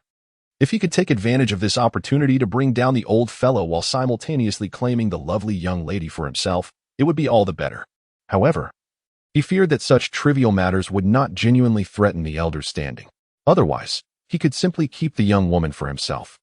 Knowing that Kobe Leo would be too embarrassed to confront him over something so minor, the golden-haired youth's thoughts grew increasingly distorted as he contemplated the situation, while the other individual remained grim, lost in his own thoughts. From a distance, the edifice appeared rather unremarkable, lacking any distinctive features. However, upon closer inspection, Enrico was astounded to discover that the entire structure was hewn from a single block of stone, an oddly named rock that bore a resemblance to ordinary granite, yet subtly reflected a metallic sheen. This peculiar stone instantly evoked memories of the Valkis Mountains they had traversed earlier, a vast range composed entirely of such extraordinary rock. Nevertheless, the sheer magnitude of transporting such a colossal stone from the distant mountains was almost unfathomable. As Enrico meticulously examined this unusual building, it became evident that it was not a creation of the kingdom of Kaosi. The architectural style diverged entirely from that of any nation in the world. It lacked the supporting columns typical of most structures, and there were no visible beams. The surface was a perfectly smooth expanse, with window sills, door frames, railings, and several protruding balconies clearly added later. The two individuals accompanying Enrico were not in a hurry to usher him inside. Instead, they stood by, observing him with increasing intrigue, as it was rare for any lady to exhibit such fascination with architecture. Most women invited to this place either offered insincere compliments about the peculiar structure or made irresponsible comparisons to other buildings, deriding and mocking it. Indeed, many were primarily interested in the inhabitants rather than the building itself. After a considerable time, Enrico finally registered his surroundings and smiled apologetically at the two young men. They exchanged knowing glances, and from their synchronized expressions, Enrico sensed they were engaged in a debate, or more precisely, it seemed they were bargaining over something. Upon entering the building, Enrico was immediately captivated by the scene before him. At the heart of the house was a grand living room that doubled as a magnificent atrium. A vast pane of glass adorned the 3-story-high ceiling, allowing the soft rays of the setting sun to cascade warmly into the room, bathing it in a golden-red hue. The furnishings within the living room were strikingly simple, mirroring the unpretentious nature of its owner. Arranged along the perimeter were over 20 black leather sofas, and at the center stood a colossal oval table. Atop the table rested an intricately designed brass celestial globe, while a massive map depicting the known world adorned the front wall of the living room. comprising the entirety of its decor. Enrico found it hard to imagine what sort of guests the owner would entertain in such a space. It resembled more a grand office than a gathering place. Surrounding this peculiar living room are several small chambers, and Enrico felt that such an arrangement bore little resemblance to a home. It seemed more fitting to regard it as an inn. The host welcomed Enrico into a room located directly east, which, from its position, was situated behind a vast map. Upon stepping through the doorway, Enrico was immediately invigorated, for it was a stark contrast to the plain decor outside. The room was replete with a myriad of unusual items, including exquisite ornaments and valuable antiques, yet the majority comprised an array of books and various types of weaponry. Despite the abundance of objects, the space did not appear cluttered. The host had meticulously placed each collectible in a suitably designated spot. The clever interplay of height and density transformed the entire room into a unique work of art. Enrico found it difficult to fathom the character of the house's owner. The host, evidently perceiving Enrico's thoughts, chuckled and remarked, "Dear miss, do you find this place overly disordered? I beg your pardon. Some of these items belong to my esteemed friends who have entrusted them to me, while others are gifts I have received. Each piece could be considered a work of art, and it would be a shame to confine them to a cellar, allowing them to rust and decay. Without an audience to appreciate them, even the most remarkable artistic treasures lose their inherent value. Thus, I display them all for admiration. Though the sheer volume inevitably leads to a touch of chaos. You are too gracious," Enrico could only reply, increasingly convinced of the host's enigmatic nature. The host invited Enrico to take a seat. In the center of the room were 3 or 4 chairs, clearly indicating that the owner was a person of considerable indulgence. To cater to various preferences, each chair was adorned with thick animal pelts. In one corner lay a sizable stack of furs from various creatures, including soft fox fur, seal skin, marten fur, the tougher dragon hide, elephant skin, rhinoceros hide, and the resilient yet smooth pelts of tigers, leopards, and deer. The chairs themselves were crafted from sturdy yet elastic and remarkably lightweight wicker. The host settled onto a chair covered in leopard skin, while the blond young man chose a seat draped in the hide of a massive tiger. Exhausted, Enrico felt relieved to finally rest. And without regard for the type of chair, he plopped down. The two individuals exchanged subtle smiles, which puzzled Enrico and led him to wonder if he had inadvertently committed a faux pas. Upon scrutinizing himself, he realized he had unwittingly seated himself upon a bear skin. This made sense. The formidable sorcerer Coberio bore an uncanny resemblance to a bear, and now, as he posed as that gentleman's niece, it seemed rather inappropriate to be sitting upon such a pelt. Despite Enrico's desire to linger a while longer upon the bear skin, he found himself torn between his profound fatigue and the delightful sensation of sitting atop such a magnificent creature. The bear skin was not only remarkably comfortable, thick, soft, and delightfully resilient, but it also provided a certain cathartic satisfaction, akin to truly resting upon the great bear itself. Reluctantly, Enrico rose to his feet, exchanging the bear skin for a seat fashioned from fox fur, reasoning that though he could not indulge in the grandeur of the bear, sitting upon the fox would still offer a semblance of relief. In his solitude, Enrico vented his intense dissatisfaction towards those who had thrust him into this awkward predicament, employing a peculiar method of expression. Meanwhile, the two individuals continued their silent negotiation, their eyes communicating a myriad of thoughts without uttering a single word. The host, regaining his composure, addressed Enrico with a question. "My dear lady, might you be so kind as to share your esteemed name with us?" At that moment, Enrico's attention was drawn to a pair of finely crafted swords adorning the wall, and the unexpected inquiry nearly caused him to reveal his true identity. Fortunately, he regained his wits in time and quickly replied, "I am Fanahia." "Fanahia, a lovely name. May I call you Miss Fanny?" The young man with golden locks beamed with a warm smile, his inquiry laced with sincerity. Enrico felt a shiver run down his spine at his words. Had it not been for the emptiness of his stomach, he might have succumbed to a fit of nausea. The pangs of hunger struck him with renewed vigor. He had eaten nothing that day. Early that morning, he had felt the gnawing hunger, but before he could partake of breakfast, he was whisked away by Joe to meet the princess, followed by a flurry of ear piercings and dress fittings that made him forget his appetite. Following that, he had been led to meet Lady Melrith, resulting in the unfortunate omission of lunch. In the frenzy of recent events, he had even forgotten his hunger, but now, as he settled into a moment of calm, it surged back with a vengeance. To be candid, Enrico was not adept at masking his emotions. His thoughts were vividly reflected upon his countenance.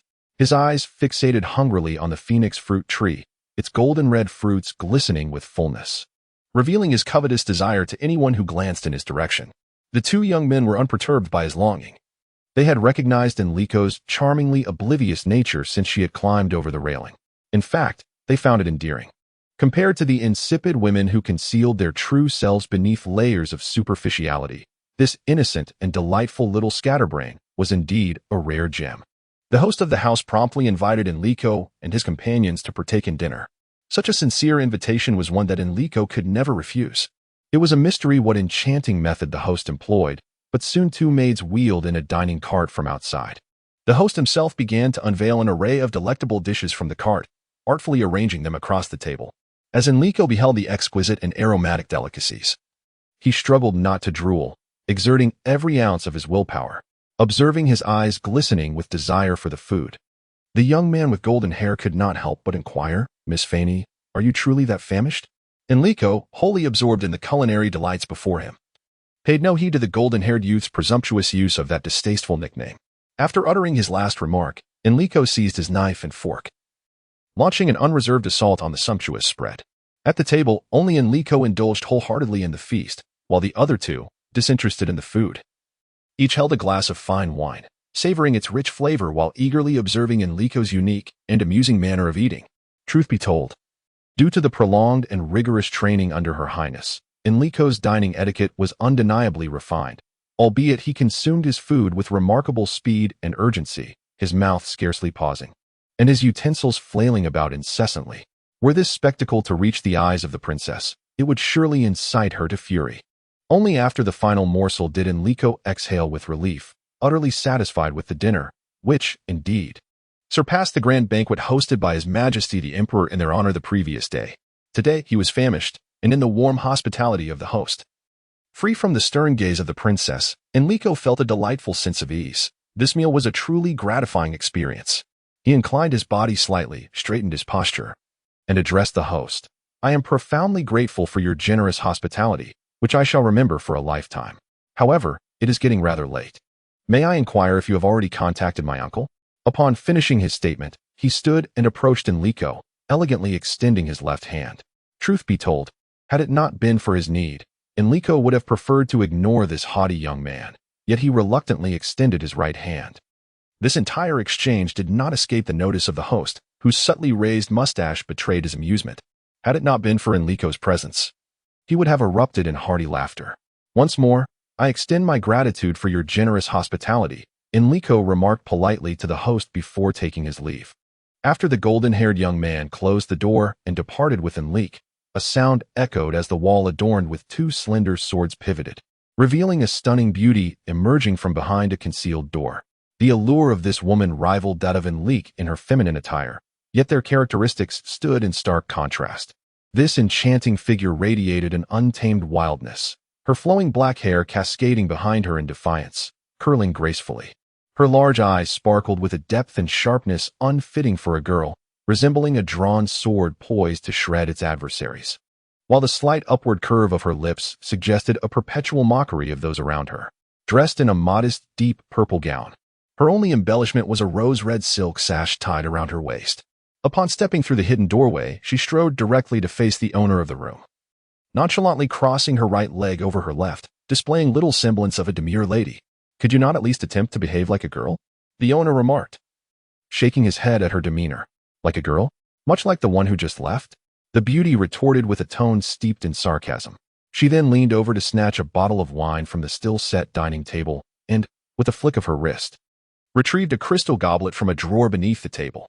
Pouring herself a generous glass, she reclined in a bearskin chair, sipping her drink while maintaining her mocking tone. What good is a pretty face without wit? One might as well be sold off without realizing it. That Navi girl followed that dandy Higiro without a shred of caution. Such simplicity is indeed rare. I dare say tonight, the lecture will offer this innocent little lamb quite the lesson. With that, she tossed her head back and drained her glass. I doubt such an event will transpire. The owner replied leisurely. Doubt? Will that wolf of a Higiro truly let slip such a delectable morsel? She poured herself another full glass. However, is that little lamb truly as defenseless as you presume? I suspect Higiro may find it challenging to overpower the bewildered lamb, the owner countered. Brother, You cannot possibly think Higiro would hesitate to strike due to fear of that clumsy bear. She shot back without reservation. The brother, reclining gently in his chair, replied, I am well acquainted with Higiro's nature, and I can assure you, Kobe Liao has no niece. My true interest lies in uncovering the true identity of Miss Phoenicia. The sister, not fully grasping her brother's implication, remarked, in my view, it is quite conceivable that Miss Phoenicia could indeed be that bear's niece. Brother, you understand my meaning. The owner of the house slowly shook his head and said, if Kobe Leo were truly the lecherous man you imagine him to be, he would cease to be the Kobe Leo the first know, and I would not regard him as a formidable rival. He paused for a moment before continuing. As far as I am aware, when Kobe Leo departed in the morning, he was not accompanied by any such enchanting beauty. It was only after he visited the envoy of Sophian that the enigmatic Miss Phoenicia made her appearance. At this point, the sister abruptly interrupted her brother's discourse, saying, then, this Miss Phoenicia must be a spy for Sophian, right? Could she be plotting something sinister against you or Hage Yellow? Otherwise, what a coincidence it would be for her to seek refuge here. That remains uncertain. The entire affair is shrouded in mystery, and I cannot draw any conclusions. However, I do not believe that girl is an assassin. What makes you so certain? Might it be that you have already taken a liking to that little lamb? The sister's words dripped with increasing sarcasm. And what of it? As long as it does not cloud my judgment, even an affection for an enemy poses no issue. Nevertheless, my belief that she is not an assassin is not predicated on such emotions. Do you know how many assassins Hage Yellow and I have trained? We have instructed a myriad of assassins, ordinary ones, child assassins, female assassins, priestly assassins, philanthropic assassins, merchant assassins, noble assassins. These assassins are indistinguishable to ordinary folk. Yet, we have never been able to train one who possesses such an aura, one akin to an angel. We cannot achieve this, and I believe others would find it equally impossible. Hence, I maintain that the little lamb is neither a spy nor an assassin. Brother, you make a valid point. Do you suppose this Miss Phoenicia is a tool of Sophian's charm offensive?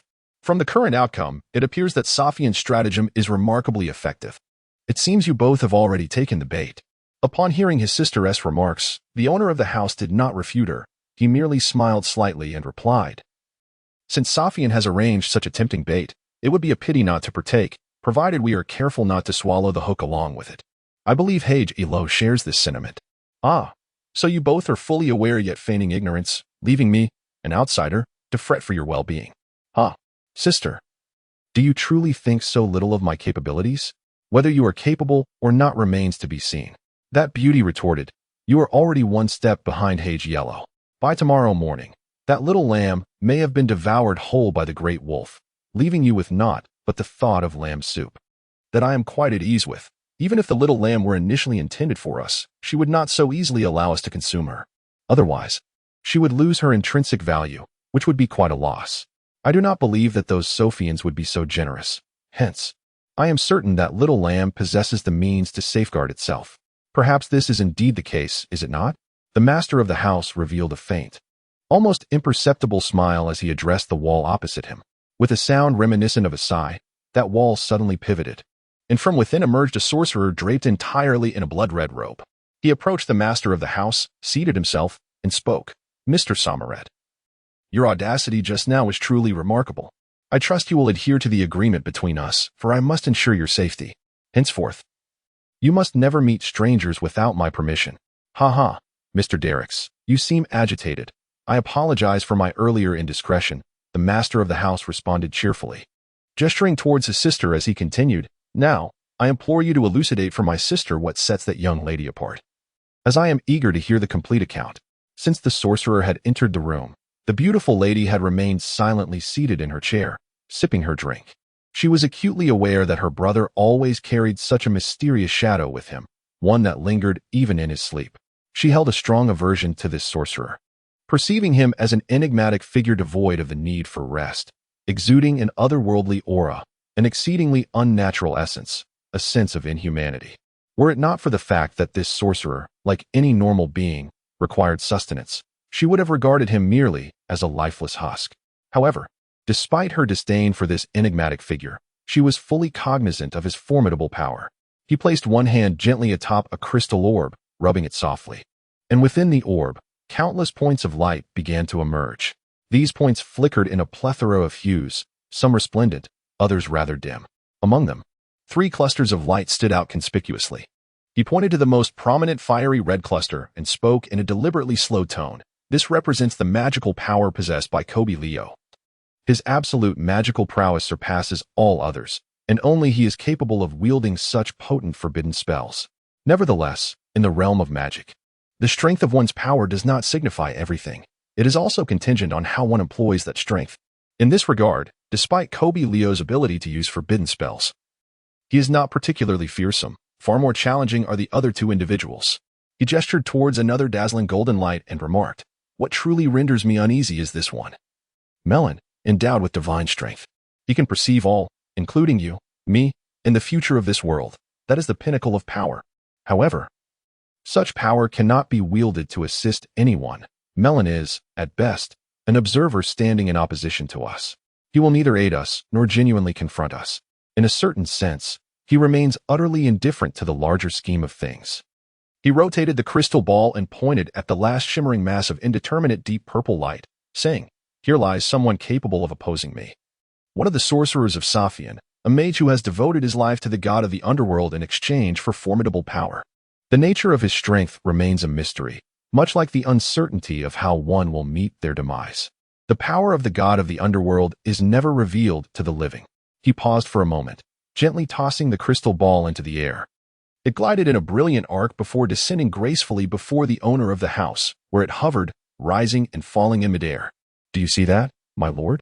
he inquired, gesturing to the 2 orbs of light swirling around each other. The owner of the house and the beautiful woman leaned in closely to observe the floating crystal ball with keen interest. They noticed a black and a gray light rapidly spinning around an invisible axis. The colors were so dim that they were almost imperceptible. "Gray? What does gray signify?" The woman mused, sipping her fine wine. "Aside from representing the 4 basic elemental magic colors of blue, green, yellow, and red, white denotes holy magic. Light purple signifies mental magic, and silver indicates spatial magic. Any other color is exclusive to the divine summoners," the mage explained. "Divine summoning?" Both individuals straightened with surprise, asking in unison, "Isn't it only possible for 2 individuals to wield such power? How could there be 2 additional divine summoners?" The woman queried, her curiosity piqued. After a moment's contemplation, she opted for a different question. "What do those 2 lights represent in terms of deities?"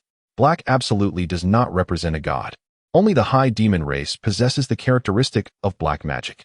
As for gray, to my knowledge, it is the power of the god of souls, Mastarko Amirais. The mage replied, "The god of souls?" The woman murmured to herself, feeling a sense of unease regarding this malevolent deity known for tempting hearts, who ranked just below the god of the underworld, Lactose Clines, in public disdain. It seemed this little lamb was far from ordinary. She might indeed be a true assassin among the Safian. The god of souls, Mastarko Amirais, is particularly adept at manipulating and controlling the will of others. If she could dominate Hage Yellow, whether you, brother, or our emperor, then the Safian mission would be successfully accomplished, would it not?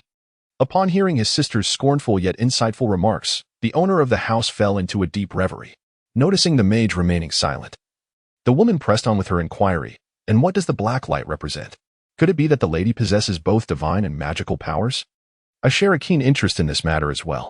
The enigmatic sorcerer, endowed with dark powers, was one I encountered just yesterday, Mr. Samarit. You must be well aware that the recent endeavor orchestrated by Hegelo involved a sniper squad intent on ambushing the Safian delegation.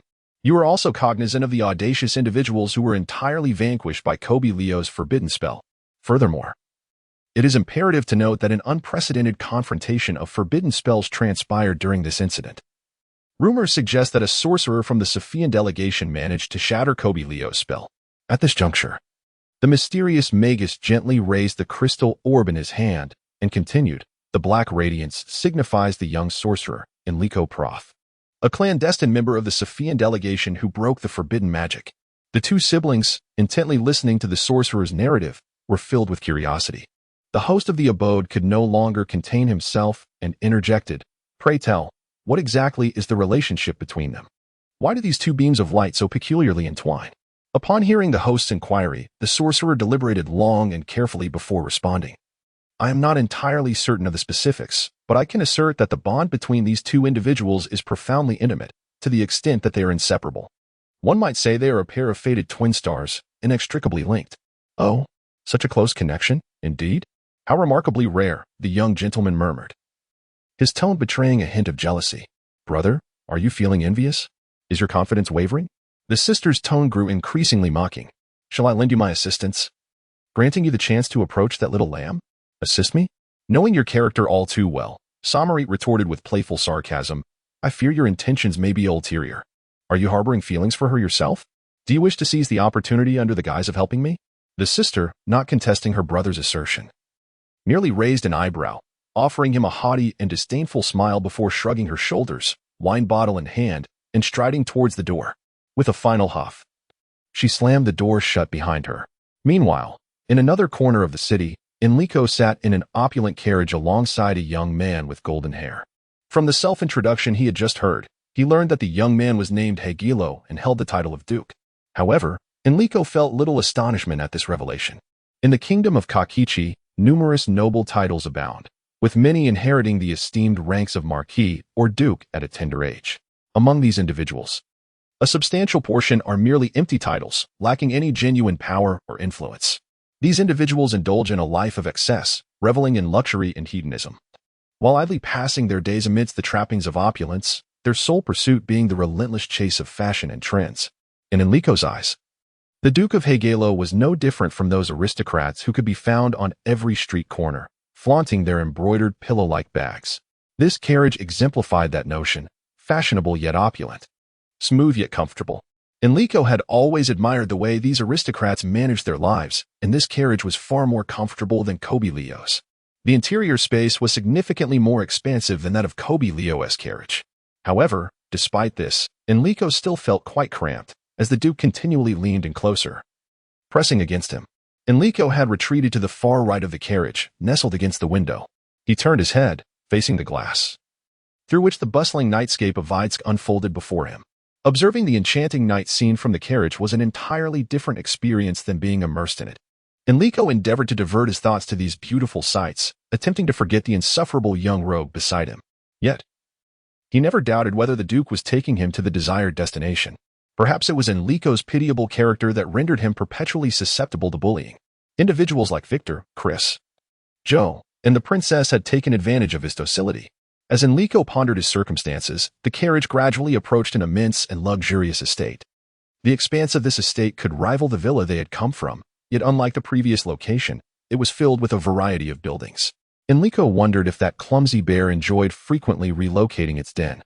With so many houses, he could easily change his sleeping quarters every day of the year. Alternatively, was it possible that the old bear had numerous relatives and offspring, necessitating such an abundance of rooms? With a heart full of curiosity, Enrico descended the carriage, supported by the Duke of Hegelo. Passing through a wide corridor flanked by towering cedar trees, Enrico entered the main hall, accompanied by the Duke. The entire complex was arranged in a concave shape, with the main hall situated at the inward part, flanked by 2 rows of corner galleries. Due to the darkness, he could barely discern the exterior of the building, but in the dim light, he could faintly see that it was adorned with sculptures of various sizes and styles. Enrico truly could not comprehend why the rather unpretentious Kobe Leo would decorate his home so extravagantly. The multitude of statues seemed utterly unnecessary. Although they appeared far more elegant and dignified than the garish gown he wore, they still exuded an air of vanity and ostentation. Enrico was convinced that the source of the endless troubles brought upon him by this vexing gown was undoubtedly that tasteless, ill-minded, and blind bear who had purchased it. Upon entering the hall, Enrico was momentarily dazzled. 12 crystal candelabers illuminated the entire room as brilliantly as daylight. From the lotus-shaped bases, a soft yet radiant orange glow radiated, casting a jubilant hue over the grand hall, where elegantly attired male and female servants stood in attendance. Directly ahead, a low platform with 5 steps featured 2 staircases on either side, leading to an upper crescent-shaped platform. The entire floor, including the platform and staircases, was crafted from pristine white marble, exuding an air of opulence and grandeur. Dominating the wall at the front of the elevated platform was a colossal portrait, towering to the height of 2 individuals. Upon closer inspection, Enrico was astonished to find that the person depicted bore an uncanny resemblance to the Duke of Hegelo, who had been shadowing him. Realizing he had been deceived, Enrico's heart sank as a chilling sense of foreboding enveloped him. A peculiar feeling of imminent danger that he could not fully comprehend compelling him to flee the premises. Guided by instinct, he reacted promptly, retreating step by step towards the entrance, only to discover that the grand doors had been firmly shut. Esteemed Duke Hegelo, thank you for your gracious invitation. But it is rather late, and my uncle must be waiting anxiously. I must take my leave. Enrico forced a smile as he addressed the golden-haired youth. Upon uttering this last remark, he swiftly turned, grasping the door handle with both hands and pulling with all his might, attempting to open the hall's entrance. To his dismay, the door remained immovable, tightly sealed. Panic surged within him. He had not anticipated that the door would be locked. Now trapped like a fish in a barrel, he found himself with no means of escape. Fortunately, the teachings of Joe began to resurface in his mind amidst the turmoil. Gradually calming himself, Enrico surveyed his surroundings, quickly analyzing the situation. Based on his assessment, he initiated an escape plan. He darted towards a window, leaping in an attempt to break through to the courtyard beyond. Confident in his abilities as a magician, as long as he could create sufficient distance between himself and others, he believed he could elude any pursuer. The very person thwarting Enrico's escape was none other than the Duke of Hegelo himself, who had been watching the intriguing performance of Miss Phenaxia with keen interest. He admired her swift analysis of the situation, her ability to employ the correct methods, and her decisive actions, for in this country, intelligent young women were a rare treasure. In the present day, the majority of young ladies devote their attention to embellishments in the banalities of tedious soirees or balls, with few exhibiting the audacity to swiftly scale barriers or boldly collide with windows. However, from this lady's elegant and refined demeanor, her serene and composed expression, coupled with her naturally affable approach to life, it is evident that she hails from an esteemed lineage and has received a superior education befitting a noblewoman. Yet, through Miss Phenaxia's adept movements, Hygelo discerned that she had undergone exceptionally rigorous training. The speed of her reactions and her impeccable analytical thinking revealed all the qualities characteristic of a successful mercenary. Strangely, this comprehensive understanding of Miss Phenaxia only deepened Hygelo's perplexity. He could not fathom why such a refined aristocrat would pursue the skills of a mercenary, who in their right mind would train such a one. It seemed utterly absurd, and he lamented that if this continued, her elegant demeanor would be utterly tarnished. Nevertheless, he was loath to let the precious lamb he had so painstakingly enticed slip away. Observing the charming beauty in his arms, her cheeks flushed and struggling adorably, he found it hard to part with her, wishing to hold her indefinitely, which would be most gratifying. Yet, just as he intended to seize the moment for his advantage, before he could act, he was compelled to release the lovely lamb. Hygelo doubled over in agony, clutching his abdomen, utterly astonished that such a delicate and enchanting creature could employ a cunning kick to defend herself against him. This incident not only took him by surprise, but also left all the present servants equally astonished. From the moment the charming young lady alighted from the carriage, even before traversing the corridor, the servants had speculated that their master had ensnared yet another exquisite quarry that evening. Before their master could issue any commands, the butler had already dispatched several servants to prepare the chambers and arrange the bedding, as it was customary for the night to culminate in revelry. A reputation their master held far and wide. Everyone privately wondered if the girl was unaware of her master's renowned reputation. This thought lingered in the minds of nearly every servant present. However, the subsequent unfolding of events was entirely unexpected. No one anticipated that this petite and charming beauty would, upon sensing danger, immediately turn and flee. It was rather amusing, as it had always been women who willingly presented themselves. Never had a girl sought to escape. Moreover, when the girl found the grand door barred, the servants soon realized that their master had preemptively secured the hall's entrance. Clearly, he understood her temperament well enough to anticipate her desire to flee, thus making prior preparations. Such an occurrence had never transpired before. All along, the master has been imbued with unwavering confidence in his charm, so much so that every servant in the household believes that his allure is utterly irresistible to young maidens. No girl could possibly withstand his romantic advances. In their minds, it seems that only the sister of Chancellor Sommerette remains impervious to his infinite charisma. However, no one truly regards this woman, who harbors affections for her own gender and displays no interest in men, as a genuine woman. This exceptionally obedient lady is equally renowned across the nation, a figure well known in the warnings issued by foreign embassies aimed specifically at young girls. Now, they have once more witnessed a quintessential example of their master's charm failing. That petite beauty is frantically searching for an escape, even attempting to break a window to flee. Frankly, in all their years of service, None of the servants have ever encountered such a stunning and elegantly poised noblewoman who would dare to crash through a window. It is simply astonishing. Yet, what follows is even more shocking, as their master rushes forward to embrace the young beauty. The previously docile maiden suddenly lifts her leg and delivers a fierce kick to his groin. Seeing their master in such agony, the men felt a wave of discomfort washing over them, as they could easily imagine the excruciating sensation. Meanwhile, the maids turned crimson, averting their gazes from their master's pitiful state. The subsequent events took everyone by surprise. The delicate young lady deftly maneuvered behind their master and delivered a forceful kick to his backside, resulting in a cacophony of shattering glass as his head crashed through the window. Large shards of glass fell upon him, leaving him sprawled amid the jagged remnants. To their astonishment, the graceful beauty lifted her skirts and, with an elegant and light-footed stride, stepped over her master as she dashed out of the hall. Such behavior was unprecedented, utterly discordant with her noble demeanor. As Enrico successfully burst forth from the hall, he felt an overwhelming sense of joy. However, his elation was short-lived. As he steadied himself in the courtyard, he found himself surrounded by a throng of tense, aggressive guards, their swords drawn and fixed upon him. Behind them loomed two robed sorcerers, one floating and the other grounded against the inky night sky.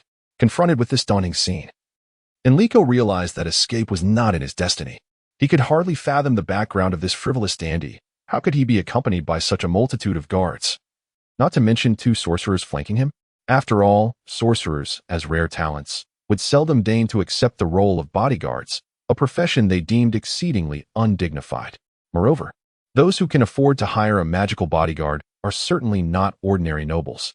Only the super aristocrats who wield military and political authority over vast territories possess such strength and means.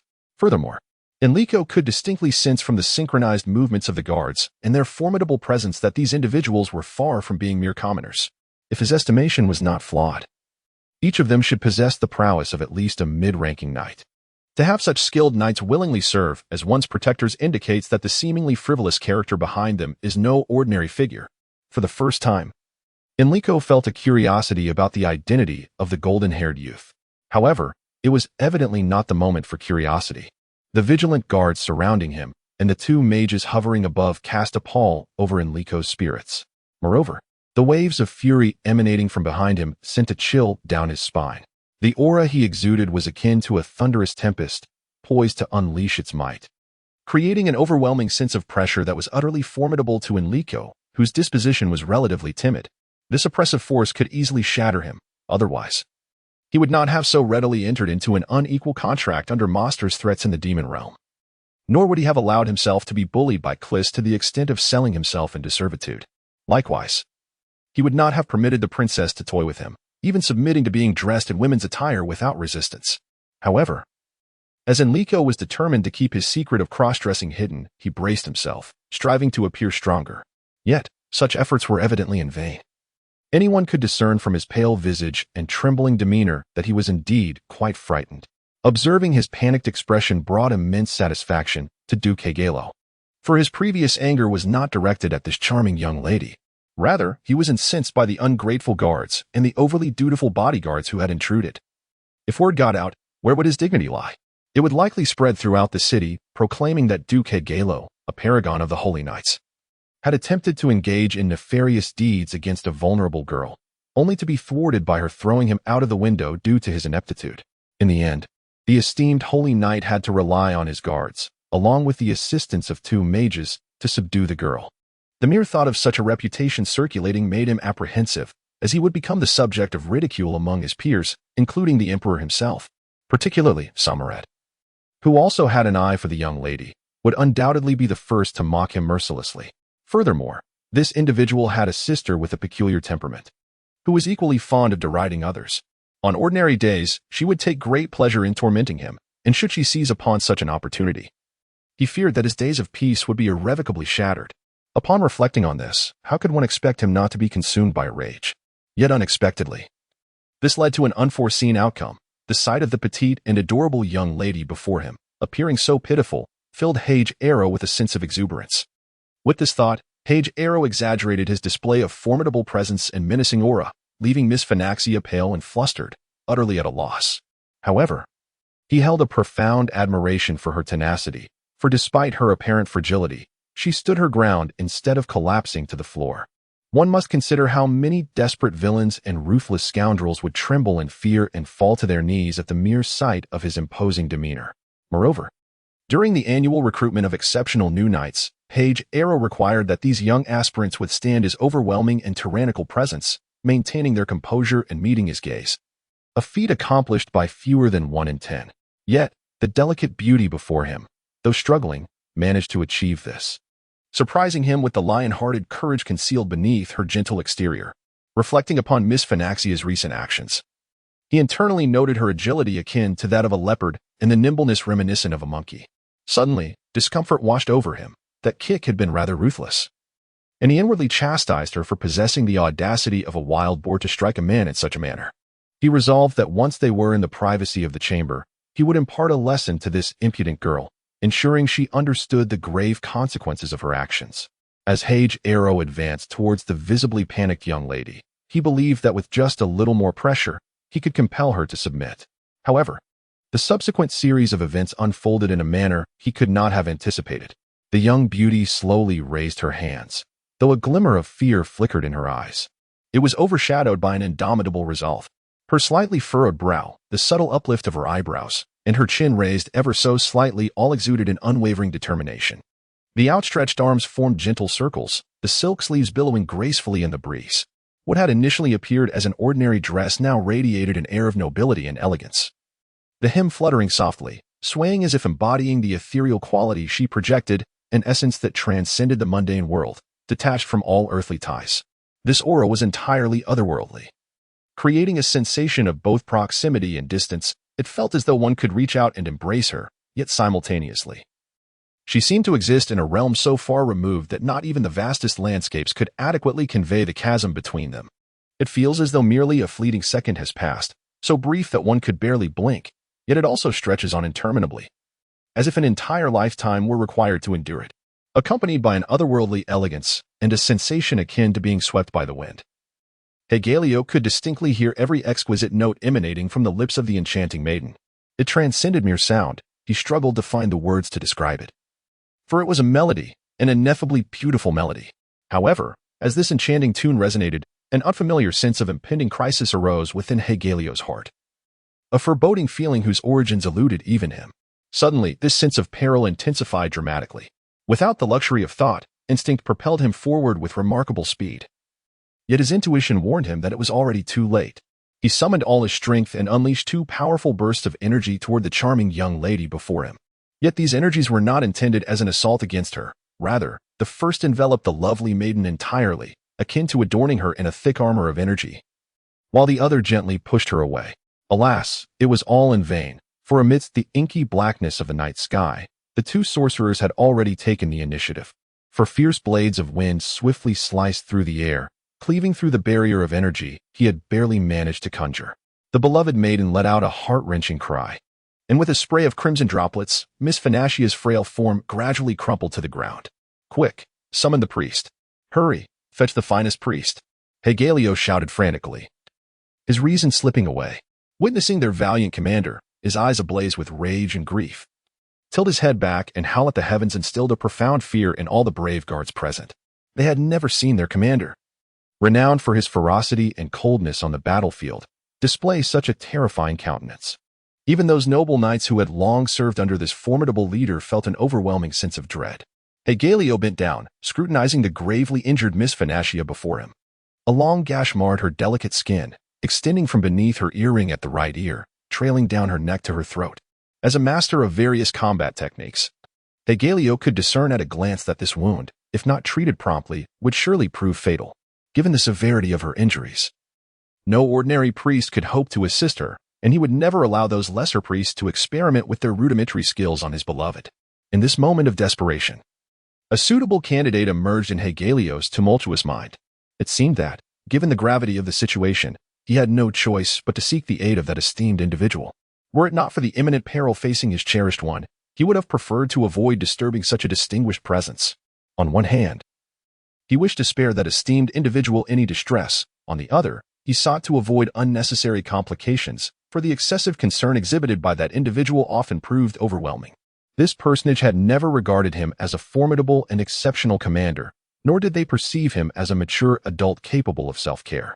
In their eyes, he would forever remain an unworldly child, perpetually in need of others' nurturing. Thus, unless absolutely essential, he was determined not to disturb this rather troublesome figure, particularly regarding this matter. Had it not been for the present dire situation, he would have most preferred that this individual remained oblivious to the existence of Miss Phoenicia. However, the gravely injured and near-death beauty before him compelled him to confront the very person he least wished to engage under such circumstances. With this thought in mind, Hegelo raised his voice and summoned the butler, inquiring, "Has mother retired for the night?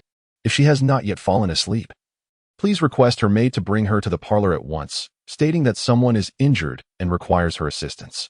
He paused momentarily, carefully contemplating his words before adding, "Let it be said that I am the one gravely injured. That would be more prudent. Off you go." The butler, startled awake by the outburst, stumbled to the ground. However, upon meeting the gaze of his master, whose eyes burned crimson with fury and whose face was a stormy shade, he hastily scrambled towards the rear courtyard where the matriarch resided. He could distinctly hear his master's teeth gritting as he growled, "If you delay and allow this young lady to perish, I shall flay you alive." This warning spurred the butler into a frantic sprint. He knew all too well the temperament of his master and dared not disregard such a threat. In his heart, he fervently prayed for the young lady's survival and for the matriarch to remain awake. Time was of the essence in saving a life. Once the butler had departed, Hegelo lifted the unconscious Miss Phoenicia from the ground, treading carefully over the shards of broken glass as he made his way through the shattered window into the grand hall. Upon entering, he immediately commanded the servants to clear a space and to arrange several long sofas together to form a makeshift bed. A maid swiftly brought a thick down comforter, delicately spreading it over the improvised bedding. Hegelo gently placed Miss Phoenicia upon this makeshift bed and then took a dry towel that a servant had prepared, laying it softly over her grave wound.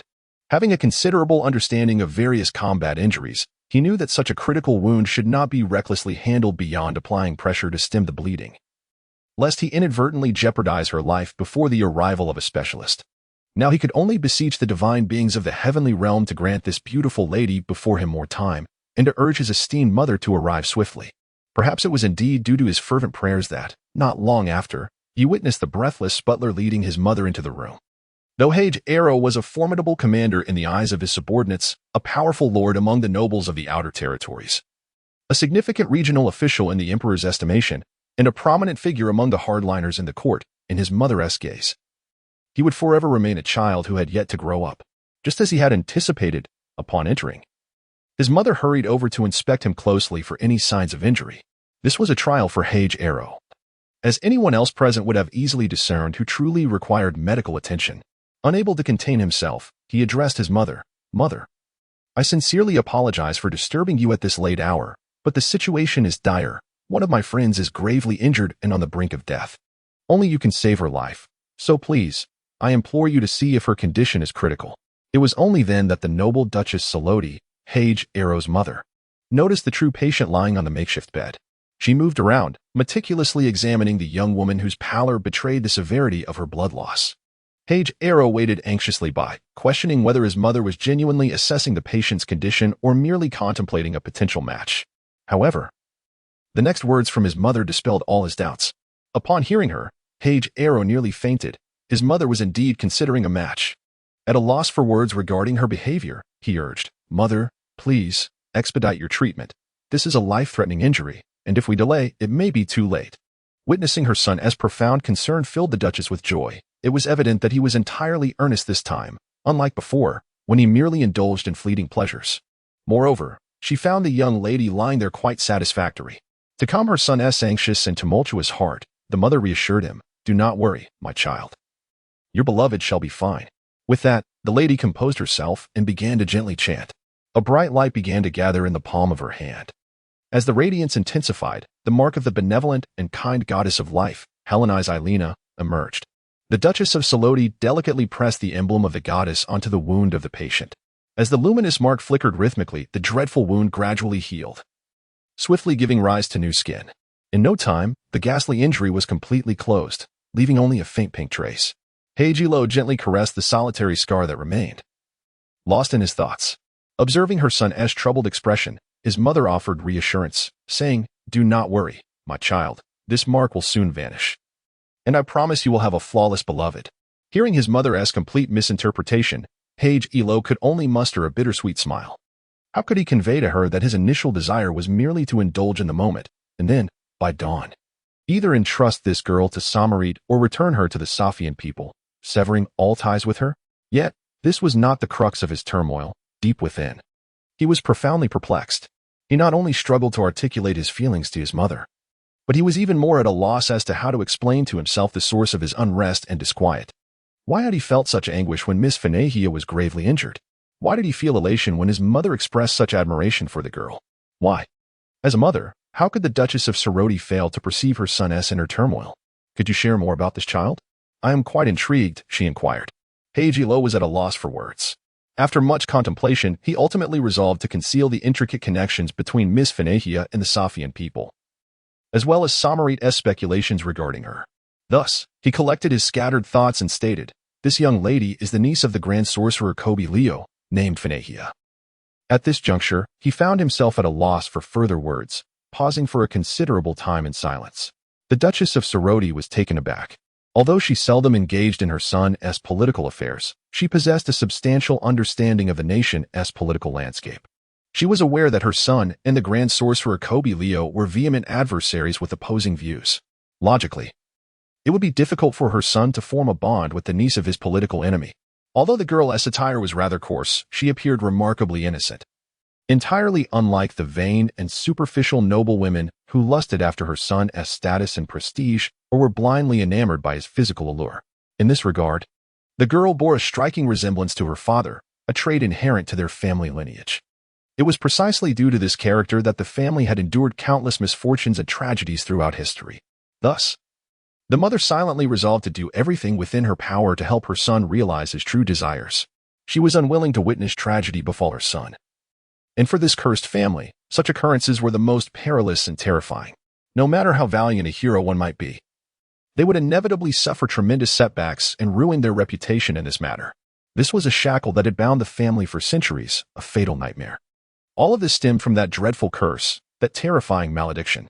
Her son's flippant attitude towards love was, in some respects, a manifestation of his fear of this curse, leading him to seek refuge in indulgent carnal desires, distancing himself from true love in a desperate attempt to escape the ancient curse that tightly ensnared him.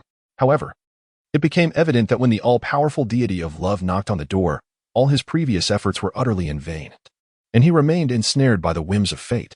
Reflecting on this, the mother addressed her son, "Let us find a place to sit, both to keep watch over your beloved and to hear the tale of how you met this young lady." Galileo, with a sense of resignation, observed his mother settle onto a sofa, and he complied by finding a seat nearby. He began recounting everything from the moment he first laid eyes on Miss Finahia, narrating his experiences in detail to his mother. Throughout, she listened with keen interest, an exceptional audience who neither interjected nor interrupted the flow of his narrative. Nor did she pry into other secrets. It was precisely this quality that allowed Galileo to gradually untangle his thoughts. Many concerns that had previously weighed heavily on his mind soon found resolution through this calm reflection. By the time Galileo finished his account, he had already made a decision in his heart. His mother, well aware of her son's discerning judgment, could easily perceive this. However, she refrained from inquiring about the nature of his decision, partly because she had already guessed what it might be, and partly because she wished to avoid imposing her will upon his life. The choice he made was his own, and if she did not agree with it, she would merely observe from a distance. Conversely, if his decision aligned with her desires, she would support him discreetly to ensure his happiness. At that moment, Enrico, who had been in a state of unconsciousness, slowly began to awaken. Despite being in a comatose state, he was acutely aware of all that transpired around him, as though everything was replaying in a dream. Enrico could even faintly sense the decision that Duke Galileo would ultimately make in this dreamlike state. Enrico is now in a state of profound distress. That dream has become his most terrifying nightmare. He yearns for it to be merely a figment of his imagination. Yet he is acutely aware that it was conjured by the creature monster, utilizing its mystical powers to bridge the realms of reality and his inner psyche. Everything within the dream was entirely authentic, plunging him into an even deeper predicament. Upon witnessing Miss Finahia awakening, Duke Galileo swiftly rushed to the makeshift bed formed by the sofas, his gaze tender and ardent as he looked upon the beautiful, yet pallid Miss Finahia. Enrico observed the Duke hastening to his side, his anxious expression fixed upon him. The Duke's gaze, imbued with deep affection and rapture, sent shivers down Enrico's spine. Stirring within him a silent lament, clearly, this man had become genuinely invested. Reflecting on the dream, he felt a pang of emotion at the Duke's frantic urgency to save him. Yet, paradoxically, this only compounded his troubles, though their time together had been fleeting. Enrico discerned that the Duke was a man who would not rest until he achieved his aims. Struggling to rise, Enrico felt utterly powerless. Acutely aware that this weakness stemmed from the holy light healing magic, for otherwise, he would not be so fragile. In the past, during his time in Chris's laboratory, he frequently sustained far more grievous injuries yet never found himself in such a state. Observing Miss Fanasia's attempts to rise, Hegelo extended his hand, albeit filled with trepidation. Concerned that she might still harbor resentment against him, the thought of being spurned by the beauty haunted him. Hegelo's mother quietly observed the unfolding scene, her satisfaction evident as she noted her typically resolute son displaying signs of uncertainty. It seemed he had made the right choice, and she felt a deep sense of contentment regarding this decision. From this moment onward, she resolved to devise ways to ensure a favorable outcome. Hegelo stood there, akin to a prisoner awaiting a judge's verdict, his heart brimming with tension and anticipation. When he saw Miss Fanasia hesitate before finally grasping his arm, an overwhelming sense of joy and excitement surged within him. As he held the lovely lady's somewhat roughened hand, an unparalleled sense of happiness enveloped him. He found it perplexing. He had never lacked for beauty, having encountered countless exquisite forms, yet none had brought him such bliss as this moment. Gently, he clasped Miss Fanasia's hand, noting that the roughness was not due to laborious toil, for her palms bore several calluses. However, these marks did not resemble those typically left by knights and warriors, but rather seemed to be the result of frequent climbing and scaling walls. He pondered for a moment, recalling their initial encounter when he witnessed the exquisite young lady skillfully ascending the railing with a grace reminiscent of a monkey. He couldn't help but stifle a laugh. What an eccentric hobby it was to find a noblewoman who delighted in climbing trees. Nevertheless, as long as she enjoyed it, he would wholeheartedly support her. Even if it meant dismantling every structure within the estate to plant banana trees, he would find no objection. To the eyes of the surrounding servants and the lady of the house, the servants were stifling their laughter at their stern master, puffing their cheeks and standing awkwardly in place. Meanwhile, the matron discreetly covered her mouth with a fan, quietly amused, utterly unaware that her son was so naive in the face of such a situation, which seemed to tarnish his reputation as the esteemed Casanova of Kokoki. At this juncture, the Duchess of Salodi had already begun issuing commands to the servants to tidy the rooms, employing her considerable social acumen to discern the young lady's character. With swift decisions, she ensured that the somewhat dazed beauty had little opportunity for contemplation. After all, the goal was to leave her even more bewildered. Quickly, you lot, attend to the rooms upstairs, particularly the one on the far left of the east wing. Ensure it is immaculate, and clear away all the clutter, she emphasized, raising her voice to underline her command. Hegero listened, feeling as though he had plunged into a thick fog, utterly perplexed as to why his mother had placed Miss Fanakia in his bedroom. Did she intend for him to forge a connection with her? Yet, was this not a hasty approach? This young lady was not easily won over, and should it backfire, the consequences could be dire. With his mother's profound understanding of social dynamics, could she truly be unaware of this?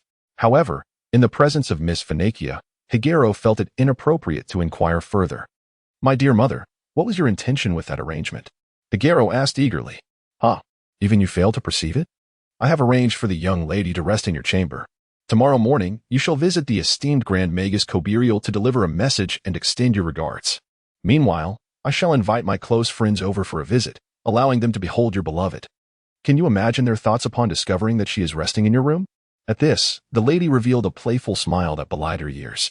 Stunned into silence, Hegero gazed at his mother, never having anticipated her to be so astute. He felt an overwhelming sense of gratitude for having such a clever and decisive mother. Rising from her seat, the lady declared, "It is far too late, and I am quite fatigued. We shall discuss everything further in the morning, my dear son. Good night." Having spoken, the Duchess of Salodi gracefully exited the hall, her footsteps light and devoid of any hint of fatigue. Ever since Enrico had entered this entirely unfamiliar environment, he had been plagued by a sense of unease, sensing that something was amiss, though he could not articulate precisely what that was. Enrico meticulously scrutinized his surroundings. Against the eastern wall stood a row of display cabinets, showcasing a myriad of peculiar artifacts. Among these, a massive horn intricately carved from dragon teeth commanded attention. while flutes of varying sizes crafted from diverse materials occupied a substantial portion of the cabinet's space. To the far left of the cabinets, a series of easels were arranged in an orderly fashion.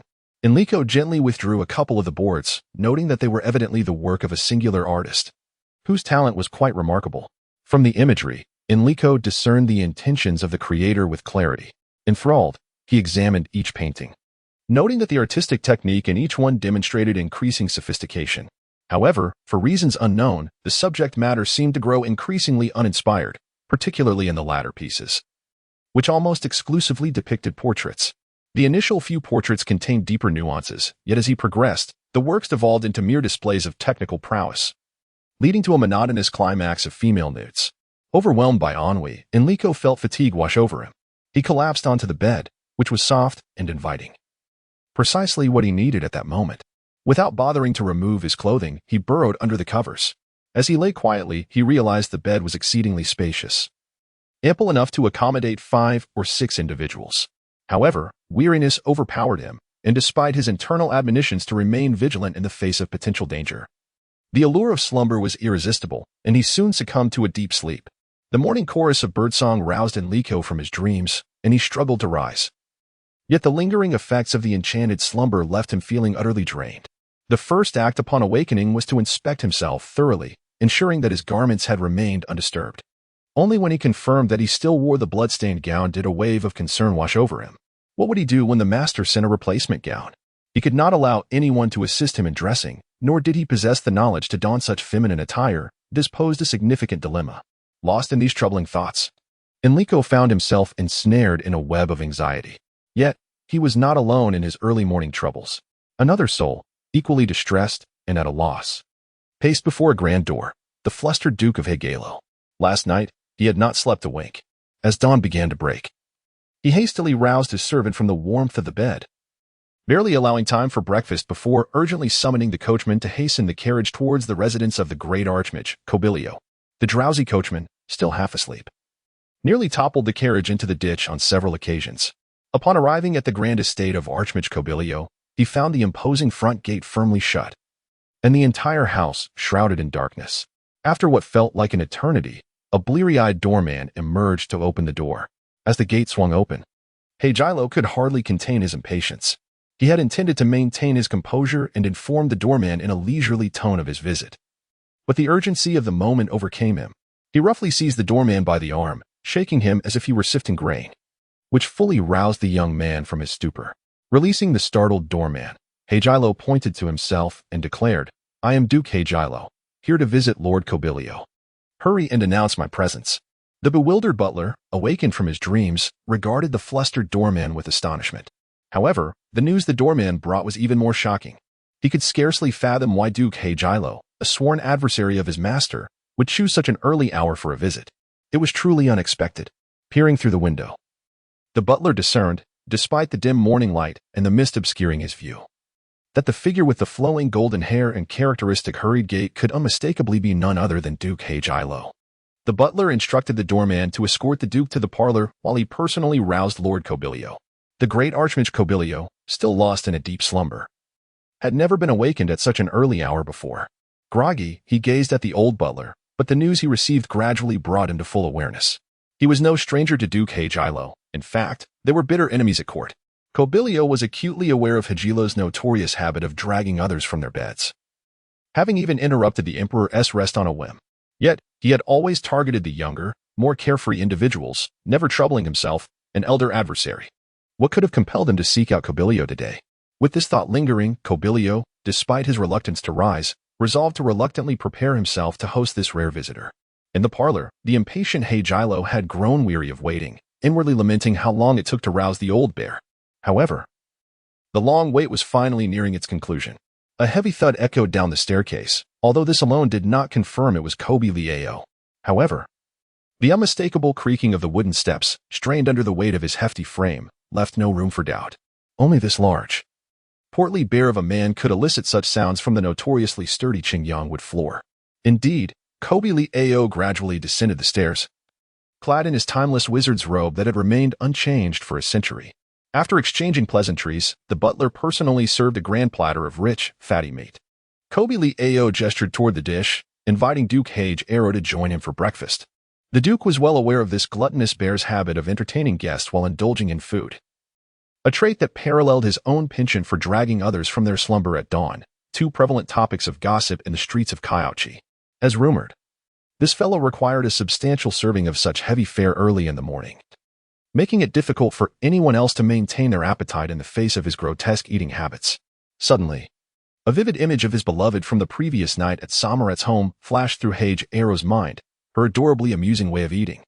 He could not help but concede that in this regard, the charming young lady bore a striking resemblance to Kobe Ao, though the comparison ended there. He needed to rescue the beautiful maiden from this cumbersome bear before she fell prey to his bad influences. Resolute, Hage Arrow addressed Kobe Ao directly. Mr. Grand Sorcerer, I have taken the liberty of visiting you regarding your niece. The unexpected early morning discussion about Enrico took Kobe Ao by surprise. Had Enrico fallen into their clutches? That would be unfortunate. Kobe Ao's appetite vanished. He sat upright, his demeanor grave. He took a large sip from the coffee beside him, steadied his expression, and inquired, "What do you wish to convey regarding my niece?" He awaited further clarification, wary of the young man before him. Duke Hage Arrow was no light matter, possessing considerable prowess in both military and political spheres.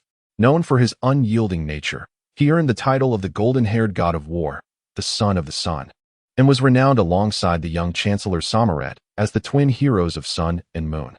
Kobe Ao understood well just how formidable these two could be, having clashed numerous times as leaders of opposing factions. With Duke Hage Arrow at his doorstep, he could only wait to see what terms the Duke would propose. However, what Hage Arrow subsequently articulated left Kobe Ao utterly astounded. With his head held high and chest puffed out, Hage Arrow earnestly declared, "I have had the fortune of encountering your niece, Miss Phanahia. The grace of this enchanting lady has captivated my heart, and I aspire to provide her with a lifetime of happiness." After uttering these words, he fixed a tense gaze upon Kobe Ao. Yet, Kobe Ao's expression was perplexing to him. According to Hage Arrow's expectations, Kobe Ao would likely exhibit one of three distinct reactions. One possibility was that Kobe Ao would readily acquiesce to this proposition, a likelihood that held considerable weight, considering that the serendipitous encounter with Miss Phanahia could very well have been orchestrated by this individual in collusion with those of Sophian descent, seeking to exploit the innocent young lady to further their own or Samarit's interests.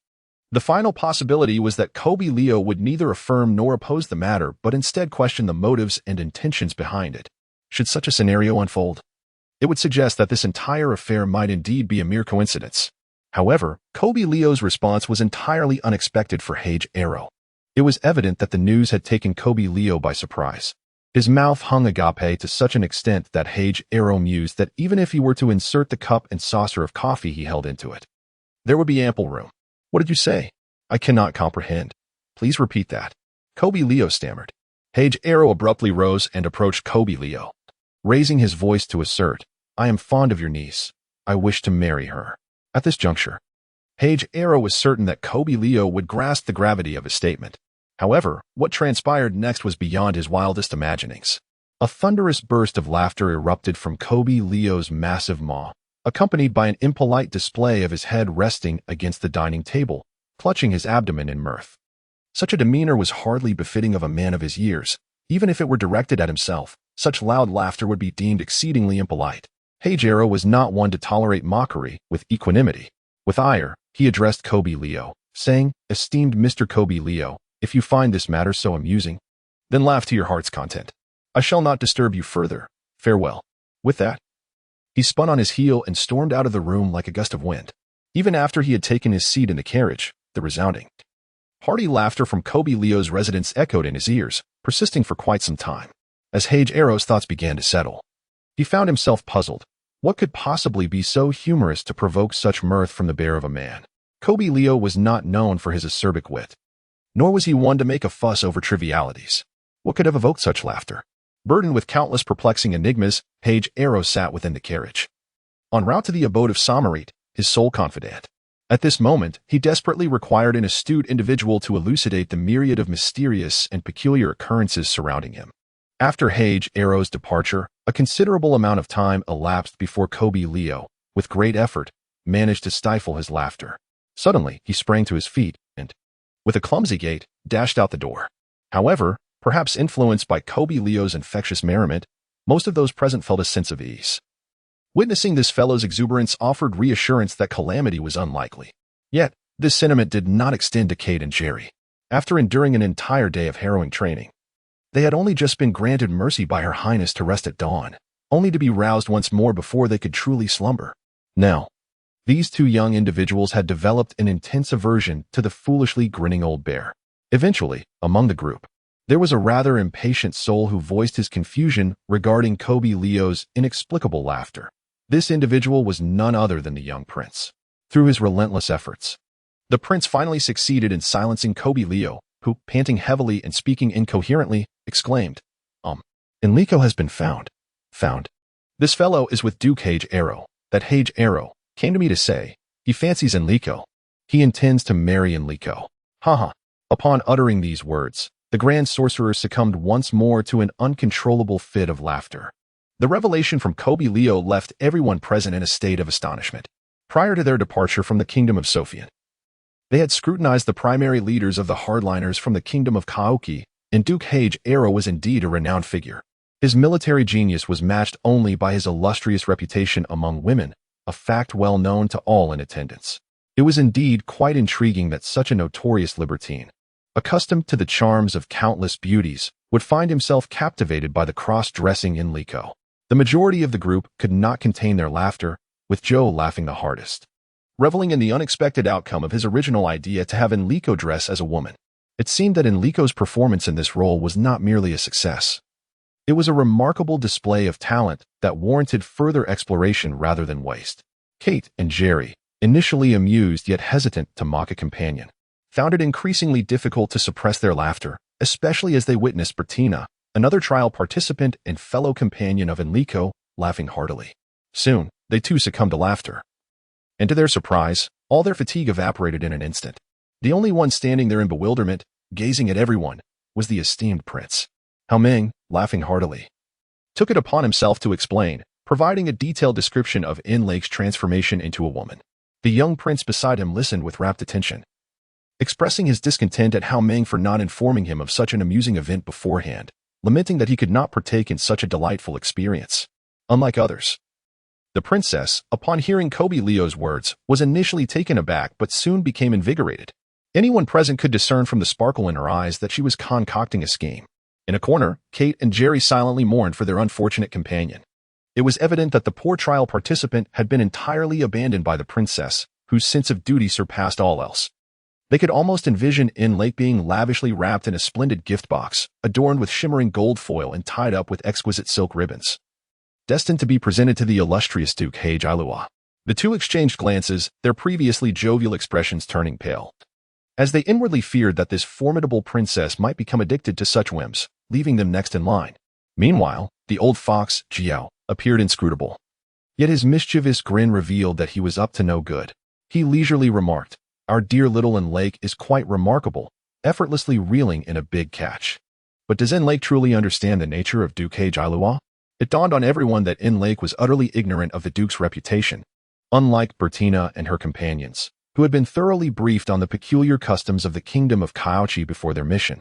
Enrico had received no such specialized training to navigate unexpected events. Most importantly, Enrico was oblivious to the fact that among the most dangerous rakes in the kingdom, Duke Hage Ailua was notorious for his lecherous pursuits. Jiao continued, "Your Highness, being a girl must be quite challenging, with numerous troubles to contend with." Noting the princess's nod, he began to enumerate dressing, hairstyling, makeup, at the very least, those 3 troublesome tasks. The princess merely curled her lip, thinking to herself that being a girl could not be so simplistic as to involve only those 3 matters. Nevertheless, she refrained from interrupting Jiao, allowing him to continue. "Surely, Enrico is not accustomed to such things," Jiao concluded. Upon witnessing the princess's exceptionally grave demeanor, most individuals were filled with an unsettling dread, particularly Kate and Jerry, who trembled at the mere mention of training. In stark contrast, the prince displayed an eager enthusiasm, expressing his desire to assist, for he certainly did not wish to miss such a splendid spectacle a second time. Contemplating this proposal, the princess deemed it a rather commendable suggestion. However, she harbored a reluctance to easily let Enrico off the hook. Indeed, she had developed a growing penchant for teasing and tormenting the trial participants.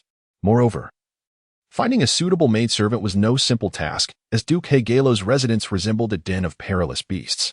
Not only was Hegalo's stance completely adversarial to her own, but the Duke's reputation as a notorious libertine was renowned both domestically and abroad. Which young lady would dare to present herself willingly? With this in mind, the princess cast a discerning glance around. Noticing her piercing gaze sweep past, everyone except for Joe and Kobe felt an impending sense of doom.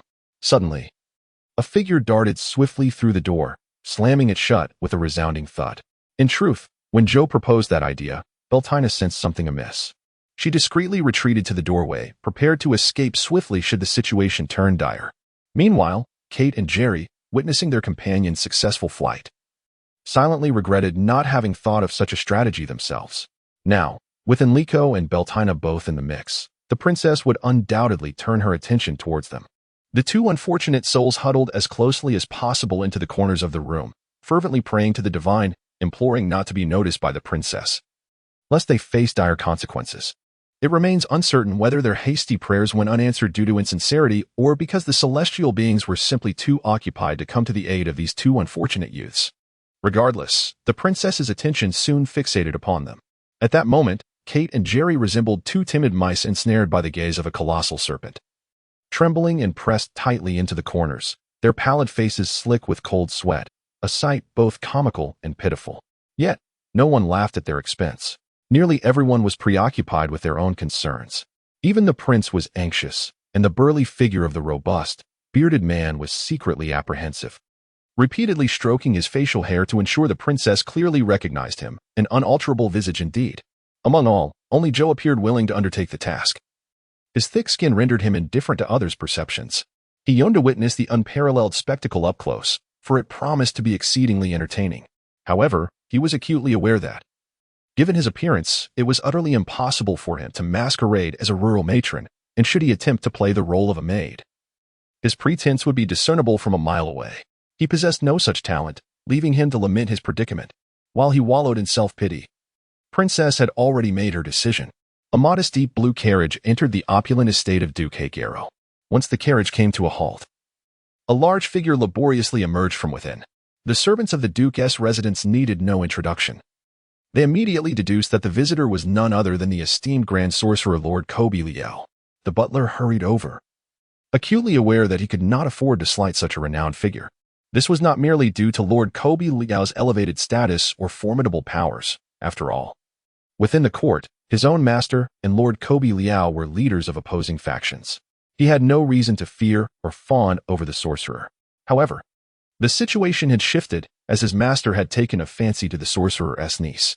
If his mismanagement were to offend this formidable uncle and delay the marriage, his master would undoubtedly flay him alive. Consequently, the butler diligently ushered the guests into the parlor, instructing his subordinates to serve the finest refreshments and to summon the kitchen to prepare several exquisite dishes immediately. The Grand Sorcerer Kobe Liao, of course, was more than willing to indulge, despite having already partaken of breakfast. However, faced with the visually appealing and aromatic delicacies personally presented by the butler, he found his appetite rekindled. He inwardly marveled. Just as rumored, Duke Hegaro was indeed a connoisseur of life's pleasures, lacking nothing in his grand abode: gourmet food, fine wines, and beautiful companions were all in abundance. Simply savoring these culinary delights indicated that the chef employed here was no ordinary cook, but rather a master of culinary arts. It appeared that before resolving the matter concerning Enrico, he could seize the opportunity to enjoy several sumptuous meals. Kobe Liao contemplated whether he should visit Enrico 3 times a day, thus conveniently resolving his own dining needs as well. He calculated that within 5 days, he could relish all the renowned dishes that Duke Hegaro's chef had to offer, one after another. With this thought, the Grand Sorcerer Kobe Liao's appetite grew even more insatiable. Meanwhile, the butler attended to him attentively, secretly astonished at the sorcerer's prowess. He had never witnessed anyone, not even Lord Kobe Liao, consume such a substantial breakfast so early in the day. Initially, he had instructed the chef to prepare an abundance of delicacies as a sign of respect for Lord Kobe Liao. But now it seemed that such provisions were woefully insufficient for this gentleman. The butler promptly dispatched a servant to instruct the kitchen to prepare additional dishes. Just as the Grand Sorcerer Kobe Liao was relishing his meal, a small door on the right side of the hall swung open, and two maidens escorted a poised and dignified lady into the room. Cobillion, the Grand Sorcerer, quickly deduced that this esteemed lady must be the Duchess Salodi, mother of the Duke of Hegiolo. He dared not treat her with disrespect, fully aware of her extensive social connections and profound influence over the high-ranking officials and their families within the court. Indeed, she held a prominent position among the circle of noblewomen in Whitesk. The Grand Sorcerer held a great deal of respect for her, knowing well that she refrained from meddling in politics. Otherwise, with her considerable sway, a mere word in favor of her son would surely sway his colleagues, who were notably submissive to their wives, towards the Duke of Hegiolo. Moreover, Cobillion firmly believed that should this lady choose to, she could effortlessly incite all the court officials to oppose him. In the realm of high society, factional disputes were non-existent, and her power was undoubtedly the most formidable. After exchanging pleasantries, the conversation gradually turned to the matter at hand. It was the lady who first spoke, expressing, "Esteemed sorcerer, I sincerely apologize for any concern you experienced last night due to our failure to promptly inform you of your niece's presence in my home. Initially, he, along with Joe and the members of the delegation, had meticulously analyzed the situation and concluded that Enrico had likely been deliberately kidnapped by Samaret and Hegiolo, presumably to extract information or to leverage this counterfeit niece against you in this tumultuous political climate. The latter seemed the most plausible. They even speculated that Hegiolo did not genuinely harbor feelings for Miss Phoenicia, but sought to exploit the opportunity to forge a political alliance with you. After all, Hegiolo's reputation as a dandy was well known, making it hard to believe he would be sincerely enamored with her. However, it now appeared that all such conjectures were mere fabrications. Enrico's misfortune stemmed from sheer bad luck, as he unwittingly fell into the trap. Reflecting on this, Cobillion was astounded by Enrico's abysmal luck, having never encountered anyone so unfortunate. In such a vast Whitesk, how could he not find a place to escape, but instead ventured into Samaret's territory? It was rumored that Samaret's residence, seemingly ordinary and unassuming, concealed lethal dangers, and ordinary individuals would find it nearly impossible to infiltrate. Furthermore, to prevent accidental harm to others and to conceal his capabilities, Samaret kept his estate securely locked. Hearing from the lady that Enrico had actually scaled the railing to gain entry, Cobillion mused that the fellow had merely invited misfortune upon himself. How could he blame others for this?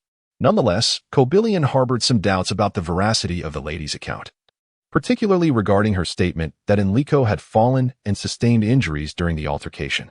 Cobillion was utterly incredulous regarding this matter. He possessed a profound understanding of Enrico's capabilities, having had 2 discussions with Melron, who had informed him that Enrico harbored mysterious powers that were certainly not inferior to his own. Furthermore, after spending considerable time in each other's company, Cobillion was acutely aware that Enrico vastly differed from the frail and sluggish mages. Enrico's physical prowess was commendable. Even within the esteemed holy knights of the kingdom of Keorki, his strength could be classified as moderately competent. While he could believe that Enrico might have been injured in an encounter with Hage Arrow, the mightiest paladin of the kingdom, he firmly rejected the notion that Enrico had sustained his injuries from a mere accidental fall, as suggested by the lady. However, Cobillion chose not to dispute this, recognizing that engaging in such a discussion would yield no fruitful outcome. Thus, he adopted a strategy of feigned concession, addressing the lady with respect and gratitude for Hage Arrow's assistance in rescuing his niece. He expressed his sincere apologies for the inconvenience and requested permission to take his niece away promptly. Hage Arrow's mother had already devised a strategy to counter Cobilion's intentions. She was unwilling to allow Miss Phoenicia to depart their abode, as her elaborate plans were yet to unfold. Should the protagonist vacate the meticulously prepared stage, her entire scheme would be jeopardized. Consequently, the lady remarked, "Esteemed great mage, you may be unaware."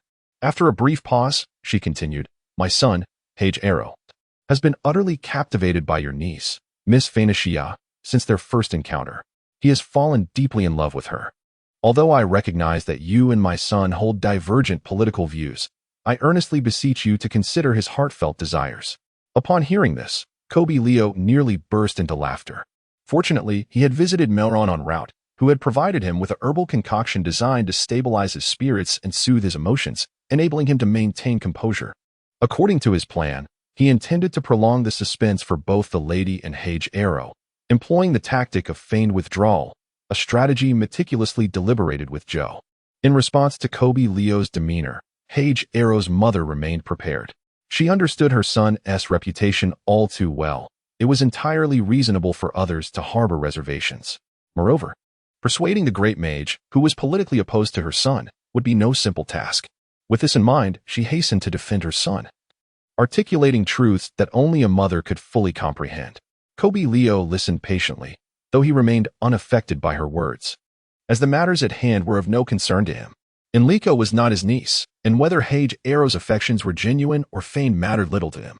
His restraint in not laughing aloud was, in itself, a testament to his courtesy towards the lady.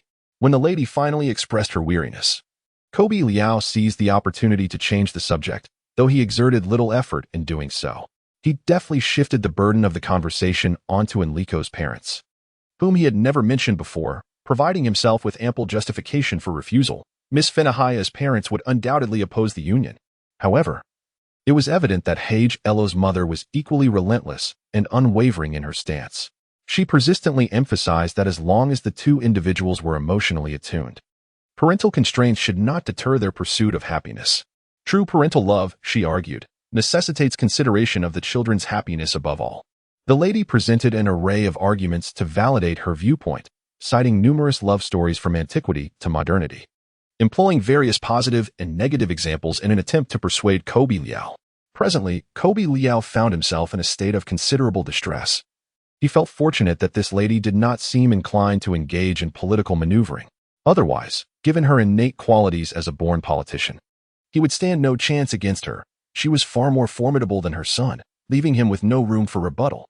Rather than disrupt this rare spectacle, he was eager to facilitate it. Thus, seizing a moment when the noble lady paused for breath, he interjected, "Madam, I comprehend your sentiments quite clearly. May I first have a glimpse of my niece? Surely that is permissible?" In truth, Hage Elo's mother was reluctant to allow the esteemed sorcerer to meet his niece. She understood that placing a girl in a completely unfamiliar environment, isolated and vulnerable, was a most effective means of breaking her spirit. From her own experience, she knew that the greatest taboo in this strategy was allowing the girl to become aware of someone outside who wished to rescue her. Once hope flickered in the girl's heart, even the most delicate of beings could exhibit unexpected resilience. All of this led the noble lady to reflect on times long past. After grappling with her own conscience, she ultimately acquiesced to Kobe Liao's request, personally accompanying him to the door of Miss Fenahaya's bedroom, where she had rested the previous night. The door opened, and as Kobe Liao stepped inside, the lady hesitated for a moment before following him in. After all, permitting the uncle to see his niece was the greatest concession she could afford. However, allowing them to meet alone would greatly jeopardize her plans. So she resolved to remain close by to oversee the encounter. As Kobe Liao entered the bedroom, he was momentarily taken aback. There stood Enrico, adorned in a pristine white priestess gown, cinched at the waist with a golden ribbon, her hair similarly bound with a golden sash cascading down her back. Sunlight filtered through the heavy curtains, casting a gentle illumination across the room. Enrico rested her chin on her hand, reclining gracefully on the sofa, the soft light accentuating her serene and composed demeanor. Kobe Liao silently marveled, noting how she increasingly resembled a lady in every sense. It seems that Enrico has gradually adapted to his new role. In this regard, Kobe Liao finds himself both amused and perplexed. One might question whether this is a testament to Enrico's strengths or a reflection of his shortcomings. The resilience and adaptability displayed by this individual are indeed remarkable, as if he possesses the innate ability to thrive in any environment, fully assimilating into it, a skill that Kobe Liao cannot help but envy. Enrico, having noticed the arrival of someone, immediately deduced from the newcomer's stature that it was none other than the formidable archmage Kobe Liao, for the latter's features are strikingly unmistakable. However, Enrico refrained from making any rash movements, acutely aware of the delicate nature of the situation. The sound of approaching footsteps informed him that there were certainly more than just Kobe Liao present. As anticipated, two maidservants, upon realizing the dimness of the room, approached the window and drew back the curtains, allowing a brilliant flood of sunlight to pour in. Unprepared for such brightness, Enrico quickly shut his eyes, having deliberately kept the room in shadows to obscure his identity. Yet, it was evident that his concerns were unwarranted. Even after changing out of the bloodstained gown and into the priestess robe prepared by Hage Elo's mother, no one would question his femininity. This lady, quite considerate, promptly provided a priestess robe, which Enrico wholeheartedly accepted, as he had no desire to don the constricting gown that felt akin to armor, an outfit that brought him considerable discomfort, leading to his many grievances. Relieved to shed such constraints, he was delighted, especially since the priestess robe was quite easy to wear, akin to a mage's robe, and he could manage it independently. All he wished for was to remain quietly in the dim room. At this moment, Enrico found himself quite troubled. He fervently hoped for a swift recovery of his strength, confident that he could stealthily descend along the exterior walls of the room. However, he now realized that it was a significant miscalculation to prevent the two maidservants from tidying up the room. At the very least, they should have made the bed. As he now observed the odious archmage Coelio, wide-eyed and slack-jawed, fixated on the bloodstain on the bed, and Enrico could easily imagine the thoughts swirling in his mind. At that moment, he longed to silence Coelio's gaping mouth with a clenched fist, plucking each of his prominent teeth one by one. All of this transpired under the watchful gaze of Hage, Elo's mother, who silently reveled in the unfolding misunderstanding, recognizing it as a potent leverage for her son. She suddenly realized that she had unearthed a piece of compelling evidence, regardless of its authenticity or deceitfulness. It was imperative for her to exploit this evidence for the benefit of her son. In that instant, she became acutely aware that she might now be even more despicable and malicious than the woman she had once despised. This brought to her mind a phrase once uttered by that woman, "One day you will understand all my feelings." At the time, she could not comprehend the depth of that statement, but now she truly grasped it. She could fully empathize with the emotions of the woman she had once loathed so deeply. Coelio finally emerged from his state of distraction, striving to rein in his emotions, stifling the urge to laugh out loud. The grotesque smile, contorted and marred by excess flesh, was more unbecoming than tears, a sight that made Enrico feel quite uneasy. Fortunately, Coelio was facing away from the window, while everyone else stood behind him. Otherwise, this alone would have been enough to give him away. Despite the absurdity of the situation, Coelio remained focused on his objective. He discreetly retrieved from his pocket a magnificent emerald, shaped into a dodecahedron, which he had borrowed from Mei Long, holding the gem in the palm of his hand.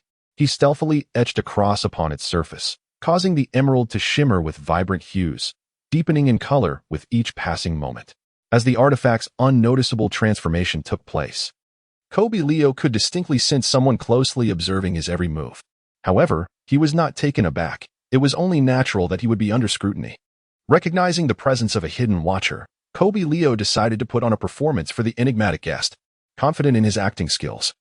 He feigned a demeanor of casual ease. In truth, he felt quite relaxed and burden-free, and inquired, "My dear niece, you have caused me great concern.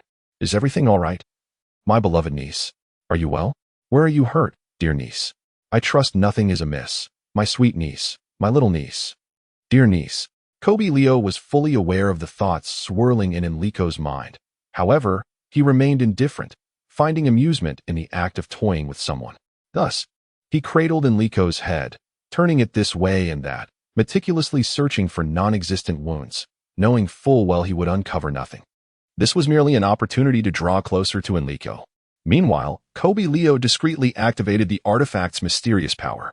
An invisible barrier emerged, shielding them from all prying magical eyes. In an instant, he slipped the gemstone into Enrico's hand, accompanied by a scroll. Enrico, displaying remarkable discretion, concealed these items within her sleeve. Coelio then softly whispered into Enrico's ear, "My poor little niece, how unfortunate you are. Do you realize that your princess has sold you?"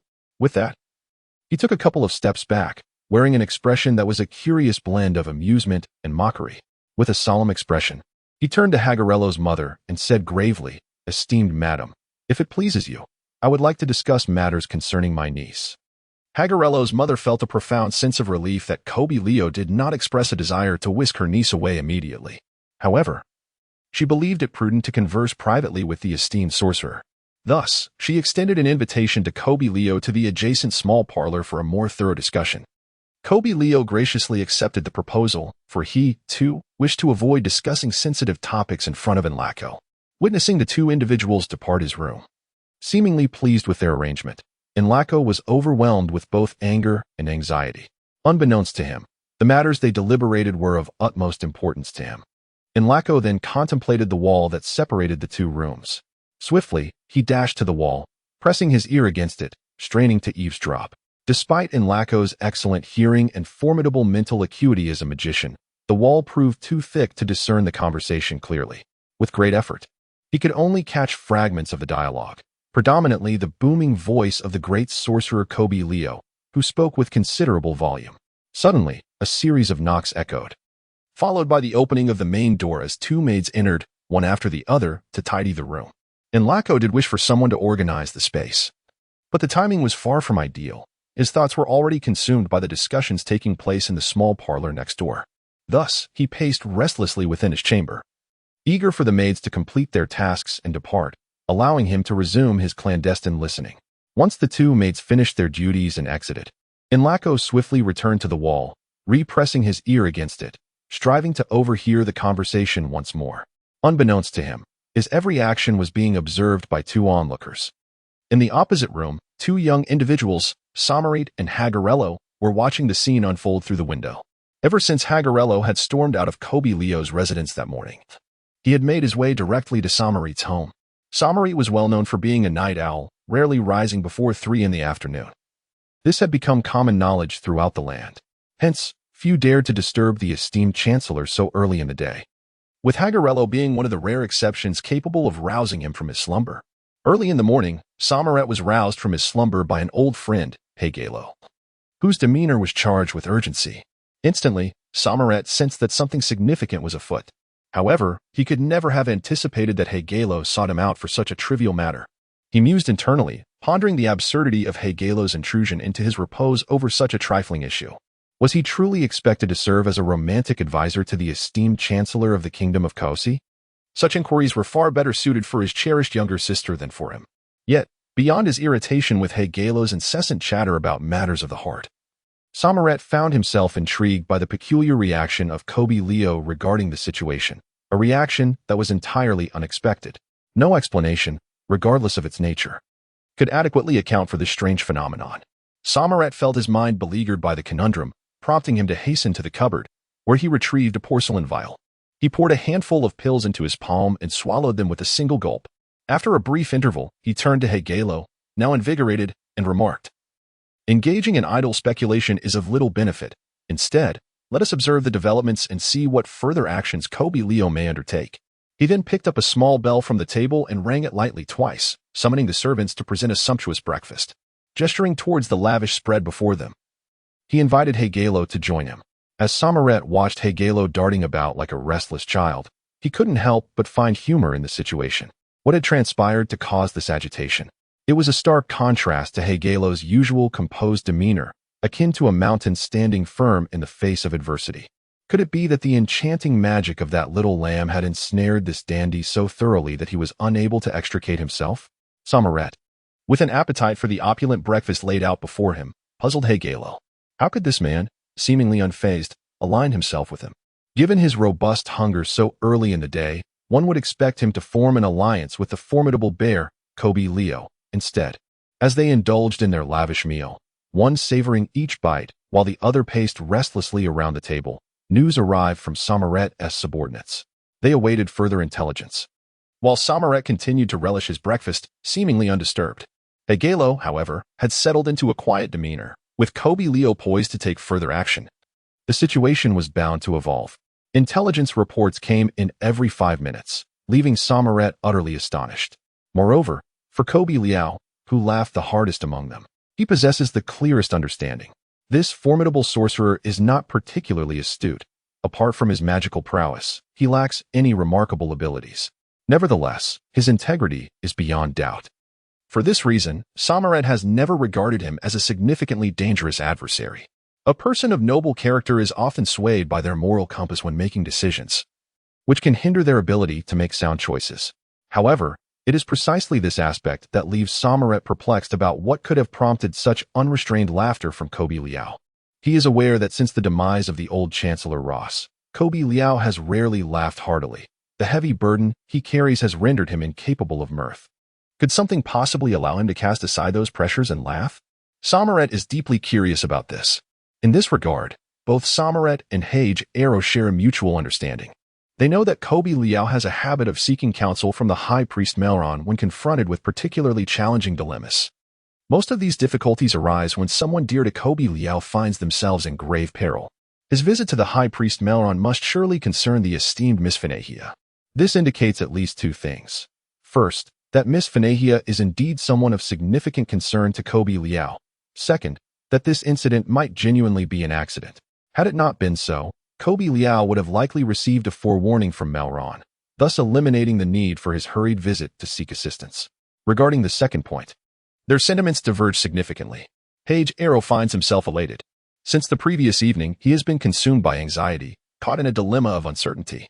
He fears that the entire affair may be a long-conceived conspiracy, yet he is reluctant to relinquish the genuine connection he has painstakingly uncovered. In contrast, Samaret feels a tumult of emotions. The advantageous position he found himself in last night has unexpectedly allowed Page Arrow to gain the upper hand. If the entire situation truly unfolds as anticipated and is merely an accident, it would be a grievous loss to have abandoned such a precious opportunity.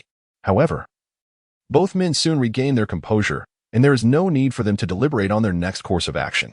Their long-standing synergy has naturally led them to a shared consensus. Samaret swept aside the lavish banquet spread before him and rose to his feet, while Page Arrow had already exited, summoning Samaret's servants to prepare the carriage. By the time Samaret stepped out the door, everything was already in place. Page Arrow awaited him atop the carriage. Once Samaret climbed aboard, the carriage set off towards Page Arrow's residence. The distance from Samaret's estate to Page Arrow's abode is not considerable. Merely the previous evening, Page Arrow had been escorting Miss Finahia throughout the city. Before long, the carriage arrived at the estate of Hagarello. After disembarking, Hagarello promptly led Samaret to a room directly opposite the chamber where Miss Finahia had stayed overnight. Upon opening the window, they beheld the sight of Kobe Leo and Hagarello's mother departing from that very chamber, making their way into the adjacent parlor. Subsequently, the intriguing antics of Miss Finahia captivated the two onlookers. Their understanding of her distinctive style had begun when they witnessed her agile ascent of the railing. And this latest amusing scene further solidified their perceptions, albeit with contrasting sentiments. Hagarello observed with absolute admiration, his spirits lifted, while Samaret felt a pang of jealousy. What gnawed at him most was the realization that the chamber where Miss Finahia had spent the night was none other than Hagarello's personal quarters. Hagarello seldom permitted anyone into the sanctum, reserved only for himself and a select few close friends, as it harbored his past, an aspect of his life he guarded fiercely. He had never invited any woman to spend the night there. The Duke's estate boasted countless opulent and comfortable rooms, and Hagarello could easily offer any woman of his choosing the luxury of a night's stay in any of them, except for this particular chamber. Now, the astute Samaret discerned Hagarello's unspoken thoughts with clarity, able to anticipate the unfolding events. He held a profound reverence for Hagarello's enigmatic mother, whose power and influence were equally unfathomable. With her assistance, there was scarcely a challenge that could not be surmounted. Contemplating this, Samaret began to assess his own resources, wondering if they were insufficient, perhaps signaling the need for external support. At that moment, the image of his troublesome sister floated into his mind. His sister, who had been willful and domineering since childhood, had always mingled with his rowdy companions, exhibiting little semblance of femininity. Yet, in one regard, she was undeniably reliable. Her prowess in the art of seduction was unparalleled, and she had never faltered in that arena. This was a source of great frustration for Samaret, as he could not recall when his sister's interest in women had begun. He remembered the early days when he and his friends had encouraged her antics, particularly Hagarello, who had been the most enthusiastic, even competing with Samaret's sister to see who could attract more women of higher quality. Yet, in his recollections, it seemed his sister had always emerged victorious. Due to the fervent rivalry between these two individuals, their reputations swiftly spread far and wide.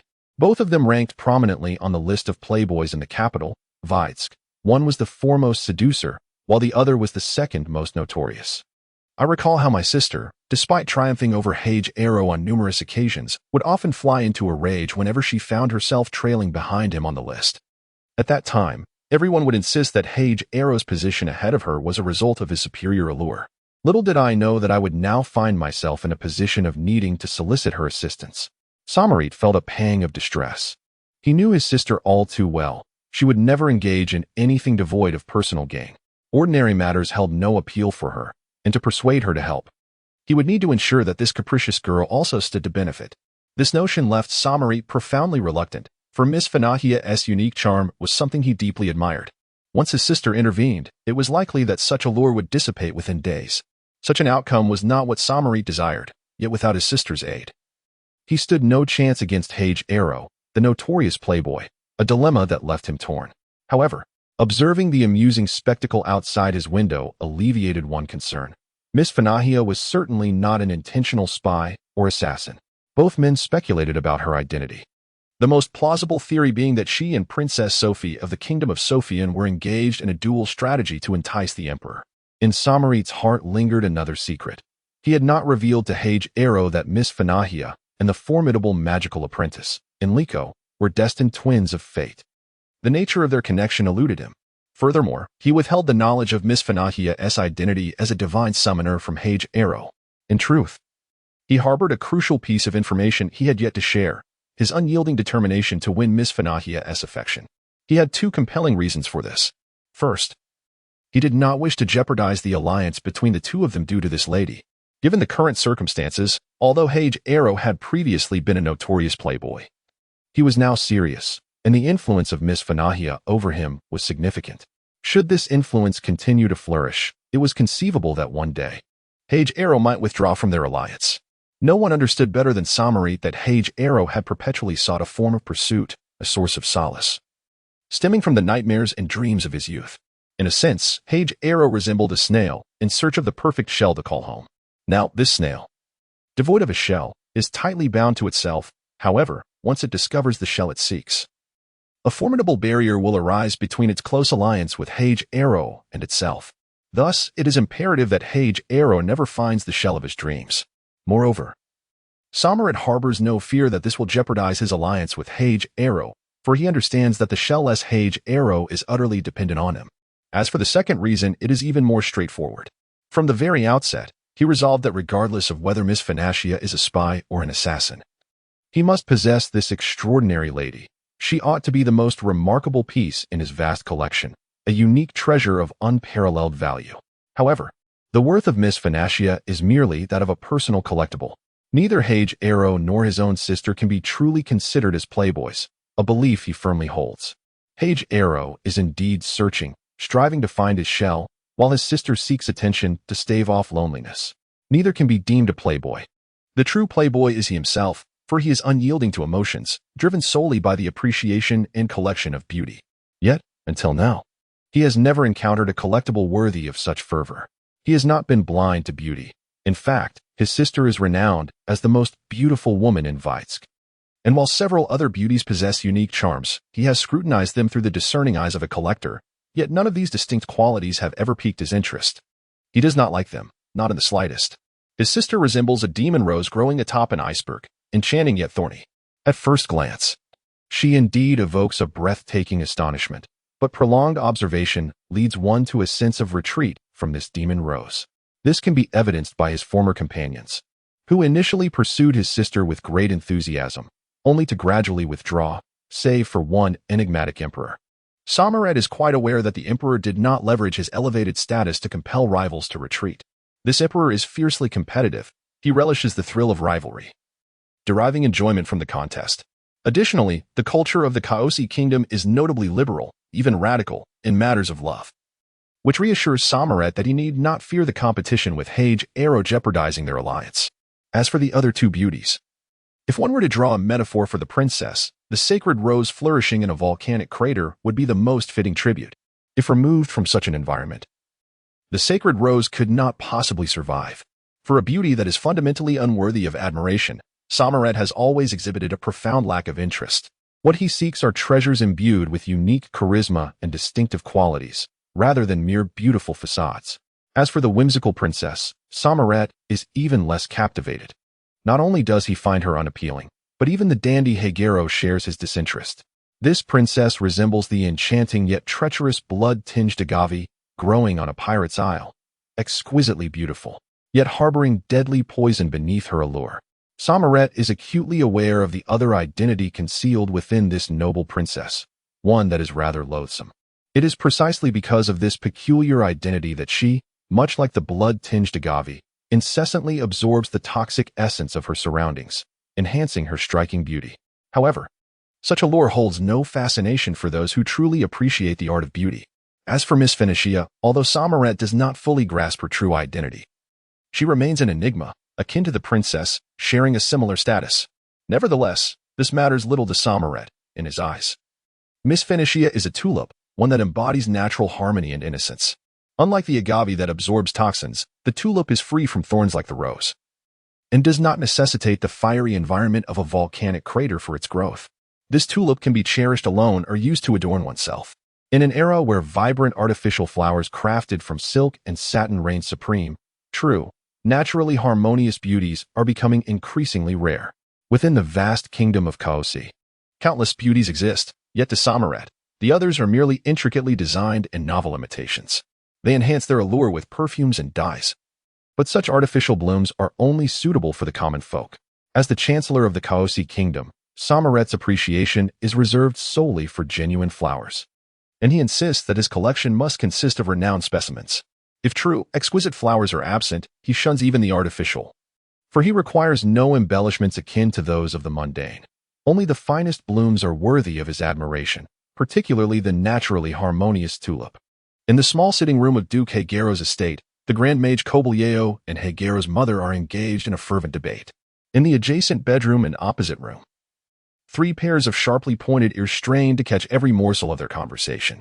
The Grand Mage Kobylieo adopts an unwaveringly firm stance, vehemently opposing the notion of allowing his niece, Miss Phoenicia, to remain within the Duke's household.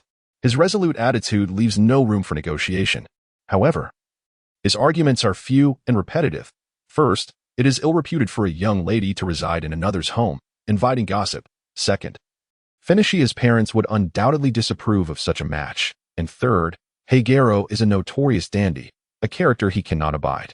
Kobylieo, with his coarse tongue and clumsy rhetoric, articulated 3 reasons that incited the ire of 2 eavesdroppers.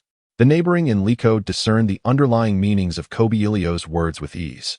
As anticipated, Kobylieo had undoubtedly conspired with Joe and the princess beforehand to devise this narrative, despite his seemingly resolute demeanor, which left no room for negotiation.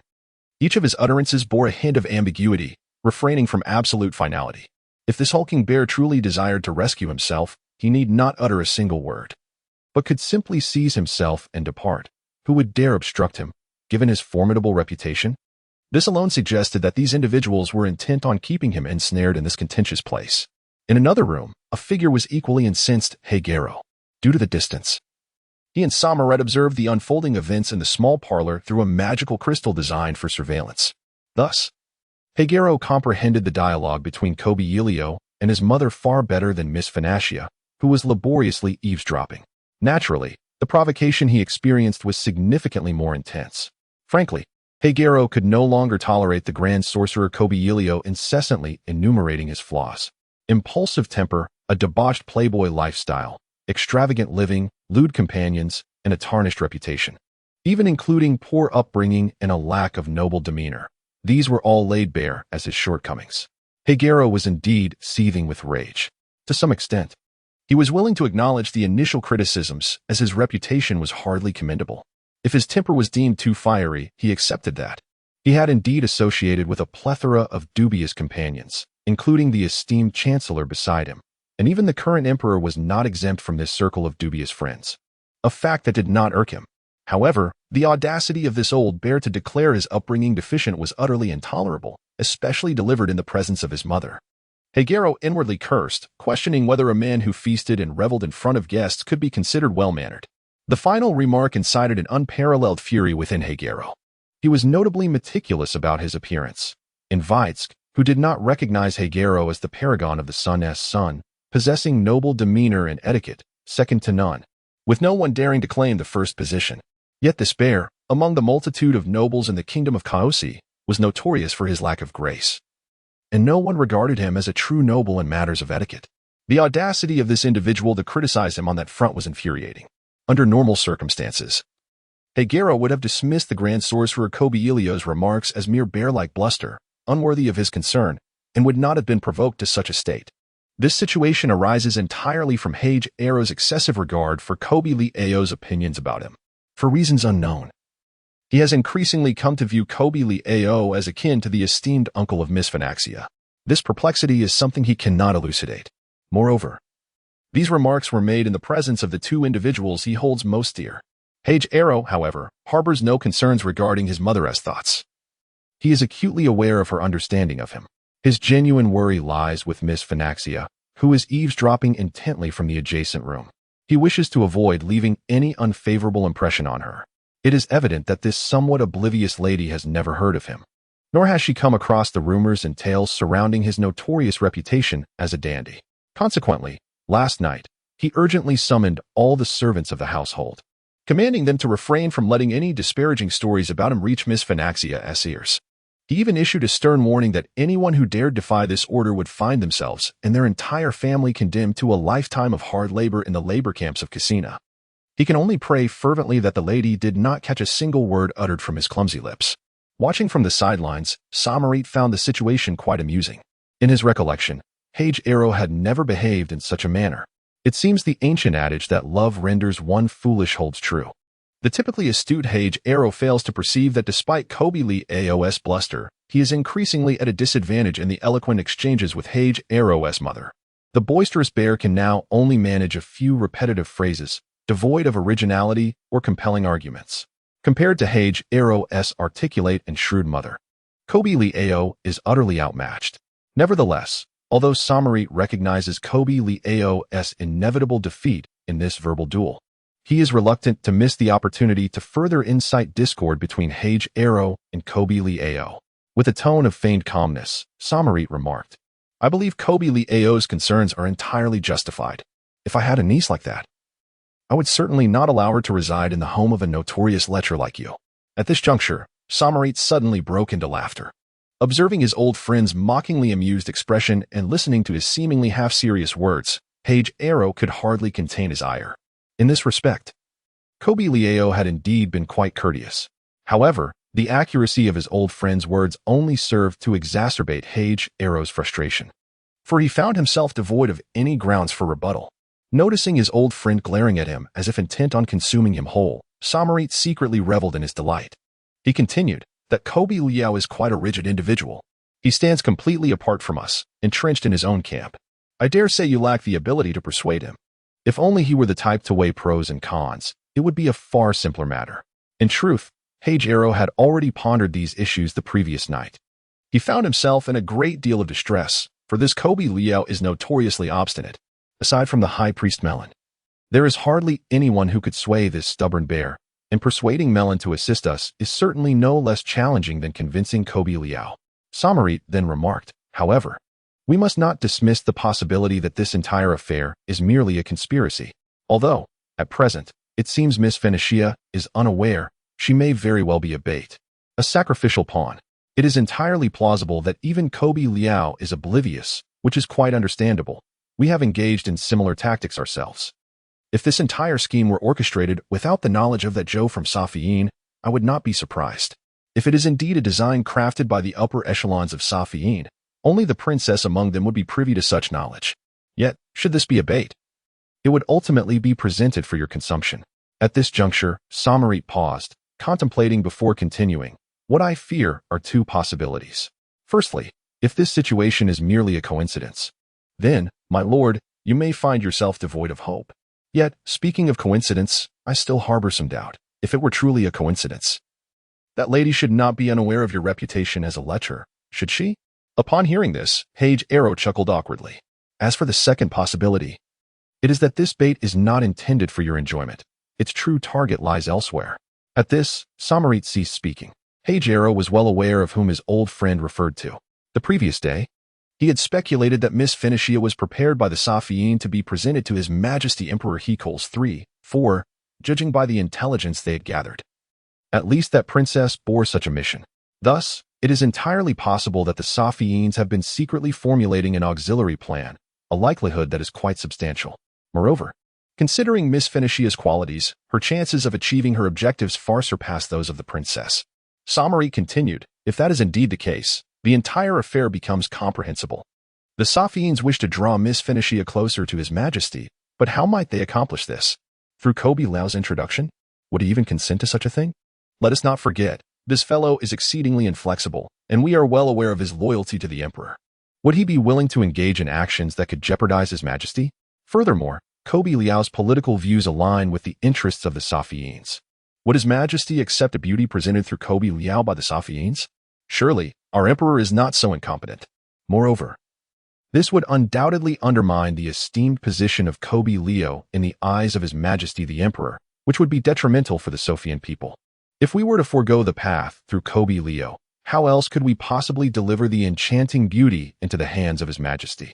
For instance, we could orchestrate a fortuitous encounter, allowing such a stunning maiden to fall into the grasp of our great romantic, our notorious libertine, and subsequently relay the news to our emperor.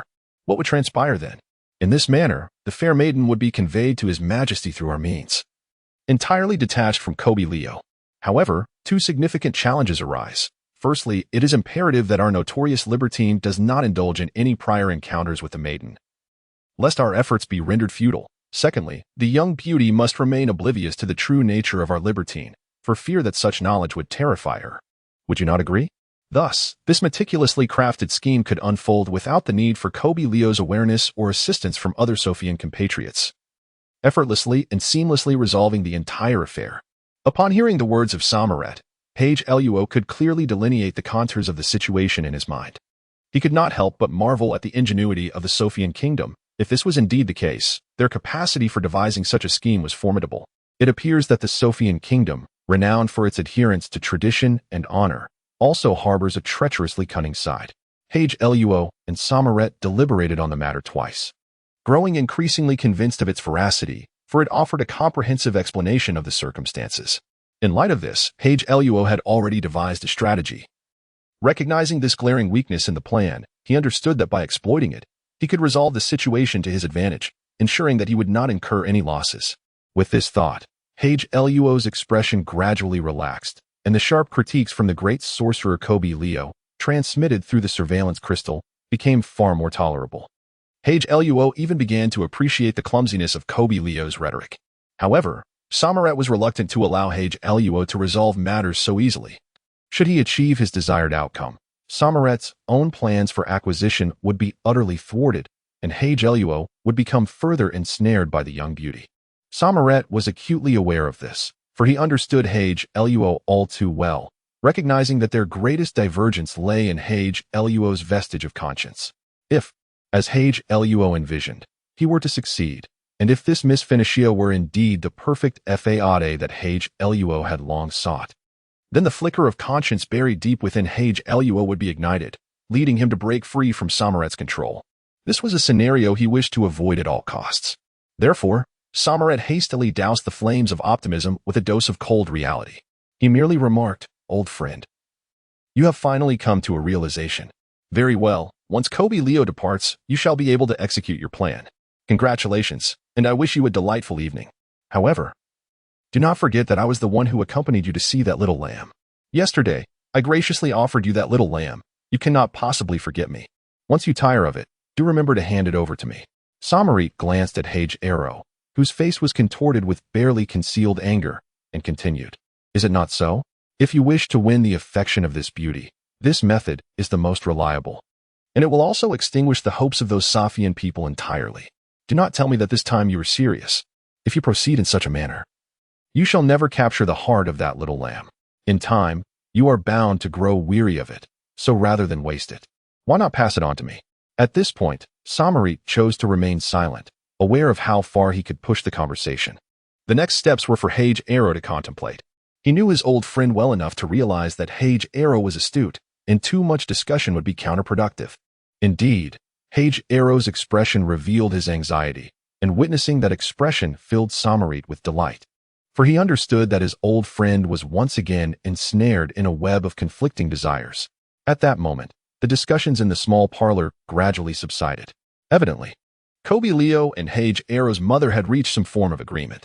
As anticipated by both Samaret and Page Luo, Kobe Liao ultimately conceded. He agreed to allow his niece, Miss Phoenicia, to remain in Page Luo's household.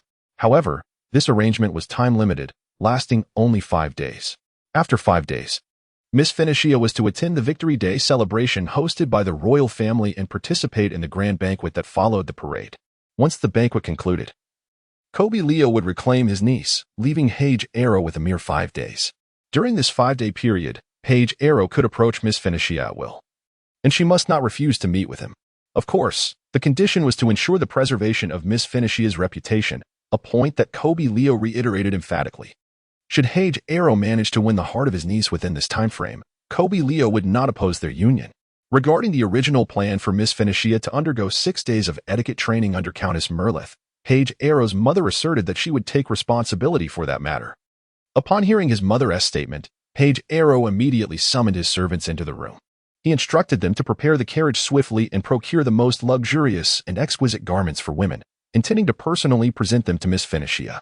The efficiency of the servants was indeed remarkable, as soon a lavish carriage for Hage Arrow was seen waiting downstairs. From beginning to end, Samaret remained silently in the shadows, curiously observing his old friend Hage Arrow. He had come to fully comprehend the meaning of the phrase, "Love makes one foolish." Even someone as astute as Hage Arrow could succumb to folly when love clouded his judgment. Ultimately, Samaret decided to offer a gentle reminder to his dear friend, saying, "My beloved Hage Arrow, what are you doing? Is it truly necessary to make such a grand spectacle? Let us not forget the nature of the relationship between Countess Melrys and your mother. Given their camaraderie, is it essential for you to escort Miss Phoenicia to her? Why not simply retrieve both the Countess and the young ladies receiving lessons from her? For the next few days, let them attend etiquette classes here. Surely, your mother would agree with this approach." Awakening from his reverie, Hage Arrow abruptly struck his forehead, breaking into a foolish grin. The whole scene was both amusing and exasperating for Samaret. However, another comical incident soon unfolded. The butler entered, flanked by 2 servants, eagerly carrying an extravagant gown. The butler, panting, exclaimed, "Master, as per your instructions, we have procured the most luxurious and exquisite attire for ladies. Do take a look and see if it pleases you." With utmost care, the butler unfurled the gown and held it aloft, while the 2 servants each grasped a corner to prevent it from dragging on the floor. Upon glancing at the gown, both Hage Arrow and Samaret nearly fainted. The gown was adorned with an array of pearls, and at its hem, a vibrant circle of gemstones encircled the fabric, rendering it an ostentatious spectacle, akin to a garish lantern.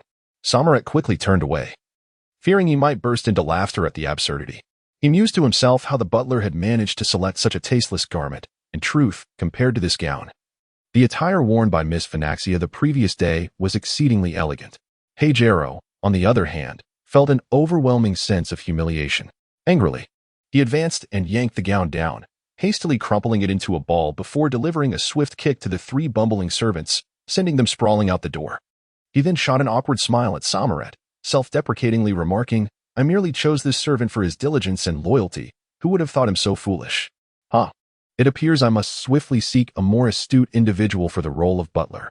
With that, Hage Arrow approached the window, contemplating throwing the gown out. But after a moment's hesitation, he ultimately chose to shove it into a corner of the room, tightly bunched.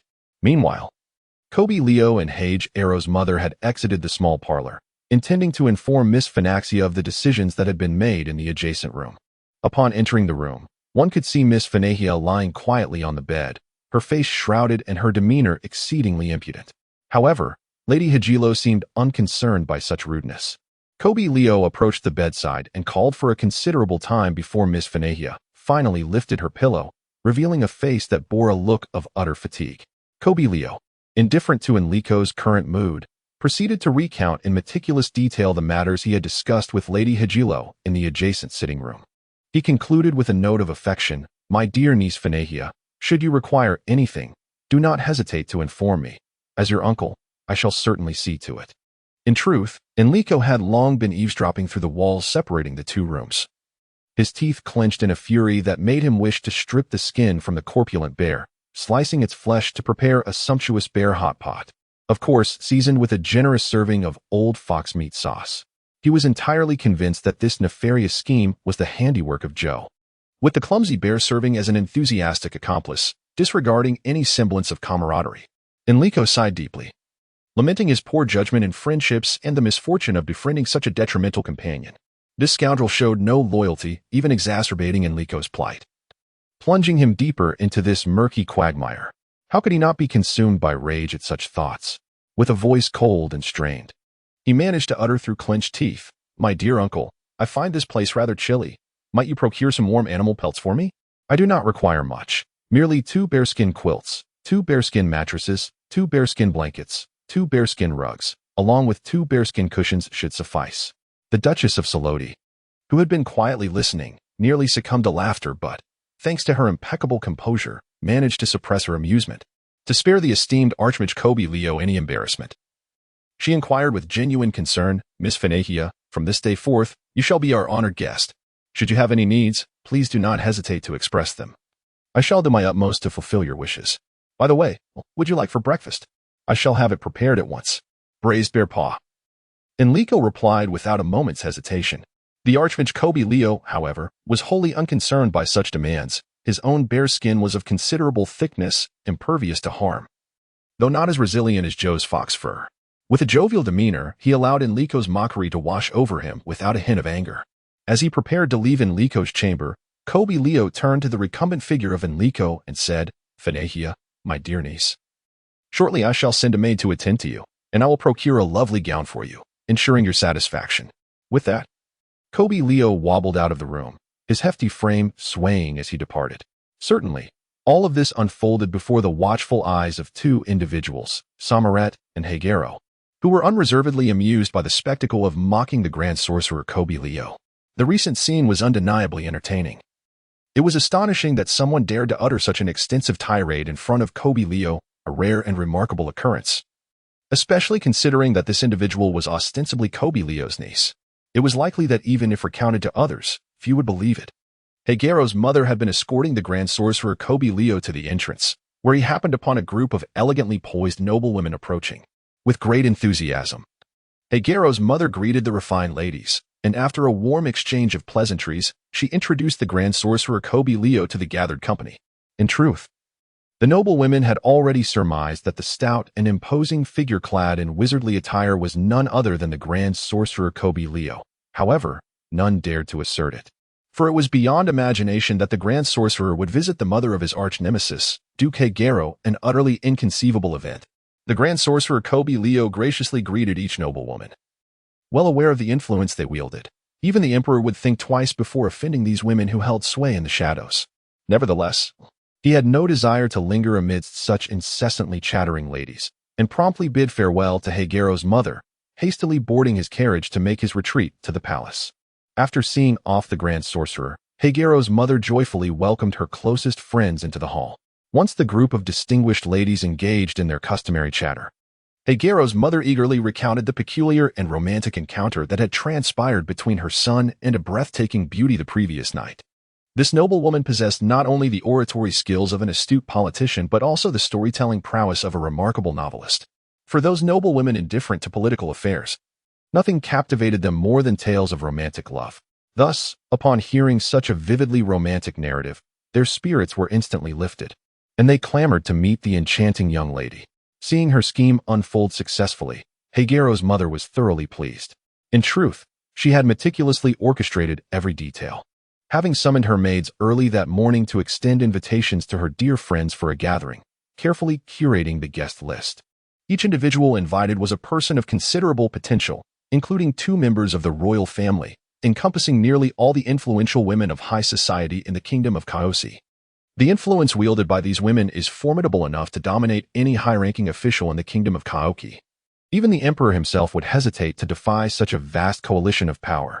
This noble lady, accompanied by her esteemed companions, exuberantly burst into the chamber where Miss Phanahia was resting. Enrico, weary and reclined upon the bed, was taken aback by the sudden influx of curious onlookers. As he noticed the discerning yet admiring gazes of these aristocratic women repeatedly scrutinizing him, a profound sense of alienation enveloped him, a feeling more disconcerting than when Chris had cast him into the realm of demons.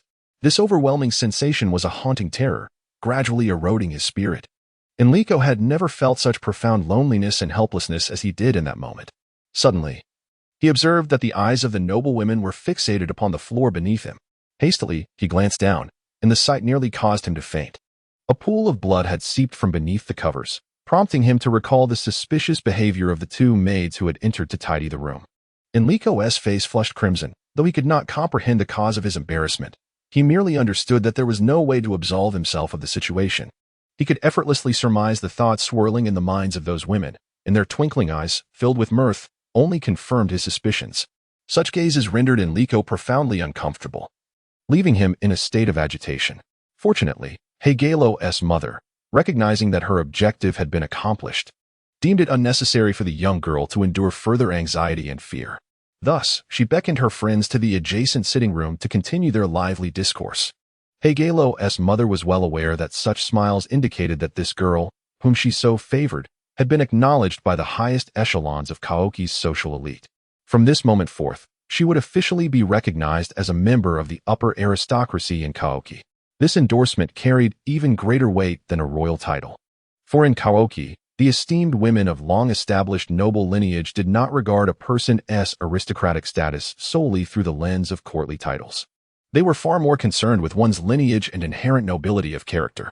This girl was exceptionally fortunate, possessing both attributes. As the niece of the Grand Sorcerer Kobir Leo, and endowed with an unparalleled grace, she was effortlessly embraced by the upper echelons of Kaoki's social circle. At last, the room fell silent, and Enrico found no interest in eavesdropping on the conversation in the adjoining sitting room. He could easily guess the topics being discussed. He lacked the energy to fret over such matters any longer. All he desired was to rest, postponing his worries for another time. However, events seldom unfold in accordance with one's desires. Soon, the 4 handmaidens that Kobe Leo had mentioned arrived, all of whom Enrico recognized. The foremost among them was the court hairstylist responsible for crafting his coiffure, while the others were familiar faces who served the princess. It appeared that Her Highness truly expected him to persist in playing this rather irksome role. The mere thought of it filled Enrico with trepidation, however. Matters would soon escalate further.